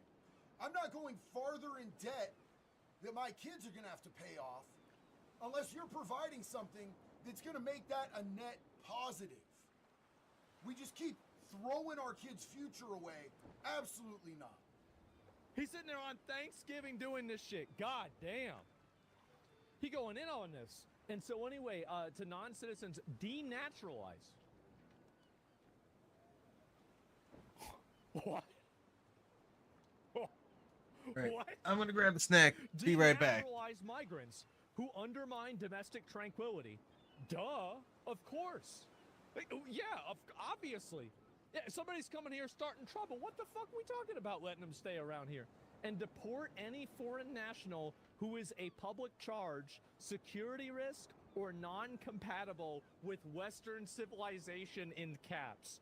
Gentlemen, I used to pray for times like this.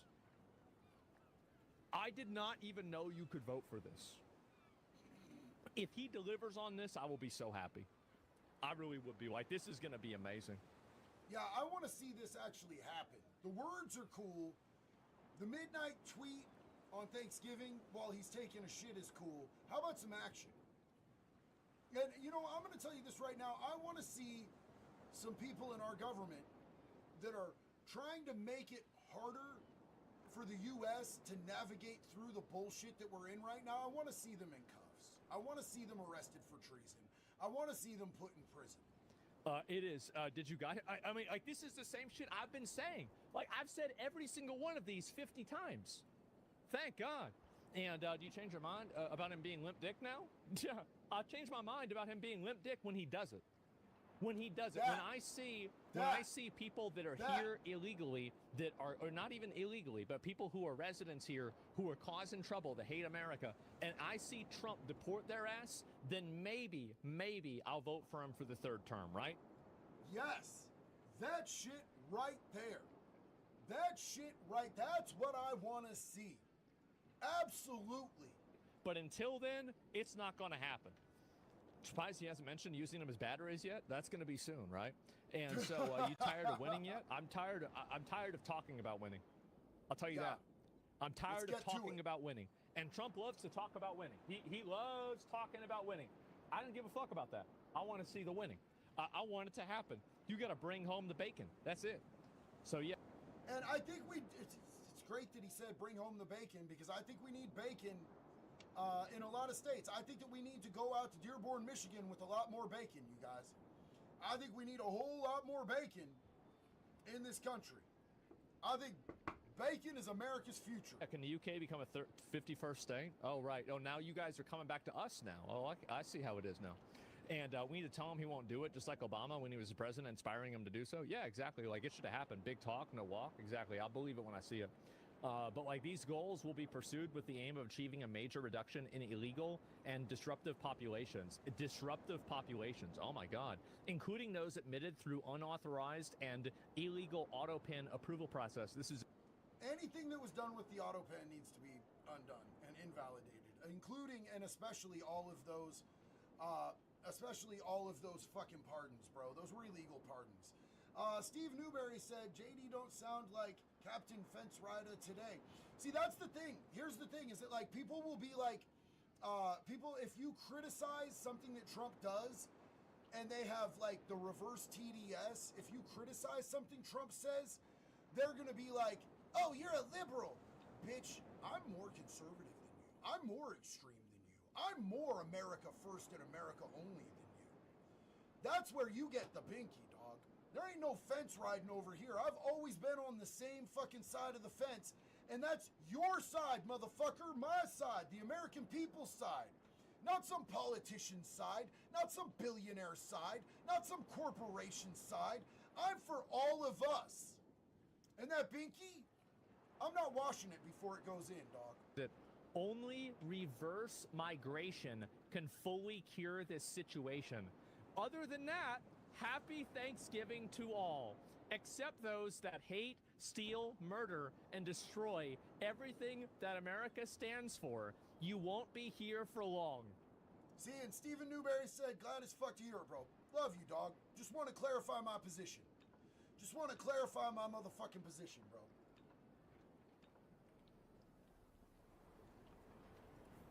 Oh my God. Now, I really think this might be the most based post he's ever made. I am so happy about this. I really am. Like, this is the kind of shit, like, if he actually does this, I'm going to be so happy. Let me see, because I think I pulled this up. I saw it. I didn't really read the whole thing. But where is it? The post about this had, like, fucking 400,000 views, right? I think it did. Let me go back and double check. I'll see where, because he's been posting a little bit more recently. Let me see. Yeah, people are very happy about this. Third term incoming? Well, we'll see what it says. Yeah, right there. 387,000 likes. And it's just one big fucking paragraph. Damn. It's a run-on ass paragraph, too. Very disheveled, very hard to read. Now, I want to see the follow-through. Now is time for the fucking follow through. Now is time to see it actually happen. That's the president right there, gentlemen. The only thing I'm surprised about is that everything isn't in caps lock. Yeah. I feel called out. I type in caps lock a lot. Duarte-ass speech? Yep, that's right. Welcome back. And text wall? Yep, exactly. Give me a Venezuelan style summary. Yeah, when you were first president and implemented the Muslim ban, I thought you were racist and cruel for the sake of being cruel. I was wrong. You were just trying to keep us safe. Oh boy. So thank you, Mr. President. Happy. Calling Tim Walz retarded and pausing all third world migration, possibly the greatest Trump tweet of all time. I think this is. I think this is the most based. Eric Daughtry said, Tim Walz is retarded. You nailed it.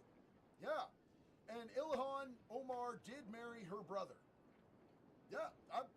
I don't fucking, I think this was his most base tweet ever. I really do.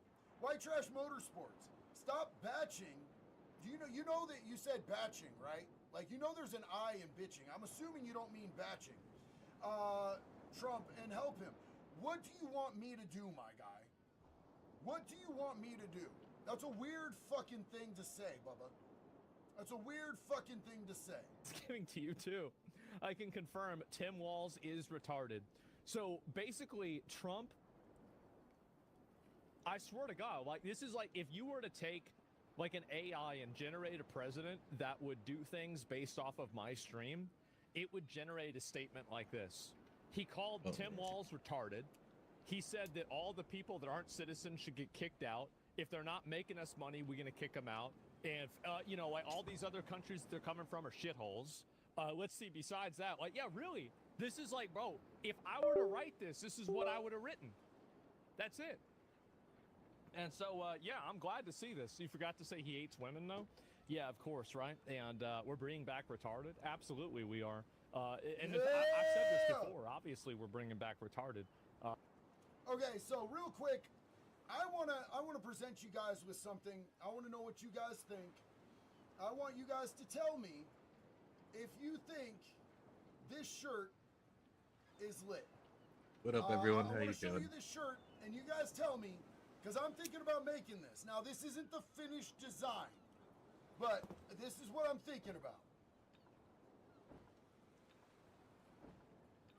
I'm thinking about having my graphic designers make a shirt with the White House that says, in this house, we say gay and retarded.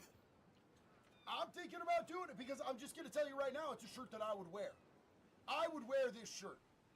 And usually when I make shirts, it's because it's shit that I would wear.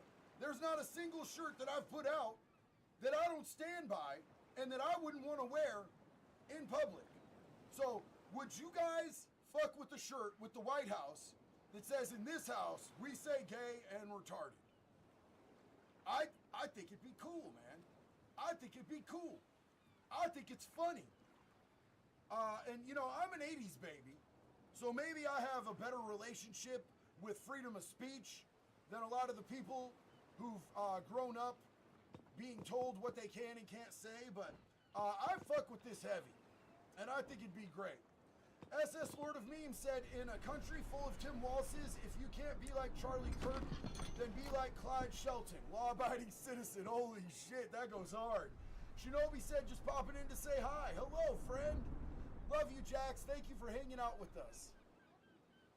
Daniel Moser says, I am certain if you want to reach out to Elon or another person with the means or power, happy to share, post it if you want. Doug said, I was thinking we could save the men of Portland if we got Maceface a case of D-size batteries. Arlyn, thank you so much. If you are from a foreign nations, claims to be a lesbian rodeo clown who identifies as I-It, we will accept you as long as you are America first. Just saying. Hey, dude, here's the thing. If you're a net win for America, I got no problem with you.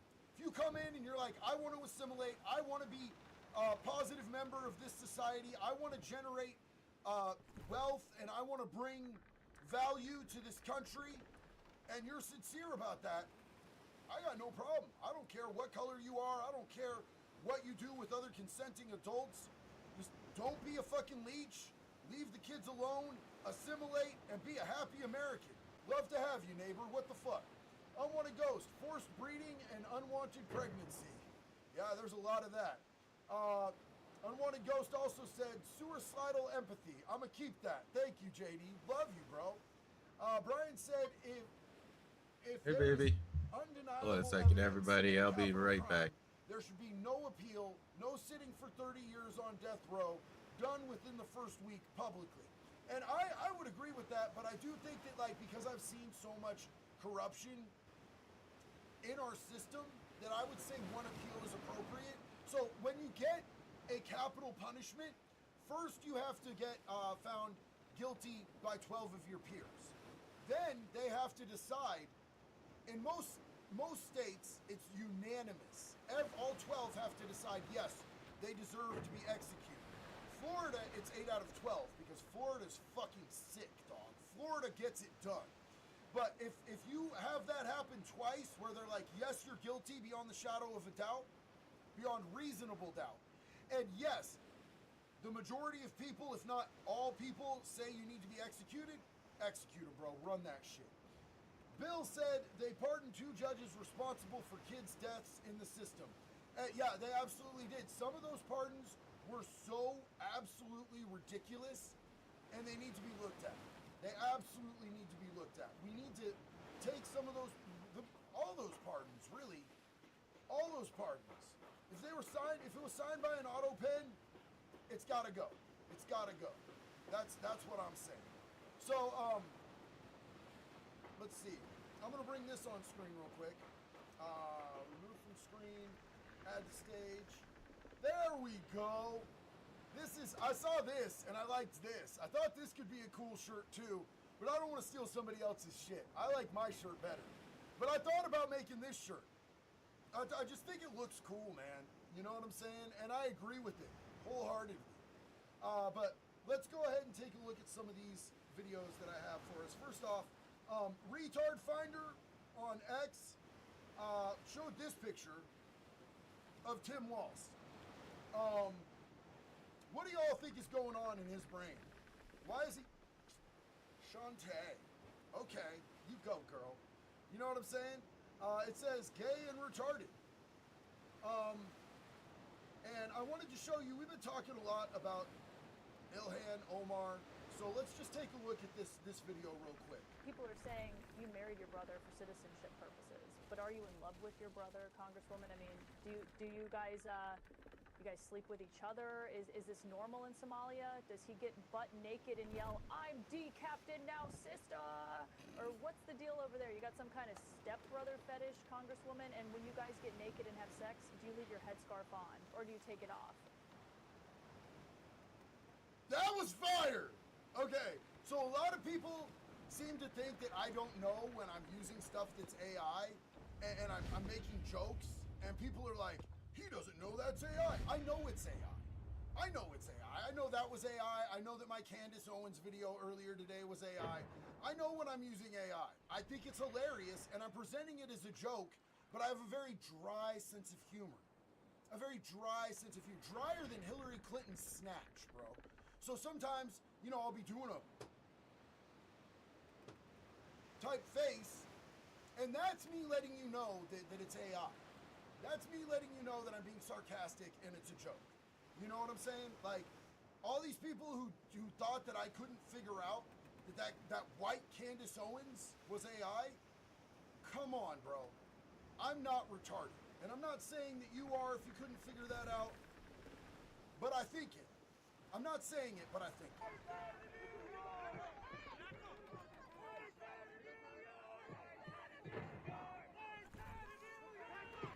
This is New York City. This is the NYPD being overwhelmed by suicidally empathetic, liberal, majority of them are white fucking retards that are attacking ICE and attacking the NYPD. And they would rather go after people who enforce laws in their city than they would just let them fucking restore law and order. And that's part of why I think that New York City is basically, at this point, I think it's a lost cause, guys. I think it's a lost cause. We might need to fence it off.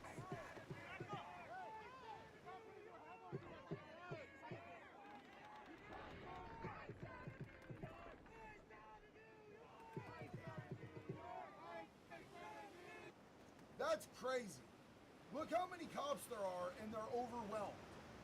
That is like a foreign, that is a hostile army, basically, in the U.S. I don't like that.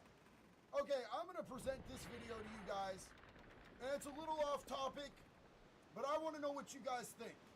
It's short. Please let me know what you guys think about this. Women's restroom.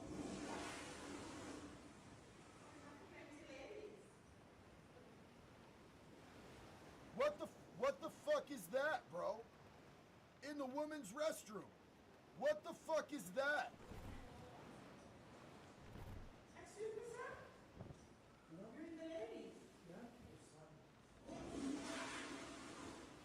I don't think that was an accident, you guys. I don't think that was an accident. I think that was very on purpose. This dude didn't seem confused. He just seemed entitled. He seemed like he doesn't give a fuck about women's spaces. Look at this guy. Look at what he's wearing.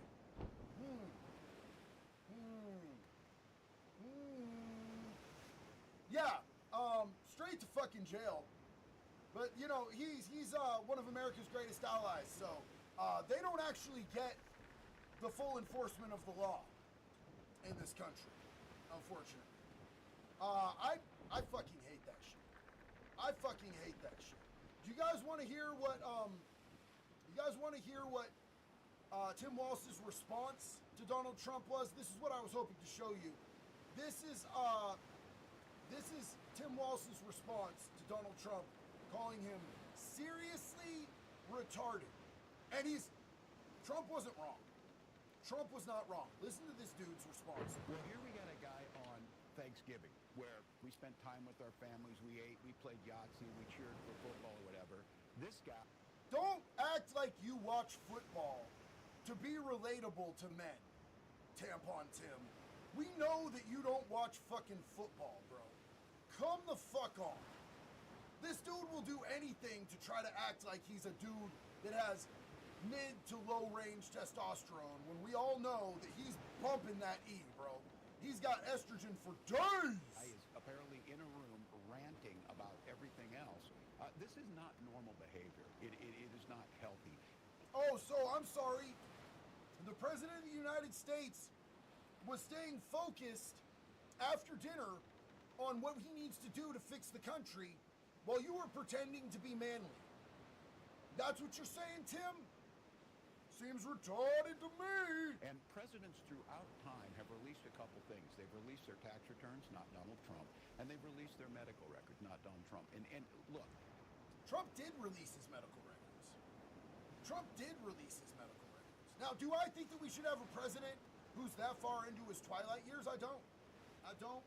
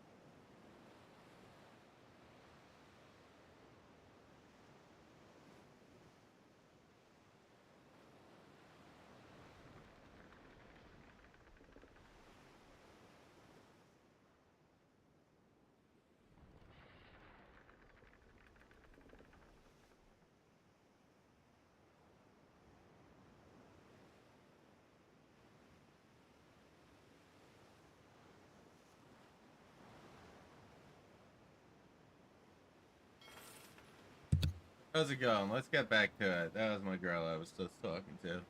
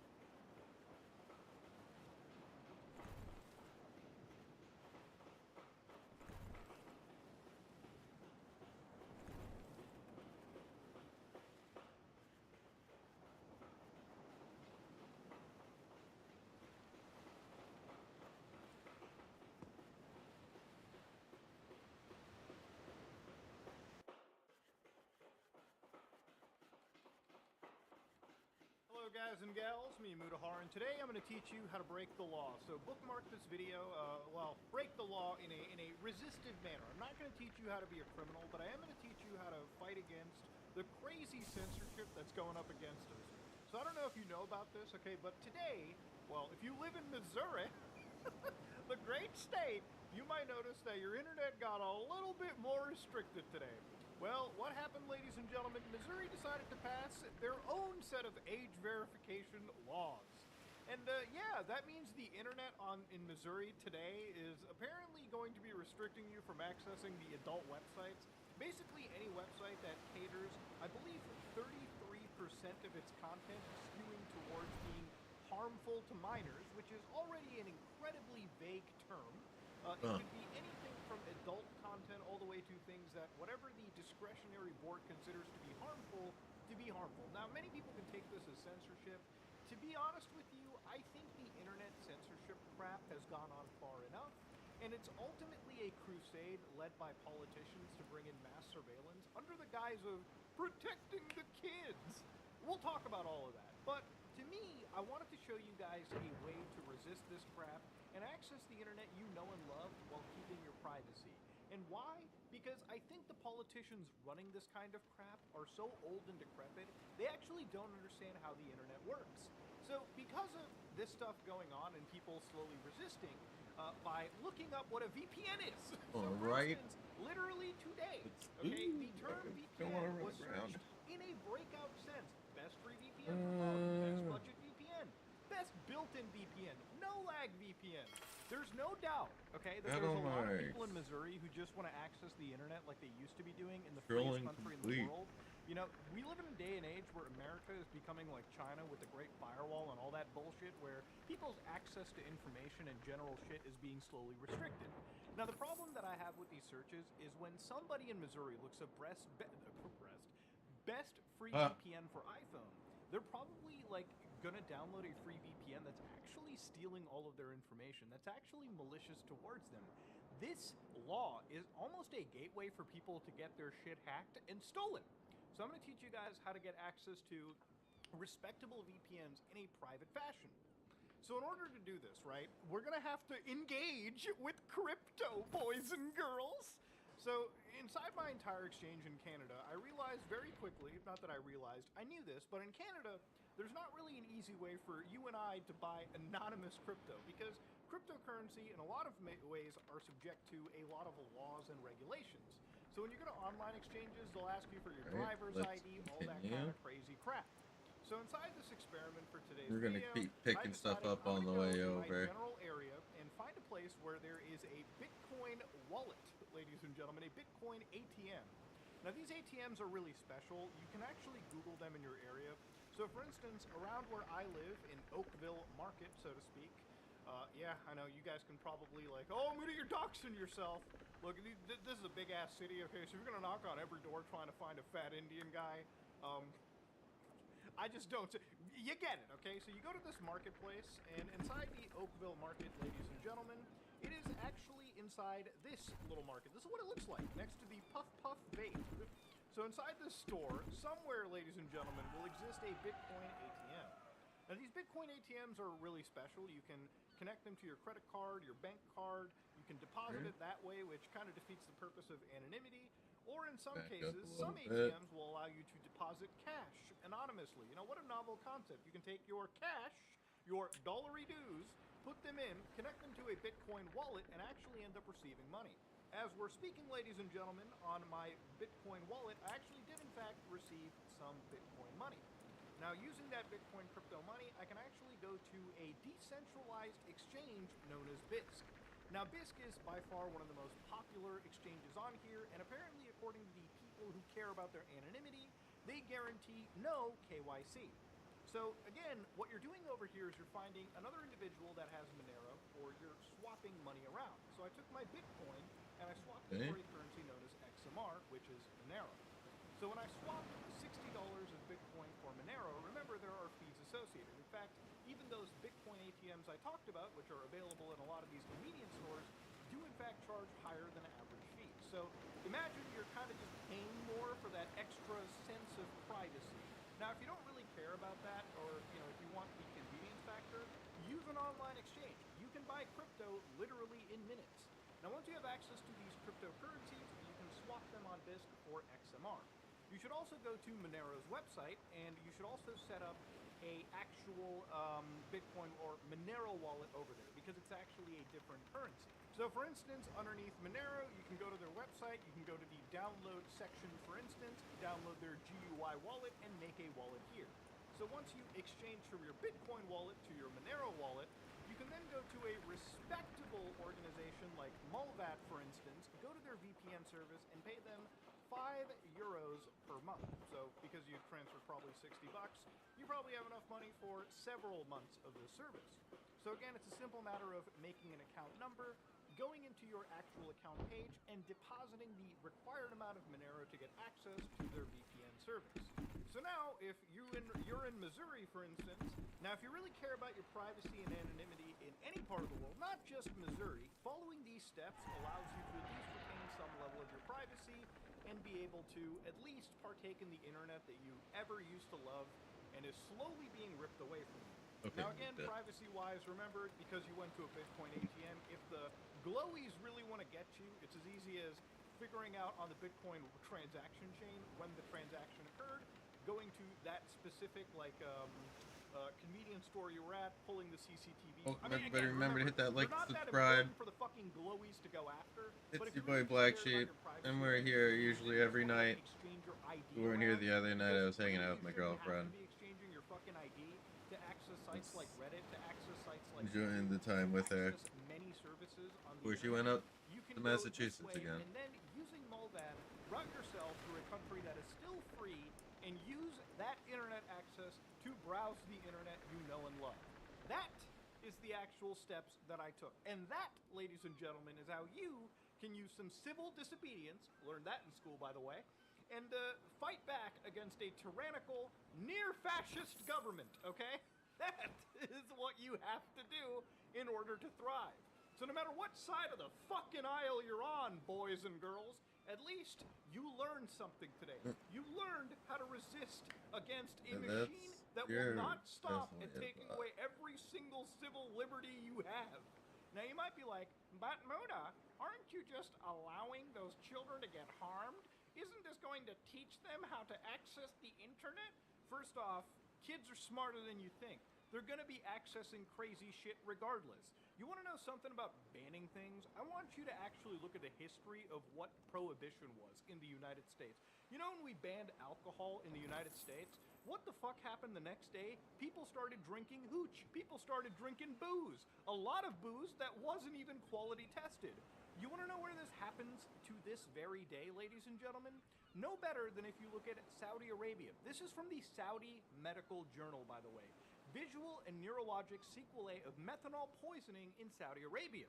According to this, it's a retrospective series of 50 consecutive patients in the King Khalid Eye Specialist Hospital. So again, Saudi Arabia has really good, That's the healthcare. weirdest hat I've ever Unfortunately, met. some people shy away from it, from what I understand, because of the societal implications. Like, I believe Saudi Arabia gives you like free HIV/AIDS care, but obviously, with the whole cultural impact, right? Like, how'd you get it there, buddy? Did you play with Steve a little bit too much? That's not allowed in our country.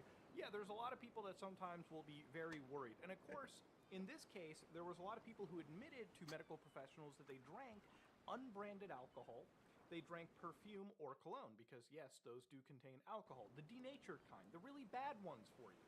Within 1 to 3 days before losing vision in both eyes. Because, yes, alcohol is poison, okay? You are literally poisoning yourself as you go out and drink. At least with regulations and laws, we can at least, when you go to a bar, right, they ask you for your ID, whatever, fine. The bartender checks my ID, gives me a bottle of booze. We don't outright completely ban the thing and subject people to getting access to, alcohol that is dangerous for them. And you could make an argument that, yeah, when it comes to an adult website, we are asking for an ID for people to access. But at the end of the day, it's a little bit different on the internet, because the internet is not the bar, okay? A lot of children that go to the bar will often get rejected, and they will keep getting rejected until eventually they go to the one shady dive bar that needs the money and might be okay with serving underage people drinks, but that's really the journey that people have to go to. It's not that it doesn't exist, unfortunately it does. But when it comes to the internet, yes, you can ban all American websites, but you can't ban internet websites from the Russian Federation. You can't ban them from Asian countries. You can't ban the internet outright. Children will still, unfortunately, be able to access those websites. So unless you go on the ISP level, and that breaks a whole bunch of other things, you're unfortunately allowing all the American websites to go down that do operate with a lot of regulations, so making sure that performers are over the age of 18, yada, yada, yada, even though that's also not perfect. If you ever see how the sausage is made, the adult industry is really a dark place to go down. I made a video 3 years ago about trafficking, 4 years ago, and I looked at some of the darkest stories in legal adult studios in this country alone. And it is one of the most disgusting rabbit holes that I went down, to the point that even watching any adult media is just never an okay thing. But again, these children, or really anybody who cares about the internet or accessing this kind of stuff, will go to those other websites and unfortunately be exposed to people that probably aren't the age of 18, maybe under, people that are exposed to really, people that might be forcibly coerced with it. Where regulations often go down in this kind of world, people go to those websites and see, unfortunately, things that they probably shouldn't. Now, the thing is, if you're an adult and you want to, if you're a child, right, the best thing you can do for a kid is just be a parent, okay? Now, I can admit that these are very difficult conversations to have, but if you're going to bring somebody into the world, you should also walk in with the responsibility that at some point you're going to have these hard-to-have conversations. Now look, when I was a kid, my dad told me, look, you're not weird for looking up internet, pornography. It's something that happens. Every kid gets caught. I got caught. It happens. And the thing is, my dad was like, listen, it's just fake stuff. It is stuff that's going to completely. He told me that basically it's not real. It's going to distort my perception effectively, and that's what it came down to. And it's one of those things where, again, he told me about how people get addicted to it. And he mentioned that it was like a drug, and that's something that stuck with me to this day. It's one of the things where, even, smoking a cigarette or having a drink or something, it's when you see that you've started to develop a dependence on it, and then eventually, like any drug, you're just going to go constantly requiring it more and more, and you're going to want a harder and harder version of it. Pornography is not real. In fact, if anything, it will absolutely ruin your perception of how to, even navigate things like sex. But this is not me having the talk. If you're a parent, you should have this talk. And ultimately, using any form of or just, again, have these conversations. It's not, it is hard to have, but it is something you need to do regardless of anything. So obviously, this is something that I was taught. This is something that I believe ultimately lies on the back end of parents. We should not be turning the internet into a show us the ID and enter this website party, because ultimately, as we've seen, platforms like Discord, which required identification very recently, also had that identification hacked. These tech agencies don't care about your privacy. They don't care. Once your ID gets hacked, you're open to paramount amounts of, internet identity theft or anything of that nature. Again, we shouldn't be turning the internet into this simply because parents are not parenting enough. If anything, like I've always said, if you're going to have children and you're going to give them unfettered access to these devices, because where else are children getting these cell phones, tablets, and computers? Granted, they're not earning the kinds of money that you would need in today's day and age to be buying these devices. So clearly it's the parents or somebody who is their guardian involved in this process. If you're going to give your kids access to this, you should be able to monitor or control it. It's like keeping alcohol around your house. If you're not able to lock it away or hide it or make sure that it's not being tampered with by your children, then you probably shouldn't have it in your home to begin with. Now to go back to, again, this situation, right? When VPNs started getting brought into the mix, obviously there are other laws that started to get brought in too. Because these government, fossils know that, oh shit, people are just using VPNs to bypass the shitty laws that we made, what if we start targeting those gosh darn VPNs? And that is unfortunately what is happening, ladies and gentlemen. In Wisconsin, there are now legislation that are being brought forward The bill acknowledges a business entity that knowingly, intentionally publishes or distributes material harmful to minors on the internet from a website that contains a substantial portion of such material to prevent persons from accessing the website from an internet protocol address or internet protocol address ranges that is linked to or known to be a virtual private network system or provider. So again, a lot of these websites are going to have to be putting a lot more checks and balances on the VPNs that they go to. And the thing about VPNs is, ultimately, VPNs are not used for a lot of legitimate companies. Sometimes people that are at schools have to access school information through a school-provided VPN. And in a lot of cases, VPNs are important to protect the privacy of individuals that have been abused. We can all agree in the world, unfortunately, there's a lot of domestic abuse that exists. And one of the things that you'll read about on places like domesticshelters.org that provides information to people that are escaping or have escaped and are trying to keep their anonymity from their partners will tell you that, yes, absolutely, things are being private networks. So, for instance, after leaving an abuser, to protect your devices, use a VPN to hide your IP address and keep your browsing history hidden. And consider using a library computer or other public Wi-Fi network with the VPN for added anonymity. Because yes, when you go to websites without a VPN, at times your IP address can be lost. And sometimes that IP address can link to a pretty general part of the city. But sometimes that general part is all a domestic survivor can scare them, because ultimately it closes down the pen needed to identify where you're actually at. You know, in a lot of ways, when it comes to the government giving a shit about children to begin with, remember, there are ways for the government to counteract this kind of stuff without absolutely throwing the baby out with the bathwater. Remember, mass surveillance is like literally a few weeks away, months away from actually being solidified all over the world. If it's happening in the United States to such a degree, imagine other parts of the world where the privacy and the freedom foundations of a country aren't as locked solid as is because there are a lot of checks and balances to it and regulations. If you truly disagree with this, write to your representative, even as futile as it may seem. I know in the EU, people don't want chat control, yet, no matter what, ladies and gentlemen, no matter how you slice it, they will still try to push that dog shit through, but still keep the fight going.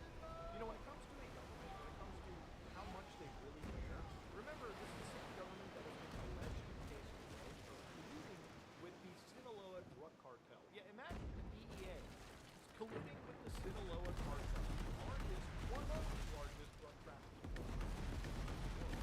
Now, again, somebody that is so fucking naive or so red-pilled to know that if you have a country with the strongest intelligence apparatus around you, it should make no sense that just south of the border, a few hours drive from, actually not even a few hour drive from some cities in Southern California, you can go across the border and see where the real Mexican cowboys reign supreme. And that, ladies and gentlemen, is where, if you look into it, there have been whistleblowers allegedly in the DEA claiming that certain officials, motivated by financial gain or misguided intelligence gathering, turns a blind eye to the Guzman brothers' activities. These alleged collusions allowed the Sinaloa cartel to operate with relative impunity, perpetuating the flow of fentanyl into the United States. Now, if these allegations hold true, it represents a staggering betrayal of the American trust.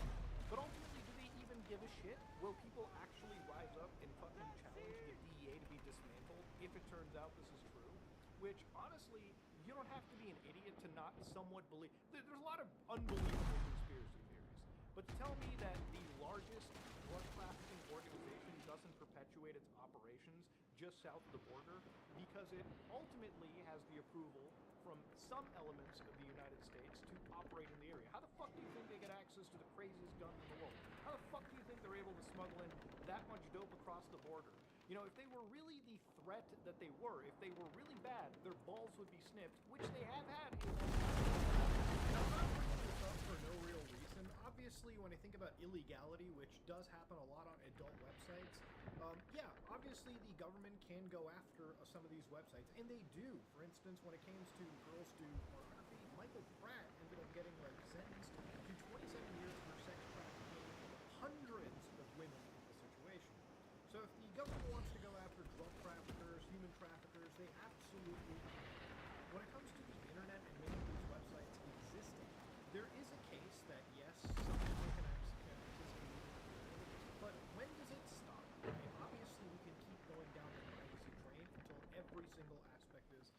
unfortunately taken away from us. But even that is impossible, because for every VPN they infiltrate, another one will spread out. But it's a matter of identifying which VPN that is going to be deployed that's safe for the general person, which will become harder and harder as this fight goes on. And when it comes to things like the dark web, for instance, the ultimate last final boss, when does it happen when like some of these legislators make it so that downloading the Tor browser or having it on your system would one day be considered illegal, right?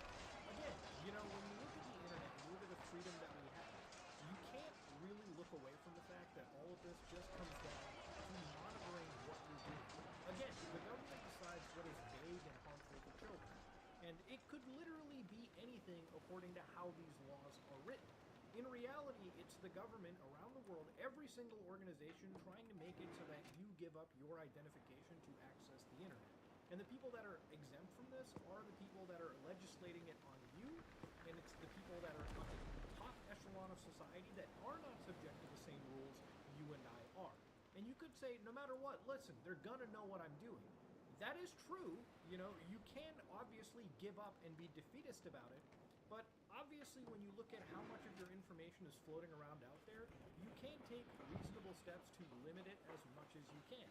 I don't think anybody really envisioned that your information should be floating through servers that don't take care of your security whatsoever.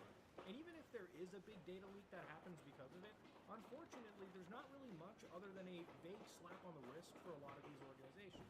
So if you know the punishment for the people that are supposed to be overseeing your privacy isn't that high, should you really trust them into having your information that could actually be used against you down the road, right? If things do get leaked.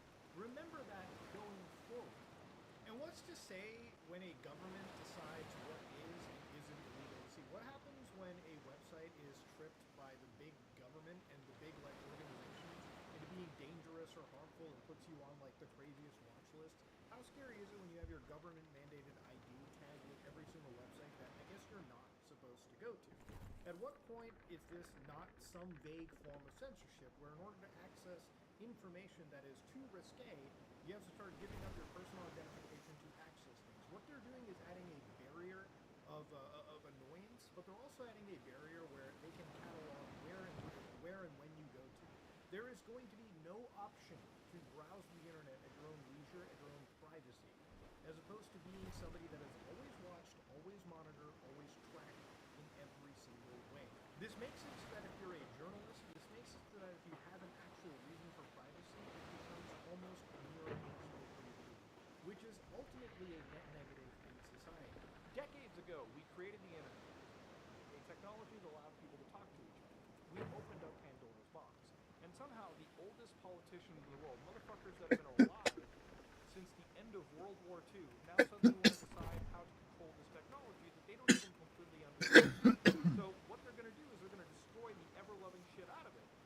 And look, at the end of the day, one of the wildest things about this too is that it doesn't just stop here. I'm pretty sure they're going to end up going at places like the dark web down the road.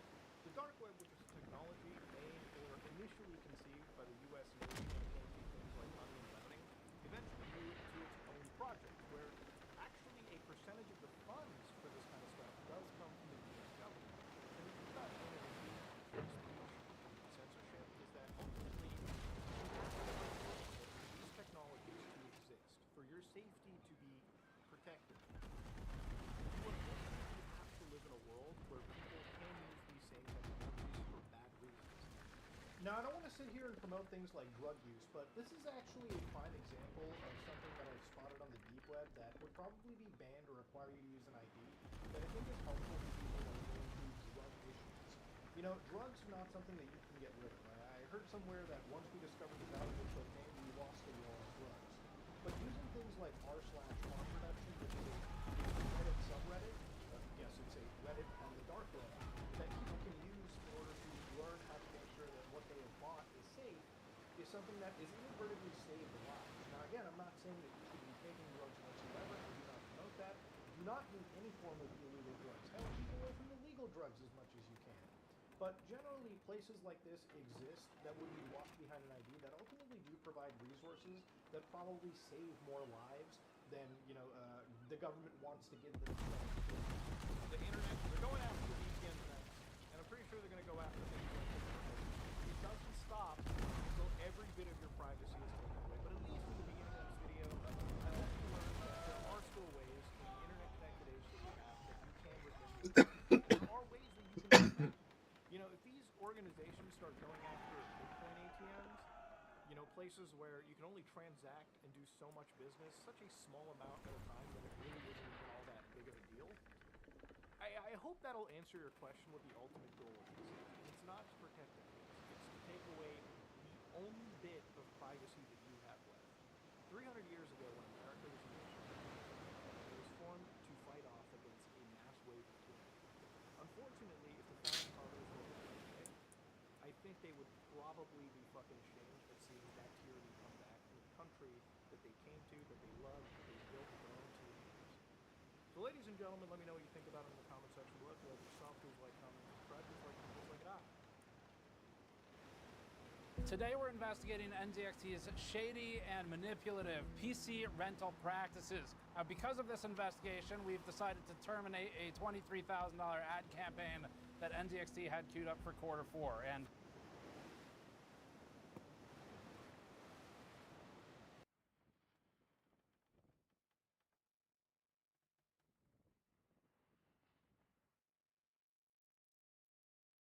what's up, everybody? Today we'll be talking about Haley Welsh, the Talk to a Girl, as she is finally getting sued for her involvement in the crypto scam. So last year I made a video on this. Apparently at that time she was able to weasel out of consequences by cooperating with the law firm, but now the law firm has backstabbed her, and after getting all the information they needed, they added her to the lawsuit. So we'll talk about that today and more, but first a little channel update. First of all, I want to say a huge thank you to every single one of you. We finally hit 100,000 subscribers. The silver play button is in production right now. It should be in the mail in the next couple weeks.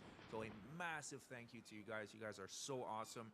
And I do want to apologize for not posting for the last couple weeks. As you may or may not know, I got sued by a nuisance streamer. It's been taking a lot of my time, and that lawsuit is complete bullshit, but I still need to handle it. Now, we're going to talk about that later on in the video. There has been some very positive updates in that lawsuit, but first, let's talk about Haley Welsh. So Haley Welsh came back into the news cycle 2 weeks ago for all the wrong reasons. This is a video by Jamari, almost has 1 million views, and to make a long story short, her career has completely crashed. Instead of doing her podcast, because that failed, she decided to do some live streams, and at one point she was live streaming to 9 viewers. Keep in mind, this woman used to have millions and millions of views on her podcast. It was one of the top podcasts in the country, and now she can barely crack double digits when it comes to live viewers. I have an extension on my browser that calculates how a video is performing, and her videos are performing 0% of their usual numbers. Now, I've never seen that before. On my channel, for example, I'll have a couple 0.3s, 0.5. Not every video is going to do good. I got lucky with the Jack Doherty, it's at 4.8, but on her channel, it's literally 0% of her usual numbers. So her content creator career is pretty much over. She's cooked, and that is nothing compared to her legal troubles. Let's take a look. Haley Welsh, the Hawk Tua girl, has been named in a new filing for the existing federal class action lawsuit against the creators of the calamitous meme coin launch that she promoted last year. The filing alleges that Welsh was paid potentially up to $325,000 to be a critical component of a token launch that promised features that it could not deliver from a technical standpoint. The new filing says this was no accident and alleges that the coin was designed to crash within minutes of launch, letting insiders cash in on the initial frenzy and then cash out. The social media star and podcast host had previously been left out of the lawsuit filed just weeks after the Solana-based token launch. Welsh said in a now-deleted statement on X that she was fully cooperating with the law firm that's suing her business partners to uncover the truth. So this is a pattern that you'll see very often with these crypto scams, is that you'll have this huge disaster that's attached to a celebrity YouTuber, and then the celebrity YouTuber says, "Me, a scammer? Oh, how dare you accuse me? I will investigate my business partners, and I will find out the truth." That's the same thing that happened with this woman, same thing that happened with Logan Paul. They play all high and mighty, they say they had nothing to do with it, and that they will do everything in their power to that's just a diversion tactic. It's pathetic, to be honest, but let's keep reading.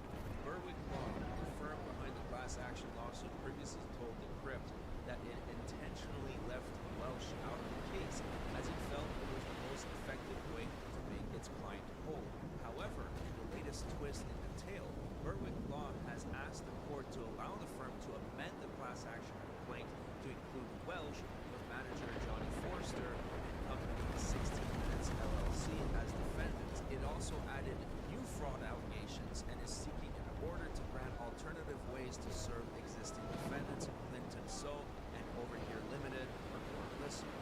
Welsh's company 16 Minutes LLC signed a meme token creation and monetization agreement with Memetic Labs nearly 5 months before the token launch. The filing said the contract said that Welsh would promote the token across all social media in exchange for $125,000 up front, with an additional $200,000 upon meeting promotional milestones. Memetic Labs was granted a 50% lifetime profit share tied to the trading activity the suit claims. These payments transform Welsh from a passive celebrity into a critical component of a coordinated marketing funnel designed to draw in retail purchasers who trust her, the filing says. And I just want to hammer it home that she gave them all this information. She pretty much ratted herself out. Now, if she would have been smart about it, what she could have done is say, you know what, I'm going to cooperate with my law firm in your investigation. I will rat my friends out, but I need a contract that promises you will not add me to the lawsuit later. She didn't do that. She just gave all that information, ratted out all her friends, and now her dumbass is getting sued too. You really can't make this shit up. She is so incredibly stupid. But then again, what else do you expect from someone who got famous for her memeable blowjob technique? The Hawk Tua token was promoted by Welsh as a transformational cultural token, the new filing says, which would be integrated with Welsh's podcast to offer subscription-style benefits. However, the token had none of the technical components to actually build this, the suit says. Hawk soared to a market capitalization of $490 million within less than 15 minutes after launch, before immediately collapsing 93% in value. The suit claims that this didn't happen due to mismanagement, but rather it was designed to perform that way. It says that insiders bought up large portions of the supply before selling 1.27 million in tokens just minutes after launch. The pseudonyms wallets orchestrating the scams were not random actors. Blockchain forensics revealed that the same wallets clusters funded, executed, or laundered proceeds from multiple other rug pulls, including Libra, LinkTree, AI, and the infamous Trump snipe, the lawsuit states. The timing patterns, funding flows, and extraction method across these schemes are nearly identical. Libra was a token promoted by Argentine President Javier Milei, and it collapsed hours after launch. It has since found itself at the center of multiple lawsuits and legal probes, including one led by Berwick Law, which ties its team to First Lady Melania Trump's meme coin, as well as the M3 token launch, and President Trump promoted an officially licensed Solana meme coin in January that had its value tank a couple days after launch. Berwick Law alleges that these were all rug pulls and followed similar on-chain patterns to what was seen with Hawk. As a result, Welsh has been named in the latest amendment to the class action lawsuit due to her role in promoting the token based on misrepresentations about the token's potential utilities. The influencer's manager Forster has also been named, as the filing claims he was responsible for Welsh's branding, including embrace of the Hawk token, and also promoted the meme coin himself. Finally, 16 Minutes LLC was added as a defendant, as it is the operating entity for Welsh's career that signed the monetization agreement, the filing states. Honestly, you can't make this shit up. It's pretty unbelievable. The self-stitching is just something else. Like, lady, you gave them all the information they needed to put you in the lawsuit. It's so stupid. But then again, like I said, it's not really surprising. So that's the update on the Hawk Tua girl. Live streamed to 9 people facing a massive lawsuit. It's not looking good. But like I said earlier, I want to update you guys on the lawsuit that I'm involved in. I'm a defendant in it, and it's complete nonsense. For those who don't know, I was sued by this news and streamer called Denver Metro Audits. Now, this guy, in my opinion, is is a very strange individual. He advocates for the viewing of pornography in libraries. And have any of you heard of me watching porn in the library? I have, however, said that the benefit of banning it doesn't outweigh the risk. Pornography in a library. Banning pornography, the benefits don't outweigh the risk. And in my opinion, last month he posted a video of him harassing a mentally disabled woman. He saw this lady, got into a confrontation with her, she walked away from him, and then he followed her to continue the confrontation so he could get more clicks and views on his channel. Now this video is truly disgusting, and even his audience called him out for his absolutely vile behavior in that video. And I'll leave the link to his video in my description because I don't want you to take my word for it. Go check it out for yourself. Do you think he was harassing this mentally disturbed woman? And then come back over here and let me know. But besides that, this guy, I've been calling him out for years. I really don't like what he does and how he, in my opinion, preys on people. And lately, he had a problem with me using his video for fair use transformative videos, and he filed a lawsuit. So far, this lawsuit has cost me $24,000. That's why we did a GoFundMe, but I'll talk to you about that in just a moment. There has been really good development because I was able to find a clip from 2022 where he appeared on my live stream and gave me permission to use his videos. He said, and I quote, "I am not going to sue you. I don't have a problem with what you do. You have your audience and I have mine." Take a look at this video from 2022. I kind of lost my ways a little bit because I was, I preach a lot on my spiritual channel that what you resist persists, right? And then Welcome everybody. How you all doing? Please hit that like and subscribe if you're new. Thank you for lurking. And if you're interested in this game, talk to me. I want to know what you're interested in. Kind of stuff. That's just perpetuating it and making everything worse. I feel like so. I don't have any problem with what you guys do. You guys do your own thing. You guys have your followers that disagree with what we do, and that's fine. And I don't have anything against you guys. You guys do what you do, and I do what I do. So I just found out that we still had access to this video in my StreamYard archives last week. So now that we have this video, I sent it to his lawyer, and my lawyer explained, like, look, you're probably going to lose, that you should maybe drop this case because my client clearly had permission. On top of that, he had written permission, and his lawyer didn't want to drop the case, even though he knew very well that they are most likely going to lose when it gets to trial. So in my opinion, their last plan that is available, the last ditch effort, is to hope that I run out of money and I'm not able to get to the trial. That's why we started a GoFundMe, because we raised about $20,000 on PayPal, but then I realized, you know what, a GoFundMe would have more transparency, people can get updates, and it will just be easier to track for the audience and for myself to see how much money is coming in and how much money is going out. So if you guys do want to help with the GoFundMe and our legal fees, I really appreciate that. The link is in the pinned comment in the description. You don't have to, but if you have a couple extra bucks and you want to help us, it means a lot. Thank you so much for watching. I'll keep you guys updated on both situations, the bullshit lawsuit from this Karen, and also the very real, legitimate lawsuit against Haley Welch. So thank you so much for watching, and I'll see you guys on the next one.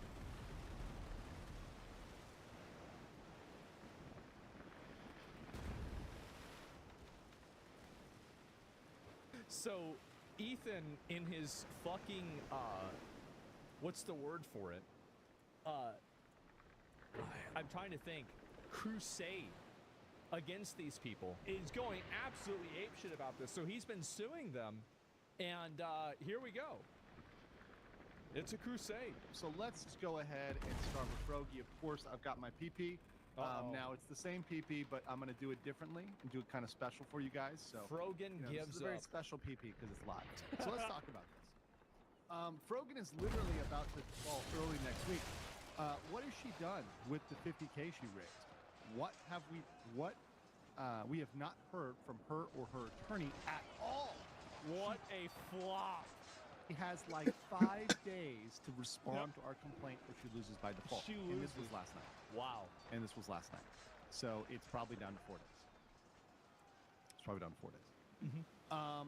So after this came from Ethan. So this is from Ethan, right? This was the Snarkers.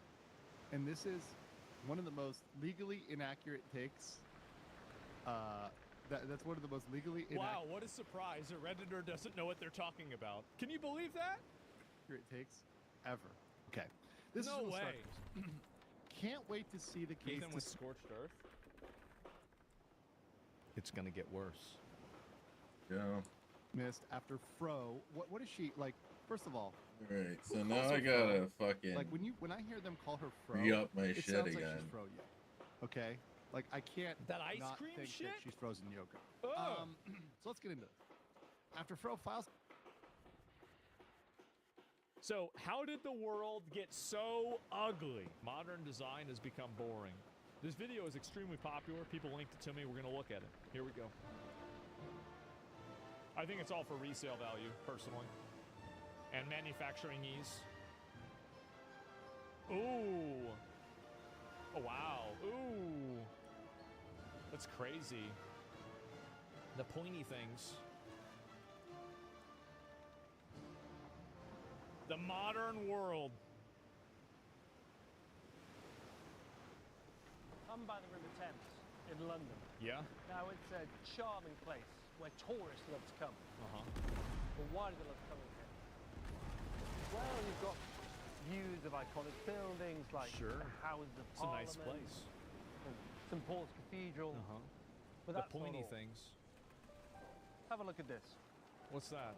Is It's a that typical street light? modern lamppost. Do you like it? Well, it does its job. Yeah. But not much else. That's about it. But look over here at another lamppost. It does its Oh, job wow. and a little bit more. Don't they have one of these in Elden Ring? It's details like Look at these that. help make this such a charming place to be. Yep. But these two lampposts don't just look different.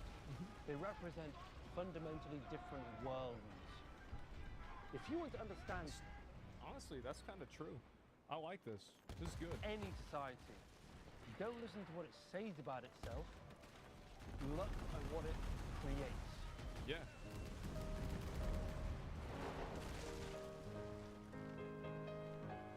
Oh, all the spikes. That's good. Oh, that's why they don't. You don't have any of the Nevrons lying down.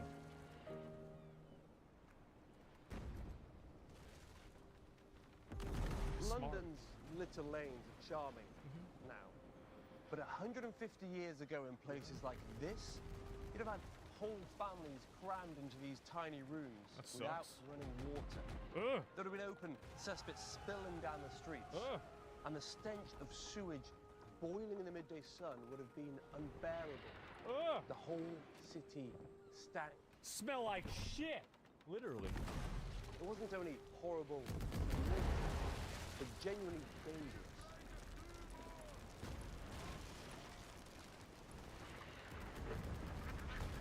See, at Well, they that still point, have those. London had a problem.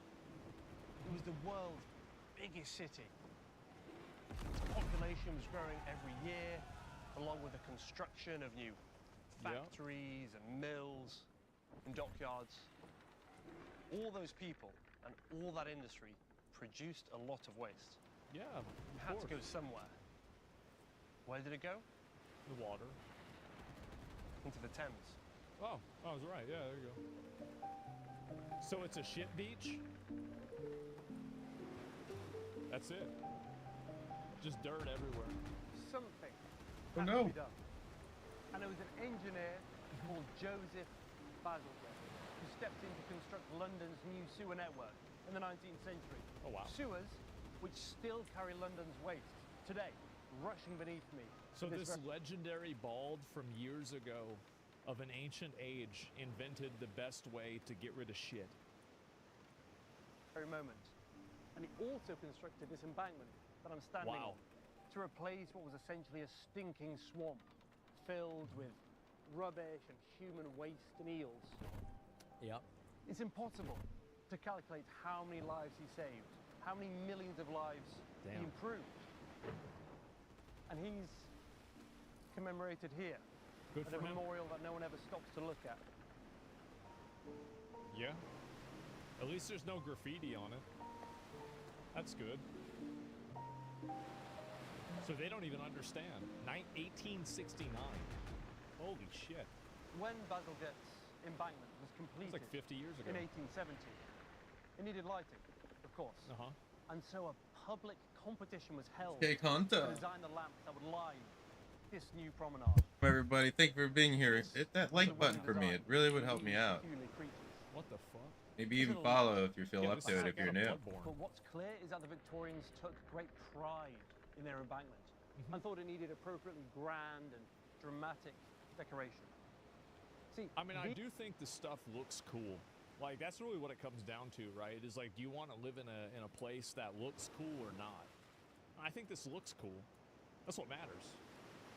These lamps were among the first public electric lighting in the world. At last? This was a radical, revolutionary new technology. Crowds literally gathered to watch them be lit up for the first time. What the iPhone was in 2007, these lamps were in 1870. So they still have the... Damn. Can you imagine seeing this? Like, it's crazy because you look at it now and it's like, well, that's kind of cool. But, like, I bet you saw this, like, you know, not meaning, right? 150 years ago, right? This would be like fucking... This is like magic, bro. What do you mean you can make it turn on with a light and you don't need a fire? It's like sorcery, yeah. But looking at it now, you wouldn't know that. Yeah.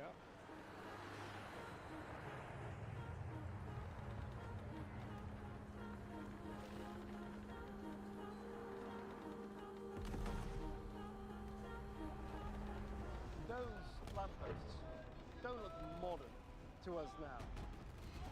They look quaint and old-fashioned. Yeah. Why? Because they are decorated. And we don't associate decoration with cutting-edge technology. And that's a major difference between us and the Victorians in the 19th century. They saw no contradiction between starting with them and time-honored tradition. Just like this building, the legendary Houses of Parliament. Wow. It was brand new once, but even then, it had been designed in an old and medieval style of architecture. Holy shit. Every technology becomes obsolete and outdated. But a good aesthetic, even if fashions change, can never become obsolete. That's true. It is definitionally timeless. I mean, we still have pyramids, you know, people still go to see those, and that shit was a long time ago.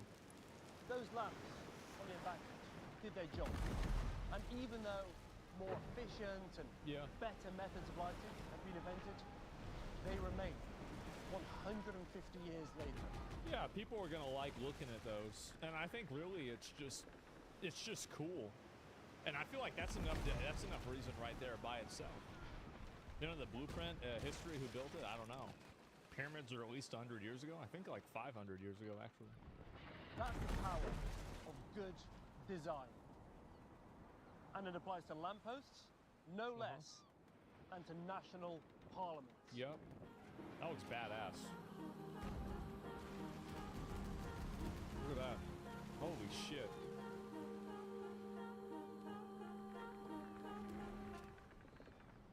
Yeah, like, I mean, look at this, bro. This is like out of a video game.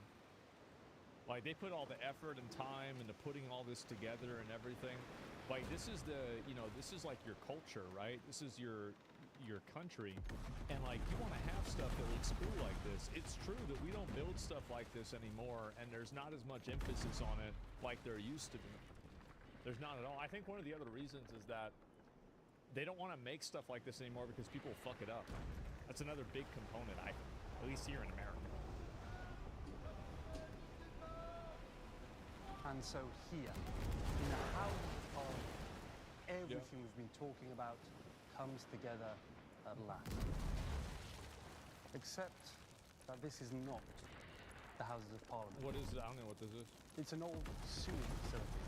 A pumping station built in the You telling me this is a shit shack? Oh my god. I thought this shit was a museum. What? Century as part of Hardwired's new sewer system. Strange to think that this is What do you mean? infrastructure. A purely functional building with the sole purpose of managing human waste. Yeah, yeah. And yet it has been designed with the same ornamental exuberance as any church or palace. Yeah. Why? Well, people work there. And why shouldn't people who work in sewers also... I wonder, like, because y'all ever had a situation where your internet goes down for like an hour and you make more progress on household chores or little things that you've had to catch up on? You make like a month's worth of progress in 43 minutes. Right, yeah. And so I think that's kind of what happened. Is that, like, really there were so few distractions back then, and people didn't have like the infinite things that were competing for your attention at like every single microsecond that you exist, that they could focus on doing stuff like this more. I think that's a big component. Of a beautiful place of work. That is how the Victorians thought. But there's more. No internet, yeah. There was also a Fewer sense distractions, of exactly. pride. A belief that what they'd done here was worthwhile. That it meant something. Yeah. And the result, over a He's century talking about later, right now, yeah. is that this place, a sewage facility, is now a museum, a tourist destination. If you want to know what any society really believes in, just look at how they design their sewers. Uh-oh. Damn, look at that. They don't even have the pointy things. Just a few steps from the old 19th century Victorian pumping station. You know what all this reminds me of? It reminds me of like modern video game interfaces. You know, and like I never really thought about it like this. Like, let me see here.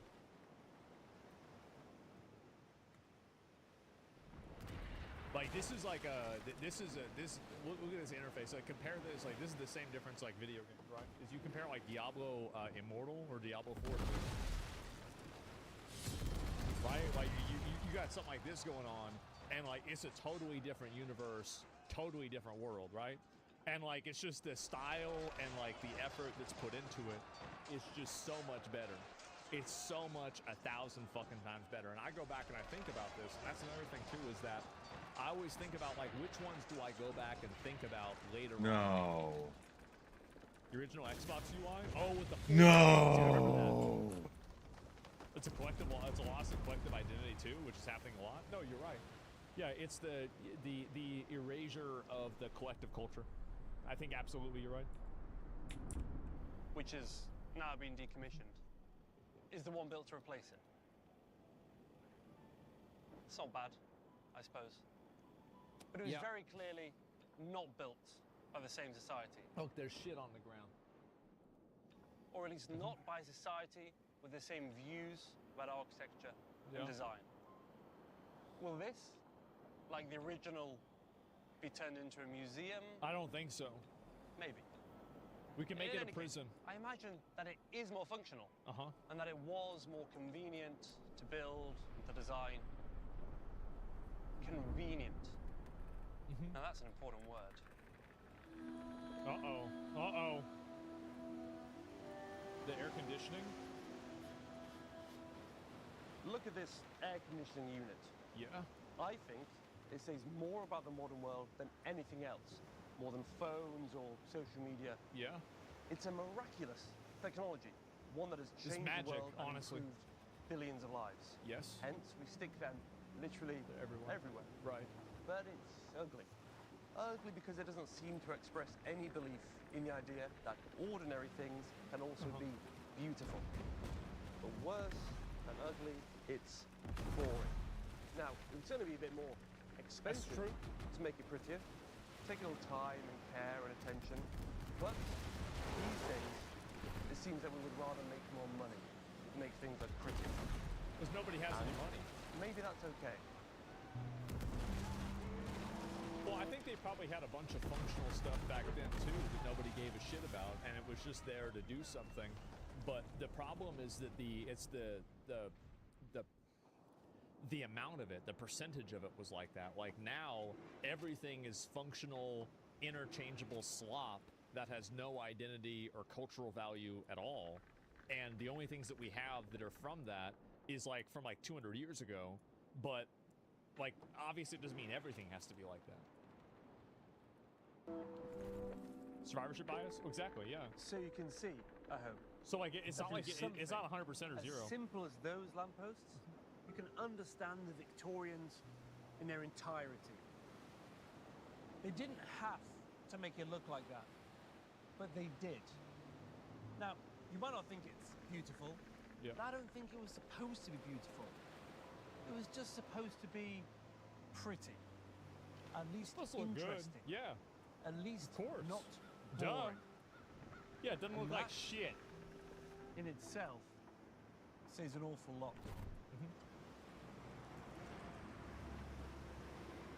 Walking around a city, any city, and looking at its buildings and its infrastructure, you're not just looking at objects. You're looking at religions and principles, beliefs and ideas. These buildings, they don't just look different. They represent fundamentally different worldviews, clashing ideas about how we should all think, live, the fuck and was behave. that? And those skyscrapers say the same thing as our air conditioning units and sewage plants, that we have become a society of convenience above all else. Yeah, it's probably true. Yeah, people just care about being able, like, I think there's also like a degree of, I think that there's a lot less people that like kind of live in the moment. I think that there's so much focus on, you know, the next thing or some sort of, like, there's not really, I'm trying to think like the good word. I don't really know what the word is for it. It's not coming to mind. But like, there's a degree of kind of presence, I guess, like, you know, like direct presence that people generally don't have nowadays. I don't know really if you've noticed this, but like if you go back and you watch old videos of, like, for example, you know, movie releases or video game like you know, like midnight releases, the way that people talked and behaved was just totally different. There wasn't constantly like a demand to go from point A to point B. Sometimes the journey was the destination, and I think that, I mean, really, it's kind of like an abstract thing to say. It could be kind of a slop thing to say, but I think it's also true to an extent that people treated the way that they went about their lives as their lives rather than an inhibitor to their lives. And I think that the constant fixation that people have on technology and social media and everything has turned it to be where, like, you very rarely have somebody who will like just sit and think. And this is something that I've always noticed, is that like whenever I feel like I'm like kind of losing it, right, in a way, I'm like it being a little bit crazy, one of the ways that I can tell that is that I don't really spend any time with myself. Like, people don't spend time with their self anymore. They don't think about, you know, like anything beyond just like what they're immediately consuming at that exact second. And I think that really, like, leveling in WoW, yeah, I mean, in a way, yeah, contemplation, yeah, like nobody is thinking about anything other than the next thing. People can't do nothing and be bored anymore. And I've done this before. Like, I'll be honest, right? I wasn't streaming it, but I've many times, whenever I've gotten to a red light, I've picked up my phone and looked at my phone while I was at a stoplight while I was driving. And it's like that type of mentality. And like, I know that, for example, like you guys probably all had a time where this happened, right? Where like you were driving and then you ended up just turning off the radio and you just sat there and drove and you just thought. And I feel like there's a certain like presence and like serenity to that, you know, modern life just doesn't have any sort of room for.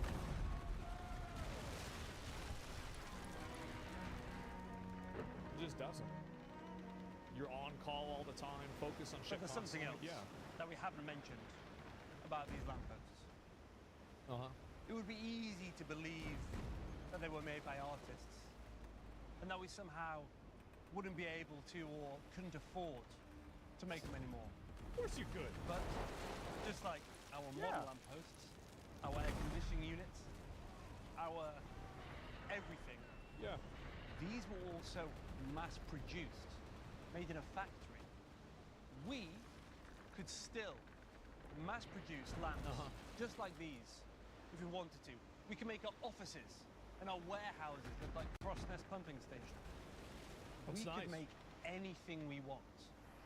That's the ultimate truth, the hardest one to accept. People put up with But it. we don't. We have other priorities. And that's fine. But it's vital we accept that there is another way. It's more expensive. I think that the government should try to do things like this, you know, like works of art. Like, I think it's important to have that so you can establish like a cultural heritage. 'Cause I think if you don't have that, you lose a degree of like shared experience living in a world. And so we argue whose fairy tale gets the reign supreme. I mean, honestly, there's a lot of that. Thoughts are scary, life is hard, people want to escape from real world problems. That's right. And so now they're addicted to needles, vapes, and galaxy gas. Watching TikToks made by China to make them gay.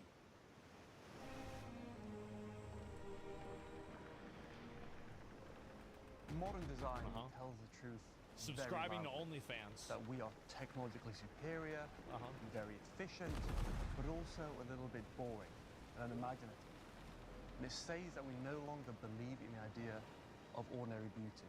Damn, that's or nice. in the Wow. idea of a public that deserves ordinary beauty.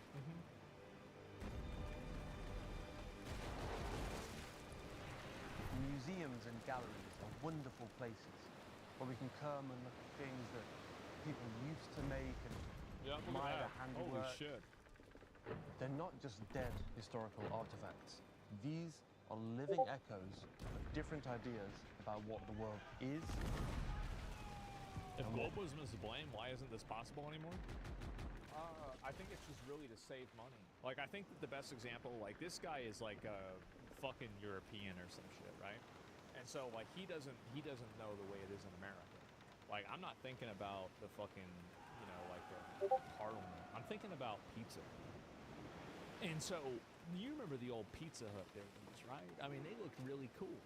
They were great. And the old McDonald's buildings were really cool. They looked great. But the problem, and I think what happened really is that, and you know this, how many of y'all know, I said it earlier whenever I originally saw the video, I'll say it again, how many of y'all know a Pizza Hut that's now a chiropractor's office, a veterinary clinic, it's a, you know, maybe an accounting office, a law firm or something like that, but you just look at the building and you know that's a Pizza Hut. You know, oh, that's, oh, at the old Pizza Hut, now it's a CVS, right? Something like that. It's a dentist. Yep, 100%, a hotel, exactly. And so, I think that what happened is that the reason why they have modern design for a lot of these buildings is because it makes it easy to resell them, and making everything uniform makes it easy to, you know, get a larger return on investment for buying property and making sure that your building is applicable to more types of businesses. I think that's what happened. That's another very big component. The world could be. But in the end, you can't All live that. in a museum. Doesn't mean you can't have some nice shit. Now, why things have changed is a significant question. But that's for another Money. time. For now, what's important is to realize that things clearly have changed. Yeah, it's way different And that now. we've learned this Way just by different. looking at all the ordinary objects around us. Now, It's also easier to this destroy isn't about something. past Yeah. versus present. It's about learning from the past in order to improve the present. Yeah. And what the Victorians can teach us is that even ordinary, useful things can also be beautiful. That's true. It looks nice.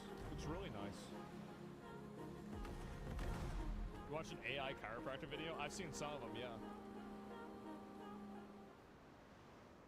Cinematic shots? Yeah, it's a good video. It's a very good video.